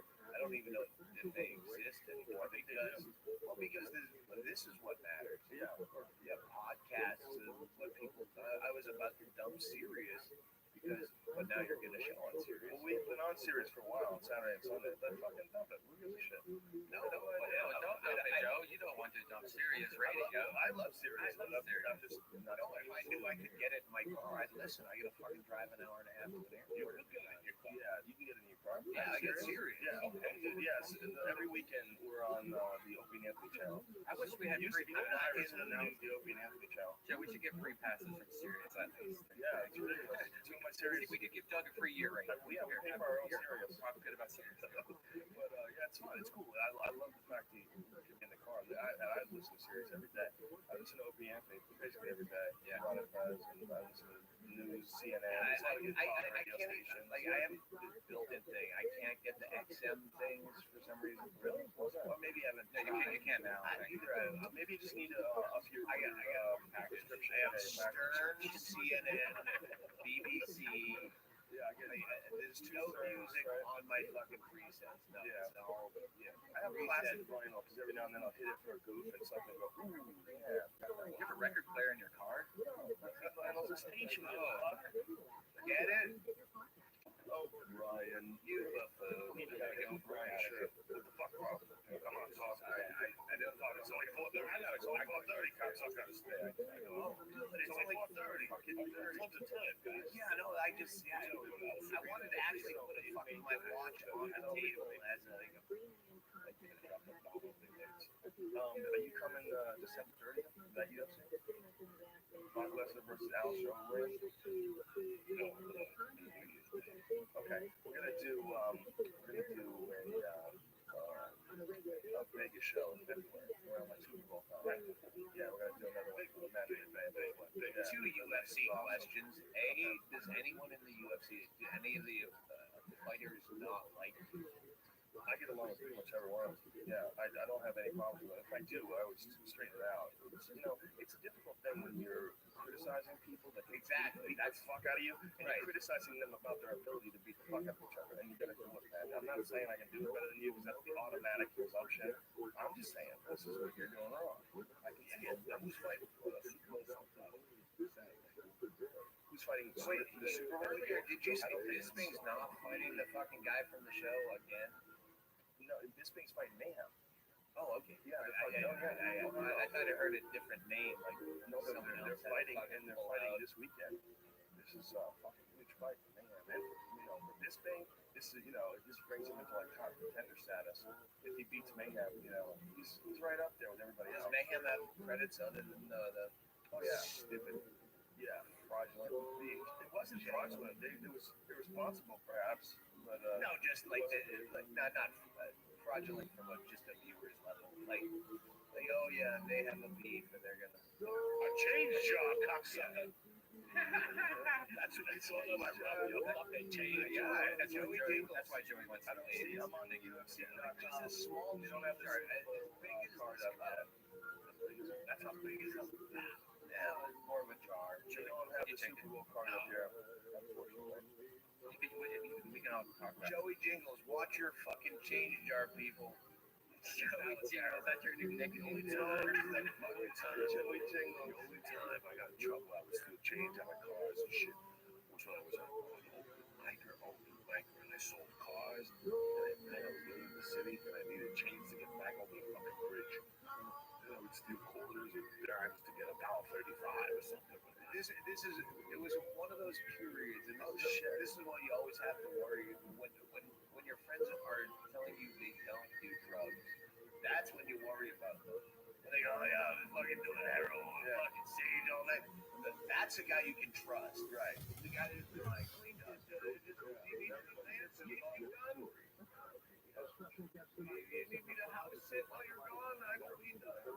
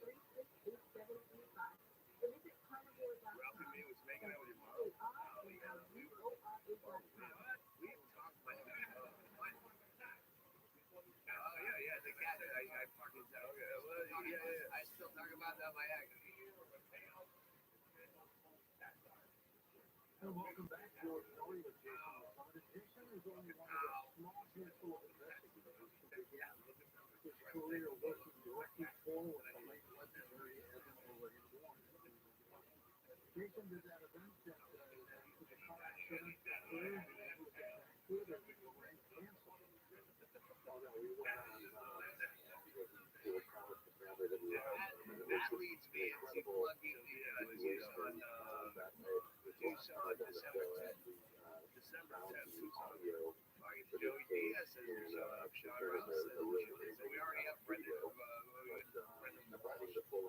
Stevens, Saturday, December 10th. The Alto Theater in Tucson. For the benefit for the dates, every fucking day. I'm paying comics fucking airfares. Really, Leslie's coming out of the gate. I got that surgery. I had a fucking. I just put it on my website as a joke. I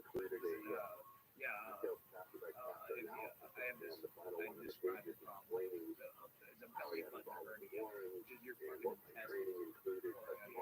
But the fatter and older I got, the more pronounced it became. People are like, I gotta get that shit. Anyway, I put it on my website. I'll give you, if you're a surgeon out there, I'll give you a free DVD of 2 free surgery. And I got it. Really? Yeah. Free surgery.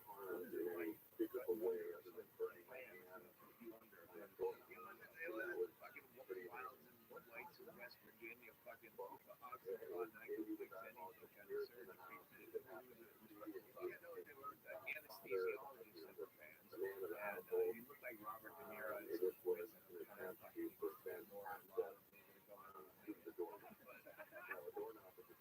This episode is brought to you by True Classic. Finding premium basics online can be hard. From the material to the fit to it's a constant struggle to get something that looks good and feels even better. And even if you do find great basics, they're usually super expensive. Thankfully, True Classic is here to help. Clothes that will give you the confidence to tackle those New Year's resolutions at an affordable price. Their activewear crew necks provide moisture-wicking, odor control, quick dry, and antimicrobial finish for maximum comfort. In fact, True Classic is so committed to their products, they even have a 100% perfect fit guarantee and easy return. So, if you're ready to upgrade your closet, shop now with my exclusive link at trueclassic.com/Rogan and save up to 25% off your first order. That's trueclassic.com/Rogan. Make 2024 your most stylish year yet with True Classic. This episode is brought to you by ZipRecruiter. If you ever have to hire, you know how amazing it is to find the right person, but it's also so hard to get that right. If you're an employer and you need to hire, here's the good news. ZipRecruiter has smart tools and features that help you find more qualified candidates fast.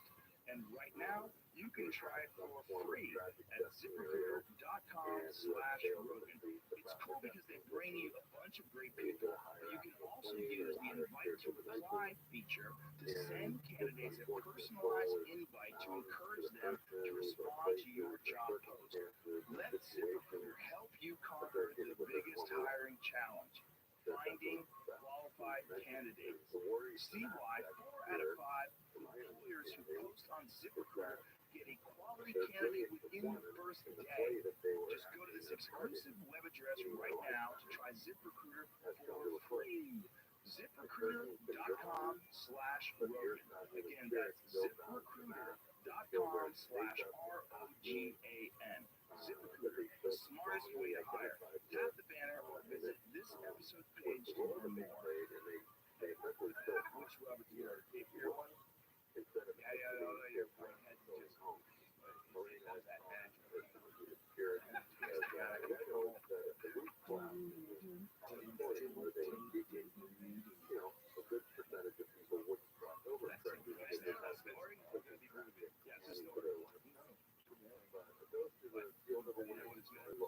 I can't remember. Something about making that one. Oh yeah, that's right. That's what it's supposed to be.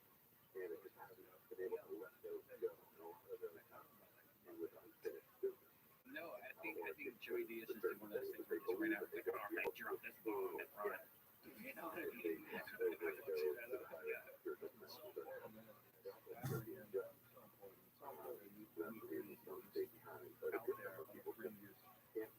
Randomly talking about this last night or this morning about like people that you know that are funnier than any comics, you know.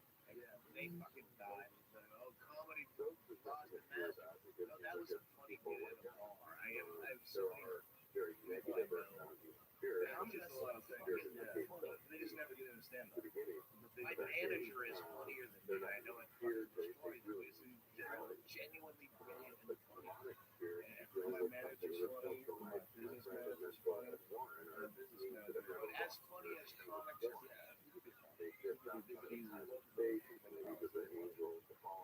I know a lot of people. There's a lot of people. And it's a funny thing. Who decides to take that road? Who decides not to? Same, but people that are done it, man. They're the same type of people to be around. You know, some of the like the guys I used to hang out with, they're funniest fucking human beings I ever met. They're just nerds. Yeah, gambling junkies, and they're just wild motherfuckers. Just due to they weren't addicted to some 9-to-5 some job. It wasn't working out for them, and it wasn't even like comics where comics try to say something funny. Yeah, it's that funny awareness. Exactly. They're not working on it. Not working on it. Yeah. Joey Diaz. I don't know what the cliche is. Yeah, you're in the art. He's that. You remember the early days when dudes would actually try this on you? Yeah. Oh yeah. I do. I don't like it. It's not. It's something I think of that's funny, and I'm just like, oh, I'll just say it out loud to see if I think it's funny. If everyone thinks it's funny, or if it's not like I've been writing this bit for many weeks, and I can't. You know, like it's more something I just thought of maybe like that minute. You know, you're not sure, so you try it out. I don't really. I don't think about trying it out. I just say, hey, listen, I'm working on this bit. Do you have any ideas? I won't even say what city, because he knows there was a comic like old, like fucking 30-some plus years of business in the green room. I haven't seen him so long ago. We're doing it, and he starts singing, giving over that voice. No, it's still with you. You probably know. Yeah, no, it's British guy. No, it's no. Am I talking fucked up? No. Black British. Sorry, it's not happy. So anyway, no, I'm good. Oh yeah, so he fucking went through all these jokes, but that man, like as conversation, what he's doing a guest set, and then goes immediately from the green room and has the exact same conversation we just had in the green room as a set. You know, you just hear from him. He just made you sit and listen to the set so you can warm up. That's what he did. It was almost immediate. Like, hey, man, it's like if I can get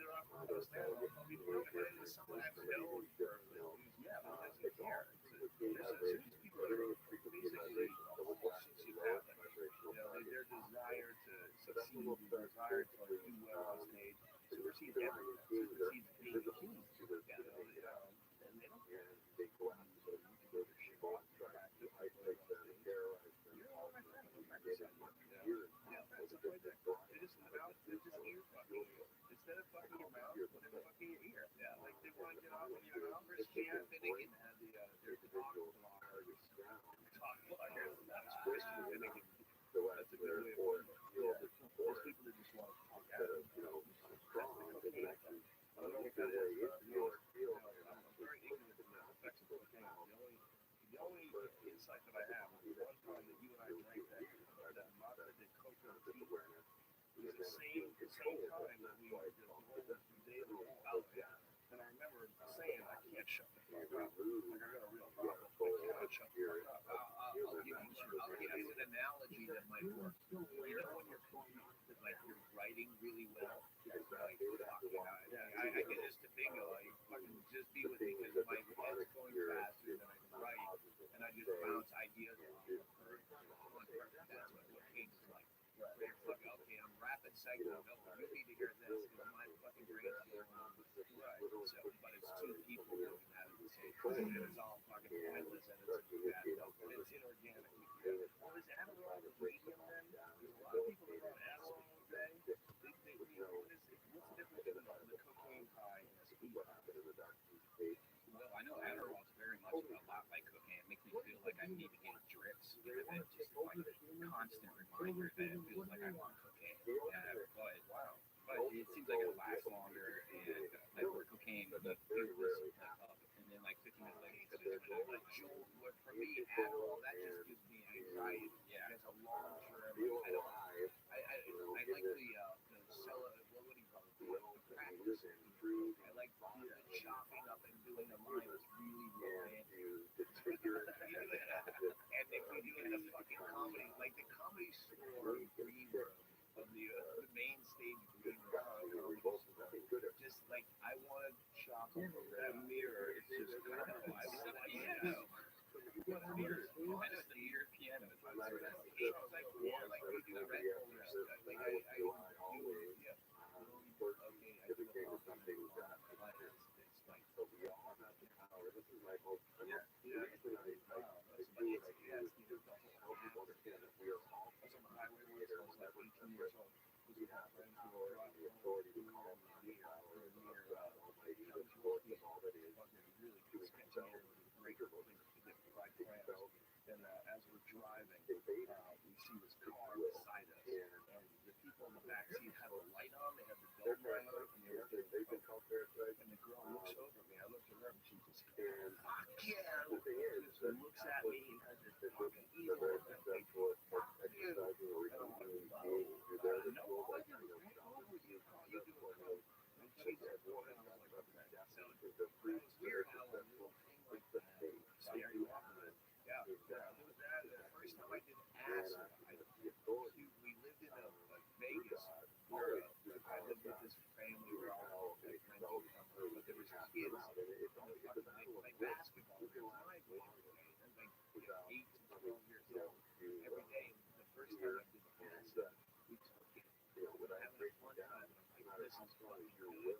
And then we went back and we were second year, and I put the acid on my tongue. And then we walk back out into this fucking tripping cars, and there's a bunch of kids, little kids playing basketball, and someone threw the basketballs away and inhaled it. So I have the paper on my tongue, and it's stuck in the fucking clitoris, even back to your throat. So I puked it into my mouth. In front of kids, but I'm consciously thinking, I don't want to lose the hit of acid, but I just did. So I have a mouthful of puke, trying not to puke. So I try to swallow the pill, which makes you puke way harder than anything else there. So I extremely vomit in front of all these horrified children. It's 4 in the afternoon. And I start picking each other heavily. That's I lose that. And their lungs and their arms and each other with the acid in my puke, and I worked it off in my beer, and where you can still work, which is the looks on the faces of the children, where where some guy, where's your neighbor guy kind of guy is coming out, and now he's rummaging through his own vomit in the afternoon. Such a beautiful image, and that might weird those kids up doing dancing. It's my point. You know what? Yeah, much like you were figured out from a finger, some man in a mullet rummaged through his vomit on a side street in Vegas. Oh my God! That might make you think. It was one of the best nights of my life. Did you tell us? It was one of the that fucking trip was still legendary. Like, yeah, just from eating that. When you think when you put it back in your mouth, it hit you harder. Oh, it was a second hit. The point is, no, I mean, it was my first time tripping, so I was already on one hit and wanted more.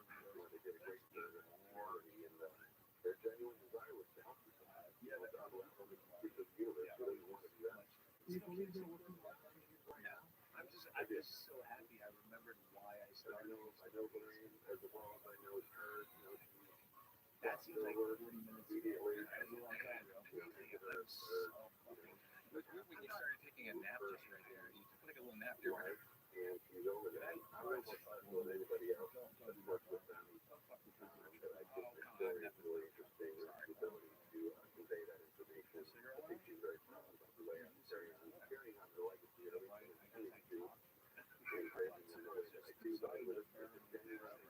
lot of the show that are just sitting listening to in my car, and I'm like, oh, that is just a huge fan sitting back there. In California, they actually have these cigarettes where they stop burning after a certain amount. That's only California. We were talking about that. Like, that was a fad, like child food lighters. And it's a California thing. Well, I don't know if it's all California, if they just did it for all cigarettes, but still, that people would flick them out the windows, they would go out and have them. Yeah, it seems like it would be. How did they do it? For that? What the fuck wrong with them? They're in here. The FDA, the 500 different chemical insurance. Oh, that's fantastic. Buy stock. Get more stock. You don't do something. Talks to you. Nowadays it's accountant. I don't know. That's how I hear it. Trying to tell me about a rainy day. Like, I actually said that to him. I go, I don't really have that much confidence. Save it for later. Oh yeah, just keep it in the bank. Can I get it with an ATM? All right, that's all I care about. This is real, right? But yeah, no, I had to get coffee. They're very cool. It was they were trying to talk to you. Yeah, I probably won't be alive. So you got an account there. That was the comics account. Yeah, 500.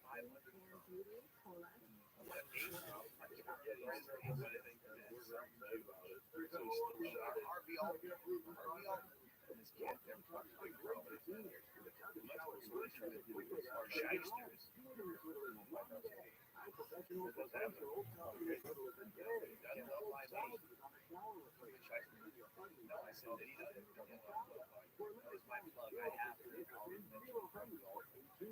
After I stutter and try to remember. We're trying to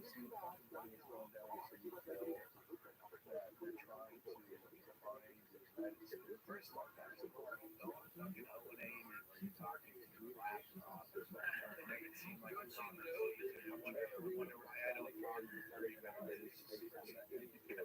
Even fucking Norton sits on there with his constantly just looking at his cell phone. Fucking I guess he's always there with a laptop. I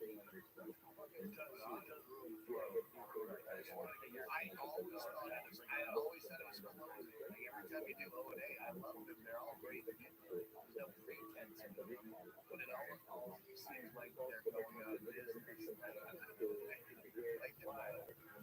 They just have that attitude of anytime they're going to start making boxes they're all just watching, like, it's not even like for the show, like, you're looking up something to the show. They're just figuring around why they're wearing it. Yeah, oh, that's funny. It's fucking, that's the problem when nobody stops everybody from doing that shit. I went on there last time, and I felt like we were really on there. It's so easy to just fucking check your Twitter all the time. I think it's because they do it every day. Can you imagine doing this every day for like 4 or 6 hours? That's craziness. What we do is a lot, and it's still. Don't get me wrong. I was no problem very manageable. It was very comfortable, but it was like where you go, we're just the four of us hanging out. It's just so comfortable hanging out that doesn't have to put on a shirt. And it's oh, come on, they don't do that. No, it just seemed like that when you're in there. That's my favorite show to do. Because when you do that show, it's just like you're hanging out. It doesn't feel like, some of the shows, it's like you feel like you're upright, your posture's upright, and you're trying to give a good presentation. Just to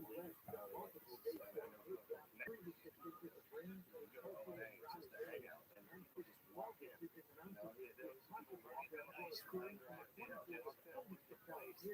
it was Marion Barry walked in once. Marion Barry, we were asking him questions about something. Yeah, because the amount of energy Dice Clay gives from being Dice Clay, and you don't know, you asked her, you have no idea what's next. Yeah, like I'm talking to Norm, he's my friend. That's what it's like on the road. Like, well, you're not telling me if this is right now or over. Yeah, well, he's better. Yeah,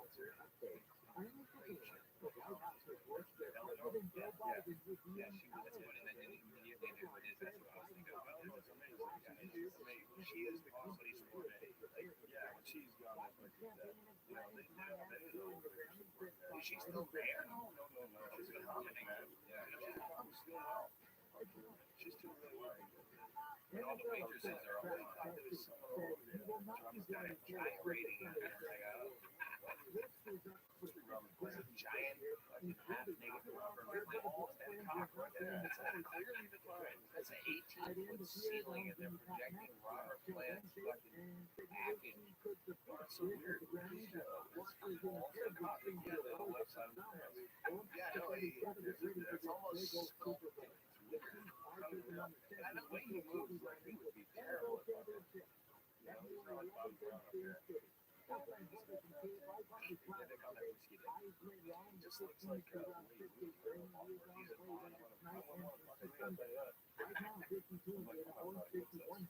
never seen me dance, Joe. You guys should see me come and dance off. You see Robert Plant on the wall. They just didn't have the same awareness back there. No worries, it's filmed. Yeah, an all-time favorite band.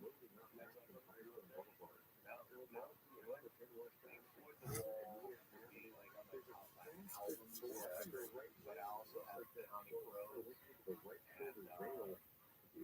Tim Curry.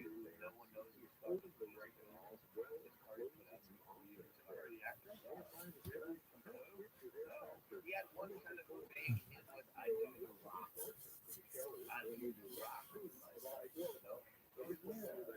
And that was it. Like, he did Rocky Horror and put out 2 albums.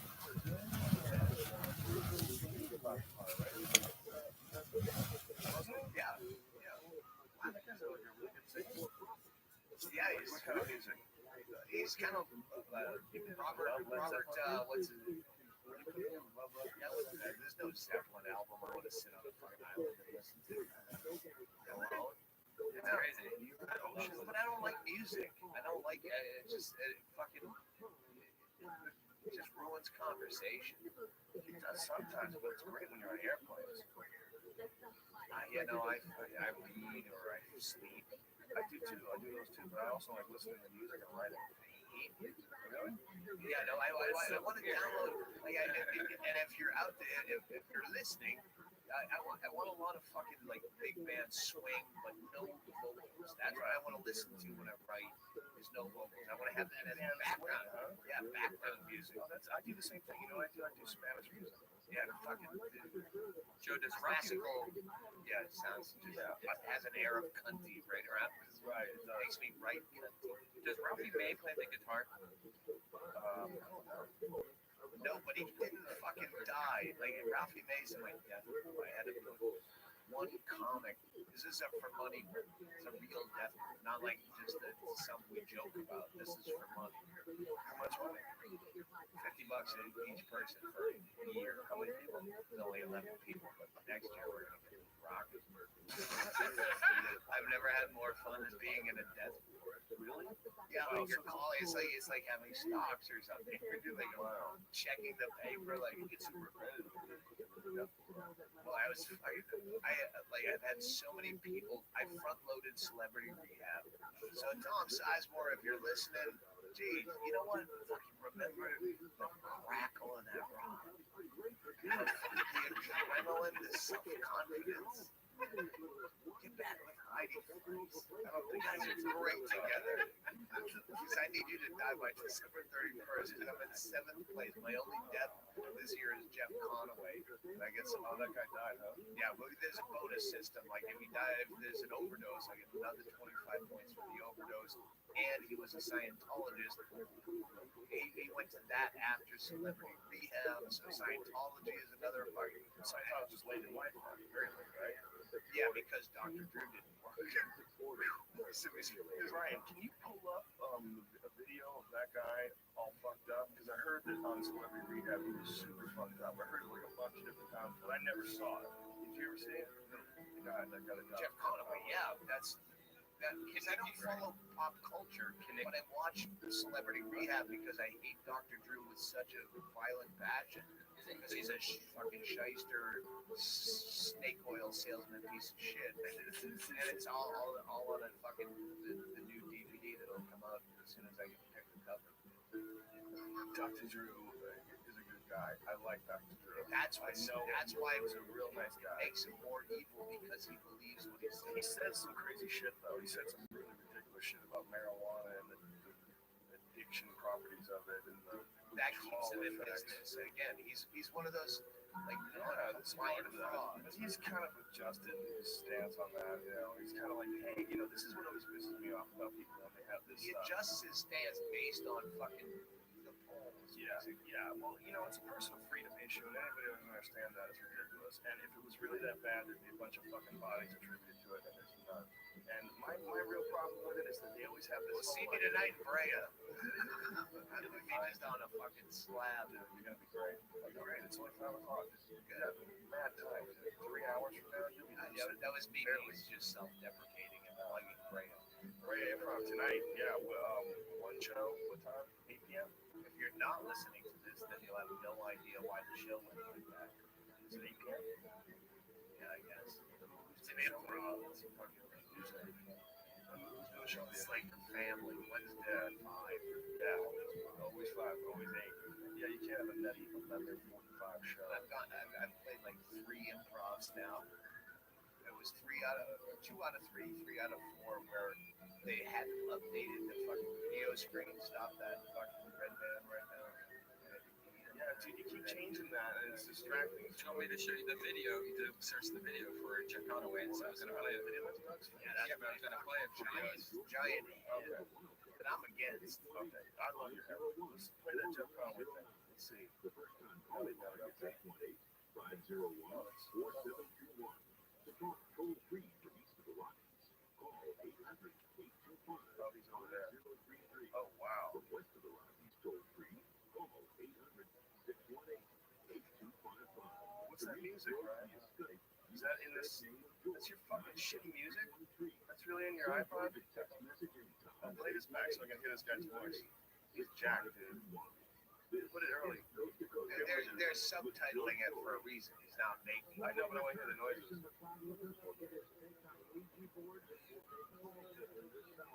That guy was fucked. They showed. This is back when they glorified the pre-story.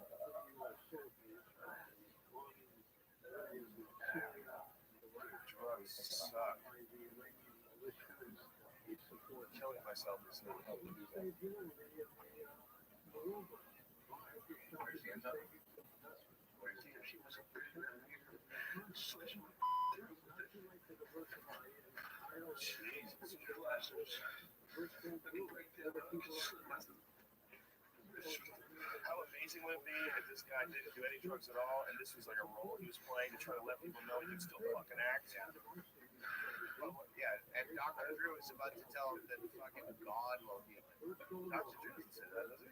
Yeah, he's a fucking 12-stepper. That's what AA is. They put you into a 12-step program. Yeah, but you know all about God. I know why I think they do that. I think it's a mechanism. I agree with you that it's silly if you want to look at it as far as like whether it's plausible.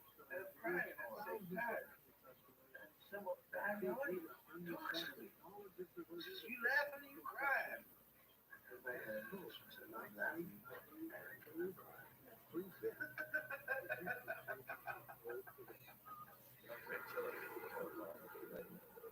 that guy was really acting, that's really wasn't how he really is. If he was just acting, that was really what a great movie. Somebody should do that. He acted so he fucking died like that. Yeah, but he wasn't doing it. What a great idea it would be to show people how good you act. Go to celebrity rehab and just fake. That's what they did. No, that's what they do. They've had people on there for marijuana addiction. No, they're like it. I think he said he's not doing it anymore, which I hate because I love trash. Yeah, he takes shit. He's got that new CNN show. Yeah, no, now he's trying to. I'm not just a doctor of sex and drugs now. Now I'm a doctor of life. He has something like CNN, Destiny or. They become celebrity doctors very tricky, like that CNN guy, Sanjay. I actually thanked him on my no refunds. Really? Why? I just thank weird people. It's a name that sticks in your head.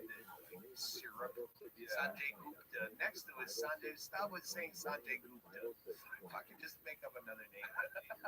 So I put Sanjay Gupta back into the universe instead of stuck in my head like a fucking leper. That guy took hundreds of thousands of dollars from pharmaceutical companies. Takes over $100,000. Can't stand this fucking. He's talking about we're just take our fucking white people's pieces. They take our coming over here, stealing our fucking. Where's that white guy I used to hate? Sanjay Gupta coming over here and taking our corruption. That nonsense there. Wow. You all right, buddy? Yeah, no, I'm good. I haven't been high in so fucking long. Is that what it is? You used to not smoke weed at all. I don't smoke weed at all. That was yeah, but you, like I've been like many years. I've seen you turn down weed like every single time until this is the first time I think I've ever seen. Yeah, it's great, isn't it? I love it. I'm intimidated. Why are you intimidated by it? No, intimidated. You made me smoke pot. I was going around the table. I didn't want to be the uncool kid. Well, you said you were. The only reason I didn't pass it to you is because you said before that. Yeah, I'm even willing to smoke pot. Well, I really want to. It's so fucking available. Yeah, it's awesome. That's the thing. I want to have a taste for it. I want to stop fucking drinking so You should much. try the edibles. Yeah, no, the edibles have a totally different effect, man. It's like really like a strong psychedelic. Yeah. You know, you eat cookies. Eat one of these fucking cookies that Joey takes. And I guarantee you, It's like every other drug or alcohol. It would be starting. I'd be 18 years old again, which is what I feel like right now, where I'm just fucking stupid and I'm forgetting that we have to fucking entertain you with ass. We're fine. It's entertaining. I know what you're saying. But the point is, I don't want to have to start with weed. Like, okay, how much can I smoke before a show? It always amazed me that you were so introspective. You're a very introspective dude, and you don't have any ego problems, and yet you never smoke weed. I always thought that was really interesting. It always made it because it was never a community thing. When you trip with people, you're all like, we're together. We're all fucking in this. And every time I smoked weed, it seemed like everyone was laughing without me or at me. It wasn't. Never felt. Maybe you gave up on it like way too early. Maybe you're smoking with the wrong people, because if you're smoking with us, it's just a giggle fest.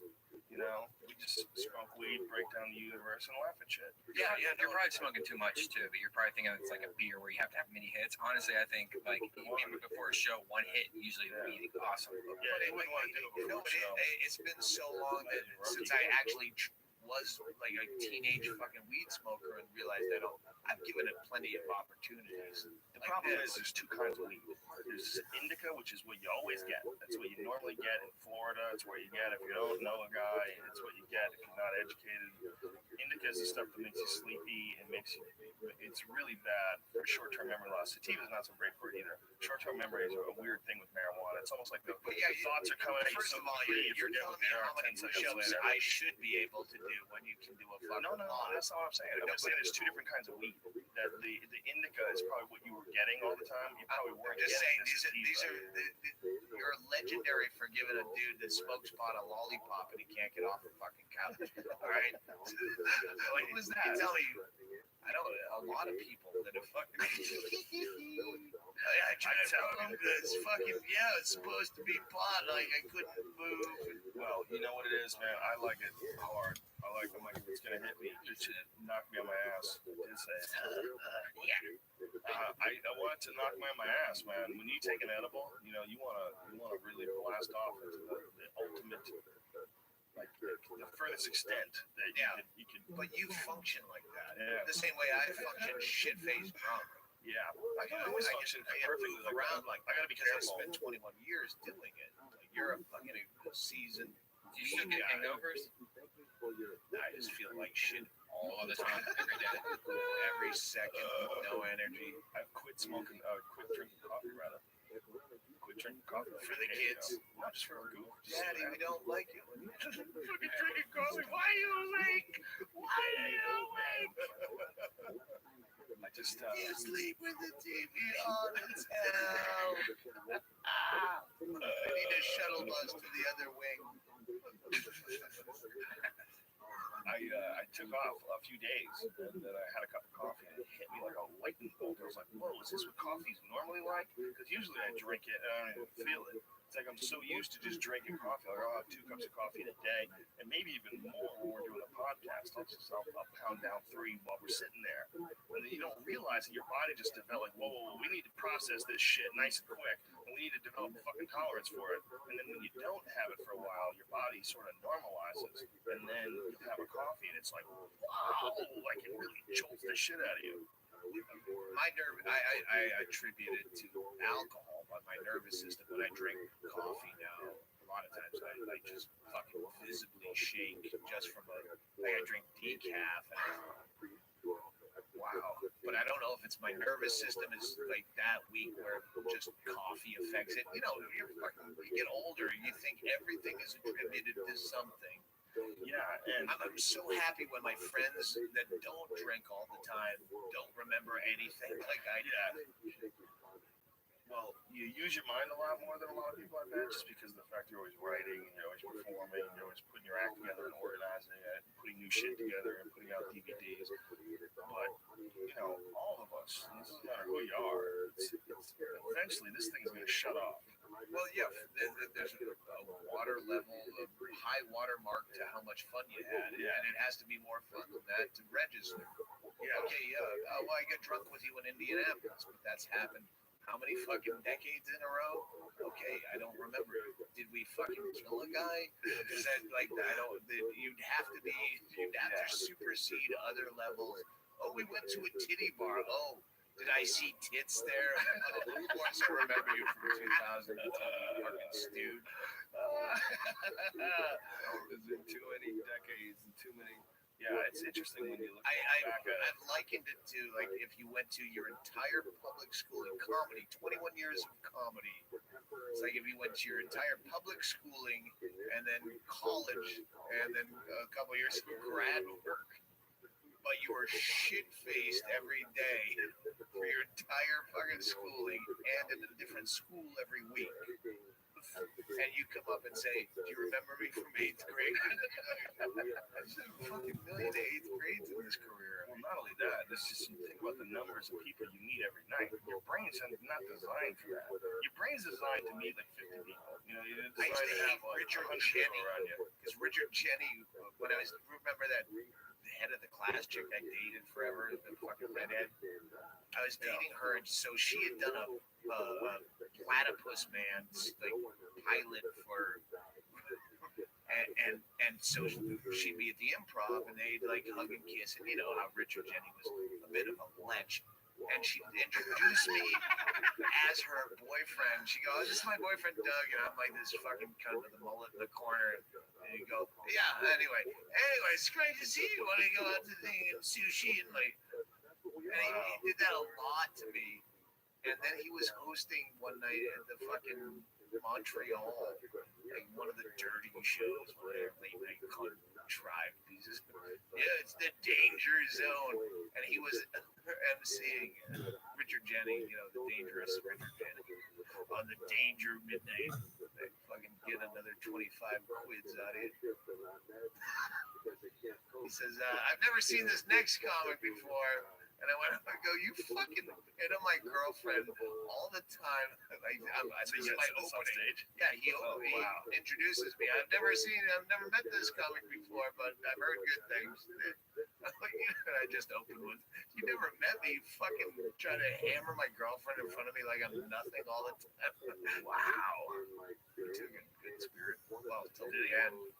Till he killed himself because I said it. Do you think that's what really ultimately triggered it? I'm pretty sure that was just a slow burn. My young fucking spirited Montreal. That one rant just destroyed his self-esteem. Yes. Did you like him as a comic?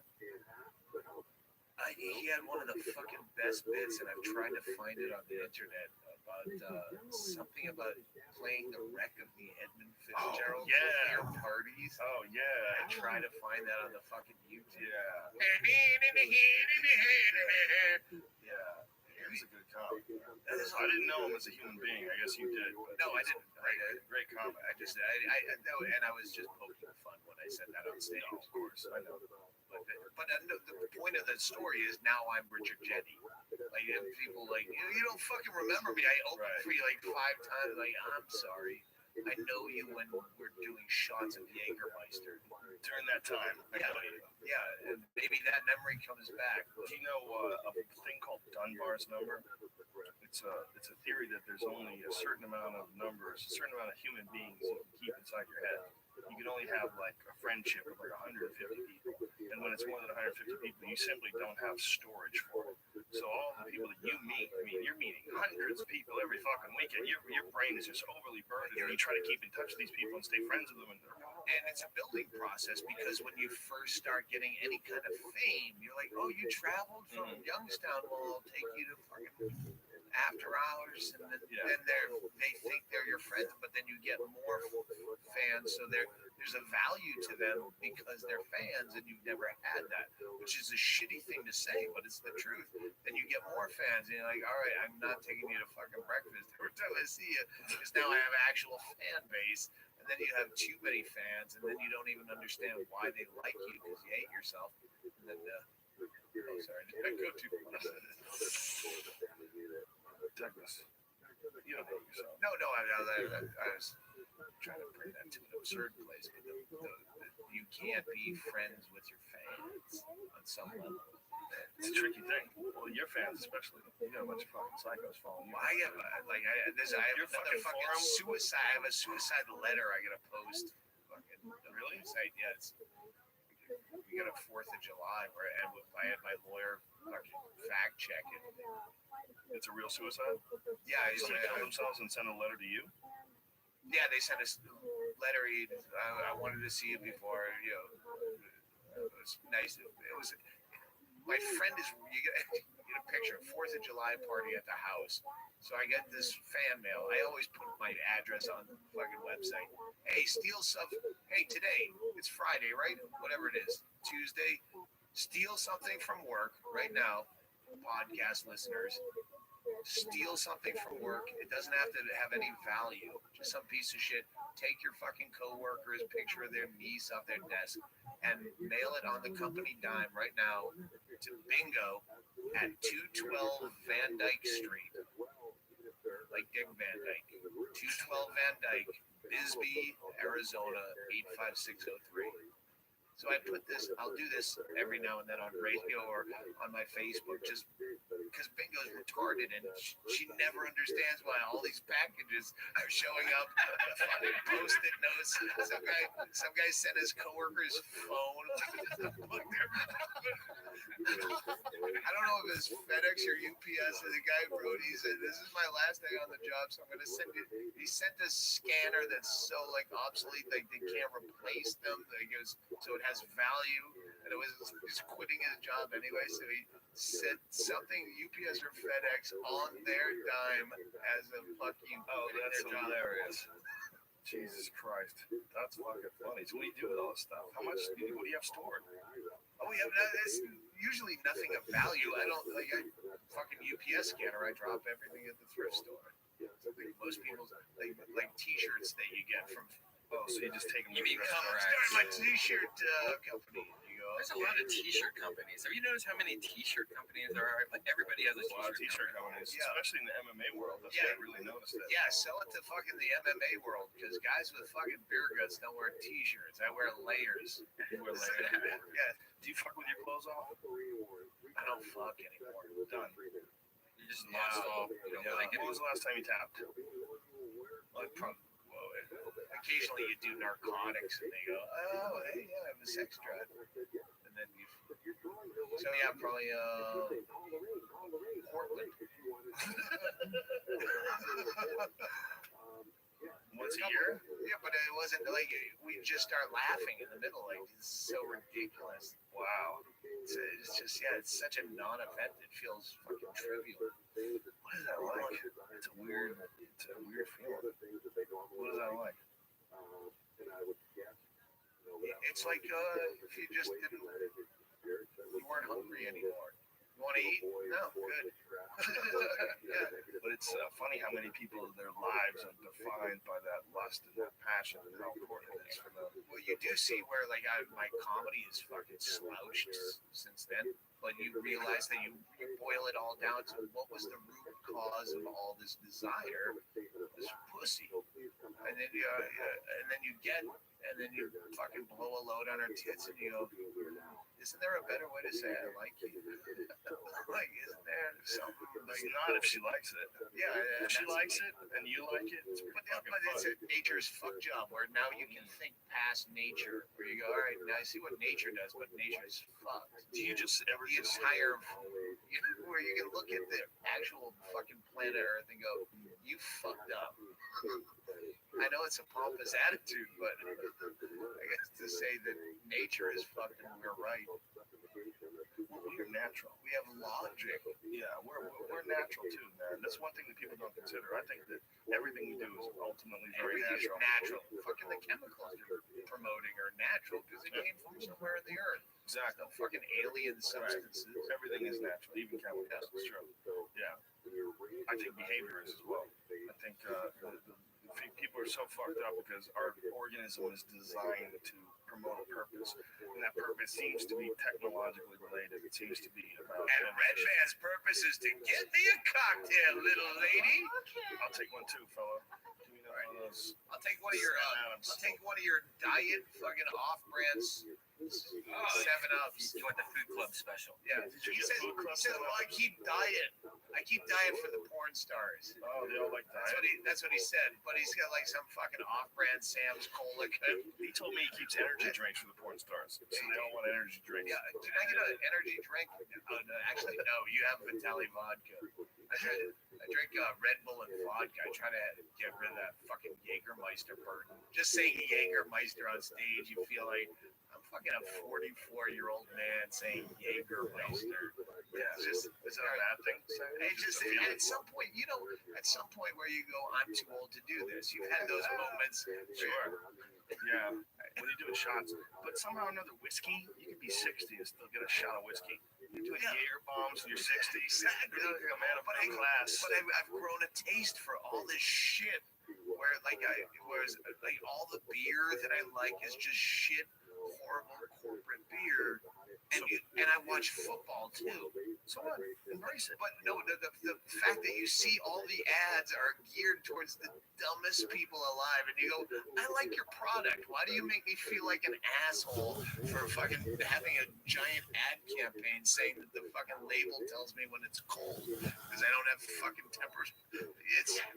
But that's what I like. Shit. I enjoy shit. I'm at terms with it. I just hate when it's marketed towards me. I know what you're talking about when it treats you like you're dumb, but there's a lot of shit that's cool. You know, I like muscle cars. I know they're stupid. I know they're dumb. I don't care. I have a Shelby Mustang. I like the way it sounds. I like when I hit the gas, it goes. I'm very aware that we're on a planet, and this planet's a part of a galaxy, and this galaxy is part of the universe. I'm enjoying this fucking Mustang. You know what? I didn't ask to be here. Exactly. Yeah, exactly. Fuck you and you're in a fucking. I didn't sue my mother. Yeah. She is the one who had the fucking gall to create life without its consent. Yeah, that's my attitude towards anybody that tells you that you're supposed to be really involved in our political system. Hey, you know, we're born into a fucking system that we have no control over, and it's absolutely, completely fucked. It's really. You want me to really get involved and invested in this? Is that really fixable? Yeah, no. You make your own fucking government. It's what the Amish do. It's what gangs do. Yeah. You make your own fucking reality. Yes. And the federal government is always the big daddy looking over the whole But it's something that you learn to avoid the same way you avoid fucking scorpions. Right. Like I live in Arizona. I shake out my shit before I put it on. Do you really? How often do you get scorpions? Well, not often enough, but if it's been sitting there for a while, you shake it out because you know your environment. Yeah, exactly. The point is, the same way you avoid every other fucking obstacle, you just avoid the government. You vote for Ron Paul, and it makes you feel good, and there's nothing to do on a Tuesday anyway. And it makes you you can't start a compound though. They don't let you do that. Can't do that. You just don't call it a compound. That's the thing is people have to brag and they have to be fucking like, oh, I'm gonna get on fucking radio and tell everyone's coming to my compound, Waco. You know what? Just fucking shut up. Go down to fucking properties cheap in Texas. Get a whole compound and just say, hey, you think you'll ever buy Texas? Don't fucking proselytize. Yeah, you can get plenty of pussy just running it that way. Yeah, you don't have to be crazy. Everyone that's in a fucking criminal element has to be so like they take it too far. Yeah, what gets them to the party ultimately drowns them. They drown in their own desire. If Occupy Wall Street would dress up like Wall Street, so they were indecipherable. It's too much money. It's a lot of money. It's a fucking thrift store. Yeah, but you gotta cut your hair. There's a lot of dudes with dreadlocks. Exactly. So commit yourself to the cause. You know what? That's why I love Anonymous. Like if they fucking sold merch, I'd buy a shirt. Like I was thinking, Brian, we should do a Guy Fawkes mask day where we wear the mask. Fucking Anonymous already. Like people like that are in they're doing something. They're fucking with the system. WikiLeaks is fucking with the system, and you're gonna camp. You're gonna walk for a cure, is what you're gonna do. What they are though, dude, is they're representing giant numbers. You do need soldiers. You need anonymous. But you need leaders that fucking But the problem is they go after leaders, and the beautiful thing about this whole Occupy Wall Street thing is there's no leaders. That's the beautiful thing about it. But there's no guidance. There's no leaders. But there's a pretty cohesive message. The point is, it can be done if you like Yes Men style. Like there's so many. Like you see that fucking. It's like a Dane Cook audience without a comic, where you see that fucking need for. You could turn this force into something, and there's such fucking dimwits. Like any movement, most of the populace is going to be a fucking dimwit. Yeah, and they need to. Well, you know, I mean, if you want to go back and read the conspiracy theories of the 60s and the 70s, that the idea was that they were engineering our civilization to be this stupid, and that they were engineering the poor neighborhoods to have shit education and keeping the priorities of education at a minimum so that they can continue to run people because most people are too fucking stupid to realize what's going on. As long as they can keep this charade going. That's why it's all falling apart. It's because the internet now has allowed pretty much everybody to see what's really happening in the world, see where the real numbers are going. Except for what Alex Jones sees. He sees something you can't even see on the internet unless it's $9.95. Unless you buy gold, ladies and gentlemen, right now they have baskets out in the desert where they're looking to put your gold. Hey, Joe. Senator McCain, you are a disgrace, sir. Remember when we we were talking about Occupy LA, and I said something silly like about how I think they should move to the trees and like make an Ewok village. I guess that's exactly what happened. I told you before the podcast was saying that that guy's a guy from Fear Factor. Oh, he is? Yeah. Oh, he's on Fear Factor. His name is Shane. That's crazy. Yeah, he was on Fear Factor with his chick. Yeah, so that's they're creating Ewok. I get all confused. That's ridiculous. Yeah. It's a very strange thing, man. It's a weird movement. There's all these people camped out, man, and a lot of them. This is where they. Why do you need a fucking movement? That's what kills me. Why do you need a gang? Why do you need a fucking? You don't. But it's to me, this is an exciting time. This is really interesting. I don't know what's happening, but to me, I see all these numbers of people moving, and these numbers of people protesting are unprecedented. We've never had a public display of how fucking pissed people are like this. A public display of how many people are saying this is insane. I know it's fantastic. It's amazing. I know it needs to be corralled, but it's going to eventually. First of all, the real unfortunate aspect of it all is that they're trying as hard as they can. Caesar's Pizza. Yes, pizza. Occupy Wall Street, brought to you by Olive Garden. Yeah. The most unfortunate aspect of it is that if it keeps growing, they're going to keep pushing it back, and eventually something's going to break. You know, they're going to push people. I mean, we've already had people getting hurt, people getting, hit with tear gas canisters in their fucking face, flash grenades. We've already had a lot of that shit happen, but if it keeps growing, it's going to keep pushing, and they're going to have to push back. I mean, it's almost inevitable.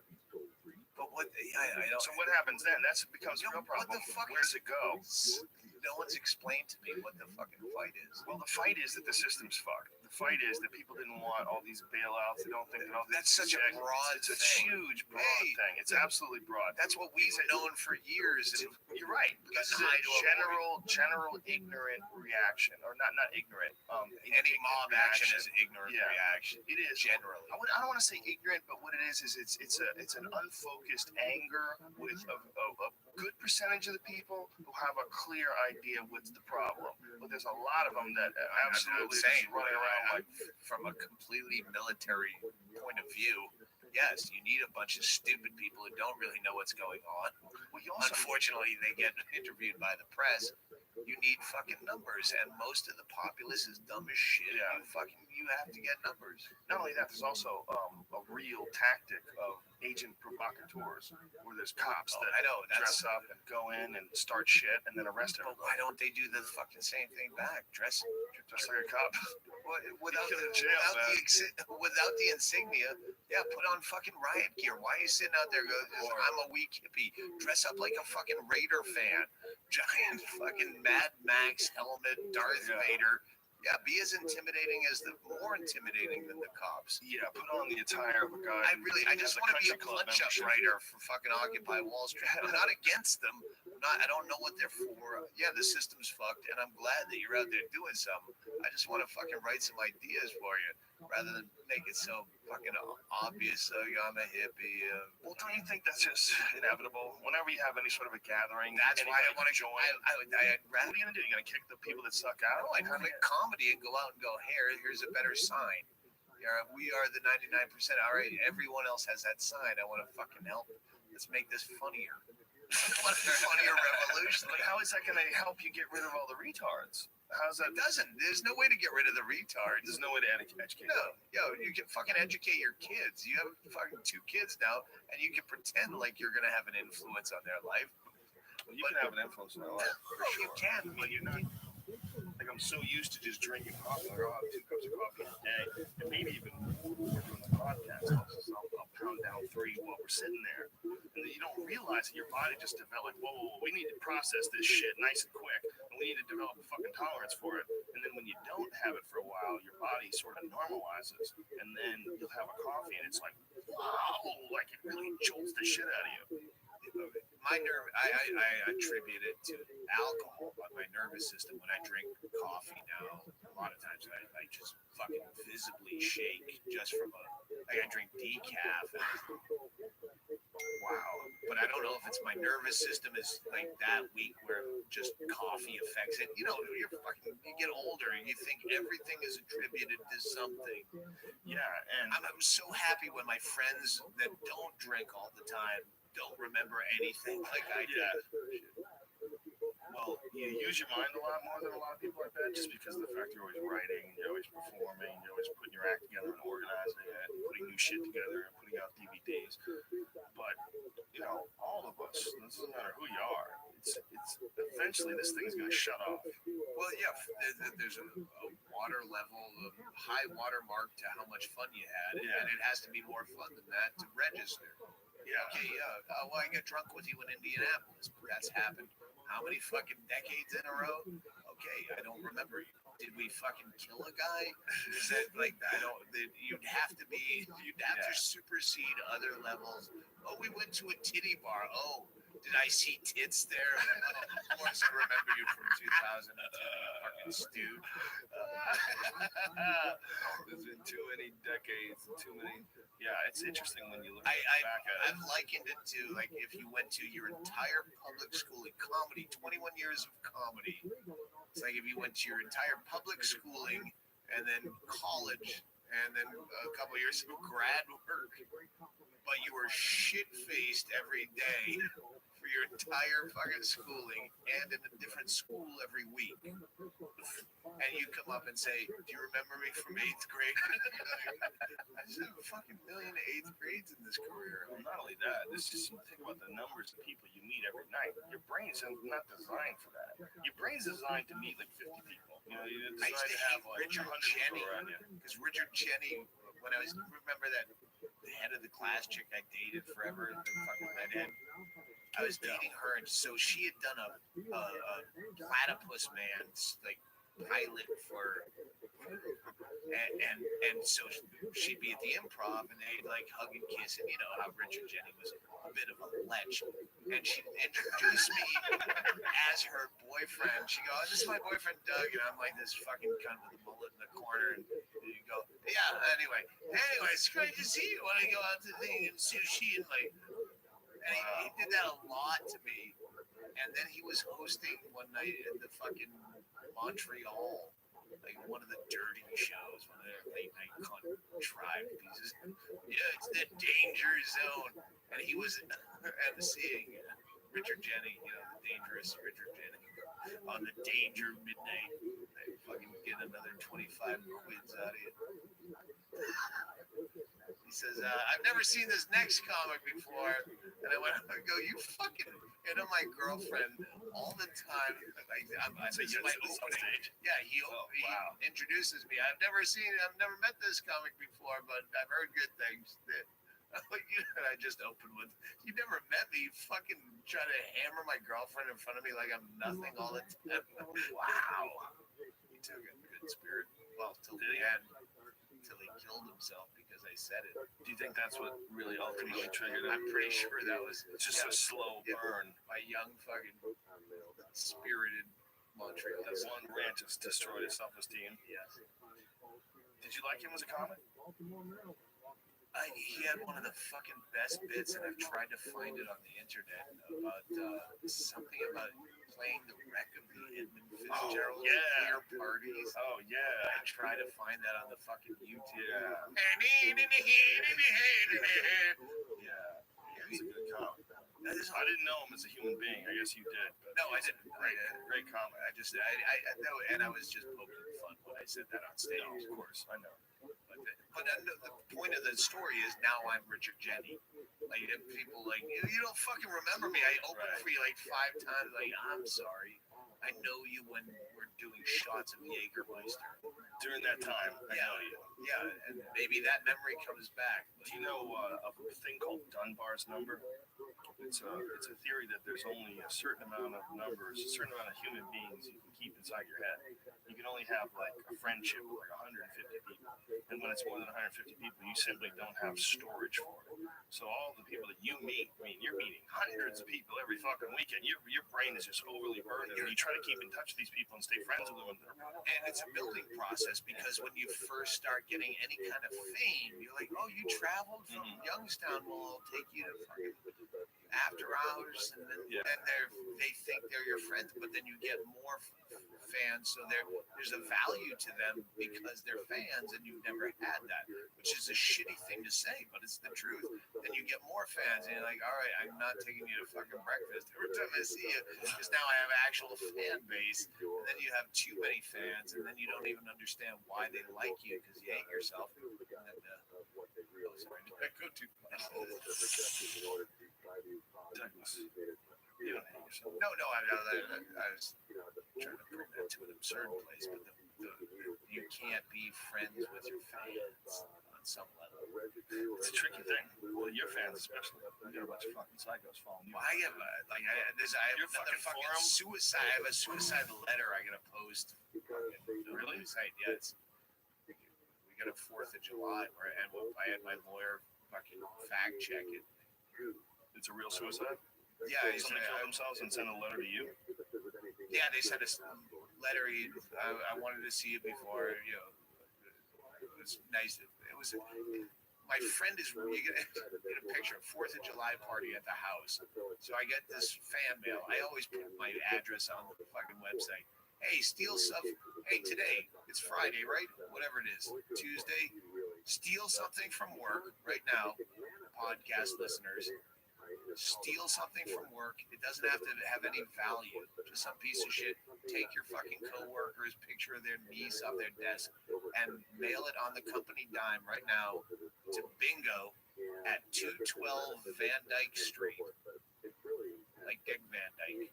212 Van Dyke, Bisbee, Arizona, 85603. So I put this, I'll do this every now and then on radio or on my Facebook, just because Bingo's retarded and she never understands why all these packages are showing up. Fucking post-it notes. Some guy sent his coworker's phone. I don't know if it's FedEx or UPS. The guy wrote, he said, "This is my last day on the job, so I'm going to send it." He sent a scanner that's so like obsolete, like they can't replace them. Like so it has value. And he's quitting his job anyway, so he sent something UPS or FedEx on their dime as a fuck you. Oh, that's hilarious. Jesus Christ. That's fucking funny. So what do you do with all this stuff? What do you have stored? Oh yeah, it's usually nothing of value. I don't like fucking UPS scanner. I drop everything at the thrift store. I think most people like T-shirts that you get from. Oh, so you just take them. You mean my T-shirt company? There's a lot of T-shirt companies. Have you noticed how many T-shirt companies there are? Like everybody has a lot of T-shirt companies, especially in the MMA world. I really noticed that. Yeah, sell it to fucking the MMA world because guys with fucking beer guts don't wear T-shirts. I wear layers. You wear layers? Yeah. Do you fuck with your clothes off? I don't fuck anymore. Done. You just lost all. You don't like it. When was the last time you tapped? Occasionally you do narcotics and they go, oh, hey, yeah, I have a sex drive. And then so yeah, probably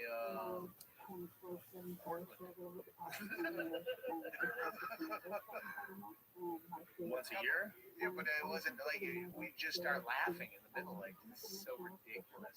Wow. It's just it's such a non-event. It feels trivial. What is that like?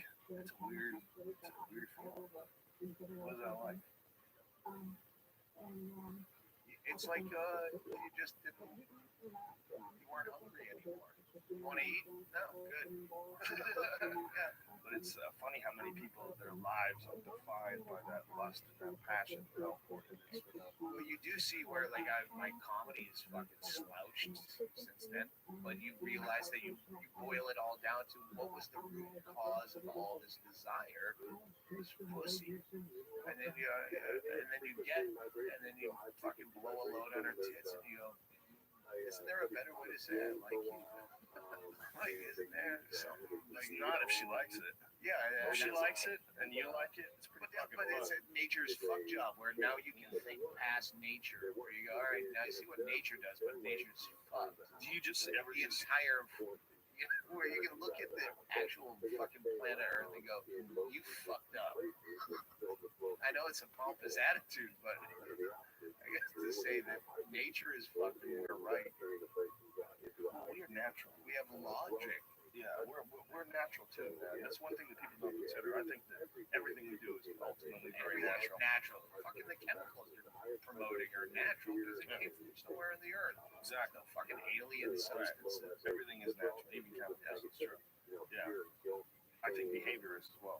I think people are so fucked up because our organism is designed to promote a purpose. And that purpose seems to be technologically related. It seems to be about... And Red Man's purpose is to get me a cocktail, little lady. I'll take one too, fellow. Right. I'll take one of your diet fucking off-brand 7-Ups. You want the food club special? Yeah. He said, well, I keep diet for the porn stars. Oh, they all like that. That's what he said. But he's got like some fucking off-brand Sam's Cola. He told me he keeps energy drinks for the porn stars. So they all want energy drinks. Yeah. Did I get an energy drink? Actually, no. You have Vitaly vodka. I drink Red Bull and vodka. I try to get rid of that fucking Jägermeister burn. Just saying Jägermeister on stage, you feel like I'm fucking a 44-year-old man saying Jägermeister. Yeah. Is that a bad thing? It just at some point, at some point where you go, I'm too old to do this. You've had those moments. Sure. Yeah. When you're doing shots, but somehow or another, whiskey, you can be 60 and still get a shot of whiskey. You're doing Jaeger bombs in your 60s. You're a man of good class. But I've grown a taste for all this shit. Where all the beer that I like is just shit, horrible corporate beer, and I watch football too. So what? Embrace it. But no, the fact that you see all the ads are geared towards the dumbest people alive, and you go, I like your product. Why do you make me feel like an asshole for fucking having a giant ad campaign saying that the fucking label tells me when it's cold because I don't have fucking tempers? But that's what I like. Shit. I enjoy shit. I'm at terms with it. I just hate when it's marketed towards me. I know what you're talking about when it treats you like you're dumb, but there's a lot of shit that's cool. You know, I like muscle cars. I know they're stupid. I know they're dumb. I don't care. I have a Shelby Mustang. I like the way it sounds. I like when I hit the gas, it goes. I'm very aware that we're on a planet, and this planet's a part of a galaxy, and this galaxy is a part of the universe. I'm enjoying this fucking Mustang. You know what? I didn't ask to be here. Exactly. Yeah, fuck you and your environment. I didn't sue my mother. Yeah. She is the one who had the fucking gall to create life without its consent. Yeah, that's my attitude towards anybody that tells you that you're supposed to be really involved in our political system. And we're born into a fucking system that we have no control over, and it's absolutely completely fucked. It's really... You want me to really get involved and invested in this? Is that really fixable? Yeah, no, you make your own fucking government. It's what the Amish do. It's what gangs do. Yeah. You make your own fucking reality. Yeah, and the federal government is always the big daddy looking over the whole it's something that you learn to avoid the same way you avoid fucking scorpions. Right. Like I live in Arizona. I shake out my shit before I put it on. Do you really? Yeah, you get scorpions. Well, not often enough, but if it's been sitting there for a while, you shake it out because you know your environment. Yeah, exactly. The point is, the same way you avoid every other fucking obstacle, you just avoid the government. You vote for Ron Paul, and it makes you feel good. There's nothing to do on a Tuesday anyway, and it makes you. You can't start a compound though. They don't let you do that. Can't do that. Just don't call it a compound. That's the thing is people have to brag and they have to be fucking like, ooh, I'm gonna get on fucking radio and tell everyone's coming to my compound, Waco. You know what? Just fucking shut up. Go down to fucking properties cheap in Texas. Get a whole compound and just say, hey. You think you'll ever go to Texas? Fucking proselytize. Yeah, you can get plenty of pussy just running it that way. Yeah, it doesn't be crazy. Everyone that's in a fucking criminal element has to be so like they take it too far. Yeah, what gets them to the party ultimately drowns them. They drown in their own desires. If Occupy Wall Street would dress up like Wall Street, so they were indecipherable. That's too much money. No, it's a fucking thrift store. Yeah, but you gotta cut your hair. As long as there's dreadlocks. Exactly. So commit yourself to the cause. You know what? Fuck it out. That's why I love Anonymous. Like if they fucking sold merch, I'd buy a shirt. Like I was thinking, I should do a Guy Fawkes mask day. We wear the mask. Fucking Anonymous already. Like people like that are in they're doing something. They're fucking with the system. WikiLeaks is fucking with the system, and you're gonna camp. You're gonna walk for a cure is what you're gonna do. What they are though, dude, is they're representing giant numbers. You do need soldiers. You need anonymous. But you need leaders to fucking But the problem is they go after leaders, and the beautiful thing about this whole Occupy Wall Street thing is there's no leaders. That's the beautiful thing about it. But there's no guidance. There's no guidance. Leaders. There's a pretty cohesive message. The point is, it can be done if you like yes men style. Like there's so many. Like you see that fucking. It's like a Dane Cook audience without a comic. Where you see that fucking need for. You could turn this force into something, right? And there's such fucking dimwits. Like any movement, most of the populace is going to be a fucking dimwit. Yeah. And they need to. Well, I mean, if you want to go back and read the conspiracy theories of the 60s and the 70s, the idea was that they were engineering our civilization to be stupid. And that they were engineering the poor neighborhoods to have shit education and keeping the priorities of education at a minimum so that they can continue to run people because most people are too fucking stupid to realize what's going on. As long as they can keep this charade going. That's why it's all falling apart. It's because the internet now has allowed pretty much everybody to see what's really happening in the world, see where the real numbers are going. Except for what Alex Jones sees. He sees something you can't even see on the internet. Unless you buy gold, ladies and gentlemen, right now they have baskets out in the desert where they're looking to put your gold. Hey, Joe. Senator McCain, you are a disgrace, sir. Remember when we were talking about Occupy LA and I said something silly like about how I think they should move to the trees and like make an Ewok village? I guess that's exactly what happened. I told you before the podcast. We were saying that that guy's a guy from Fear Factor. Oh, he is? Yeah. Oh, he's on Fear Factor. His name is Shane. That's crazy. Yeah, he was on Fear Factor with his chick. Yeah, so they're creating Ewok village. That's ridiculous. Yeah. It's a very strange thing, man. It's a weird movement. There's all these people camped out, man, and a lot of them. This is where they. But they need. Why do you need a fucking movement? That's what. Why do you need a gang? Why do you need a fucking? You don't. But to me, this is an exciting time. This is really interesting. I don't know what's happening, but to me, I see all these numbers of people moving, and these numbers of people protesting are unprecedented. We've never had a public display of how fucking pissed people are like this. A public display of how many people are saying this is insane. I know it's fantastic. It's amazing. I know it needs to be corralled, but it's going to. It's going to eventually. First of all, the real unfortunate aspect of it all is that they're trying as hard as Little they can. Caesars pizza. Yes. No, Occupy Wall Street brought to you by Olive Garden. Yeah. The most unfortunate aspect of it is that if it keeps growing, they're going to keep pushing it back, and eventually something's going to break. They're going to push people. I mean, we've already had people getting hurt, people getting, hit with tear gas canisters in their fucking face, flash grenades. We've already had a lot of that shit happen, but if it keeps growing, it's going to keep pushing, and they're going to have to push back. I mean, it's almost inevitable. But what? So what happens then? That becomes a real problem. What the fuck? Where does it go?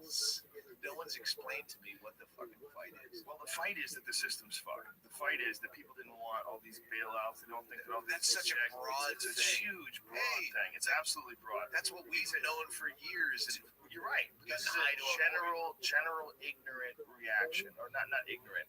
Any mob action is ignorant reaction. It is general. I don't want to say ignorant, but what it is it's an unfocused anger with a good percentage of the people who have a clear idea what's the problem. But there's a lot of them that absolutely just running around like. From a completely military point of view, yes, you need a bunch of stupid people who don't really know what's going on. Unfortunately, they get interviewed by the press. You need fucking numbers, and most of the populace is dumb as shit. Yeah. You have to get numbers. Not only that, there's also a real tactic of agent provocateurs, where there's cops that dress up and go in and start shit and then arrest them. But why don't they do the fucking same thing back? Dress like a cop. without Get the, in jail, without the insignia. Yeah, put on fucking riot gear. Why are you sitting out there going, I'm a weak hippie. Dress up like a fucking Raider fan. Giant fucking Mad Max helmet, Darth Vader. Yeah, be as intimidating as more intimidating than the cops. Yeah, put on the attire of a guy. I just want to be a punch-up writer for fucking Occupy Wall Street. I'm not against them. I don't know what they're for. Yeah, the system's fucked, and I'm glad that you're out there doing something. I just want to fucking write some ideas for you, rather than make it so fucking obvious. Like I'm a hippie. Well, don't you think that's just inevitable? Whenever you have any sort of a gathering, that's why I want to join. I'd rather you gonna do? You gonna kick the people that suck out? Like quit comedy and go out and go, here's a better sign. We are the 99%. All right, everyone else has that sign. I want to fucking help. Let's make this funnier. Funnier revolution. But how is that going to help you get rid of all the retards? How's that? There's no way to get rid of the retards. There's no way to educate. No, you can fucking educate your kids. You have fucking 2 kids now, and you can pretend like you're going to have an influence on their life. You can have an influence on their life, for sure. You can. But you're not going to. Yeah, they're not going to run the whole thing. It's an independent human being. Fucking Patton Oswalt had the great bit about how kids always rebel against their parents. So I'm going to be the worst parent in the world, and I'm going to have Phil Collins' "No Jacket Required" framed on the mantelpiece, so my kids turn out cool. That's funny. Yeah, it's a weird idea, trying to figure out what way to push and pull your kids. You see them reacting to you, though. That's the strangest thing. You see them, like getting upset that you telling them they can't do something, so they rebound the other way. You can see that pattern developing really early. Where a lot of us, I don't know how you were raised, but I met your mom. You're the only friend I have that I don't dismiss once I have kids. Because you have kids like a fucking terrarium project. The fucking control the growth and to monitor it. You're not a parent. Oh, I'm a parent. I mean, I enjoy it. No, you are. But I enjoy the same way you've never been like a. We never met your girlfriend. Well, I guess most of us are the guy that bring their girlfriend. My whole personal life is it's almost like your friends are TMZ. But no, I'm going to keep everything private. I don't think you know me as well as most people. Well, I never met. Yeah. Exactly. Jessica. Yeah. Don't say names. Oh shit. Sorry, it's too late. Oh fuck. All right. We haven't talked in a while. Sorry, she doesn't go by her married name. Yeah. Sorry. Yeah, but no, I tell people everything. I just don't tell the internet everything. You and I have never we've got a comedy friendship. But yeah, no. No, in your just comedy life. When you said, "Hey, I'll come to the UFC," and I don't like that, man. There's a lot of dudes that they integrate these girls that they're dating into their fucking comedy life, and they bring them everywhere, and and they change their personality. Yeah, which I've seen since then. It gets weird. It gets weird. I've seen it. I mean, it's nothing wrong. I mean, you can take your chick anywhere. There's nothing wrong with that. But I don't think you should always do things together. I think there's nothing wrong with having completely separate lives. Bingo is like my best fucking friend in the world. Yeah, it works for you guys. Yeah. It's like whatever works, For what me has always worked is you got to separate church and state. That's always been. So yeah, there's always been kind of a border. No, it's never a border, dude. No, it's just something. No, it's nothing you introduced into. And you're just so alien from like. I'm high as shit if that's what you mean. Yeah, I'm thinking. I'm getting back. Coming back. I'm good. Making a comeback? You feeling it? You want an energy drink to push you over the top? No, I have a cocktail. I feel it's just. You're centering? Yeah, my fucking head has been in so many places. When you're just like, what's a microphone? And it was just all that dumb fucking high shit is coming. All right, I understand what a microphone is, and I'm not really baffled anymore by the fact that we can talk to 1 million people. It seems like we're all in the same room. I think it's amazing how well you've actually held it together. I could never, ever podcast shrimming. Did an amazing job. This Occupy Wall Street thing, This is why I pulled this article up, because I knew we were going to talk about this. This is the National Defense Authorization Act. This is what I was talking about earlier, where they're literally going to define the U.S. homeland as a battlefield and make U.S. citizens subject to military apprehension and detainment for life without access to a trial or attorney. This is amazing. I mean, there's something that they've crafted. This is another high thing, but you're acting like law matters. No, I'm not, but I'm acting like this is. I mean, this They is do the that reaction. shit. Cops beat you every fucking day. But it's against the Constitution. Like, no one cares. That's such a. But they do care. I mean, people are really freaking out about it. Yeah, if you're one guy that occasionally brings something to a Supreme Court every 4 years and they go, you were right, you were fucked, and then he gets nothing out of the battle. But in your general day, sorry, a bit. Well, this is what this is trying to turn the U.S. into a place where they can have the military control things.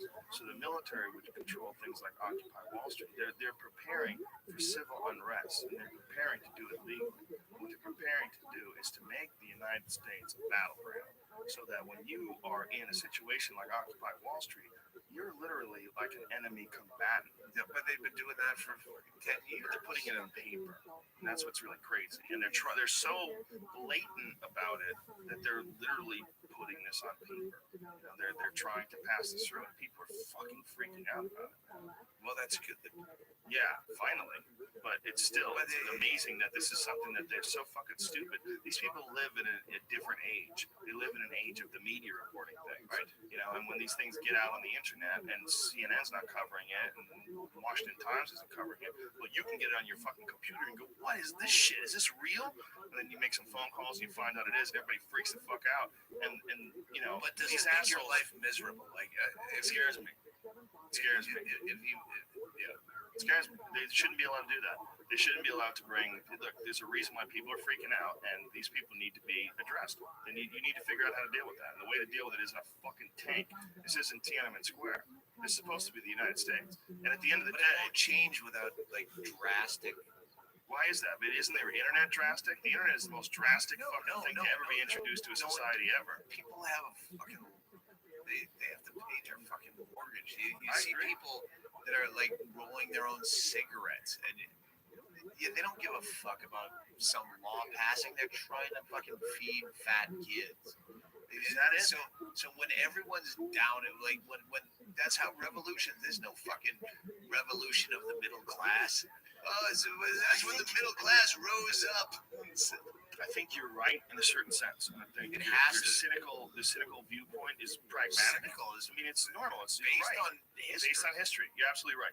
But it's not based on the best that people are capable of.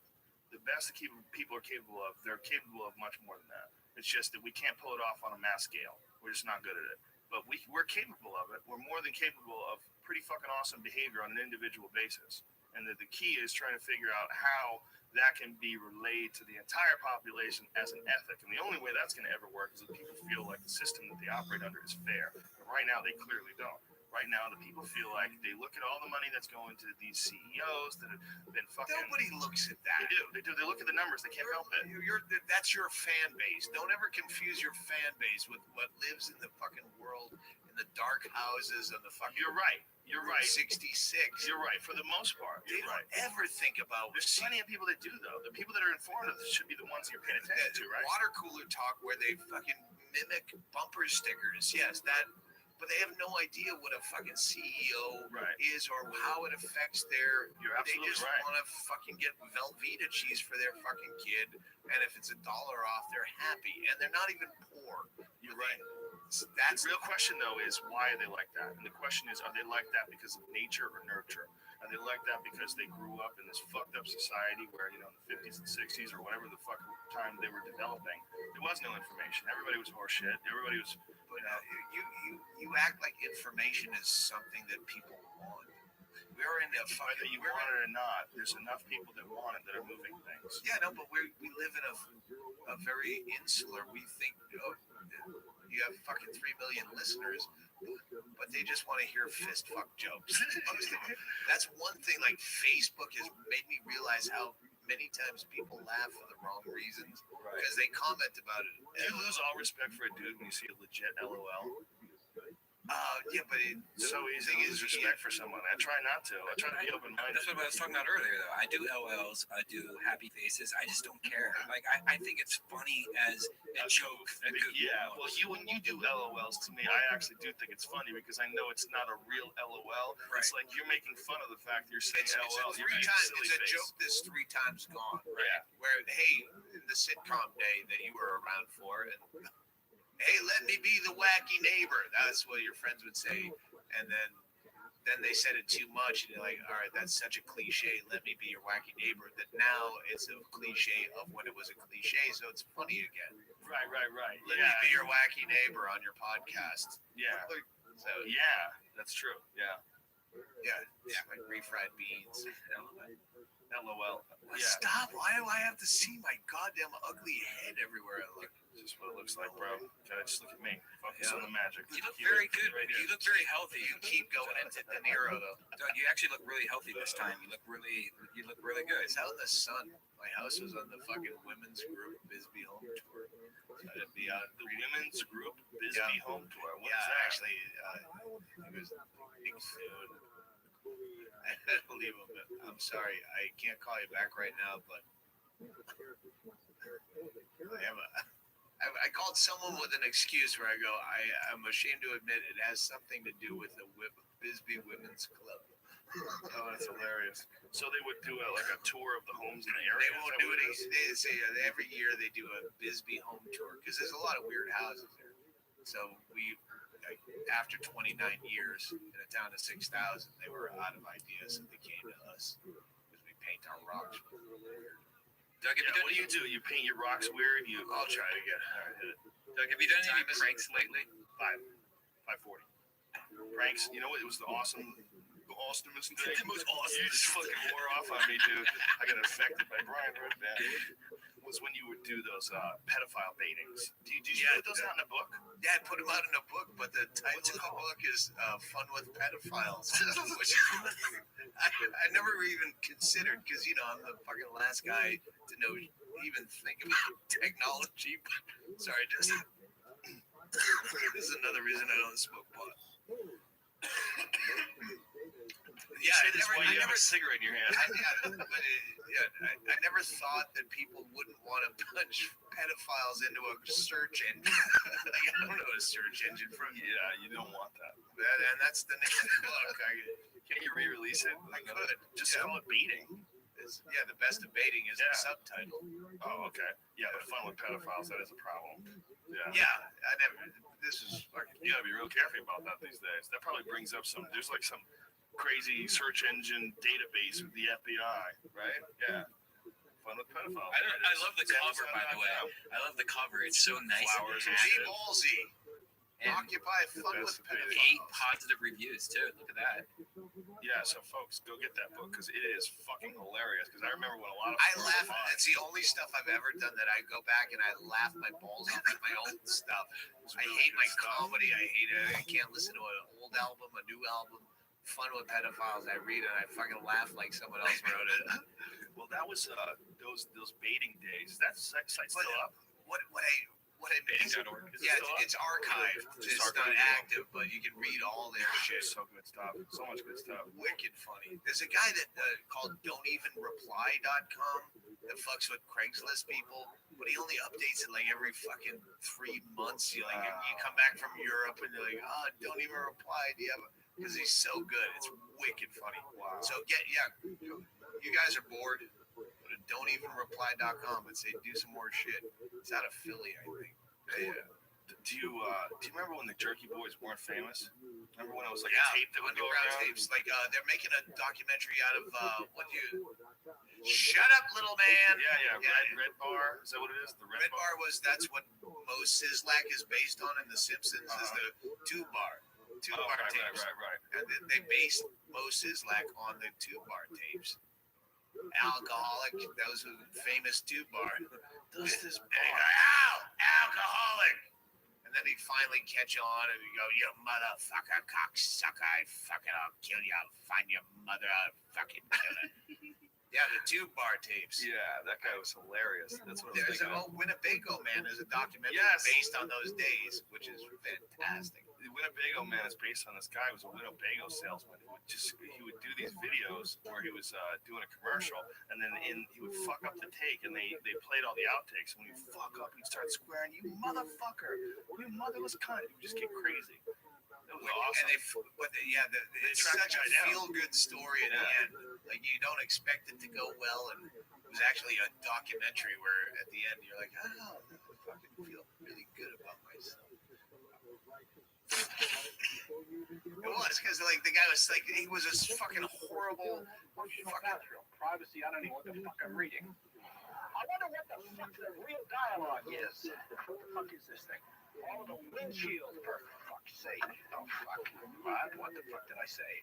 That didn't sound for shit, did it? Trying to give these guys everything they can get. I mean, that sounds like a perfectionist. What the fuck I'm saying? It's just getting mad at himself. We suppose we open. Gotta do it again right now. I feel like those guys that were like, wow, we knew this when they were a garage band. Oh, fuck. Looks like he's just trying to do a good time and he keeps fucking up. Shit. Tony, do me a favor, will you please? Will you do me a kindness? Yeah. I think I'll be walking in and out. I don't. It'll make any difference to me at this juncture. Thank you very much. I appreciate that, Tony. Don't slam the fucking door. No more. Remember that? So this guy got video? famous because of this video that went around back in the day when people just passed off tapes to big giant VHS tape. You gotta check this out. I remember those There's a girl pooping on a dude. Yeah, I had a friend from Austin who used to give me these fucking mixtapes that he would make. I just got rid of them recently because I had already seen the images 100 times. But his videos would be all the weirdest shit that he ever found, and he would splice them together. It was like an art form for him. Yeah, I used to do that all the time. If you Google search red band Java lamps, I have a few of them like that, where I just put like, it was right when the internet videos were becoming big, like the crazy shit, like woman found inside of an alligator, type shit. Yeah. And it was like just spliced, and I put it with like trippy music. Wow, it's been a while that that used to be. The internet was just like a human internet. Like you'd have to hand someone the videotape. Like that's how it goes. I mean, it could transfer that idea as a virus or as an organism could transfer all over the place from person to person, and even be like duplicated, even though it gets really fucking grainy when it gets like third and fourth generation. But that's what you had to do. That's how you got things out. You saw Barnyard Betty, right? Did you ever see Barnyard Betty when you were a kid? No, really. Well, I might have seen it, but I don't know. It wasn't titled. Captain Rowdy was the guy that turned me up. Like when I was a young comic, there was a guy named Captain Rowdy. I remember that guy's name. Yeah, he was Did he wear like leather jackets and shit? leather chaps and mohawk. There's a lot of dudes like that who had like a whole thing. But he had a huge following in the Southwest, not including California. But Lubbock, Texas, and he'd take me on the road. And what's he like? He's still he would be in my death pool if he had a Wikipedia page. He's gonna die. He like calls me every couple months. Like he's fucked. It's a long story. I want to do a documentary about all the '80s comics that thought they had it made. We were making $5,000 a week. You didn't even have to have jokes, but they banked their light. And you know some of the relics of that. Yeah. Did you ever see the documentary Beyond the Mat? Beyond the Mat. It's about wrestling, and it has like Jake the Snake Roberts, and he's all fucking playing in some armory in Kearney, Nebraska, and smoking crack, and then old guys that are still trying to do it, their knees are falling apart, like fucking, but they're still in it, and then guys trying out for it, like so it's a whole balance of this whole wrestling scene, like new guy, old guy, how it fucks. I would love to do a documentary like that about comedy, the guys that thought they fucking had it a ride.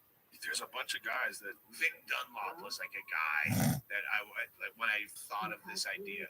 Captain Rowdy is such a fucking magnificent story. But do you think those guys? I mean, some of them are still working, right? Some of them are just out there. But there's guys that made it too. Like the guys to get a perspective of the guy that is fucking dying, lost his legs to diabetes, and just did coke down to where he's playing fucking Biloxi, Mississippi. Mr. Saturday Night, you know those guys. Right. It would just be a beautiful fucking documentary to watch. It could be interesting. They're just guys that just rode it till the wheels fell off. And there's guys that are still doing triple gigs in their 60s. Yeah. But they're happy with it. There's some are happy, yeah. Yeah. When I was living in Boston, there was a lot of guys. People won't accept when people are happy with things that they've built some kind of fake value system on. Well, if you don't, you're not there, so you can't be happy. No, I'm actually fucking wicked happy living in a small town. With, yeah.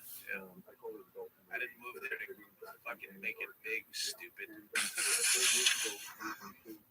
Doug, you remember when we first met? I forgot Brian's here. I'm like, who's talking? I came to Ohio University, and it was like I recorded you, and it was that's still on YouTube. Yeah, it was a. I walked like 600 people. They billed me as I still it was that tour, if not that night, is the last time I can remember doing a show sober. And I remember like Ed Helms was on the fucking bill. Kristen Finnegan, yeah. Somehow I fucking. That was the last time you did a show sober? Last I can remember. it was parents doing shows sober. I don't find myself amusing fucking sober. It was Parents and Teacher Weekend though. They billed it as like a family friendly show, and they were like, it was Parents Weekend. Parents Weekend. Family friendly is listed in the program. And there's not a lot of fucking on-campus options for entertainment. It's not a town. It's a fucking campus with your parents. And under fucking Fun for All the Family is the Comedy Central Presents tour with Doug. Fucking everyone else that they found fine. Yeah. And I like, your kid's gonna get fucked here. Yeah, I mean, like people in the video, like people are like yelling, like, "You get off stage!" I mean, this is if you like this, you're like some angry dad right beside where he's filming. Yeah, are you finding this? Wow. I know it's on YouTube. How did you get out? We're watching it right now. You're right here. This is a whole set. No, it's just pieces of your set, and then it goes to the part where the guys start yelling. People are like, "Hey."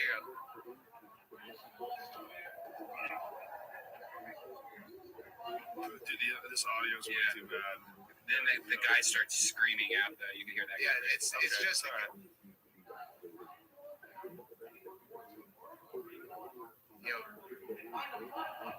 He's talking about butt fucking. Fred Norris would never have these kind of delays. Just saying. Yeah, he wouldn't. Nope. But that's the charm. Part of the charm is the fact that there's fucking glitches in the matrix. Here it comes right here.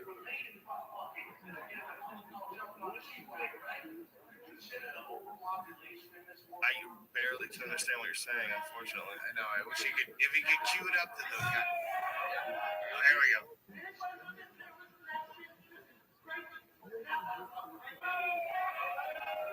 He's full of shit, and anyone crazy enough to listen to that motherfucker is full of shit. That's what he's. Yeah, but the whole time there's just people standing up and just like filing out because this was like the first. I think this was like the first weekend with like all the new students. You know, where they it was a third of the crowd in a theater. Yeah, it was so weird. Wow, that's an uncomfortable feeling. Oh yeah, people always get angry. This uncomfortable feelings. Like, do you?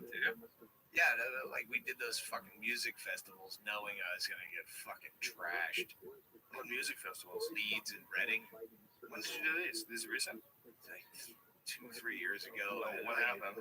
That's just not. There's no way I'm gonna fight. These are people that bought tickets for 3 days. Right. They didn't buy tickets to you or comedy. Right. There's a tent. Right. And I'm not a guy I'm not fucking Hedberg where I go, there's another joke. I'm a guy that I'm like this.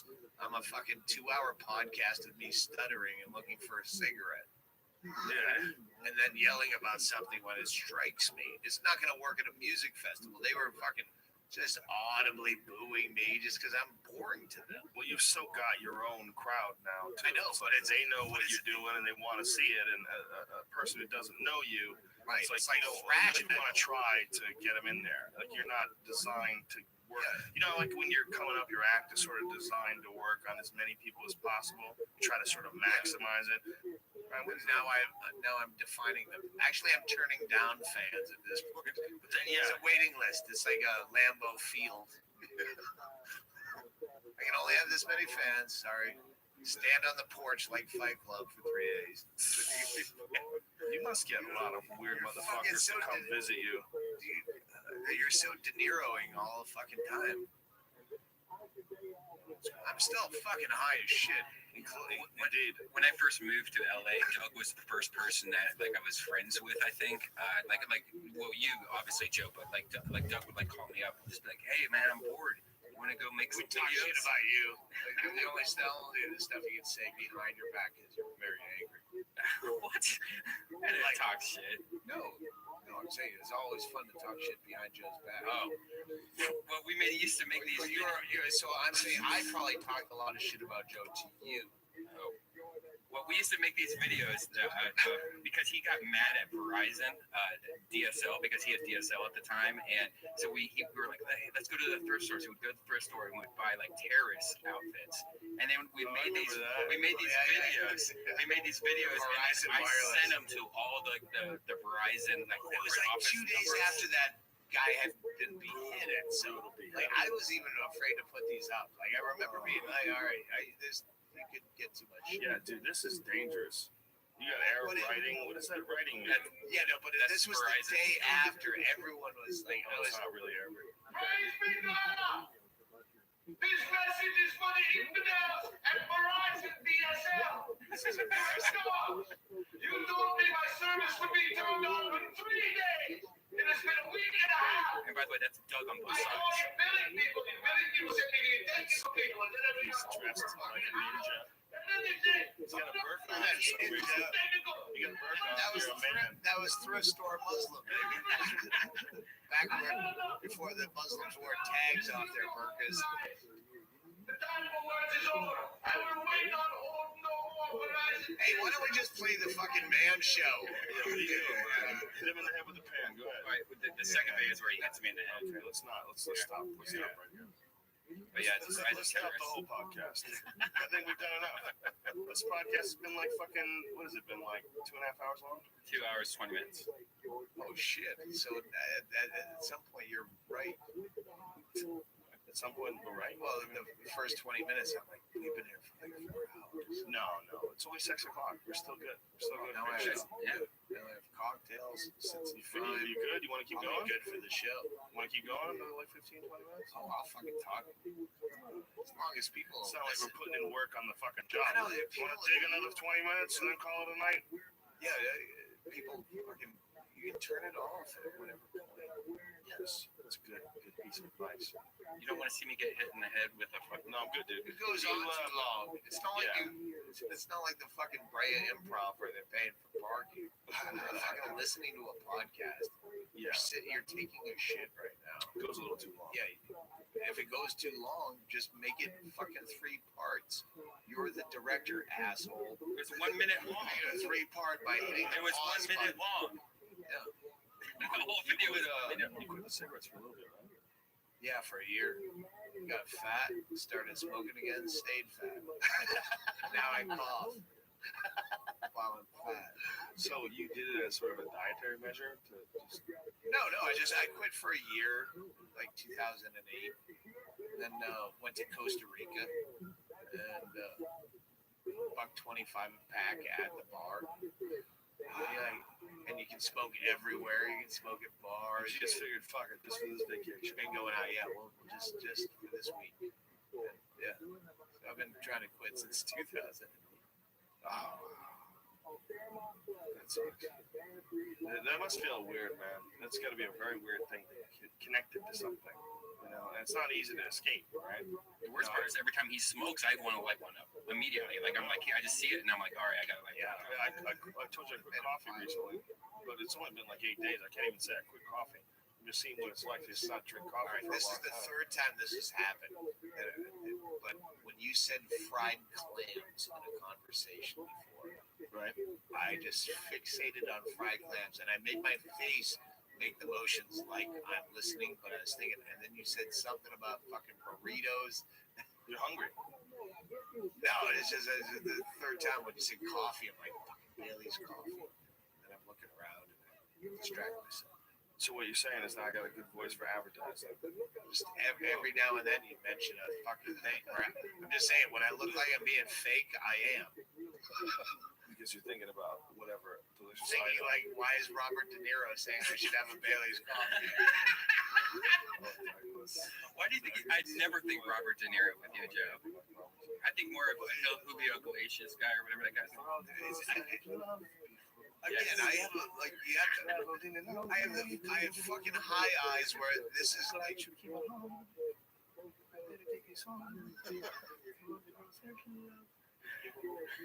you need a mole. At one point, I thought I was getting my elbow in the pool because the ashtray is right here. And at one point, I'm like, and I pulled away like I was going to get my all those cigarettes during the time we do this podcast. Fuck yeah, This is like 10. He gave me a whole pack. 9 cigarettes. You're crazy. It seems like some goddamn chain smoker. David tells it 2 packs a day. David tells it worse times 2. Yeah, but he goes to the doctor, so he knows he has emphysema. Like I don't know nothing. I don't know anything. How many are you smoking a day? Not as many. Pack. Yeah, pack. No, probably. There's nothing that replaces that, huh? You ever try cigars? I could quit. I just fucking have to take time. I've quit before. Cigars make you a classic douchebag. Unless you're Ron White. Like Ron White has this exemption. He has this whole circular exemption from everything. Completely agree. Every picture he has a Ralphie drink in May his is hands. hid under a cloud of that. That you don't know why Ralphie May got the amnesty, but Ron White turned it, and he has this whole. Ralphie May is a lovable guy. Right. Yeah. But Ron White with his Ron White has earned the whole. Yep. 100%. Did I tell you what he's buying jokes from? You know, like he has a lot of writers. Right. And Andy, he bought a couple of Andy Andrews bits. Really? And when I saw him in Austin, I go, yeah, you're buying like my buddy got a couple of his bits, and he said without any shame whatsoever, Ron White says, yeah, we buy a lot of really funny bits from really funny comics, and then what we do is take the teeth out of them so they're not funny anymore. And then my audience applauds. He's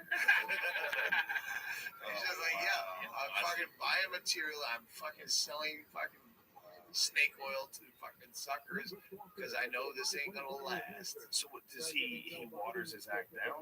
Is what he's just backing off?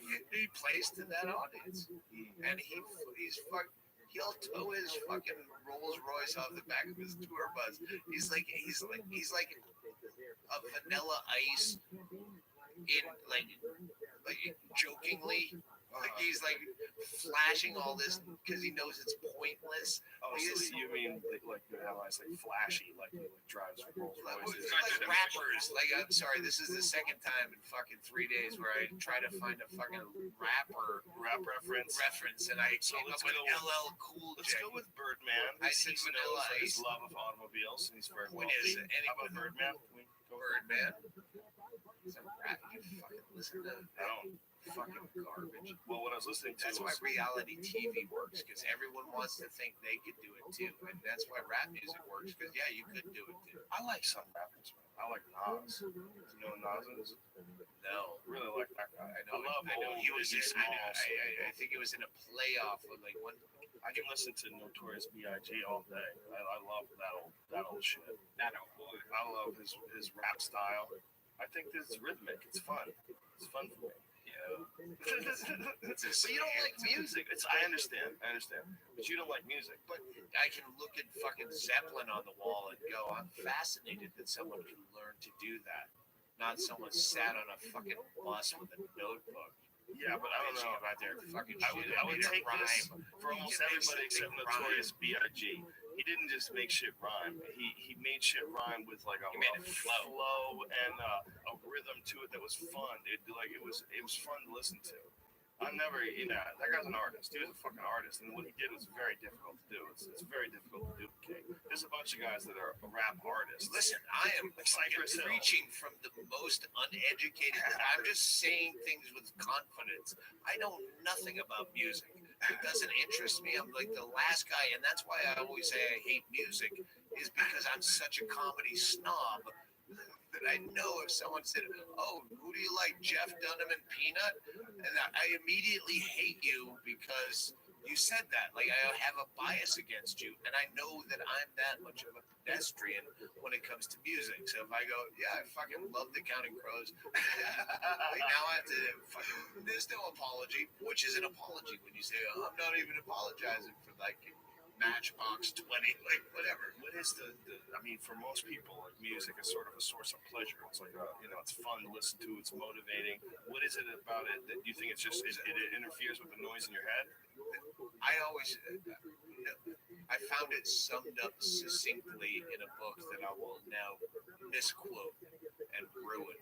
But the fucking guy, the drunkard guy, he was a drunkard in England. I always want to say Alistair, but it's not Alistair.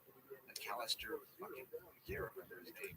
He summed up how pop music ruined the pub culture in England. Because when they introduced the jukebox, that played over the conversation that you were there to have. You go to the fucking bar to talk. And now someone introduced music where either you want to listen to the music or you want to have the conversation. And that's why I've always hated music. It's something that I want to enjoy. Like if I'm really high and I have 400 songs from my life that I can remember that I like. They're on an iPod. If I need music, I go to it like people go to comedy clubs once a year. I hear you. Do you find that? Did you used to like music? Is something that you just like? No, I've liked enough music. It's just, it's a part-time thing to me. Like most people, comedy is a part-time thing. To us, that's life. Fucking listening and words. And I fucking love music. I get inspired by it. I love when I'm working out. I love listening to it. I love listening to it when I'm driving. I love listening to it sometimes when I'm just thinking about shit. It encapsulates a mood for me. I just appreciate the art. I don't know how to do it. I don't know anything about music. I can't sing. I don't know how to play a fucking single instrument. So my interest of it is like purely as just a fan. Believe me, I wish my fucking likes were more normal. A lot of people want to be fucking weird and out there. I wish people liked my iPod. I wish I could play 3 songs on my iPod without someone saying, what the fuck is this? That's the theme to Welcome Back, Cotter. Yeah, that's why it's on my fucking iPod. It makes me happy. My iPod smile. Yeah, I've got some stupid shit on my iPod too. It's the Greatest American Hero. I'm walking on air. Wow. Imagine trying to put that show on today. You're like, what the fuck is going on? It might actually work. Afro, the skinny dude with the afro just beating everybody's ass. Actually, that would work. That would work, actually. Did you ever beat anybody up on that show? Of course he did. Where did he get his power from? Greatest American Hero. Where did he get his power from? I don't remember. I just remember him running into walls a lot. Fucking glory holes. A skinny 80s fucking blonde guy in tights. He was my first celebrity sighting when I moved to Los Angeles. Really? Yeah. At a glory hole? No. It was Starbucks. Basically the same thing. I used to sell coke to him through a glory hole. Oh. Greatest American Hero used to come in there every day. Greatest American Hero, and he used to suck my dick on April. I swear. Who they gonna believe? Who they gonna believe? Greatest American Hero or Joey Diaz? Come on, dog. Who do you think you're dealing with? This is a fun dude. And you hit another one, man. You're just a chain smoking motherfucker. I know. In my fucking head, this is nighttime radio. It's cool. It's cool that we can smoke in here. I mean, I don't smoke, but I like the fact that you can smoke in here. There's not a radio station in the world where you can actually smoke in the studio. It's done, man. Those are businesses, man. Those are not places of art. Every time you go, do you have like friends that do radio? Like I did Tucson radio. It's like I've lived in Arizona for 6.5 years. Never done Tucson radio somehow. Tucson's against entertainment. Really? Wow. The shittiest fucking comedy club in the world that still exists since 1980. How far is Tucson from you? 90 minutes. That's where I fly out of. But it's 90 minutes with no fucking traffic lights. It's just desert. Right. And a border check. Jesus Christ. Border Patrol has a 50-mile radius. How did this fucking town, you're like only a couple miles from Mexico, how did this town evolve? Because it's like a mining, but it's a copper art town. Yeah, well, the copper mine went bust in the 70s, so all the property values dropped, and all the fucking hippies swarmed in. Really? They occupied Bisbee because they were selling property. There's no work. How do you figure out how to get it all together, though? That always freaks me out. Like, how do gay neighborhoods start? How do how do people like everybody say, listen, there's fucking two of us. We're living in this one building. The building next door's got a vacancy. Yeah, same way Burning Man started. Right. Yeah. Hey, this is cool. You stopped doing your yearly thing, didn't you? Yeah, because too many people showed up. I didn't know. The whole point of we had a fucking Death Valley party that we do every year. Just like all the people you meet on the road every year in Atlanta, and you know two people there, they're fucking great, but they're not your friends because you right. So the whole idea was to bring all those people into Death Valley with no fucking cell phone reception or TVs. It was this little motel, and we did that until I get to a point where 7 years in, well, the people that brought people last time brought people, and these people, so none of your friends are there, and all their friends, so it's like after a show, and you're just like, shit. And it could be cops. And the cops were around, yeah. Yeah. The house would tilt us to when there was some plain clothes. Yeah, I would imagine that you and your crowd would be a perfect Death target. Valley, there's like 7 cops in Death Valley, so the one guy comes in a polo shirt, and they're like, he's a cop. We're the only ones that don't know. We're tourists. That's hilarious. Yeah, a polo shirt. Sir, can I have permission to wear a shirt with no collar? Permission denied. They're in the same. Officer, you don't have to. You're a bad undercover officer. You need a T-shirt to convince a fucking perp. Come on, boy, get out there. Put them in pink underwear. There's your boy, right, Sheriff Arpaio? He's the guy in Arizona. He's an amazing guy. He's on my death list. Yeah, nice. I had to pick one comic, so I went with Ralphie May. I knew it was going to be a fat black guy. Well, with Ralphie May, he had a pulmonary. Listen how close I've been on my He's death. not a black comedian anymore. Really? Southern? Is he doing Fargo now? He just switched it up a little bit. Ralphie's just getting out of the hospital. Yeah, he had a pulmonary embolism, and there's part of me going, he's so many points on my death. Oh, I'm doing good. And I'm like, oh, it's my friend. But if he lives or dies, it's not my control. I had to pick one comic, and I had to. Who did you just mention that was on my death? Oh, Joe Arpaio. That's my wish list. So I had one pick that was a wish list, which was Nancy Grace. Now Joe Arpaio. There's all these weird border guys, man. That's a weird way to live. When you're living as the law enforcement in a place that's known to have people sneaking in from a third world country, that's where things get crafty. Things get real tricky when you're dealing with that sort of a situation. You got a bunch of people sneaking into your state all the time. There's probably a reason why he's more fucked up than anybody else. But he's in Phoenix. He's a fucking egomaniac. No, he's not, for sure. But I mean, that attitude is acceptable somehow or another more down there. You know what I'm saying? Like right next to the chaos. But it's easy to make a us and them situation out of that. Sure. But people really want to stop that nonsense. I mean, they want to stop Mexico from coming into Arizona. One of the reasons why Arizona is so like Republican and so right wing is because they're right next to fucking Mexico. I think that's the same way Texas is, and the same way Southern California, San Diego is really conservative too. You actually, on a much smaller level, they fucking hate Canadians at the border. Do they really? Because they don't tip. Oh, the fucking tipping is one of the most important things. I fucking work the UK all the time, and they're assholes. Yeah. You fucking, can I get ketchup? Like, normally this comes with ketchup where I'm from, and I don't want to put you up. Like, can you get? And they're fucking cunts because they don't work for tips. Yeah, working for tips is big. It's a good system. It's good. Yeah. It's good to be real generous. Tommy Lee Jones, you just started getting some Tommy Lee Jones with the new lighting. Really, that's why you look. Well, at least you're going with good people, you know. No, I hate you. For the gay guy from the horrible old Tommy Lee Jones. Oh, the old Tommy Lee Jones. That's sad. Sad, bro. You're ending this podcast on a downer note. Are we done? No, we're not done. I gotta pee, so I'm trying to think when to end this. Just go pee. What's on the show today?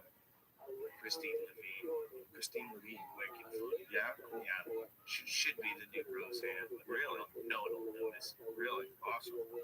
Yeah, check that out. Talk to Brian for a minute. I'm gonna pee. Yeah, go bitch up. Stop behind his back. Let's do it like how we used to do it, right, though? He really doesn't like women, though. I know he hates it when you say you hate women.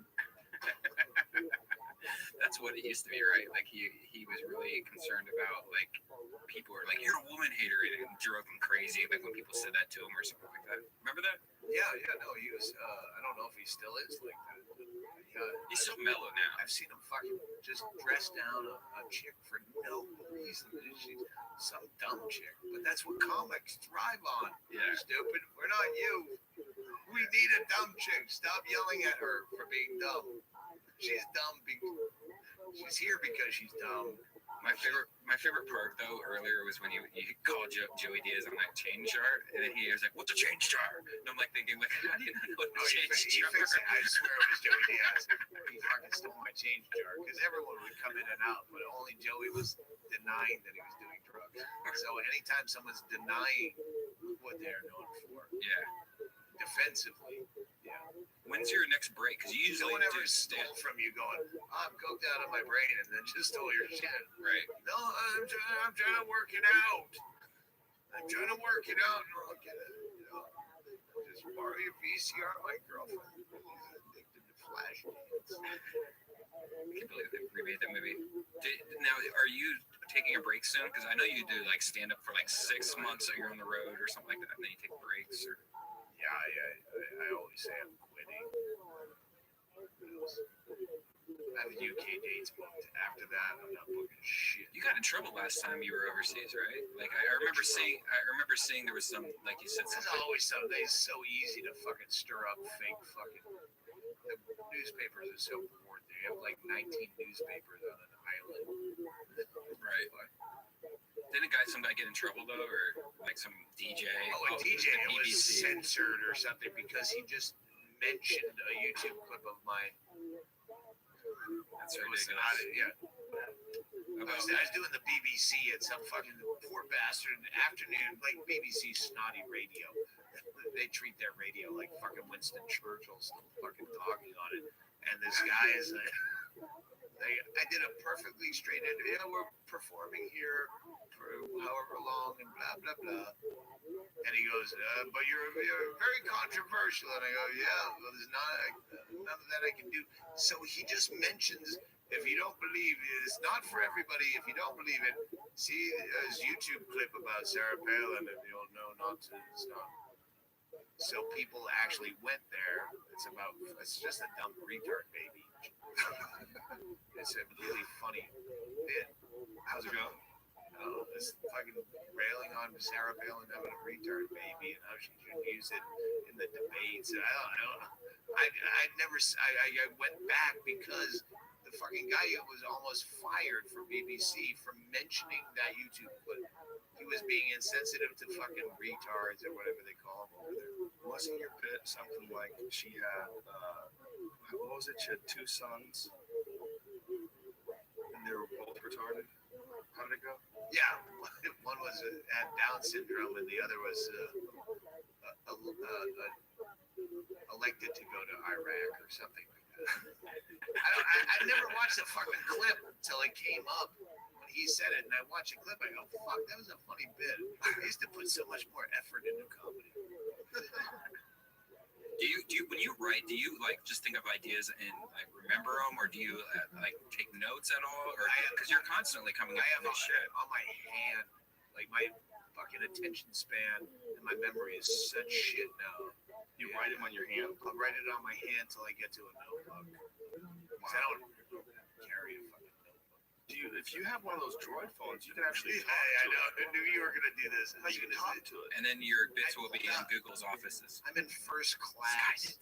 I'm in first class, and I pull out my old fucking dog-eared notebook to take notes, and I go to first class. Does anyone have a pen? I have a pen. I wanted to work on my set on the way here. No one had a pen. Everyone had a fucking. I'll text you it, bro. Yeah, no, just type it. Yeah, there's not a lot of drawing anymore. I wonder what the fuck's gonna happen to cursive. Is that gonna go? It's gonna Please, I hope so. I could not write in cursive right now. Yeah, it's gonna go. Writing itself, when I have to write anything, like when I have to send something and fill out an actual piece of paper, I'm like, wow, this is an alien thing. Making little marks. Yeah, I hope you recognize my marks. My fucking accountant, Harvey Altman, mentioned him like fucking 7 hours ago. Yeah, well, can you just take that out of my account or something? You're my accountant. Why do I have to write a check? He's one of the fucking guys I have to sit and write a check to, which is so foreign. He doesn't want the ability to just take money out of your account. He might go wacky. That's why you need Bitcoins, You gotta be careful, bro. Bitcoins, bro. That's the internet currency, right? Well, that leads us to our next episode about Fear Factor 2. That's right. Coming up on bankruptcy. What do you think about this whole Bitcoin thing? About the idea of, I mean, what is the concept of it? Is it's a monetary form of currency. It's on the internet, right? Yeah. And people agree to it. How does it work? What's it backed by? I have no idea. I don't care. It's stupid. Stupid is Brea. Yeah, but it's kind of interesting. Not far. Not even an hour.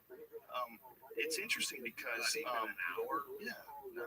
Yeah. It's pretty close. Because the Bitcoin is like the first attempt I've ever heard of anybody coming up with some sort of currency, even if it's like really minor league. I mean, remember what Napster was like when it first came out? That was pretty minor league. Right. Look what Napster became. All these years later, look, you're getting songs instantly on your phone. That Shazam thing, where it's hooked up, it tells you what the song is. You play it, you press Shazam, there's music playing, you press Shazam, it records the song real quick for like 15 seconds, sends it somewhere, it sends it back to you, tells you what the song is, then gives you an option to buy it. It's all right there on your fucking phone. I mean, that's insane. I mean, that there's never been anything even remotely like that before. You know? Yeah, I can text. Yeah.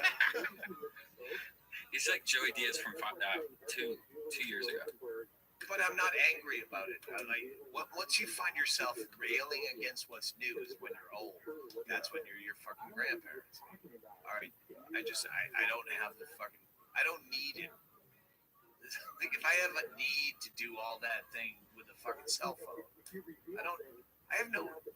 my life is really easy. I've had a really good life and I have no problems. I don't need to I live in a place I don't need to map quest anything. It's over there. I almost wish I wanted more. Really? That's interesting. So, what do you get your kicks out? That was kind of the whole point of the DMT trip, which is unexplainable with you. Is about desire. Desire is almost an anti-Buddhist thing, but yeah, I wish I wanted more. Fucking Louis C.K. said, "Oh yeah, I think he's something I read about myself after the Louis C.K. That was awesome, by the way, Doug. That was really weird to watch because I know you, but it was awesome. I thought you did amazing in it. All right, my favorite episode. I almost felt like I paused to shill for applause. I think. Fuck. Now I don't remember my point. You're Louis C.K. We're talking about having joy, taking joy. Oh, you wish you had more joy in what you do. Yeah, no, fucking yes. I lost the point completely. What do you get your kick out of? Do you get your kick out of performing? Do you get a kick out of killing still? Do you still enjoy like a fun set? No. Well, I'm always relieved that I didn't have a shitty set at best. Like, is this psychological? I don't know. Everything's psychological. Right, but I'm saying, is this like something that's changed in life and just the way you Yeah, but I can't pinpoint it because I'm a logical person. Like, I don't have to go to a fucking guy to talk. Like, I try to find... Right. That's why I'm not listening to your boring fucking bar conversation because in my head, I'm boiling something down to a point. Right. And I can't you're working in the background. I can't find where I became kind of miserable. And And it was somewhere around the breakup with my wife, but not connected. Like I was kind of like in a manic phase anyway. Well, it's also could be the fact that you're drinking a lot of alcohol on a regular basis, you know, and that just really is going to depress you to a certain extent. It's not eliminated from the fucking list of suspects. I'm really kind of tweaking about this coffee thing. It's very shocking to me how much different I feel from not doing coffee for 8 days. You know, I really didn't think it was going to be that big of a deal. But the big deal is that I'm not tired anymore. I used to get tired in the day. Like somewhere in the day I'd get tired, you know, late afternoon or something. And I'd just have to force myself to go to the gym. So I'd have another cup of coffee and then I'd fire up and I'd go work out. But I was tired when I got there. I'm not tired anymore. Like the whole day, it's like I'm even. And I was like, oh, this is what you're supposed to be like. You're supposed to be even. You're not supposed to be just fucking spiking every, you know, fucking hour and a half with some dark liquid that fires up your fucking adrenal glands. Like, what is Brea, I'm about to phone it in. Come on, baby. You're not phoning it in. Doug, I love. I'm gonna get you on fucking kale There's no shakes and phoning it in at squats. this point. I love being on the death, but do you think maybe it's something to do with relationship-wise? Because you said you don't have sex anymore. I mean, do you need to? Is this the Dr. Drew show? What the fuck's going on here? What's this love line here, Brian? This has been since I've been a fucking adult in any relationship. The more you like them as a person, the less I want to fuck them. Yeah, but do you think that's maybe your overall? I like how Joey Diaz said it. I'm slinging good dick. I'm slinging good dick. I don't know, man. I think if you say it with confidence, doesn't mean you could. Maybe you're hanging out with the wrong crowd.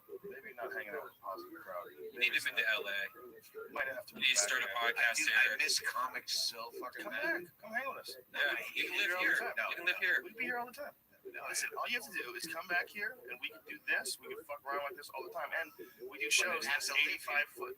No, you don't. You don't have to live here. You can live in fucking Crestline, man. You can live in the goddamn mountains. You can live in Pasadena. There's a town, Crestline, in the mountains. Lake Arrowhead up in the mountains. You don't have to live here. You could live. There's a lot of spots outside. No, I like small town. You can find small I towns. like knowing everyone's name is Safeway. I hear you. Hey, you love it, then that's good. But you could also have. You should have got that small. Residency. You should have got that small. Maybe go do residency, bro. You don't have a. Do you have a dog? Two. Bring him.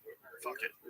Fuck no, Dual residency. Wrong to a dog. What kind of dog do you have? Speaking of dogs, the fucking Tucson, please help me. Fucking sell Humane its Society. Rialto. When is it? The Rialto, December 10th. December 10th, ladies and gentlemen. Yeah. Get on it. Where can they buy these tickets? It's Walsh, Brody Stevens, Brendan Walsh, Brody Stevens. It's a fucking Henry one-two punch. Phillips. Oh Jesus, folks, we got music in the mix. Who else? Neil Hamburger. Oh come on, son. Never seen his act. Heard good things. Who else? Garrett Stab is a local, and of course, a beautiful, fantastic guest set from Miss Linda Shawcroft. Shazam! There you go. So that's a fucking hell of a show, ladies and gentlemen. Hell of a show. December 10th. Get on that shit, and they can buy tickets where? I don't know. Somewhere. They You can find figure it out. You're not stupid. December seemed 10th. interested, but then I couldn't. Tucson, Arizona, the Rialto Theater, Doug Benson, and Posse, and crew. You're having fun, dude. Look, you need to surround yourself with more positive people. It's hurting me hanging out with you here. Hearing you all bummed out. I'm not really bummed out. I'm just really fucking new at being. I haven't gotten high in a fucking year. Like, Is that what it is? But You're being Debbie Downer a little bit. I'm always new. It's just I say that. Well, I mean, you're not having sex to me. I'm hyper aware of everything other than. It's not. Tripping is never good for fucking entertainment. No, it is. It is. I tried a small fucking portion. It's still good. It's still good. It was fun. It was a fun conversation. It's cool. People enjoy these conversations. They get to see you, who you really are, man. They get to see all of us who we really are in all sorts of different situations, with tripping, sober, I've gotten more drunk. feedback about the first one where I go, that had to be boring to everyone. It was just me talking to you about old days. It was fun. People enjoyed it. People loved it. Yeah, you gotta be positive. I think you have a tendency to go negative. It's like a tendency in your thinking to go negative, and then unfortunately it fucking sets little triggers in your brain, and it sort of defines your outlook on things when you do that. You can fuck yourself into a bad state of mind. We can forgive Fear Factor too, but if you start going motivational speaker, I'm going to Tony Robbins, bro. Yeah, I'm gonna get one of those Bobby Brown headsets. I want to go out there and I'm gonna show the people. Negative vibes. Negative vibes create negative atoms in your DNA. You make negative children. You don't want that. Your skin residence is all off, man. You need a different crystal on your neck. Be excited. Be excited. Be. That was the. We could go off forever about motivational speakers, but the last thing I want to talk to you about is comedy classes, because I thought this was really funny. How Kyle Cease, I've talked to on the phone. Like, again, it's like Dane Cook. Like, I talked to Kyle Cease. I go, it was funny. It created good internet buzz. Yeah, it's a dumb thing. I'm always hype. I don't have to be high to be hyper aware of how pointless comedy is and the fucking scam that we get away with doing this for a living. But it should be free. You say that, and I agree in a certain way, but in another way, I don't agree, because I was always happy to pay for it, and I enjoy it still as an art form. I think it's the most fun form of entertainment. I think that we've been in it for so long. You know, I think for some of us, we might have forgotten how much we appreciated it in the beginning. And forgotten it's still the same thing. I've always forgotten it. I was always. You're always hating it from the beginning? No, not from the beginning. Just once 10 years once in? I knew the Hollywood blowjob was like all a fallacy. Like, I don't want to do anything more. It's like Hedberg's joke about it. Oh, you're a comic. Can you write? Or can you act? And it's like saying, oh, you're a cook. Can you farm? Yeah. Yeah, I remember Thank you for letting me fucking embarrass Mitch Hedberg's fucking grave. You got drunk though. You still got a good punchline out of it. Because there was a pause. This but show is gonna be You didn't do a This lot show, of I've only had 3 drinks, by the way, in fucking 3 hours. So You're making me wait. Everything's great. No worries. No, I'm worried about Brea. You know how you're fine. I can't wait. 21 years of comedy. Do you know how many times I've played the Brea Improv? Never. Really? So if it goes poorly, I'm not worried about my career. Dude, it's a great comedy club. Oh no, I love it. Yeah, I'm just. Brea's one of the If you go in, if you go in with that attitude of it doesn't fucking matter, you're usually funny. Yeah, for sure. I'm looking forward to your show. No pressure. No pressure. I'm just gonna sit and be creepy in the back. And if you're doing something I don't like, I'm just gonna shake my head. You'll hear it. Put myself in like a really last position. night, I go, yeah, Rogan said he's coming, but there's no way he's coming. Why is he sad? And because it's fucking Irvine, that traffic. Yeah, no fucking way. Well, we already worked it out that I was coming tonight. Yeah. Well, no, you said, oh, I'm gonna come to both, and I know you're not gonna come to both. Who would? It's funny say that. Sorry. Yeah. Ridiculous. That would be even creepier. But I sit and watch the same Dan goes, Rogan's a man of his word. I go, no, he said, there's no fucking comedy. There's no one joke, no dead fucking Patrice O'Neal wrapped up in a Greg Giraldo with a Freddie Soto on top. There's no comedy worth driving to Irvine from LA. That's not true.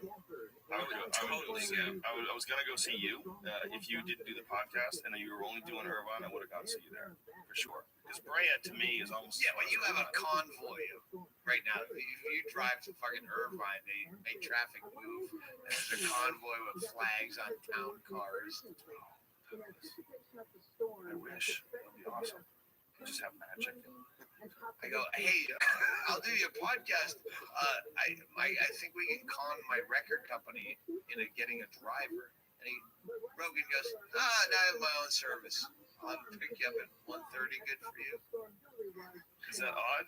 No, but the fact that you have a bell that you ring out on your porch to summon the person, that's yeah, no, that's like affluence. But no, you're not someone I feel uncomfortable around. Like you and Ron White were the 2 guys that, like, all right, no matter how, like, you're still you. You don't feel like who's changed. Who have you ever met that got some money? You know, for a lot of people, you know what it is, man? They get something and then they don't want to lose it, and then they get scared and then they clam up and then they stop doing anything controversial.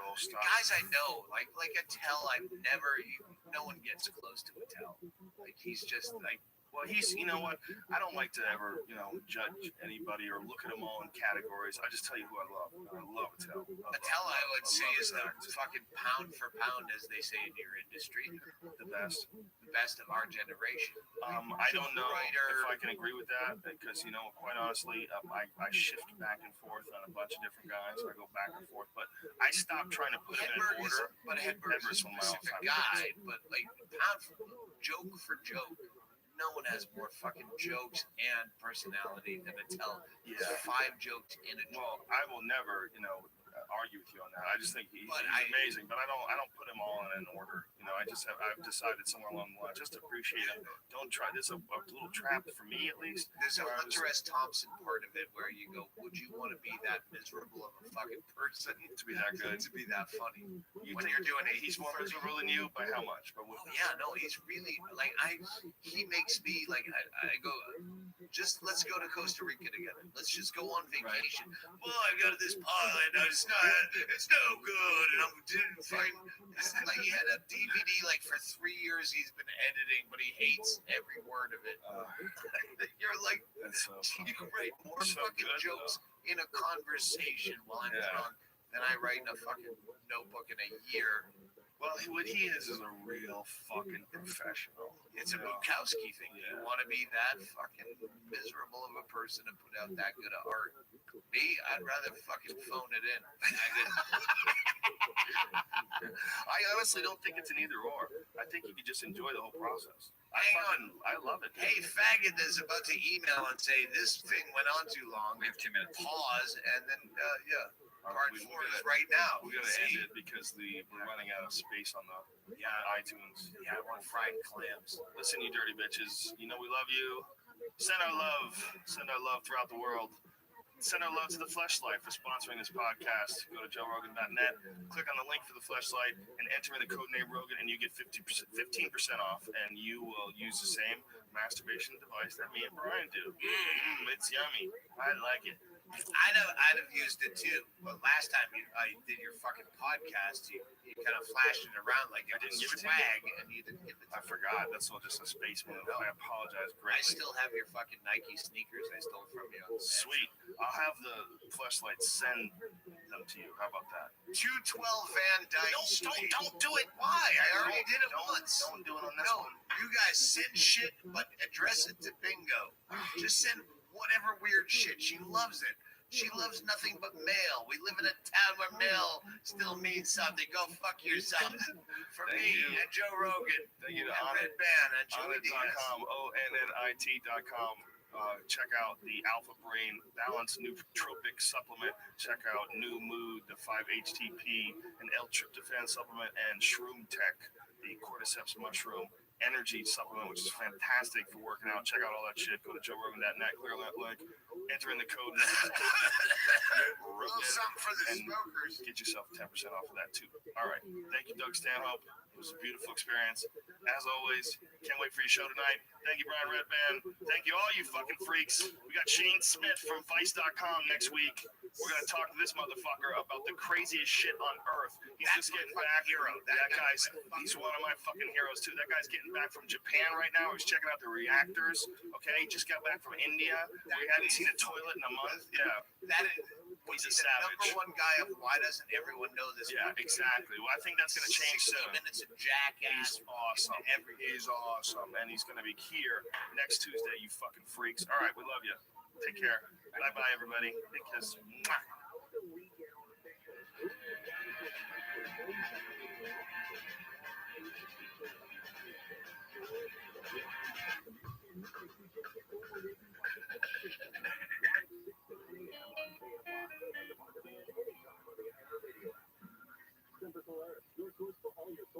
This episode is brought to you by Mizzen and Main.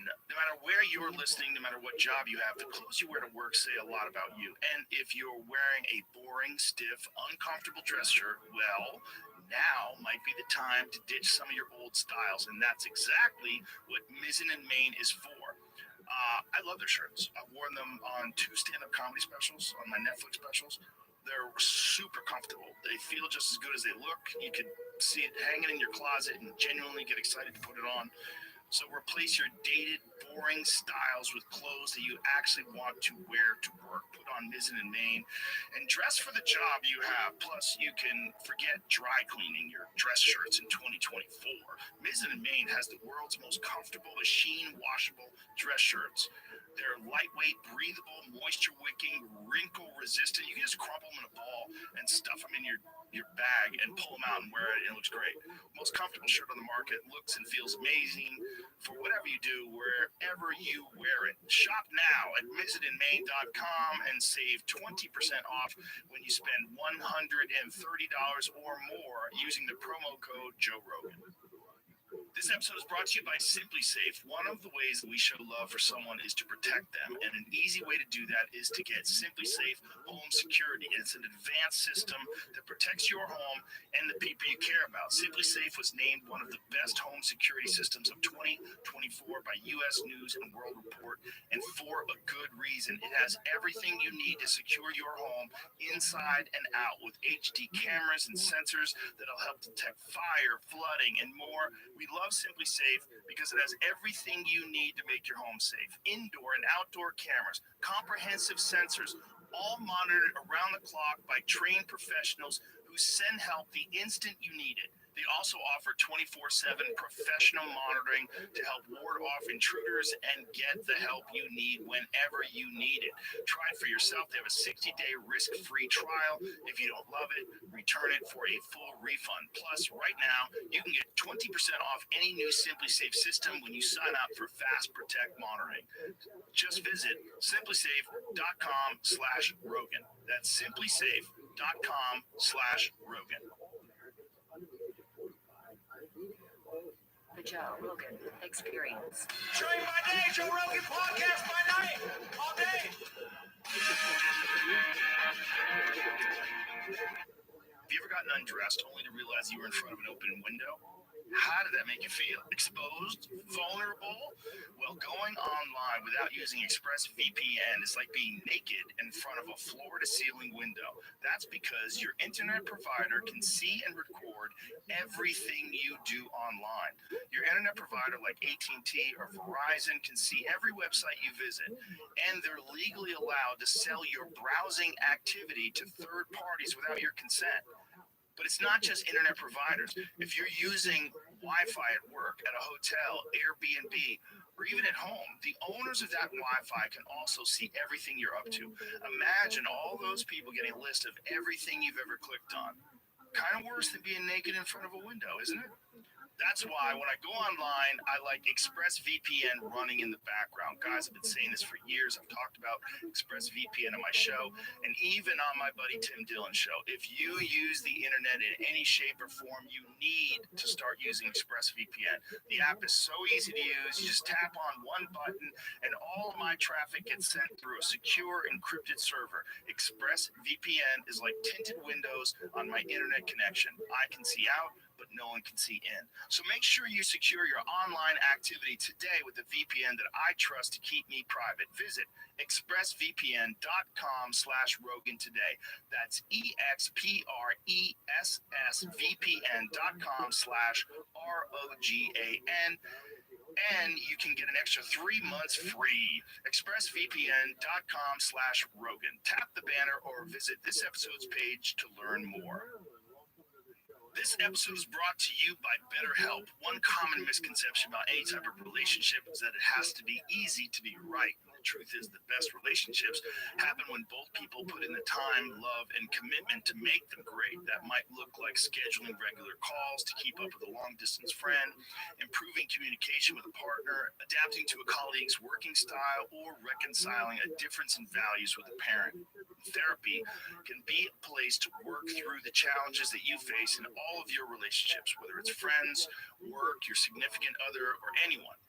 But working on your relationship isn't easy, and sometimes you need a little support to navigate the most difficult and challenging parts, and that's where therapy can help. If you're thinking of starting therapy, give BetterHelp a try. BetterHelp offers convenient, affordable online therapy. Start the process in minutes and switch therapists anytime for no charge. There's so many different kinds of relationships in your life. Give them all some love with BetterHelp. Visit betterhelp.com/JRE to get 10% off your first month. That's help.com/JRE. Just doesn't feel like an official show unless you hear that stupid song. Oh, you're getting crafty with that. Left right here. I like how you did that. You're crazy, bro. Shane Smith's in the house, ladies and gentlemen. This one guy in front of us right now, I have probably enjoyed your online videos more than anything I have ever watched online, and that is the God's honest truth. Amen. I've been turning people onto you for a long time, man, and I don't remember which was the first one that I saw. Somebody sent a link to it on the message board. I don't remember which one. It was the Vice Guide to Travel. Might have been Thailand. It was you chilling in a bathtub with some lady boys. And I was like, this dude's a bad motherfucker. He's got a big smile on his face and he's chilling in a bathtub with these lady boys. And then, of course, I saw the Liberia one. And then I'm like, who the fuck are these guys? And then I started going, these guys are fucking nuts, man. They're just going to the weirdest situations and they're giving you like a real take on it. It seems like people you know went to Liberia and saw the situation and broke it down intelligently. But it seems like people you know. Whereas, like, if I watch a 60 Minutes piece on Liberia and they send a correspondent, I don't know that dude. I don't know that dude, you know? The difference with what you guys are doing is whether it's Hamilton Morris doing drugs or whether it's, you know, you going somewhere or your boy that just went to the Congo, I feel like those are regular people. They're not bullshit artists. Right. I'm not getting that. And that's a rare thing, man. Well, that's good right there. That's right. That's the we call it immersionism, where we don't really have a story before we go. Like, for example, Liberia started as an article in the mag, which was General Butt Naked in the Tupac Army, because they had stolen a container, like a ship with the container that had Tupac Shakur t-shirts, right? And so it became the uniform of the army. So that's right up Vice's alley. We're like, wow, that's freaky. Right. So we didn't really have a story, but when we went there, we just started hanging out with all these warlords, and each one would tell you a story that was worse than the next.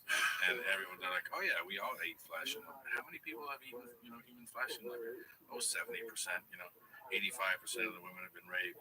Like, it's like such a shocking thing, and you're just talking about cannibalism all the time. It's just a given. Oh yeah, no problem. They used to eat people in the presidential palace. And you're sitting there going, and not just people, babies, children. They would steal people's babies. Yeah. So Butt Naked, the guy that we spent a lot of time with, they believe that if they split the back of a living innocent child open and take out the still beating heart and eat it, that they couldn't be hurt in battle. Oh my God! So they would fight naked. So that's why it's called Butt Naked. So they would eat the heart, drink the blood, and then take off all their clothes and then just run into battle, shooting shit. And this guy's still alive. Yeah. It's amazing that he tells this story. Like, wouldn't you want to keep that secret? Well, he's now named Joshua Blahi, and he's a preacher, and they had a tribunal, a council to sort of see all the war crimes and stuff, and he admitted to sort of killing, and eating, 25,000 to 30,000 people. Oh my God! And but they said, oh, you're a preacher now. And he's like, yeah. Well, he's like, okay, well, it's okay then. Holy shit! Yeah. In 2011, in the world, in the earth that we live on, that's actually going down. Someone has killed 25,000 people and eaten babies, but it's okay now because you're in a cult. Yes.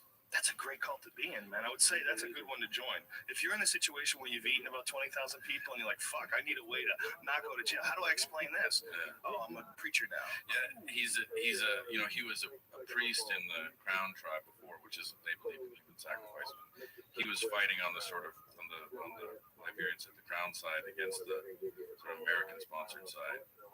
And so he had been, ritualistic cannibal before. And then there was not a lot of food during the Civil War, so people just started eating bodies for food.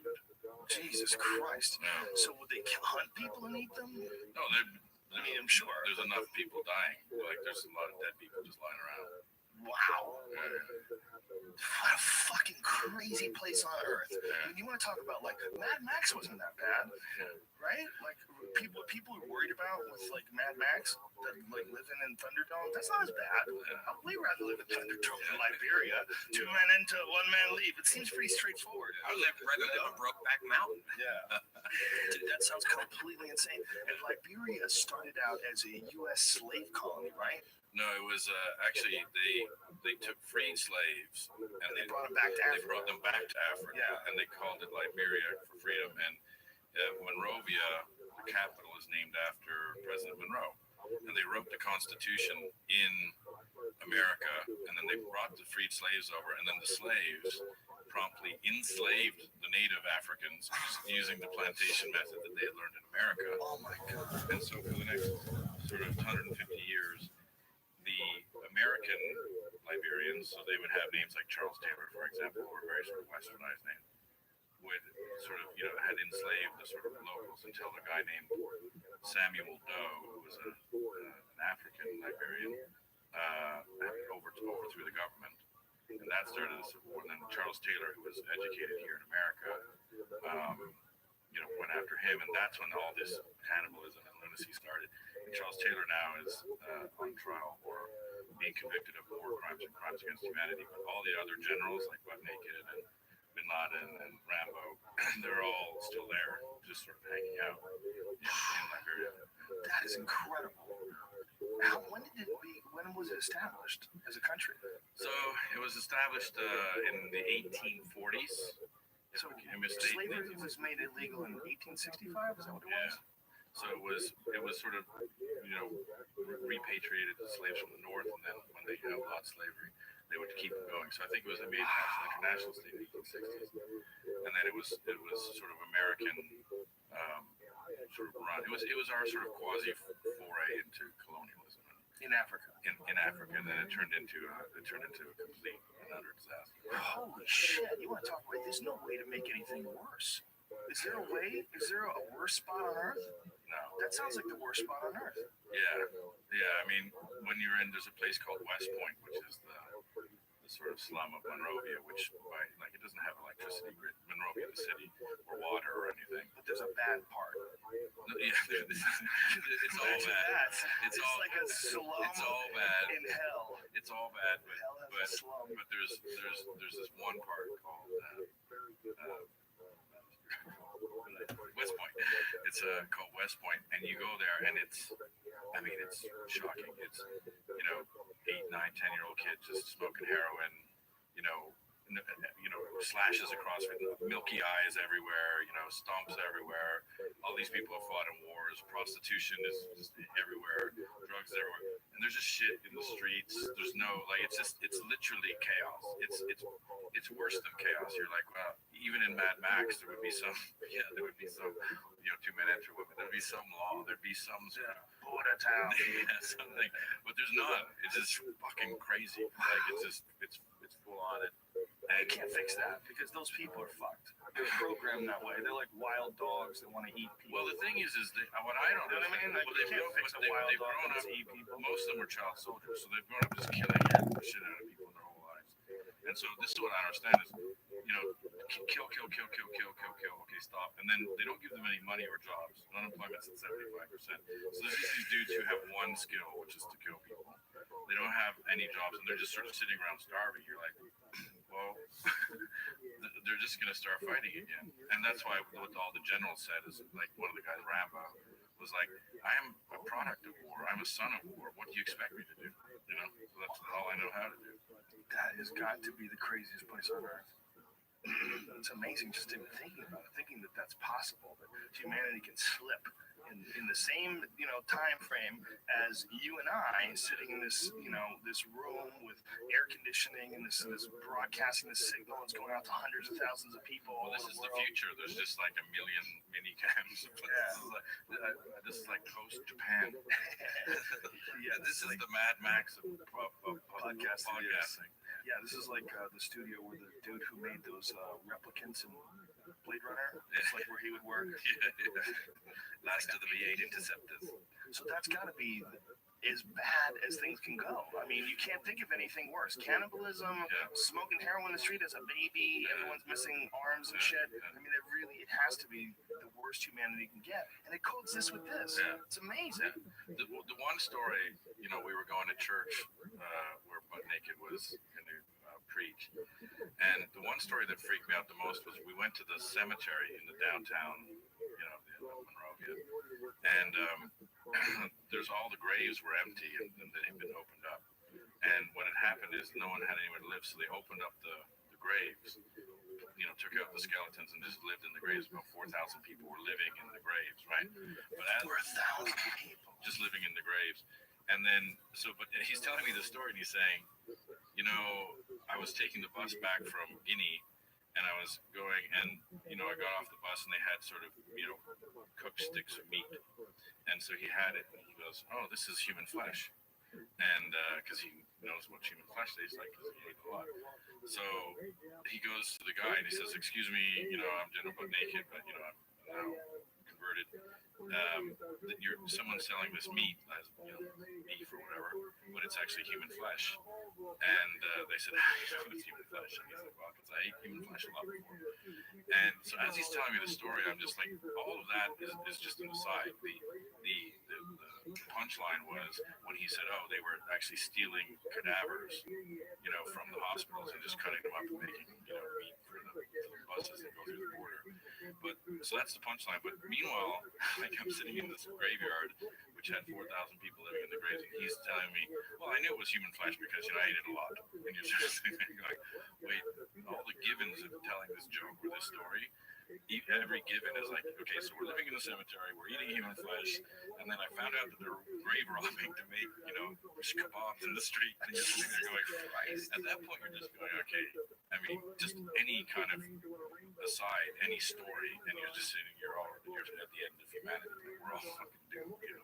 That is the low point. It's gotta be. It's the lowest point on earth. Why does it not get more press?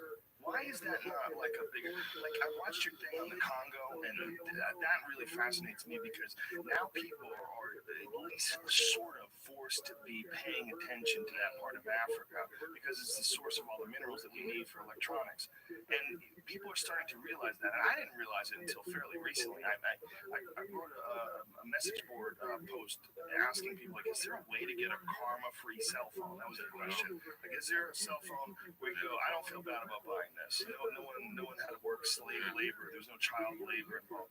But there's not. Coltan it's like Tanzanite, you know, it comes from, you know, one or two places in the world, and the biggest, I think 85% or 90% of it comes from Congo, which is the most fucked up country next to Liberia, or maybe more.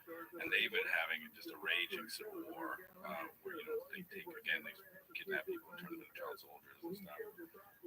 And all of that is just to get coltan, which is what they need to make tablets or cell phones. So if you have an iPad or a BlackBerry, then guess what? You're helping sponsor, you know, the longest running civil war, and I think it's the 7th bloodiest war in history. Yeah. But what my thought was, like, if this was happening in France, this would be goddamn front page news every day of the week. It's racist, it's weird, it's, you know, it really is like really out front. I mean, it's like as out front and racist as you can get.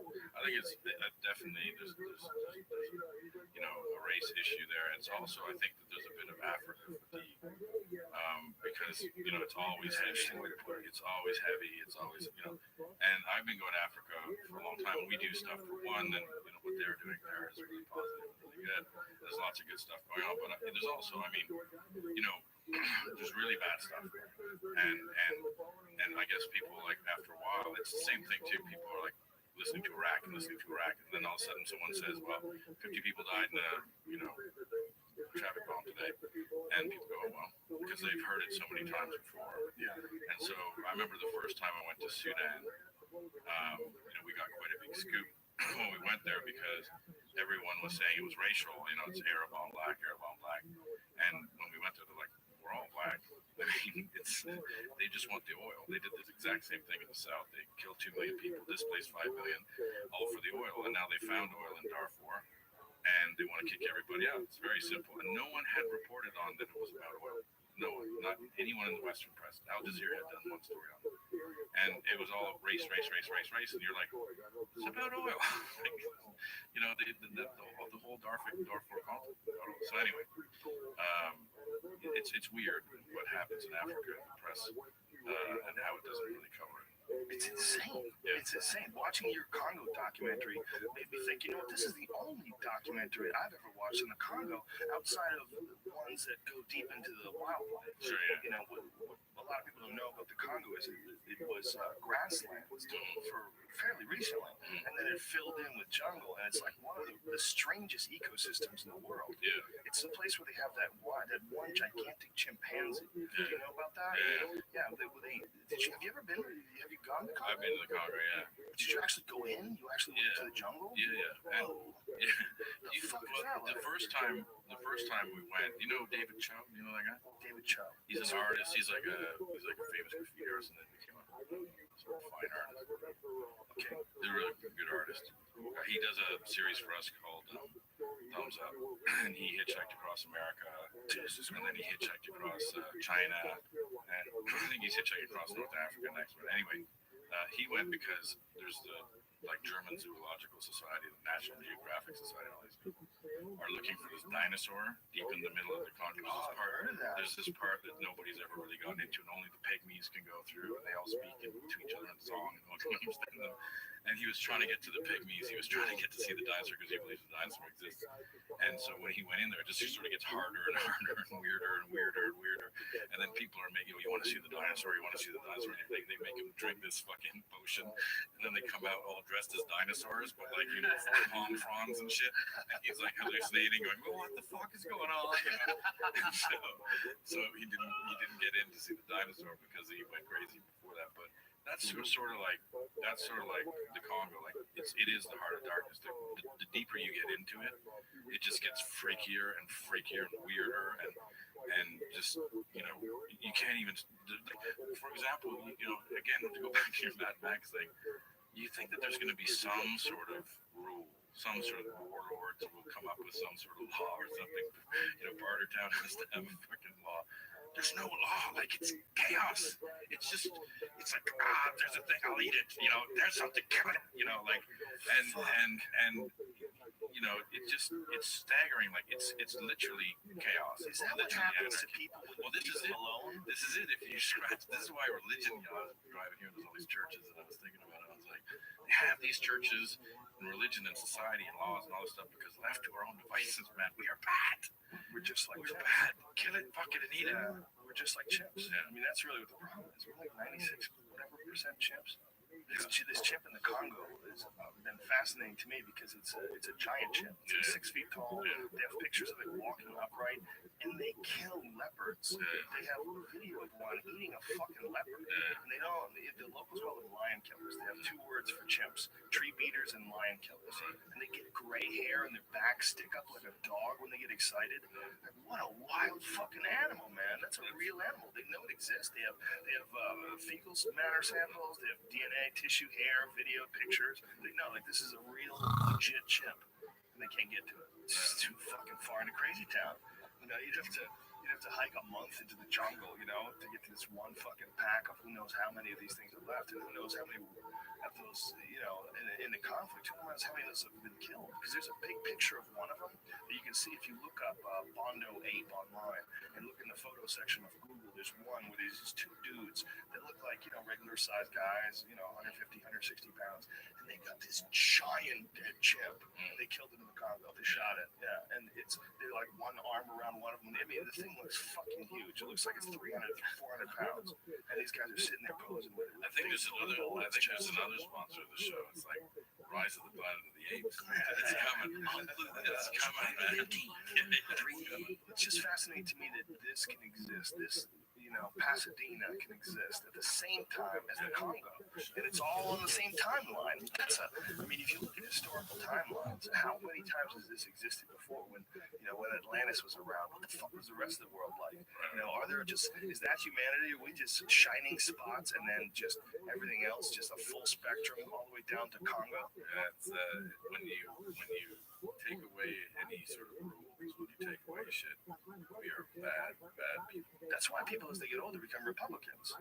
Yeah, conservatives. They start, they start understanding human nature. Don't let the children knife me. You fucking people need discipline. Don't let them put a knitting needle in my liver. Yeah, show me a man who's a young man who's not a liberal, and I'll show you a man with no heart. Show me an old man who is not a conservative, I'll show you a man with no brain. Right, there you go. There's a certain element of human nature. I don't know who said that. There's a certain element of human nature. It is a good quote.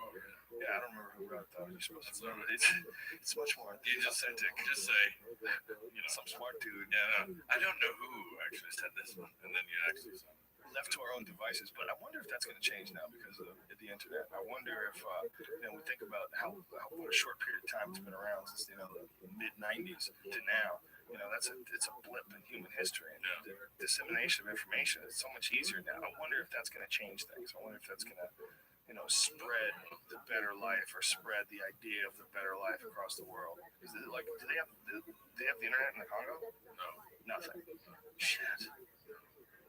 Cell phones? Not really. No? Wow. Holy shit. Yeah. I mean, I don't know. It's weird because I was in Libya during the revolution, and they all had cell phones, and that's how they were communicating. And that's how they did it. Actually, they did a lot of their organizations with girls. And but they were still pretty hardcore. Like it was just a tool. It wasn't changing anything for the better. It was just making it more efficient. Well, I guess not for the better, because I think that it was essential in sort of Arab Spring to have ways of communication that the government couldn't shut down. But didn't they eventually want to kill the whole internet? They did, yeah. They did, but they opened sites that you could get through dumb phones. And then the rebels freed up the cell phone tower so that people could they did. Egypt shut down.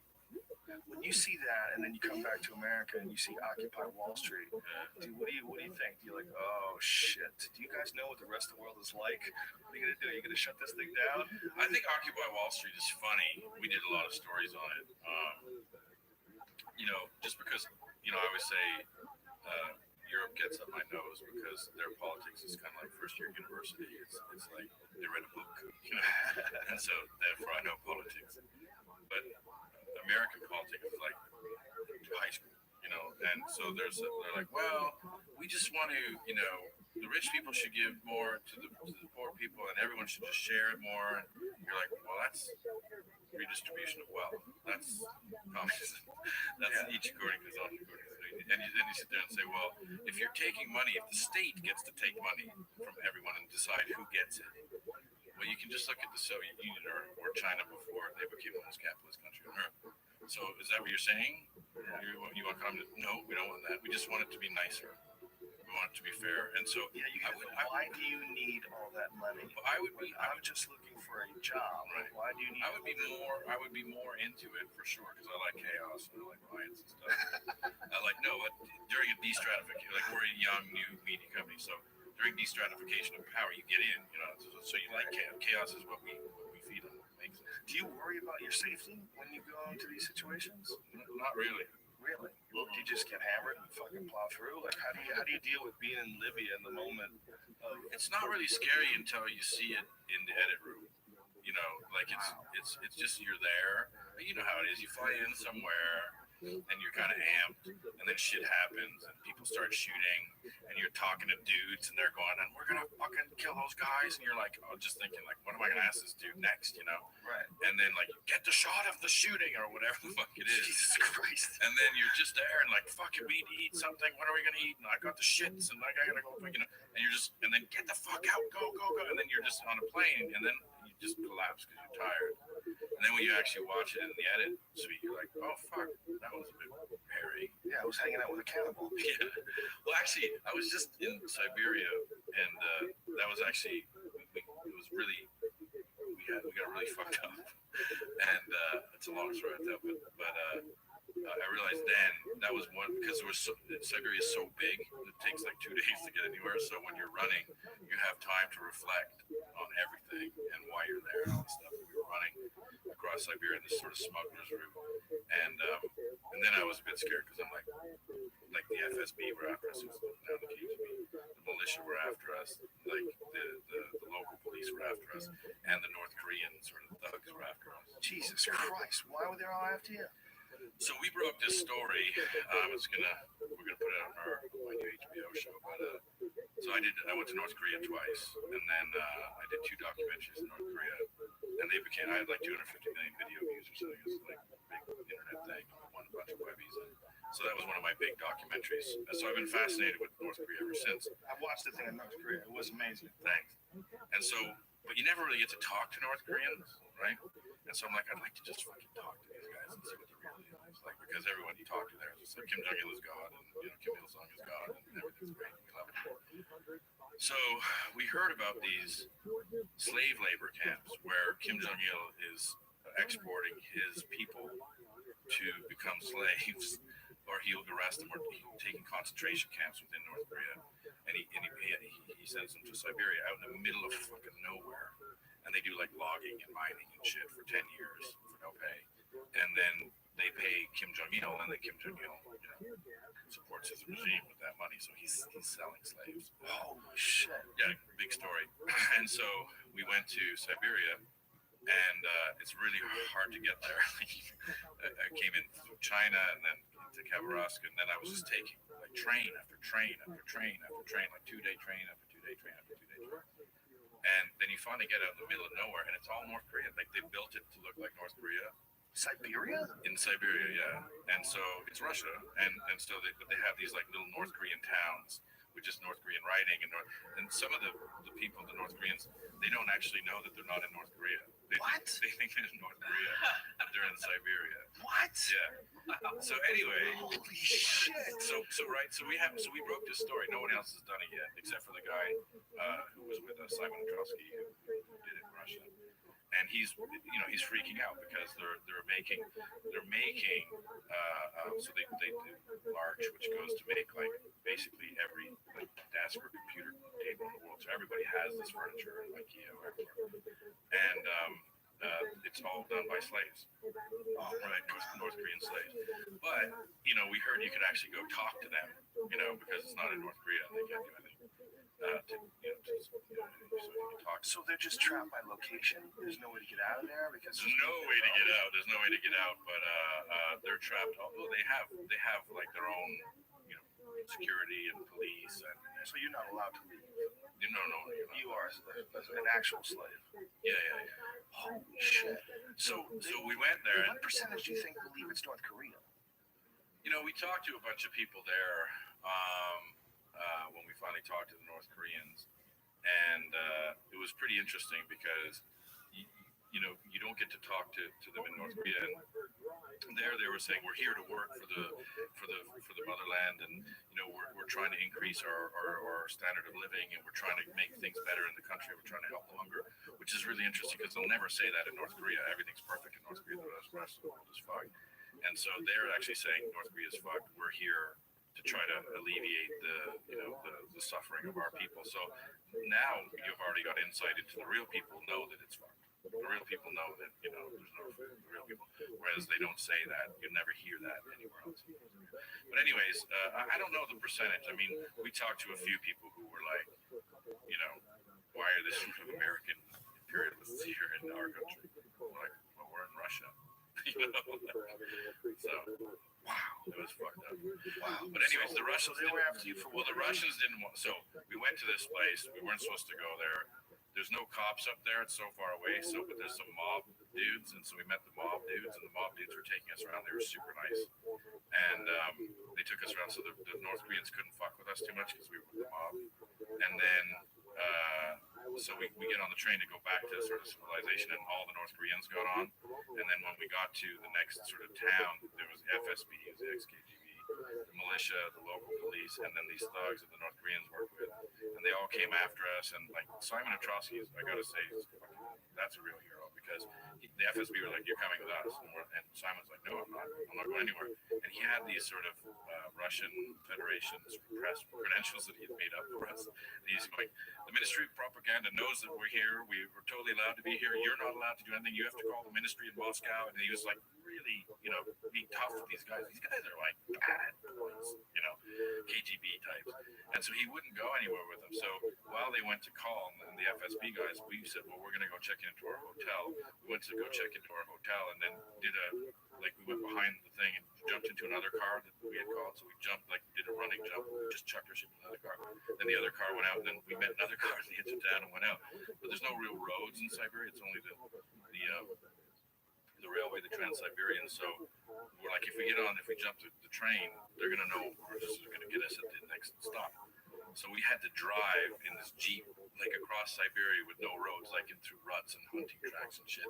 To the Chinese border. How long did it take? 2 days. And we got to the Chinese border. There's this little known place called, I'll remember later, but it's sort of half in Russia, half in China, and in between there's an island, and it's like a mega sort of trading, sort of shitty mall thing, where you can just buy Chinese products and people go and trade, and there's no real border. So we knew about that because we'd hang out with the mob, and the mob told us that's how they smuggle shit. So we went to this little mall thing, and you just walk in on one side, you're in Russia, and walk out the other side, you're in China. And that's how we got out. Otherwise, we would be fucked. Did they talk about the machine when you were there? The mob? No. Inside joke. So yeah, we hung out with the mafia dudes, and the mafia dudes were awesome. They're the guys who told us about the smugglers road to get out. They're the guys who told us how to get across the border. They're the guys who saved us from the North Koreans and from the FSB. What is this smuggler's route like? Is it all just it's exactly. Going 20 miles an hour the whole way? Yeah. There's hunting tracks and what about gas? They carry it. So they are all with it's like Mad Max. They have big fuel tanks in the back. Yeah, it's fucking hardcore. Wow, that's as hardcore journalism as journalism gets. Yeah. And actually the piece, it's funny because it took so long to get there that we're just on the train forever, so we're just getting wasted on the train, and it starts off really sort of stupid. Like I was saying, Heart of Darkness, it was like, when you go into the Congo, as you go into Siberia, it just gets weirder and weirder and drunker. And so dudes are just literally blind drunk and fucking there's people doing murders on the train. They have cops. Jesus Christ! No, it's crazy. It's so you can see it. You see it on the footage. I don't know if you have it. Yeah, I got the footage right here. Yeah, pull some of that shit up. I gotta see this. And is this the stuff that's gonna be in the HBO show? Yeah. Which one should I play first? I don't know. I don't know anything. Play Siberia. I haven't. You guys are super tech. That's him, not me. Wow. This is like the Road Warrior of love. Which one was it? I love it here. I don't want to leave. Dude, we can't read that.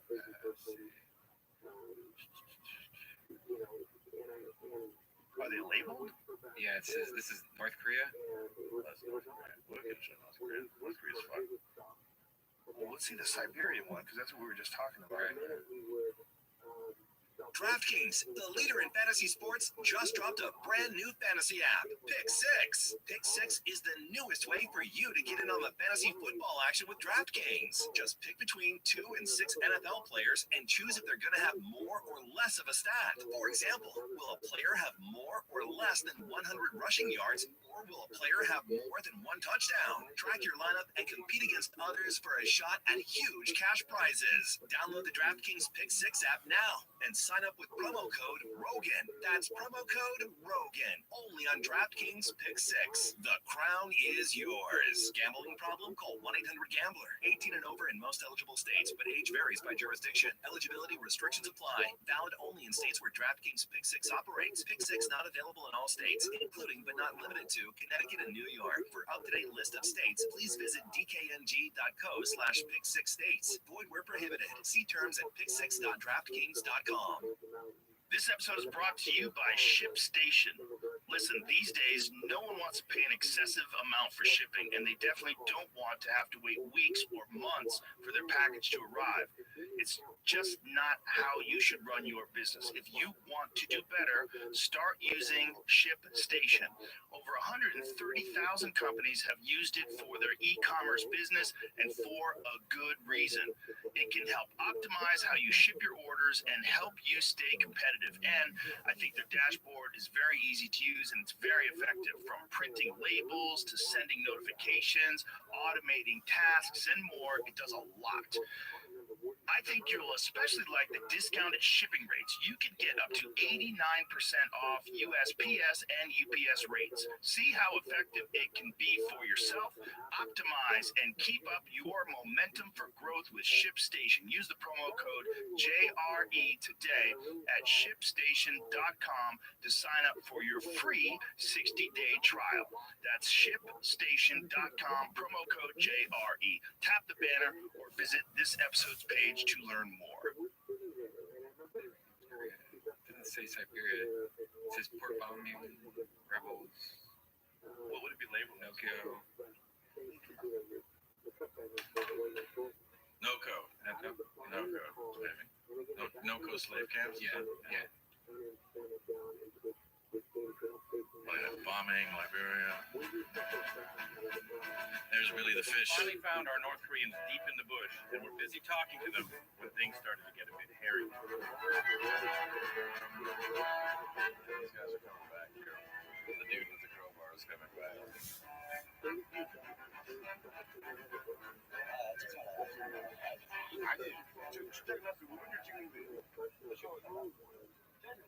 He says, what is that, your off switch? He says, I use it for fixing tractors. I like the fish more and more. He took the crowbar from him and said, what is that, your off switch? That dude was a real kid, man. I love giving Mr. Kim shit. And they're quite angry. So that's just when we had first met the North Koreans, and they end up surrounding us there, and we can't leave. And then the fish takes out his shotgun. The fish was the most awesome dude ever. He's like the local mafia dude, just with all gold teeth and like an Adidas tracksuit. And he's just like, "This is Russia. You can't fuck with me." Oh, there's that one. Russia. This is trucking. Middle of the forest. This is a logging camp run by North Korean. You can see there's a North Korean flag and North Korean propaganda in here. There's some North Koreans waving at us over there. All this wood is going to England. When we get off this train, we're going to go out into the camps where they actually log out in the middle of Siberia. Freaky business. This is like 4 hours, 4 days from anything. And all of a sudden you just got trees. North Korea. North Korea camp. And then when we got off, they were really not happy to see us. How did you find out about all this? This dude, Simon, he's a Russian journalist, and he had heard that Russians couldn't get jobs in the Far East because of slaves. And he was like, well, so he went out and checked it out. But no one had really ever done the story except for him. He just did it on a small program there. And then he didn't go as deep as we went. So he wanted to go back and of course he didn't go as deep as you went. Who the fuck would? Yeah, and so we went and it was fucked up. Like North Korean slaves in Siberia. It was messed up trip. Why isn't Geraldo Rivera covering this?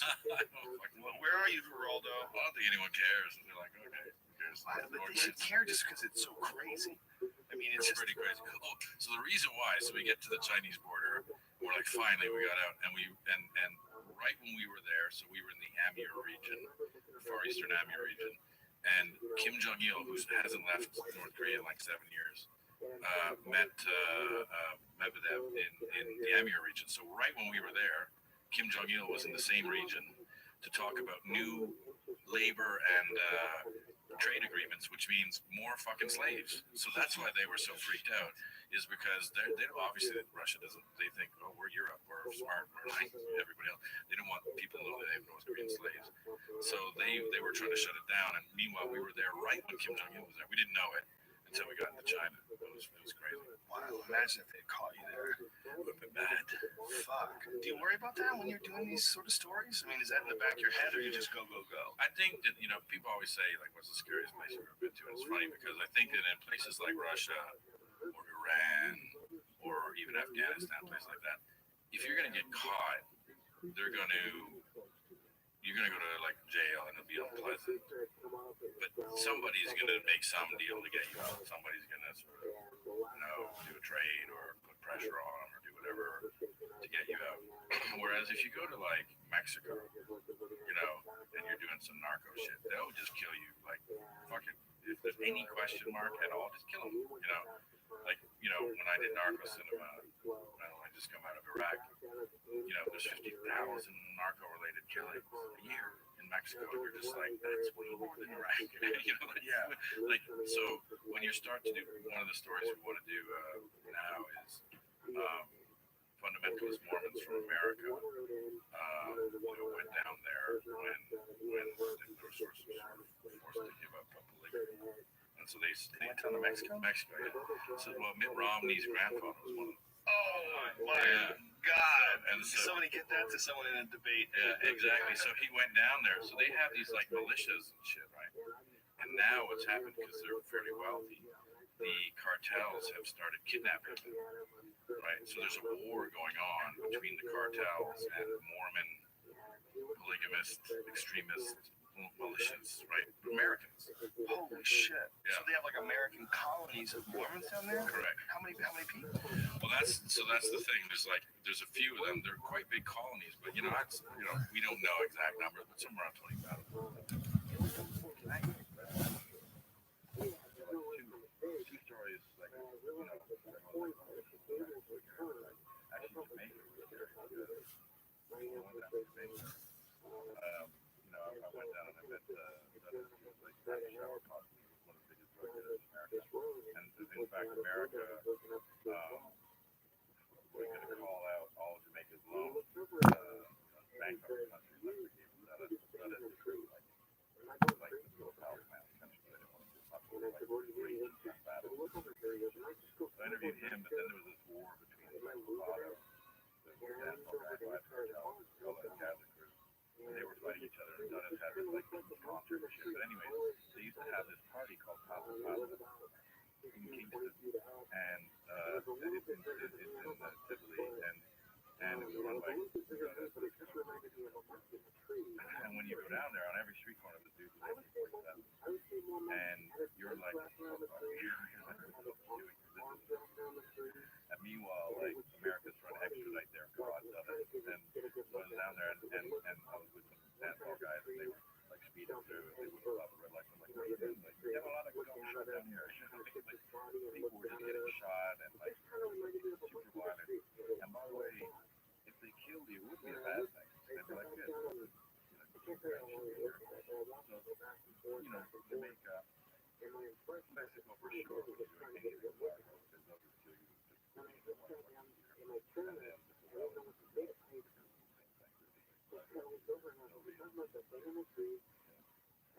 Yeah, that's amazing, man.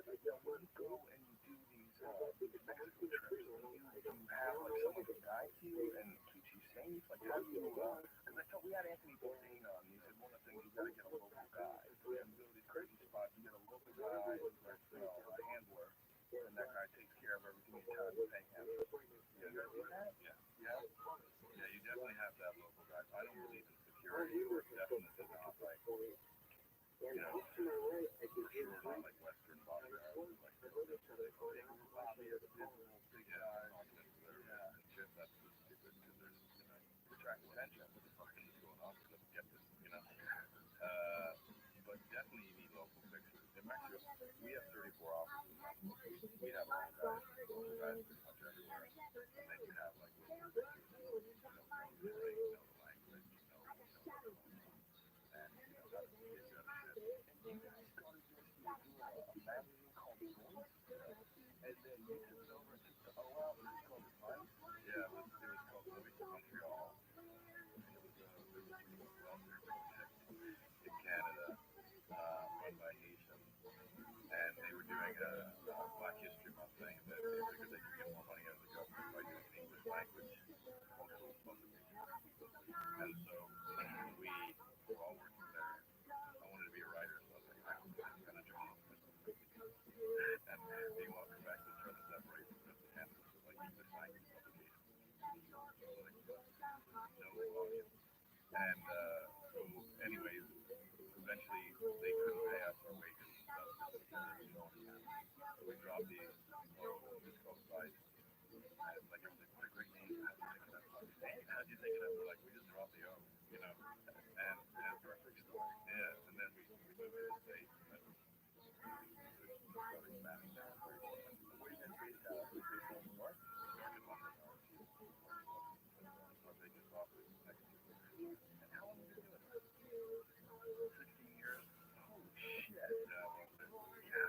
Now it's music, and you even have a clothing line, and like everything now. It's a record label, films, mag, online, and all of it.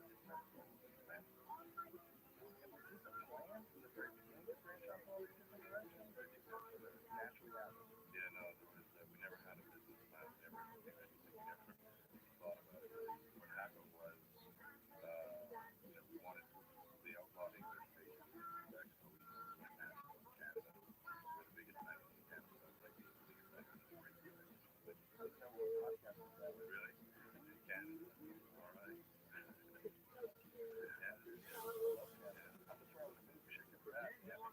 Well, any real close to you know me, so we're going to make it next door. Yeah, I wouldn't go to, you got to go to the, get real bad, you got to get like north where I grew up in Ottawa. You got to buy a lake, and you know, build a cabin on the bank, get in the car away from it. Which is that bad though? Yeah. You want to live like in Siberia, you know? I don't want to. I don't want to live on that. Take a bullet. I don't want to live like that. I'm supposed to go.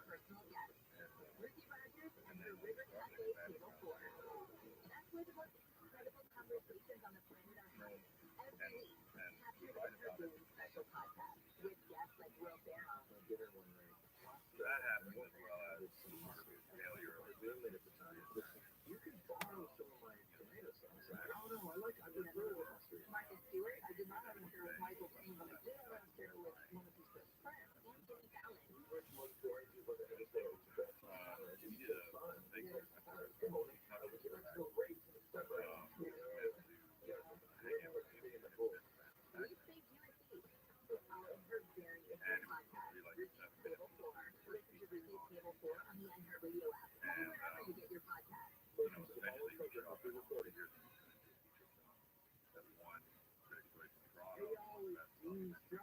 Good morning to you. It's just about 6 o'clock on this Saturday morning. And so I'm here for you as your personal guide, your ordinary house info. We are continuing our series today on building your dreams. We are talking about where to begin and the very first step of designing your starting Stay tuned.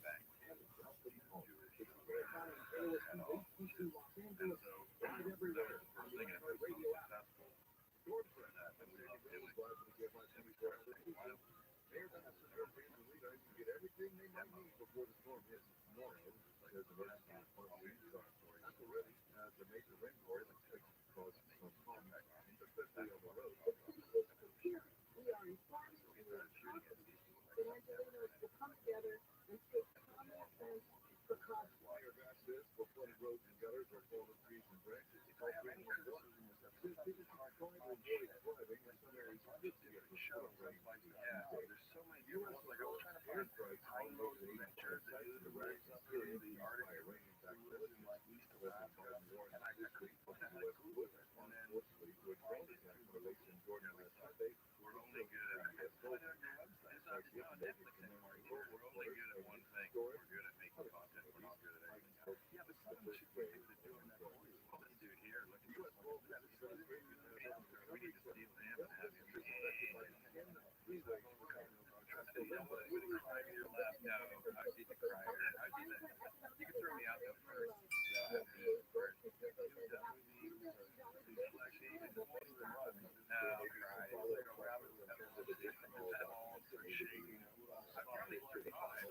I'd probably survive that. I'm gonna be back with abs. Doing chin-ups in the jungle would totally change the life.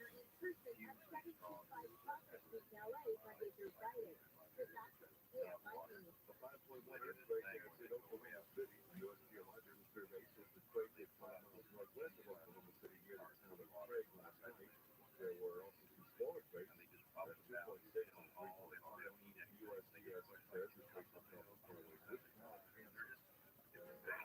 like going in. Yeah.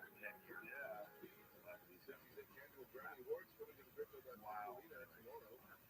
This is when the most nominations and Taylor Swift should make the first artist to win album of the year. Right around that one was included Billy Joel, Olivia Rodrigo, and Selma.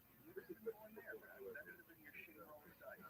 You would have been shit out of a bottle of a hut in the middle of Liberia. We went through all that on the freeway. So you start out, you do this Baghdad thing. Then how does it branch out into what you have now? Now you branch out all of Thailand is like here. I saw the Chernobyl thing. That was fucking bad. Don't worry about that. I mean, you're there in Syria.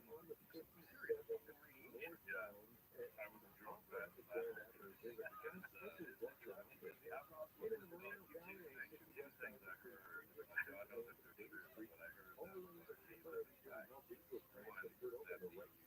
doctor she's a manufacturer of them, but they don't talk down like my they get wasted alcohol and diabetic. So the water supply, I have no problem with that. There is all sorts of and also fire history of water supplies municipally. And so when we were there, they actually said, hey, go ahead and invest my brand. So we were just drinking this like homemade brand. And we were like laughing at the guy where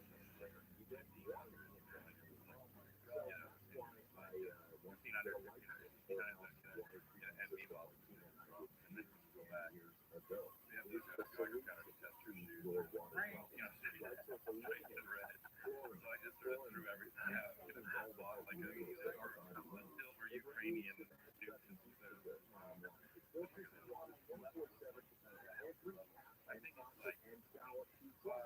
electrical system, no regular hot, no, and we were at like this. Have you had any side effects you've been going to the doctor like regularly, like freaking out about it? Wine on your feet? I'm Irish, so I'm just like, how do I keep but you know, I was just in Japan actually. I guess we're at 64 Metro LA. That's like a crazy system. Yeah, we were actually going to go back. The actual reactor is more open the time over 60 dealers at LAOC. Right now, it's 48-1, and there's like major cities, 47 in Gardena, and 45 degrees in Sarasota. We did not tell them to make sure that didn't know for our movement. I'm really frustrated, really angry, and like the nine shit, and both Chernobyl and I was shocked because everyone was good. People are going, oh,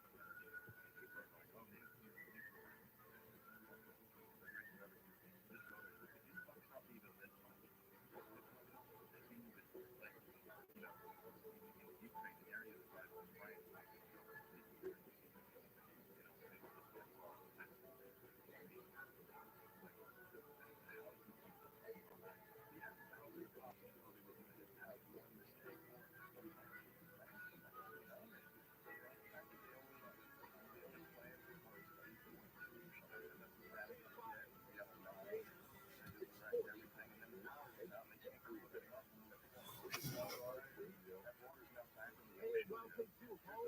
wherever you help you better understand that shows where you live. I am moving with word of mouth.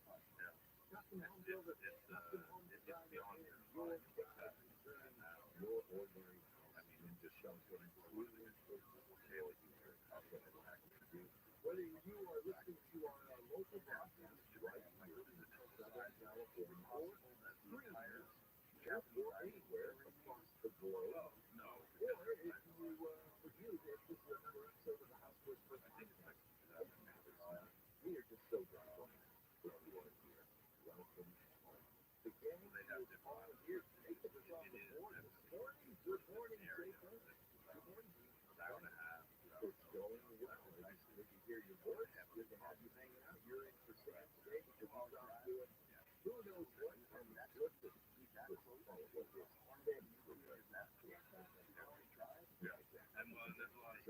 a well-deserved rest. I'm sorry for whatever you did that you ate from the sun to the 6 a.m. on a Saturday game. It's good to be here. And now when you go there, also being punished this morning, producer Michelle Q.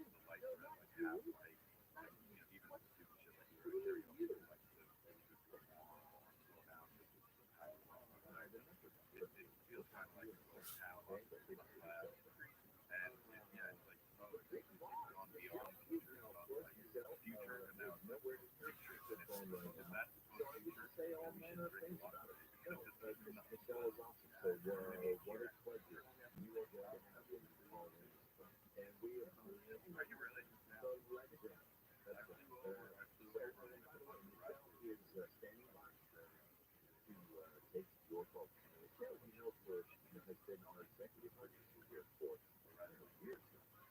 Before that, he produced him. So, and now he's here with us this morning. So, a lot of jobs just getting easier with this outlet. That's my point. He went amateur wrestling, wrangling, and always had like a wrangling. MMA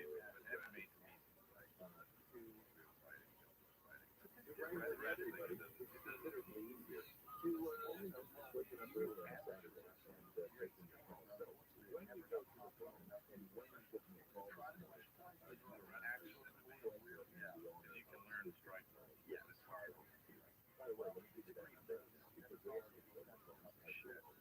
Wrestling back 3 times last year, 1 year high school, 8-3-3, practicing for absolutely 8-3-3. Now, Saturday morning traffic, all in blue. They're on work down in there. I went and hung out with a bunch of questions. He said, one guy call in if you said that you get on the show. Sounding man's always a great stuff. Michelle calls that we have to teach will tell you everything you need to know. You know, then you and I can put our heads together, figure out what's going on here to your home. Anything you want to know about trick art. Who else is with us this morning? Sandy Wells has also done something wrong and is with us this morning. Sandy, how's it going? There's a lot of it. One of the Ultimate Fighters last season. It is. You know what? It is generous. It's cold right now. We were doing a couple things cold, right? And we got some rain coming. We got a lot of rain coming this week. So covered that stuff? Yeah. You guys look like every guy. We had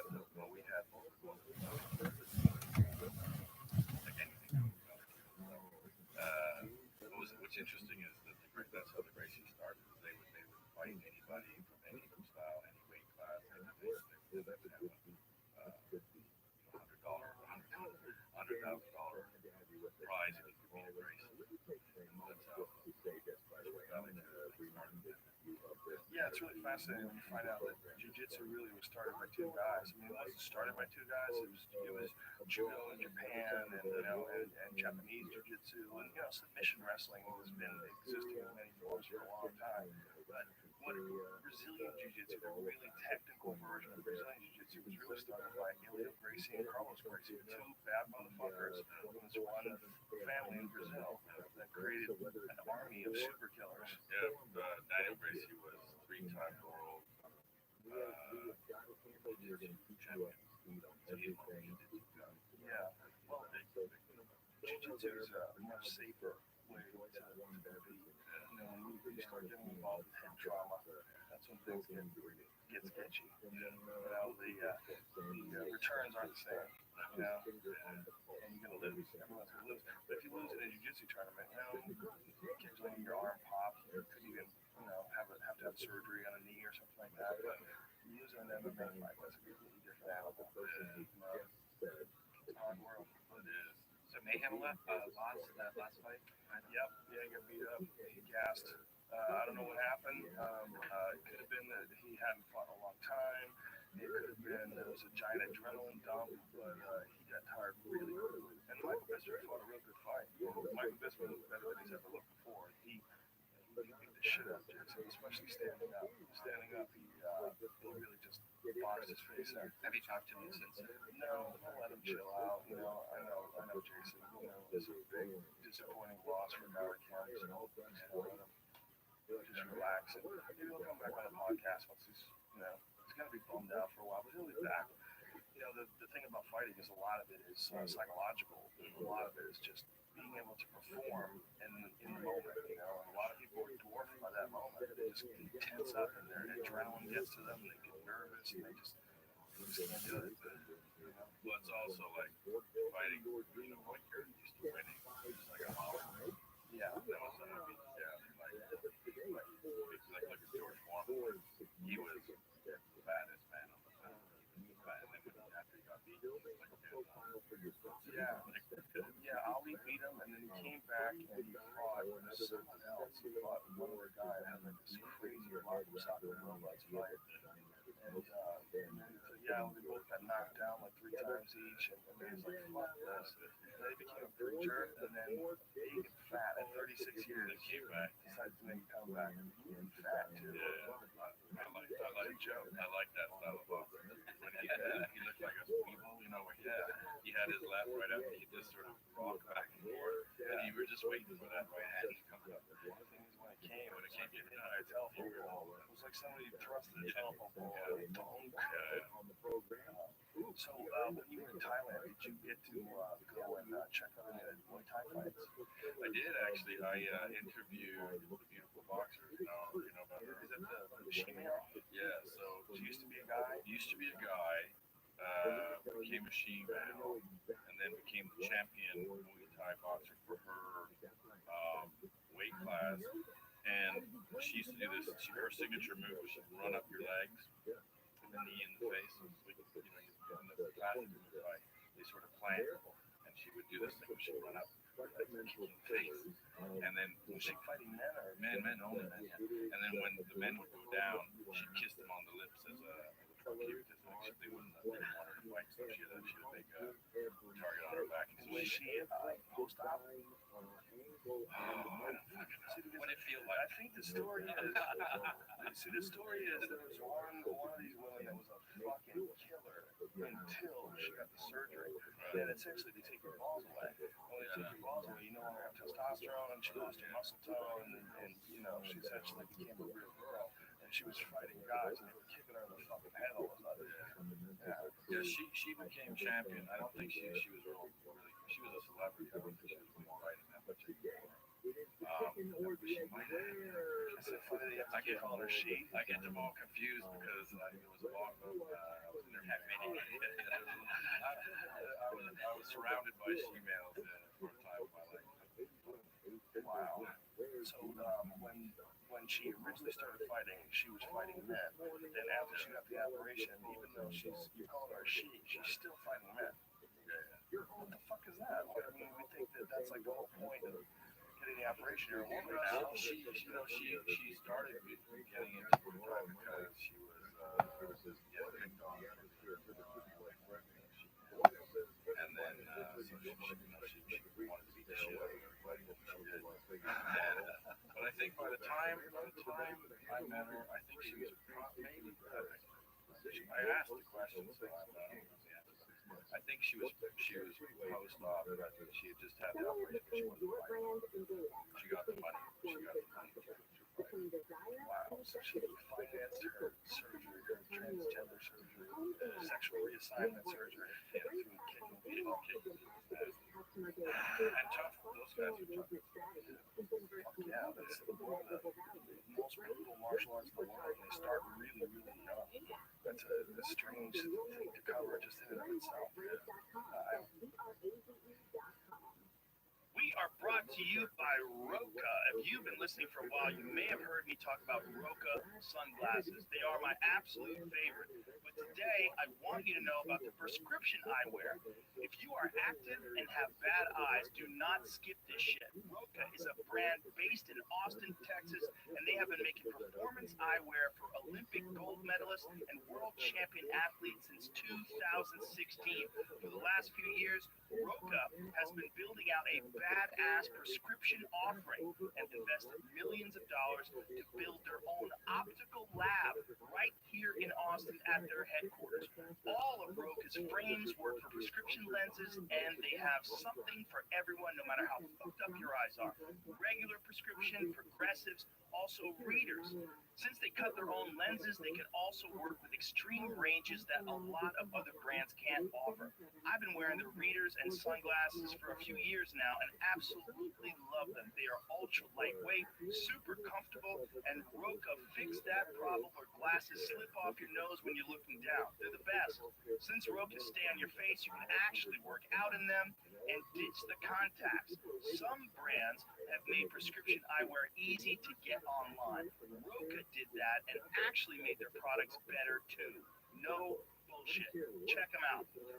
I can wear anything, but I choose to wear Roka, and you should too. Get 20% off your order with the code Rogan at Roka.com. That's ROKA.com. This episode is brought to you by ZipRecruiter. If you ever have to hire, you know how amazing it is to find the right person, but it's also so hard to get that right. If you're an employer and you need to hire, here's the good news. ZipRecruiter has smart tools and features that help you find more qualified candidates fast. And right now, you can try it for free at ZipRecruiter.com/Rogan.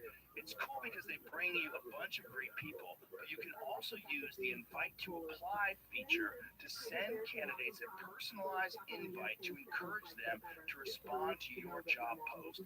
Let ZipRecruiter help you conquer the biggest hiring challenge, finding qualified candidates. See why 4 out of 5 employers who post on ZipRecruiter get a quality candidate within the first day. Just go to this exclusive web address right now to try ZipRecruiter for free. ZipRecruiter.com/Rogan. Again, that's ZipRecruiter.com/ROGAN. ZipRecruiter, the smartest way to hire. Tap the banner or visit this episode's page to learn more. I have a friend who went over there. He was over there for a long time, several months, just training in Muay Thai. Sam Shepard was about it.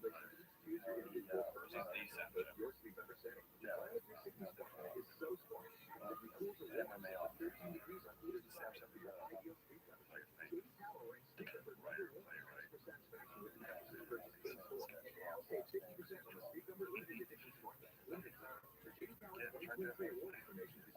So when you were in Thailand, tell me, is there a reason? Do they have like some sort of a rationalization for why there are so many elite boys there? And what causes one place to have such an exorbitant amount of men that dress like women? Sam Sheridan.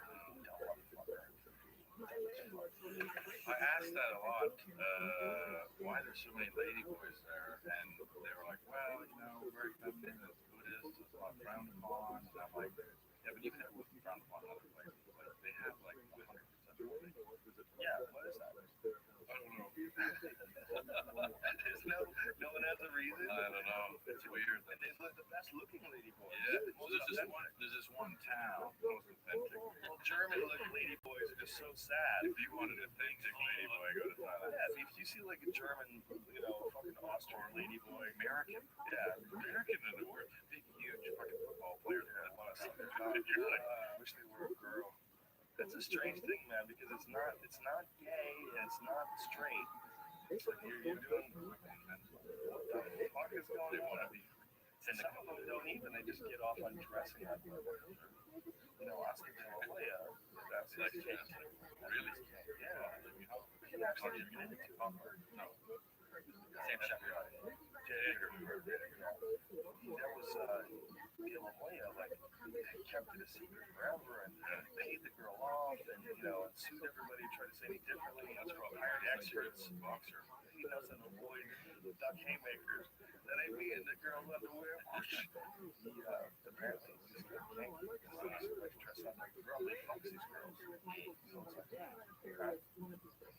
Well, that's all right. You're entitled to it. I don't even know it. Everyone was always like, didn't tell me. And I'm like, you understand that there's like two cameras and lighting rigs and shit. Like, yeah, it's like we're right there to shoot something. I don't even have cameras. It's like, why we were there. We were shooting. She knows all this good story. A and B. I think we were shooting Beautiful Boxer. We're like, oh, you know, an hour and a half south of Bangkok, there's Pattaya, which is the shemale capital of the world. It's like, and it became big because all the dudes from Vietnam were there on R&R, and so they would all fuck females. And now, and well, now like the whatever the seventh fleet or whatever like this comes in there, they all have their R&R, and it's all females. So we heard that there's this place where there's like this female beauty pageant, and then they have like a shooting range downstairs where you can shoot females. So we're like, okay, we can go get like 10, you know, she-males dressed up like Marilyn Monroe and shoot machine guns with it. Like, we have to do that.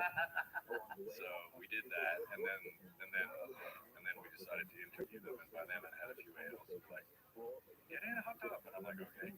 Yeah, well, that's what was the craziest shit. When you were, that's one of the first things I ever saw you do. We're in this hot tub with these ladyboys. I'm like, who is this wild motherfucker? That's not so wild. That's pretty wild, right? I'd like to have a bath. You know, you were smiling with them and laughing, having a good time. And yeah, I wonder why people asked you if you fucked them. It seemed like you fucked them. So if I had a guess, he'd be like, yeah, man. I have a friend who's a comic, and he was doing a show with a lady boy, and she was really hot. She offered to blow him. He's like, all right. I'm like, did you get blown by a guy? He goes, maybe, yeah, but I never saw a dick. I'm not really sure. To me, the hot chick blew me, and it was awesome. Yeah. Well, there was a while there that I was interested. I was interested in weird shit, and there was I did a piece on Japan. They grew up masturbating to cartoons, porn. Yeah, tentacle baby. Yeah, I don't know. It's hot. But have you seen they have really good artists there. Yeah, it's really good. But they grew up like cartoons are like porn, right? So now they have these brothels like Pornhub, right? But they're all real dolls, like so like 20 grand, and but they're like cartoon characters, so you can fuck a cartoon, right? And so I did this thing where I went and I'm like, oh, that's crazy, Jeff. Crazy. I went to these ghetto doll brothels. I went to these brothels where you and so I shot the whole thing, and it was just a stupid little funny piece, like, oh, yeah.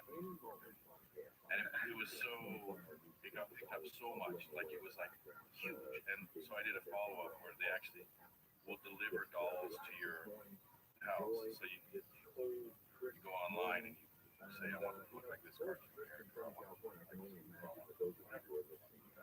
And then they bring the dolls to your house, and then you spend like a weekend with them, like having a party. That's amazing. Drinking, doing whatever. I do that in a second. And so I filmed it, you know, and again, like it was just hugely popular. And then I met this dude. So I was, you know, the guy Gaspar Noé, the director.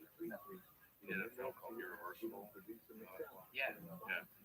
It's got like the most, you know, he's a shocking director. Like I saw that film and I was like, that's the most fucked up thing I've ever seen. I'm like, really fucking the heaviest. For you to say that, you gotta watch it. It's insane. Irreversible. So he was shooting his next film called Enter the Void in a place called Kabukicho, which is run by the mafia, and Kabuki, like, you know, the Japanese opera shit. Well, Kabukicho now is just like orgy houses, sex houses, S&M houses. What is Enter the Void? Is that Enter the Void is what I talked about to DMT, and then Irreversible was his first one, which was, I think, better than Enter the Void.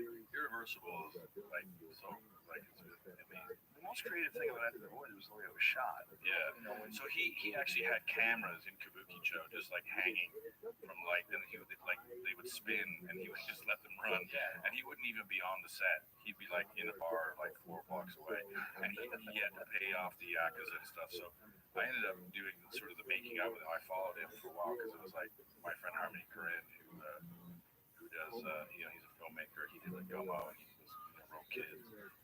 He's like, do you want to talk about, I was doing a film show at the time for us, and he was like, you want to talk about the craziest film shit ever? You gotta go to Tokyo and see Gaspar Noé because he's paid off the mafia and he's just got these fucking cameras swirling on bungee cords and shit, and everyone's fucking everyone else.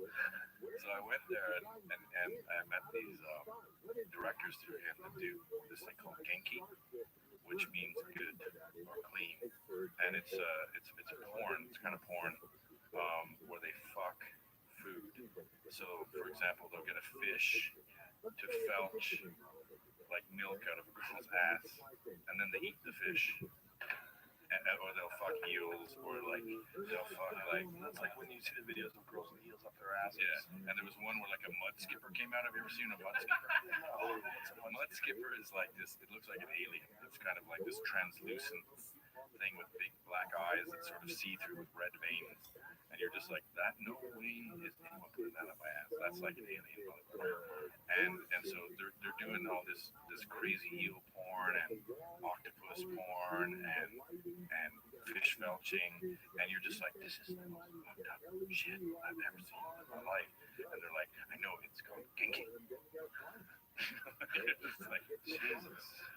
I thought the fucking cartoon dolls were bad, but shoving, you know, mud skippers up. Has all this traveling and all this crazy shit that you've seen, has this given you any unusual insight into human nature? Because I gotta think, you've seen some shit. You have a much different perspective on the human race if you were a scientist, you know, and you were an objective scientist, you were studying Earth. You have a much different view of human beings than the average person. Well, you know, I think that, you know, this is, I wish I could have a better analogy to make myself look better, but there is definitely a sort of good and evil. There is a sort of yin and yang. That's what I was embarrassed of saying. But really, like in Liberia, for example, you have these guys who grow up like killing and eating people. And on the other side of it, there's just churches everywhere. Like churches, and fucking every car has got a, you know, believe in Christ, you know, bumper sticker or whatever. And so there's like these people just super good and like trying to be good, and you know, and then other people are just like the worst motor water. And so there's definitely a good and evil vibe, and we have tremendous capacity for good, but we also have tremendous capacity for evil. Like people do some fucked up shit, like bad stuff.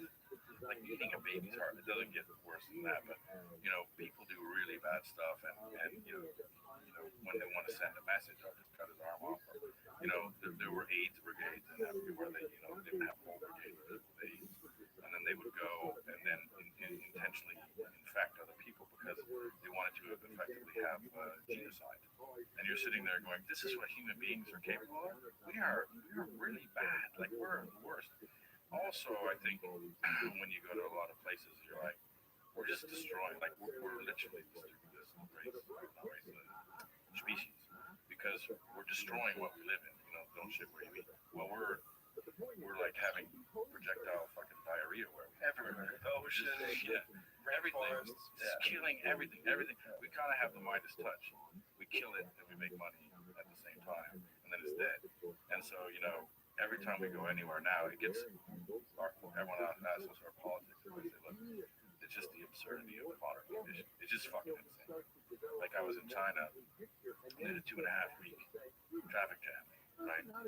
And every year they have to sell 3% more cars just to break even. And you're in a 2.5 week traffic jam. 2.5 weeks. Yeah, we went from Mongolia to Beijing. It was a famous thing. They created a whole microeconomy, and there were people going out there selling food and clothes and shit to people. How fast do you go on this road? No, you're not. At all. Yeah. You're not moving at all. It was literally a 2.5 week traffic jam. Stop dead. Stop dead. And so you're like, well, how many fucking cars do we need? And you know, you've been around. You go to Brazil, you can't go. I was in Tehran, which I don't know why I didn't think was a real car place, but you know, you go out, you'd sit in traffic for 3 hours, and you just go home because you couldn't get there. So you're like, well, it's ceased to work, yet we're still fucking making more and more and more and more. And so I think, you know, when you go to Japan and everyone, you know, is getting cooked on the inside and no one's admitting it, when you go to, you know, Russia, where the mob is running everything and there's North Korean slaves, you go to, you know, Africa, which, you know, they're having war over every single mineral or anything that they can find that they're going to kill somebody else about. And you just start to say, okay, I mean, we're literally hovering on this sort of edge of it's funny because I'm a real sort of optimistic guy, and lately I've been sort of saying to people, we should get a bold hole. So I was talking to you before. We should get a bold hole. We should, you know, get that lake in Canada, get up there where there's fresh water. Because sometimes I was in South Africa and I was flying back in the plane and I watched it collapse. Did you ever see that? Yeah. I watched collapse and okay, the guy's a bit of a fruitcake or whatever, but I was watching it and I was going, shit. You know, because what I just saw in South Africa too had freaked me out so much. South Africa's a fucked up place. What's fucked up about South Africa? You know, you say South Africa's a fucked up place. After you just kept on talking about Liberia. Well, South Africa, because it's the richest country in Africa, and it's always heralded as sort of, you know, look at what's happening in South Africa, so good, it's so great there. And we actually went down to shoot there, and you know, it's incredibly corrupt. You know, the police captains are always being arrested, but basically it's completely incredibly racist, incredibly segregated. People living behind barbed wire and electric fences. You know, there's a famous book called Disgrace, which won a Nobel Prize, Booker Prize, about you know, a guy from Cape Town, a professor who gets disgraced by fucking one of his students and goes out to the townships and they end up getting his farm taken over and his daughter gets raped and he gets set on fire and all this shit. And you know, I was reading that before going there and I was like, well, that's just crazy shit. And when you're there, you're like, well, that happens every fucking day. Like, it's full fucking on. And so as we were shooting the Afrikaans neighborhood. And the Afrikaans are fighting, you know, the colors or the mixed races who are fighting blacks who are fighting whites. And the whites are just sort of in their compounds, electric wire and security and machine guns. And you're just like, holy fuck. I'm like, why are you in Australia? Why wouldn't you just get the fuck out? Like, so they choose to stay for what reason? Yeah, well, they're African. They're like, we're African. We've been here, you know, since the Dutch settled. Exactly. And so there was that. What year was that? In the 1600s, and you know, there was the Bantu migration and the Zulu migration, and they both sort of happened relatively late. South Africa sort of hard to get and then so the Dutch got there, you know, a bit after, like 20 years. No, don't everyone say that I don't know the actual exact time, but so they've been there a long time, and but there's definitely a strategy of sort of, you know, intimidation, and there's a lot of institutionalized right there, and whenever you see that, like rape is part of the equation, and home takeovers and all this shit, you know, that's just like not on. So the crime rate in South Africa is just ridiculous compared to the rest of the world. Well, it's just another example of Africa. Africa just as a whole is pretty crazy. Yeah, I mean, it's crazy, but South Africa, spot on earth, right? South Africa, you're sort of like, well, South Africa is like, I always thought of it as sort of, you know, Canada, right, in Africa, you know, because it's just sort of, you know, it's richer, and, you know, it has these sort of modern cities, and, you know, just sort of, you know, and I grew up in here, I'm not going to play Sun City, you know, right, apartheid and all that shit, which I agree with, fuck apartheid and all that stuff. it just now when you go there, it's so segregated and so there's so much hatred and so much fucking violence and crazy shit going on every day. And people driving in Mad Max electrified cars with machine guns and living behind the electrical fences and shit. And you're like, fuck, is this what? Like, is this where it's headed? Because this is the whole thing about Occupy Wall Street. If you get to have too much discrepancy with money, so these people have tons of money and they're living, behind barbed wire, electric wire compounds, security guards, machine guns, and the other dudes are out fucking eating rats, smileys, whatever. Then you're like, okay, well, there's going to be a fight. There's going to be continual. I'm going to take what you have. When we were in Somalia, it's interesting because we went there with this story that was the pirate stock exchange, right? Which we thought was a funny idea. Because what it is poor people pay for shares, right, in an RPG or a machine gun. And if it's part of a successful hijacking, they think they get their dividend back. What? Yeah. So it's the pirate stock exchange, right? Holy shit. However, when we went there, so that's the story. But when we went there, we found out we're like, the pirates are like, well, the Portuguese and Japanese and Spanish illegally overfished the area, took all the fish, killed all the fish, and so there's no fucking fish. And then an Italian waste management company dumped radioactive waste all up and down the coast illegally. So they irradiated the beaches, killed all the fish, and they're like, what else the fuck are we gonna do? Right? So they became pirates. And so that's the story. And this is what we always like about going to story, because you go to do a story like the pirate stock exchange, which is just kind of like wild and weird. And then it turns out like we're not so far removed from this shit because we're part of the problem and caused the problems that led to the piracy. Because people aren't actually going to go up and be pirates if you give them any other opportunity. But if you fuck their shit up and there's no food and there's no money and there's no beaches, there's no water, there's no nothing, what the hell else? Didn't they call themselves the Voluntary Coast Guard of Somalia? Yeah, there's a bunch of them. There's all different pirates. When you see this and you see these parts of the world that you can get to in an airplane in a day, and you see how fucked they are, and then you see shit like Occupy Wall Street, and you realize like what a third year of civilization we have over, just a boiling kettle of chaos that is most of the world. Well, when I was in Libya recently during the revolution, they were like, we just want freedom. There's actually one kid in the thing who's just like, my dream is to play for the Dallas Mavericks. Whoa. And yeah, he was a like 17-year-old kid who was operating a Grad missile launcher. It was like a truck with a calliope on the back. I was like, yeah. So he was just in this truck with 50 missiles. He's like, I want to play for the Dallas Mavericks. Oh my God. And so somebody call Mark Cuban. There you go. That was his dream. And I asked all these dudes that are all kids, and I was like, why are you fighting? And they're like, I want to fight for freedom. I want to just fight for freedom. I want to be like everybody else. And it was pretty inspiring because these guys have never known freedom. Gaddafi's been in there since 1969. Or was in there. So they were just always under him. He's the worst dude ever. Like, he's the worst motherfucker. He actually put me in jail, so I hate him. He put you in jail? Yeah, the first time I went, I got arrested.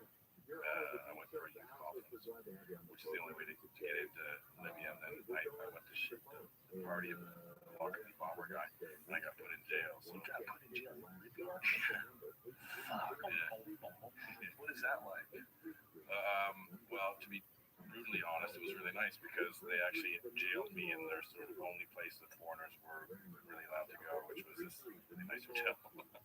Oh, really? Yeah, but it was scary because they're just like, we're gonna fuck you up, and you can't say anything. What the fuck are you doing? And there's a lot of yelling and slapping and swearing and shit.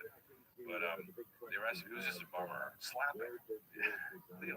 They slap you around. They like to slap your face. Really? As if that's gonna make you like. I'm waiting for them to sort of put like electrodes on my genitals or like shove a glass rod up my asshole, slapping me. I'm like, okay, good, fine. If that's all I get, I'll be fine.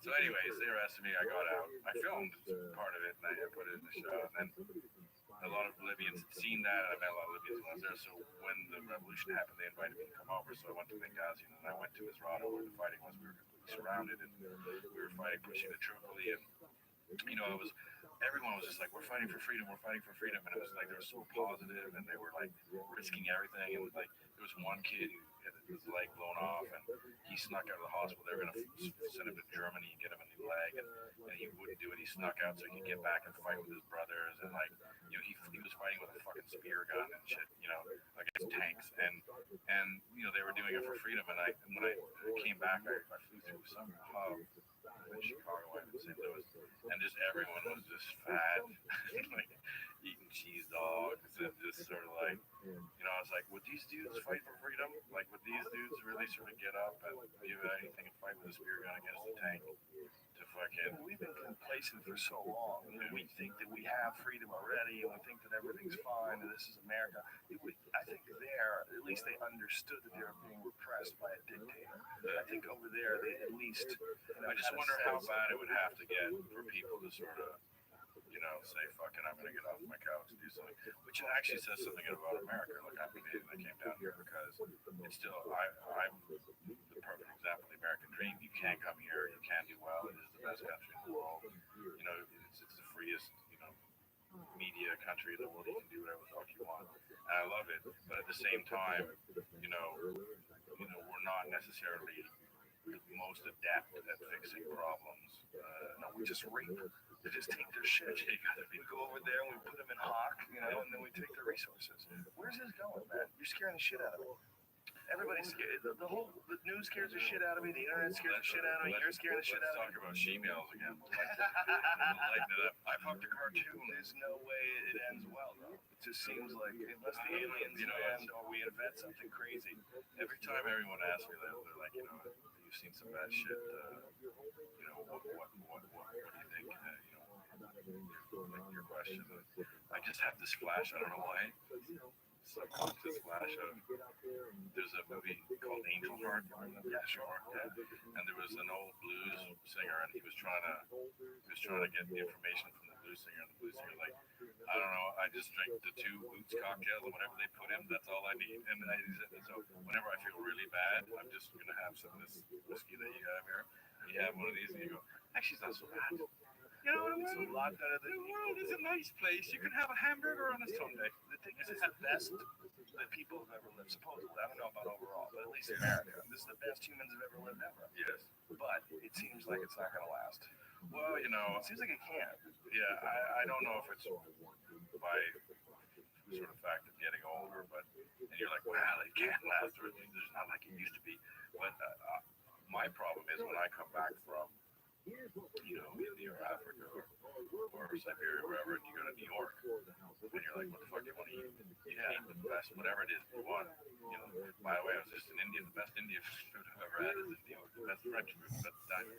And you're in New York, you can eat this, you can do this, you can go party all night long, you want to do whatever you want. And you sit there and go, this can't go on, it's too good. New York is too fucking good. We shouldn't be allowed to have this much. So I do have a bit of eat, drink, and be merry for more. We may die. Definitely have a bit of that, because when you see the alternative, like when it's going to be the road, you're probably right. You're probably just going to go, well, I had a good time.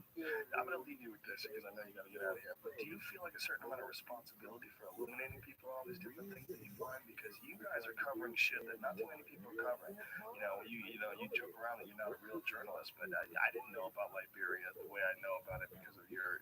You know, I didn't know about coltan. You know, I didn't. You know, you guys are letting people know a lot of shit. Do you feel responsibility? Well, I think so. I think, you know, there was a time when we realized, you know, there was about 15 million people watching us every month, and you know, we distributed about 2 million magazines, and we realized that we had a big platform, and that all we were talking about was like Nike, you know, limited edition Tokyo from the Garcon trainer.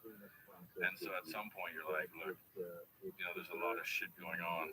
When we did Garbage Island, that was a big thing for us because we went out to the Pacific and there's an island.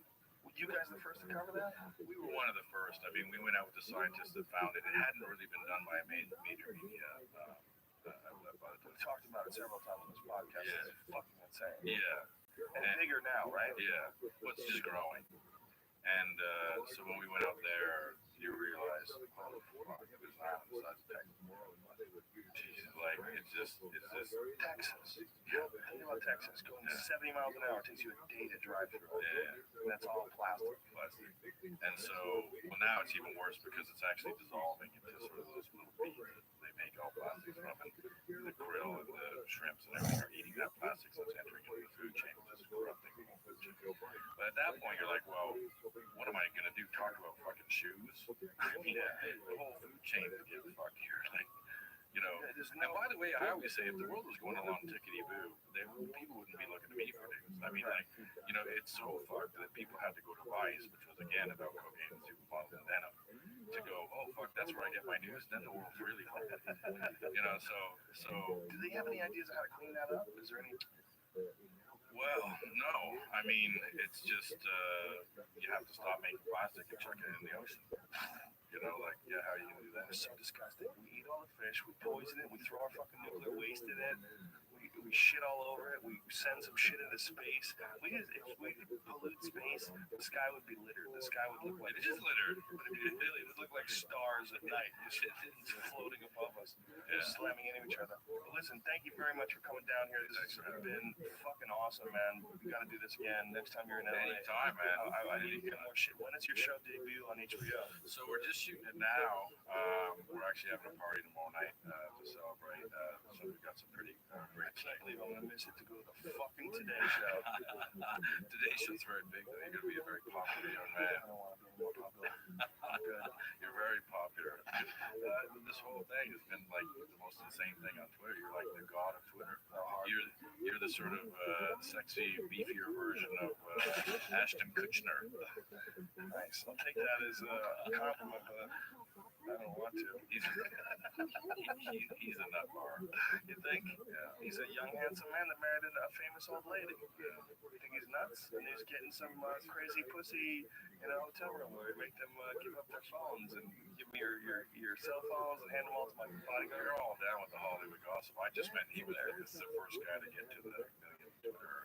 Oh, I know. Oh, you don't know about you're getting up there fast, but you're like well, you know, Twitter's an interesting little resource. The ability to communicate with all these interesting people, and people connected me to you on Twitter, and you know, they've connected me to Hamilton Morris on Twitter. A lot of different people on Twitter. Awesome. Yeah, it's Dennis McKenna. I got connected to him on Twitter.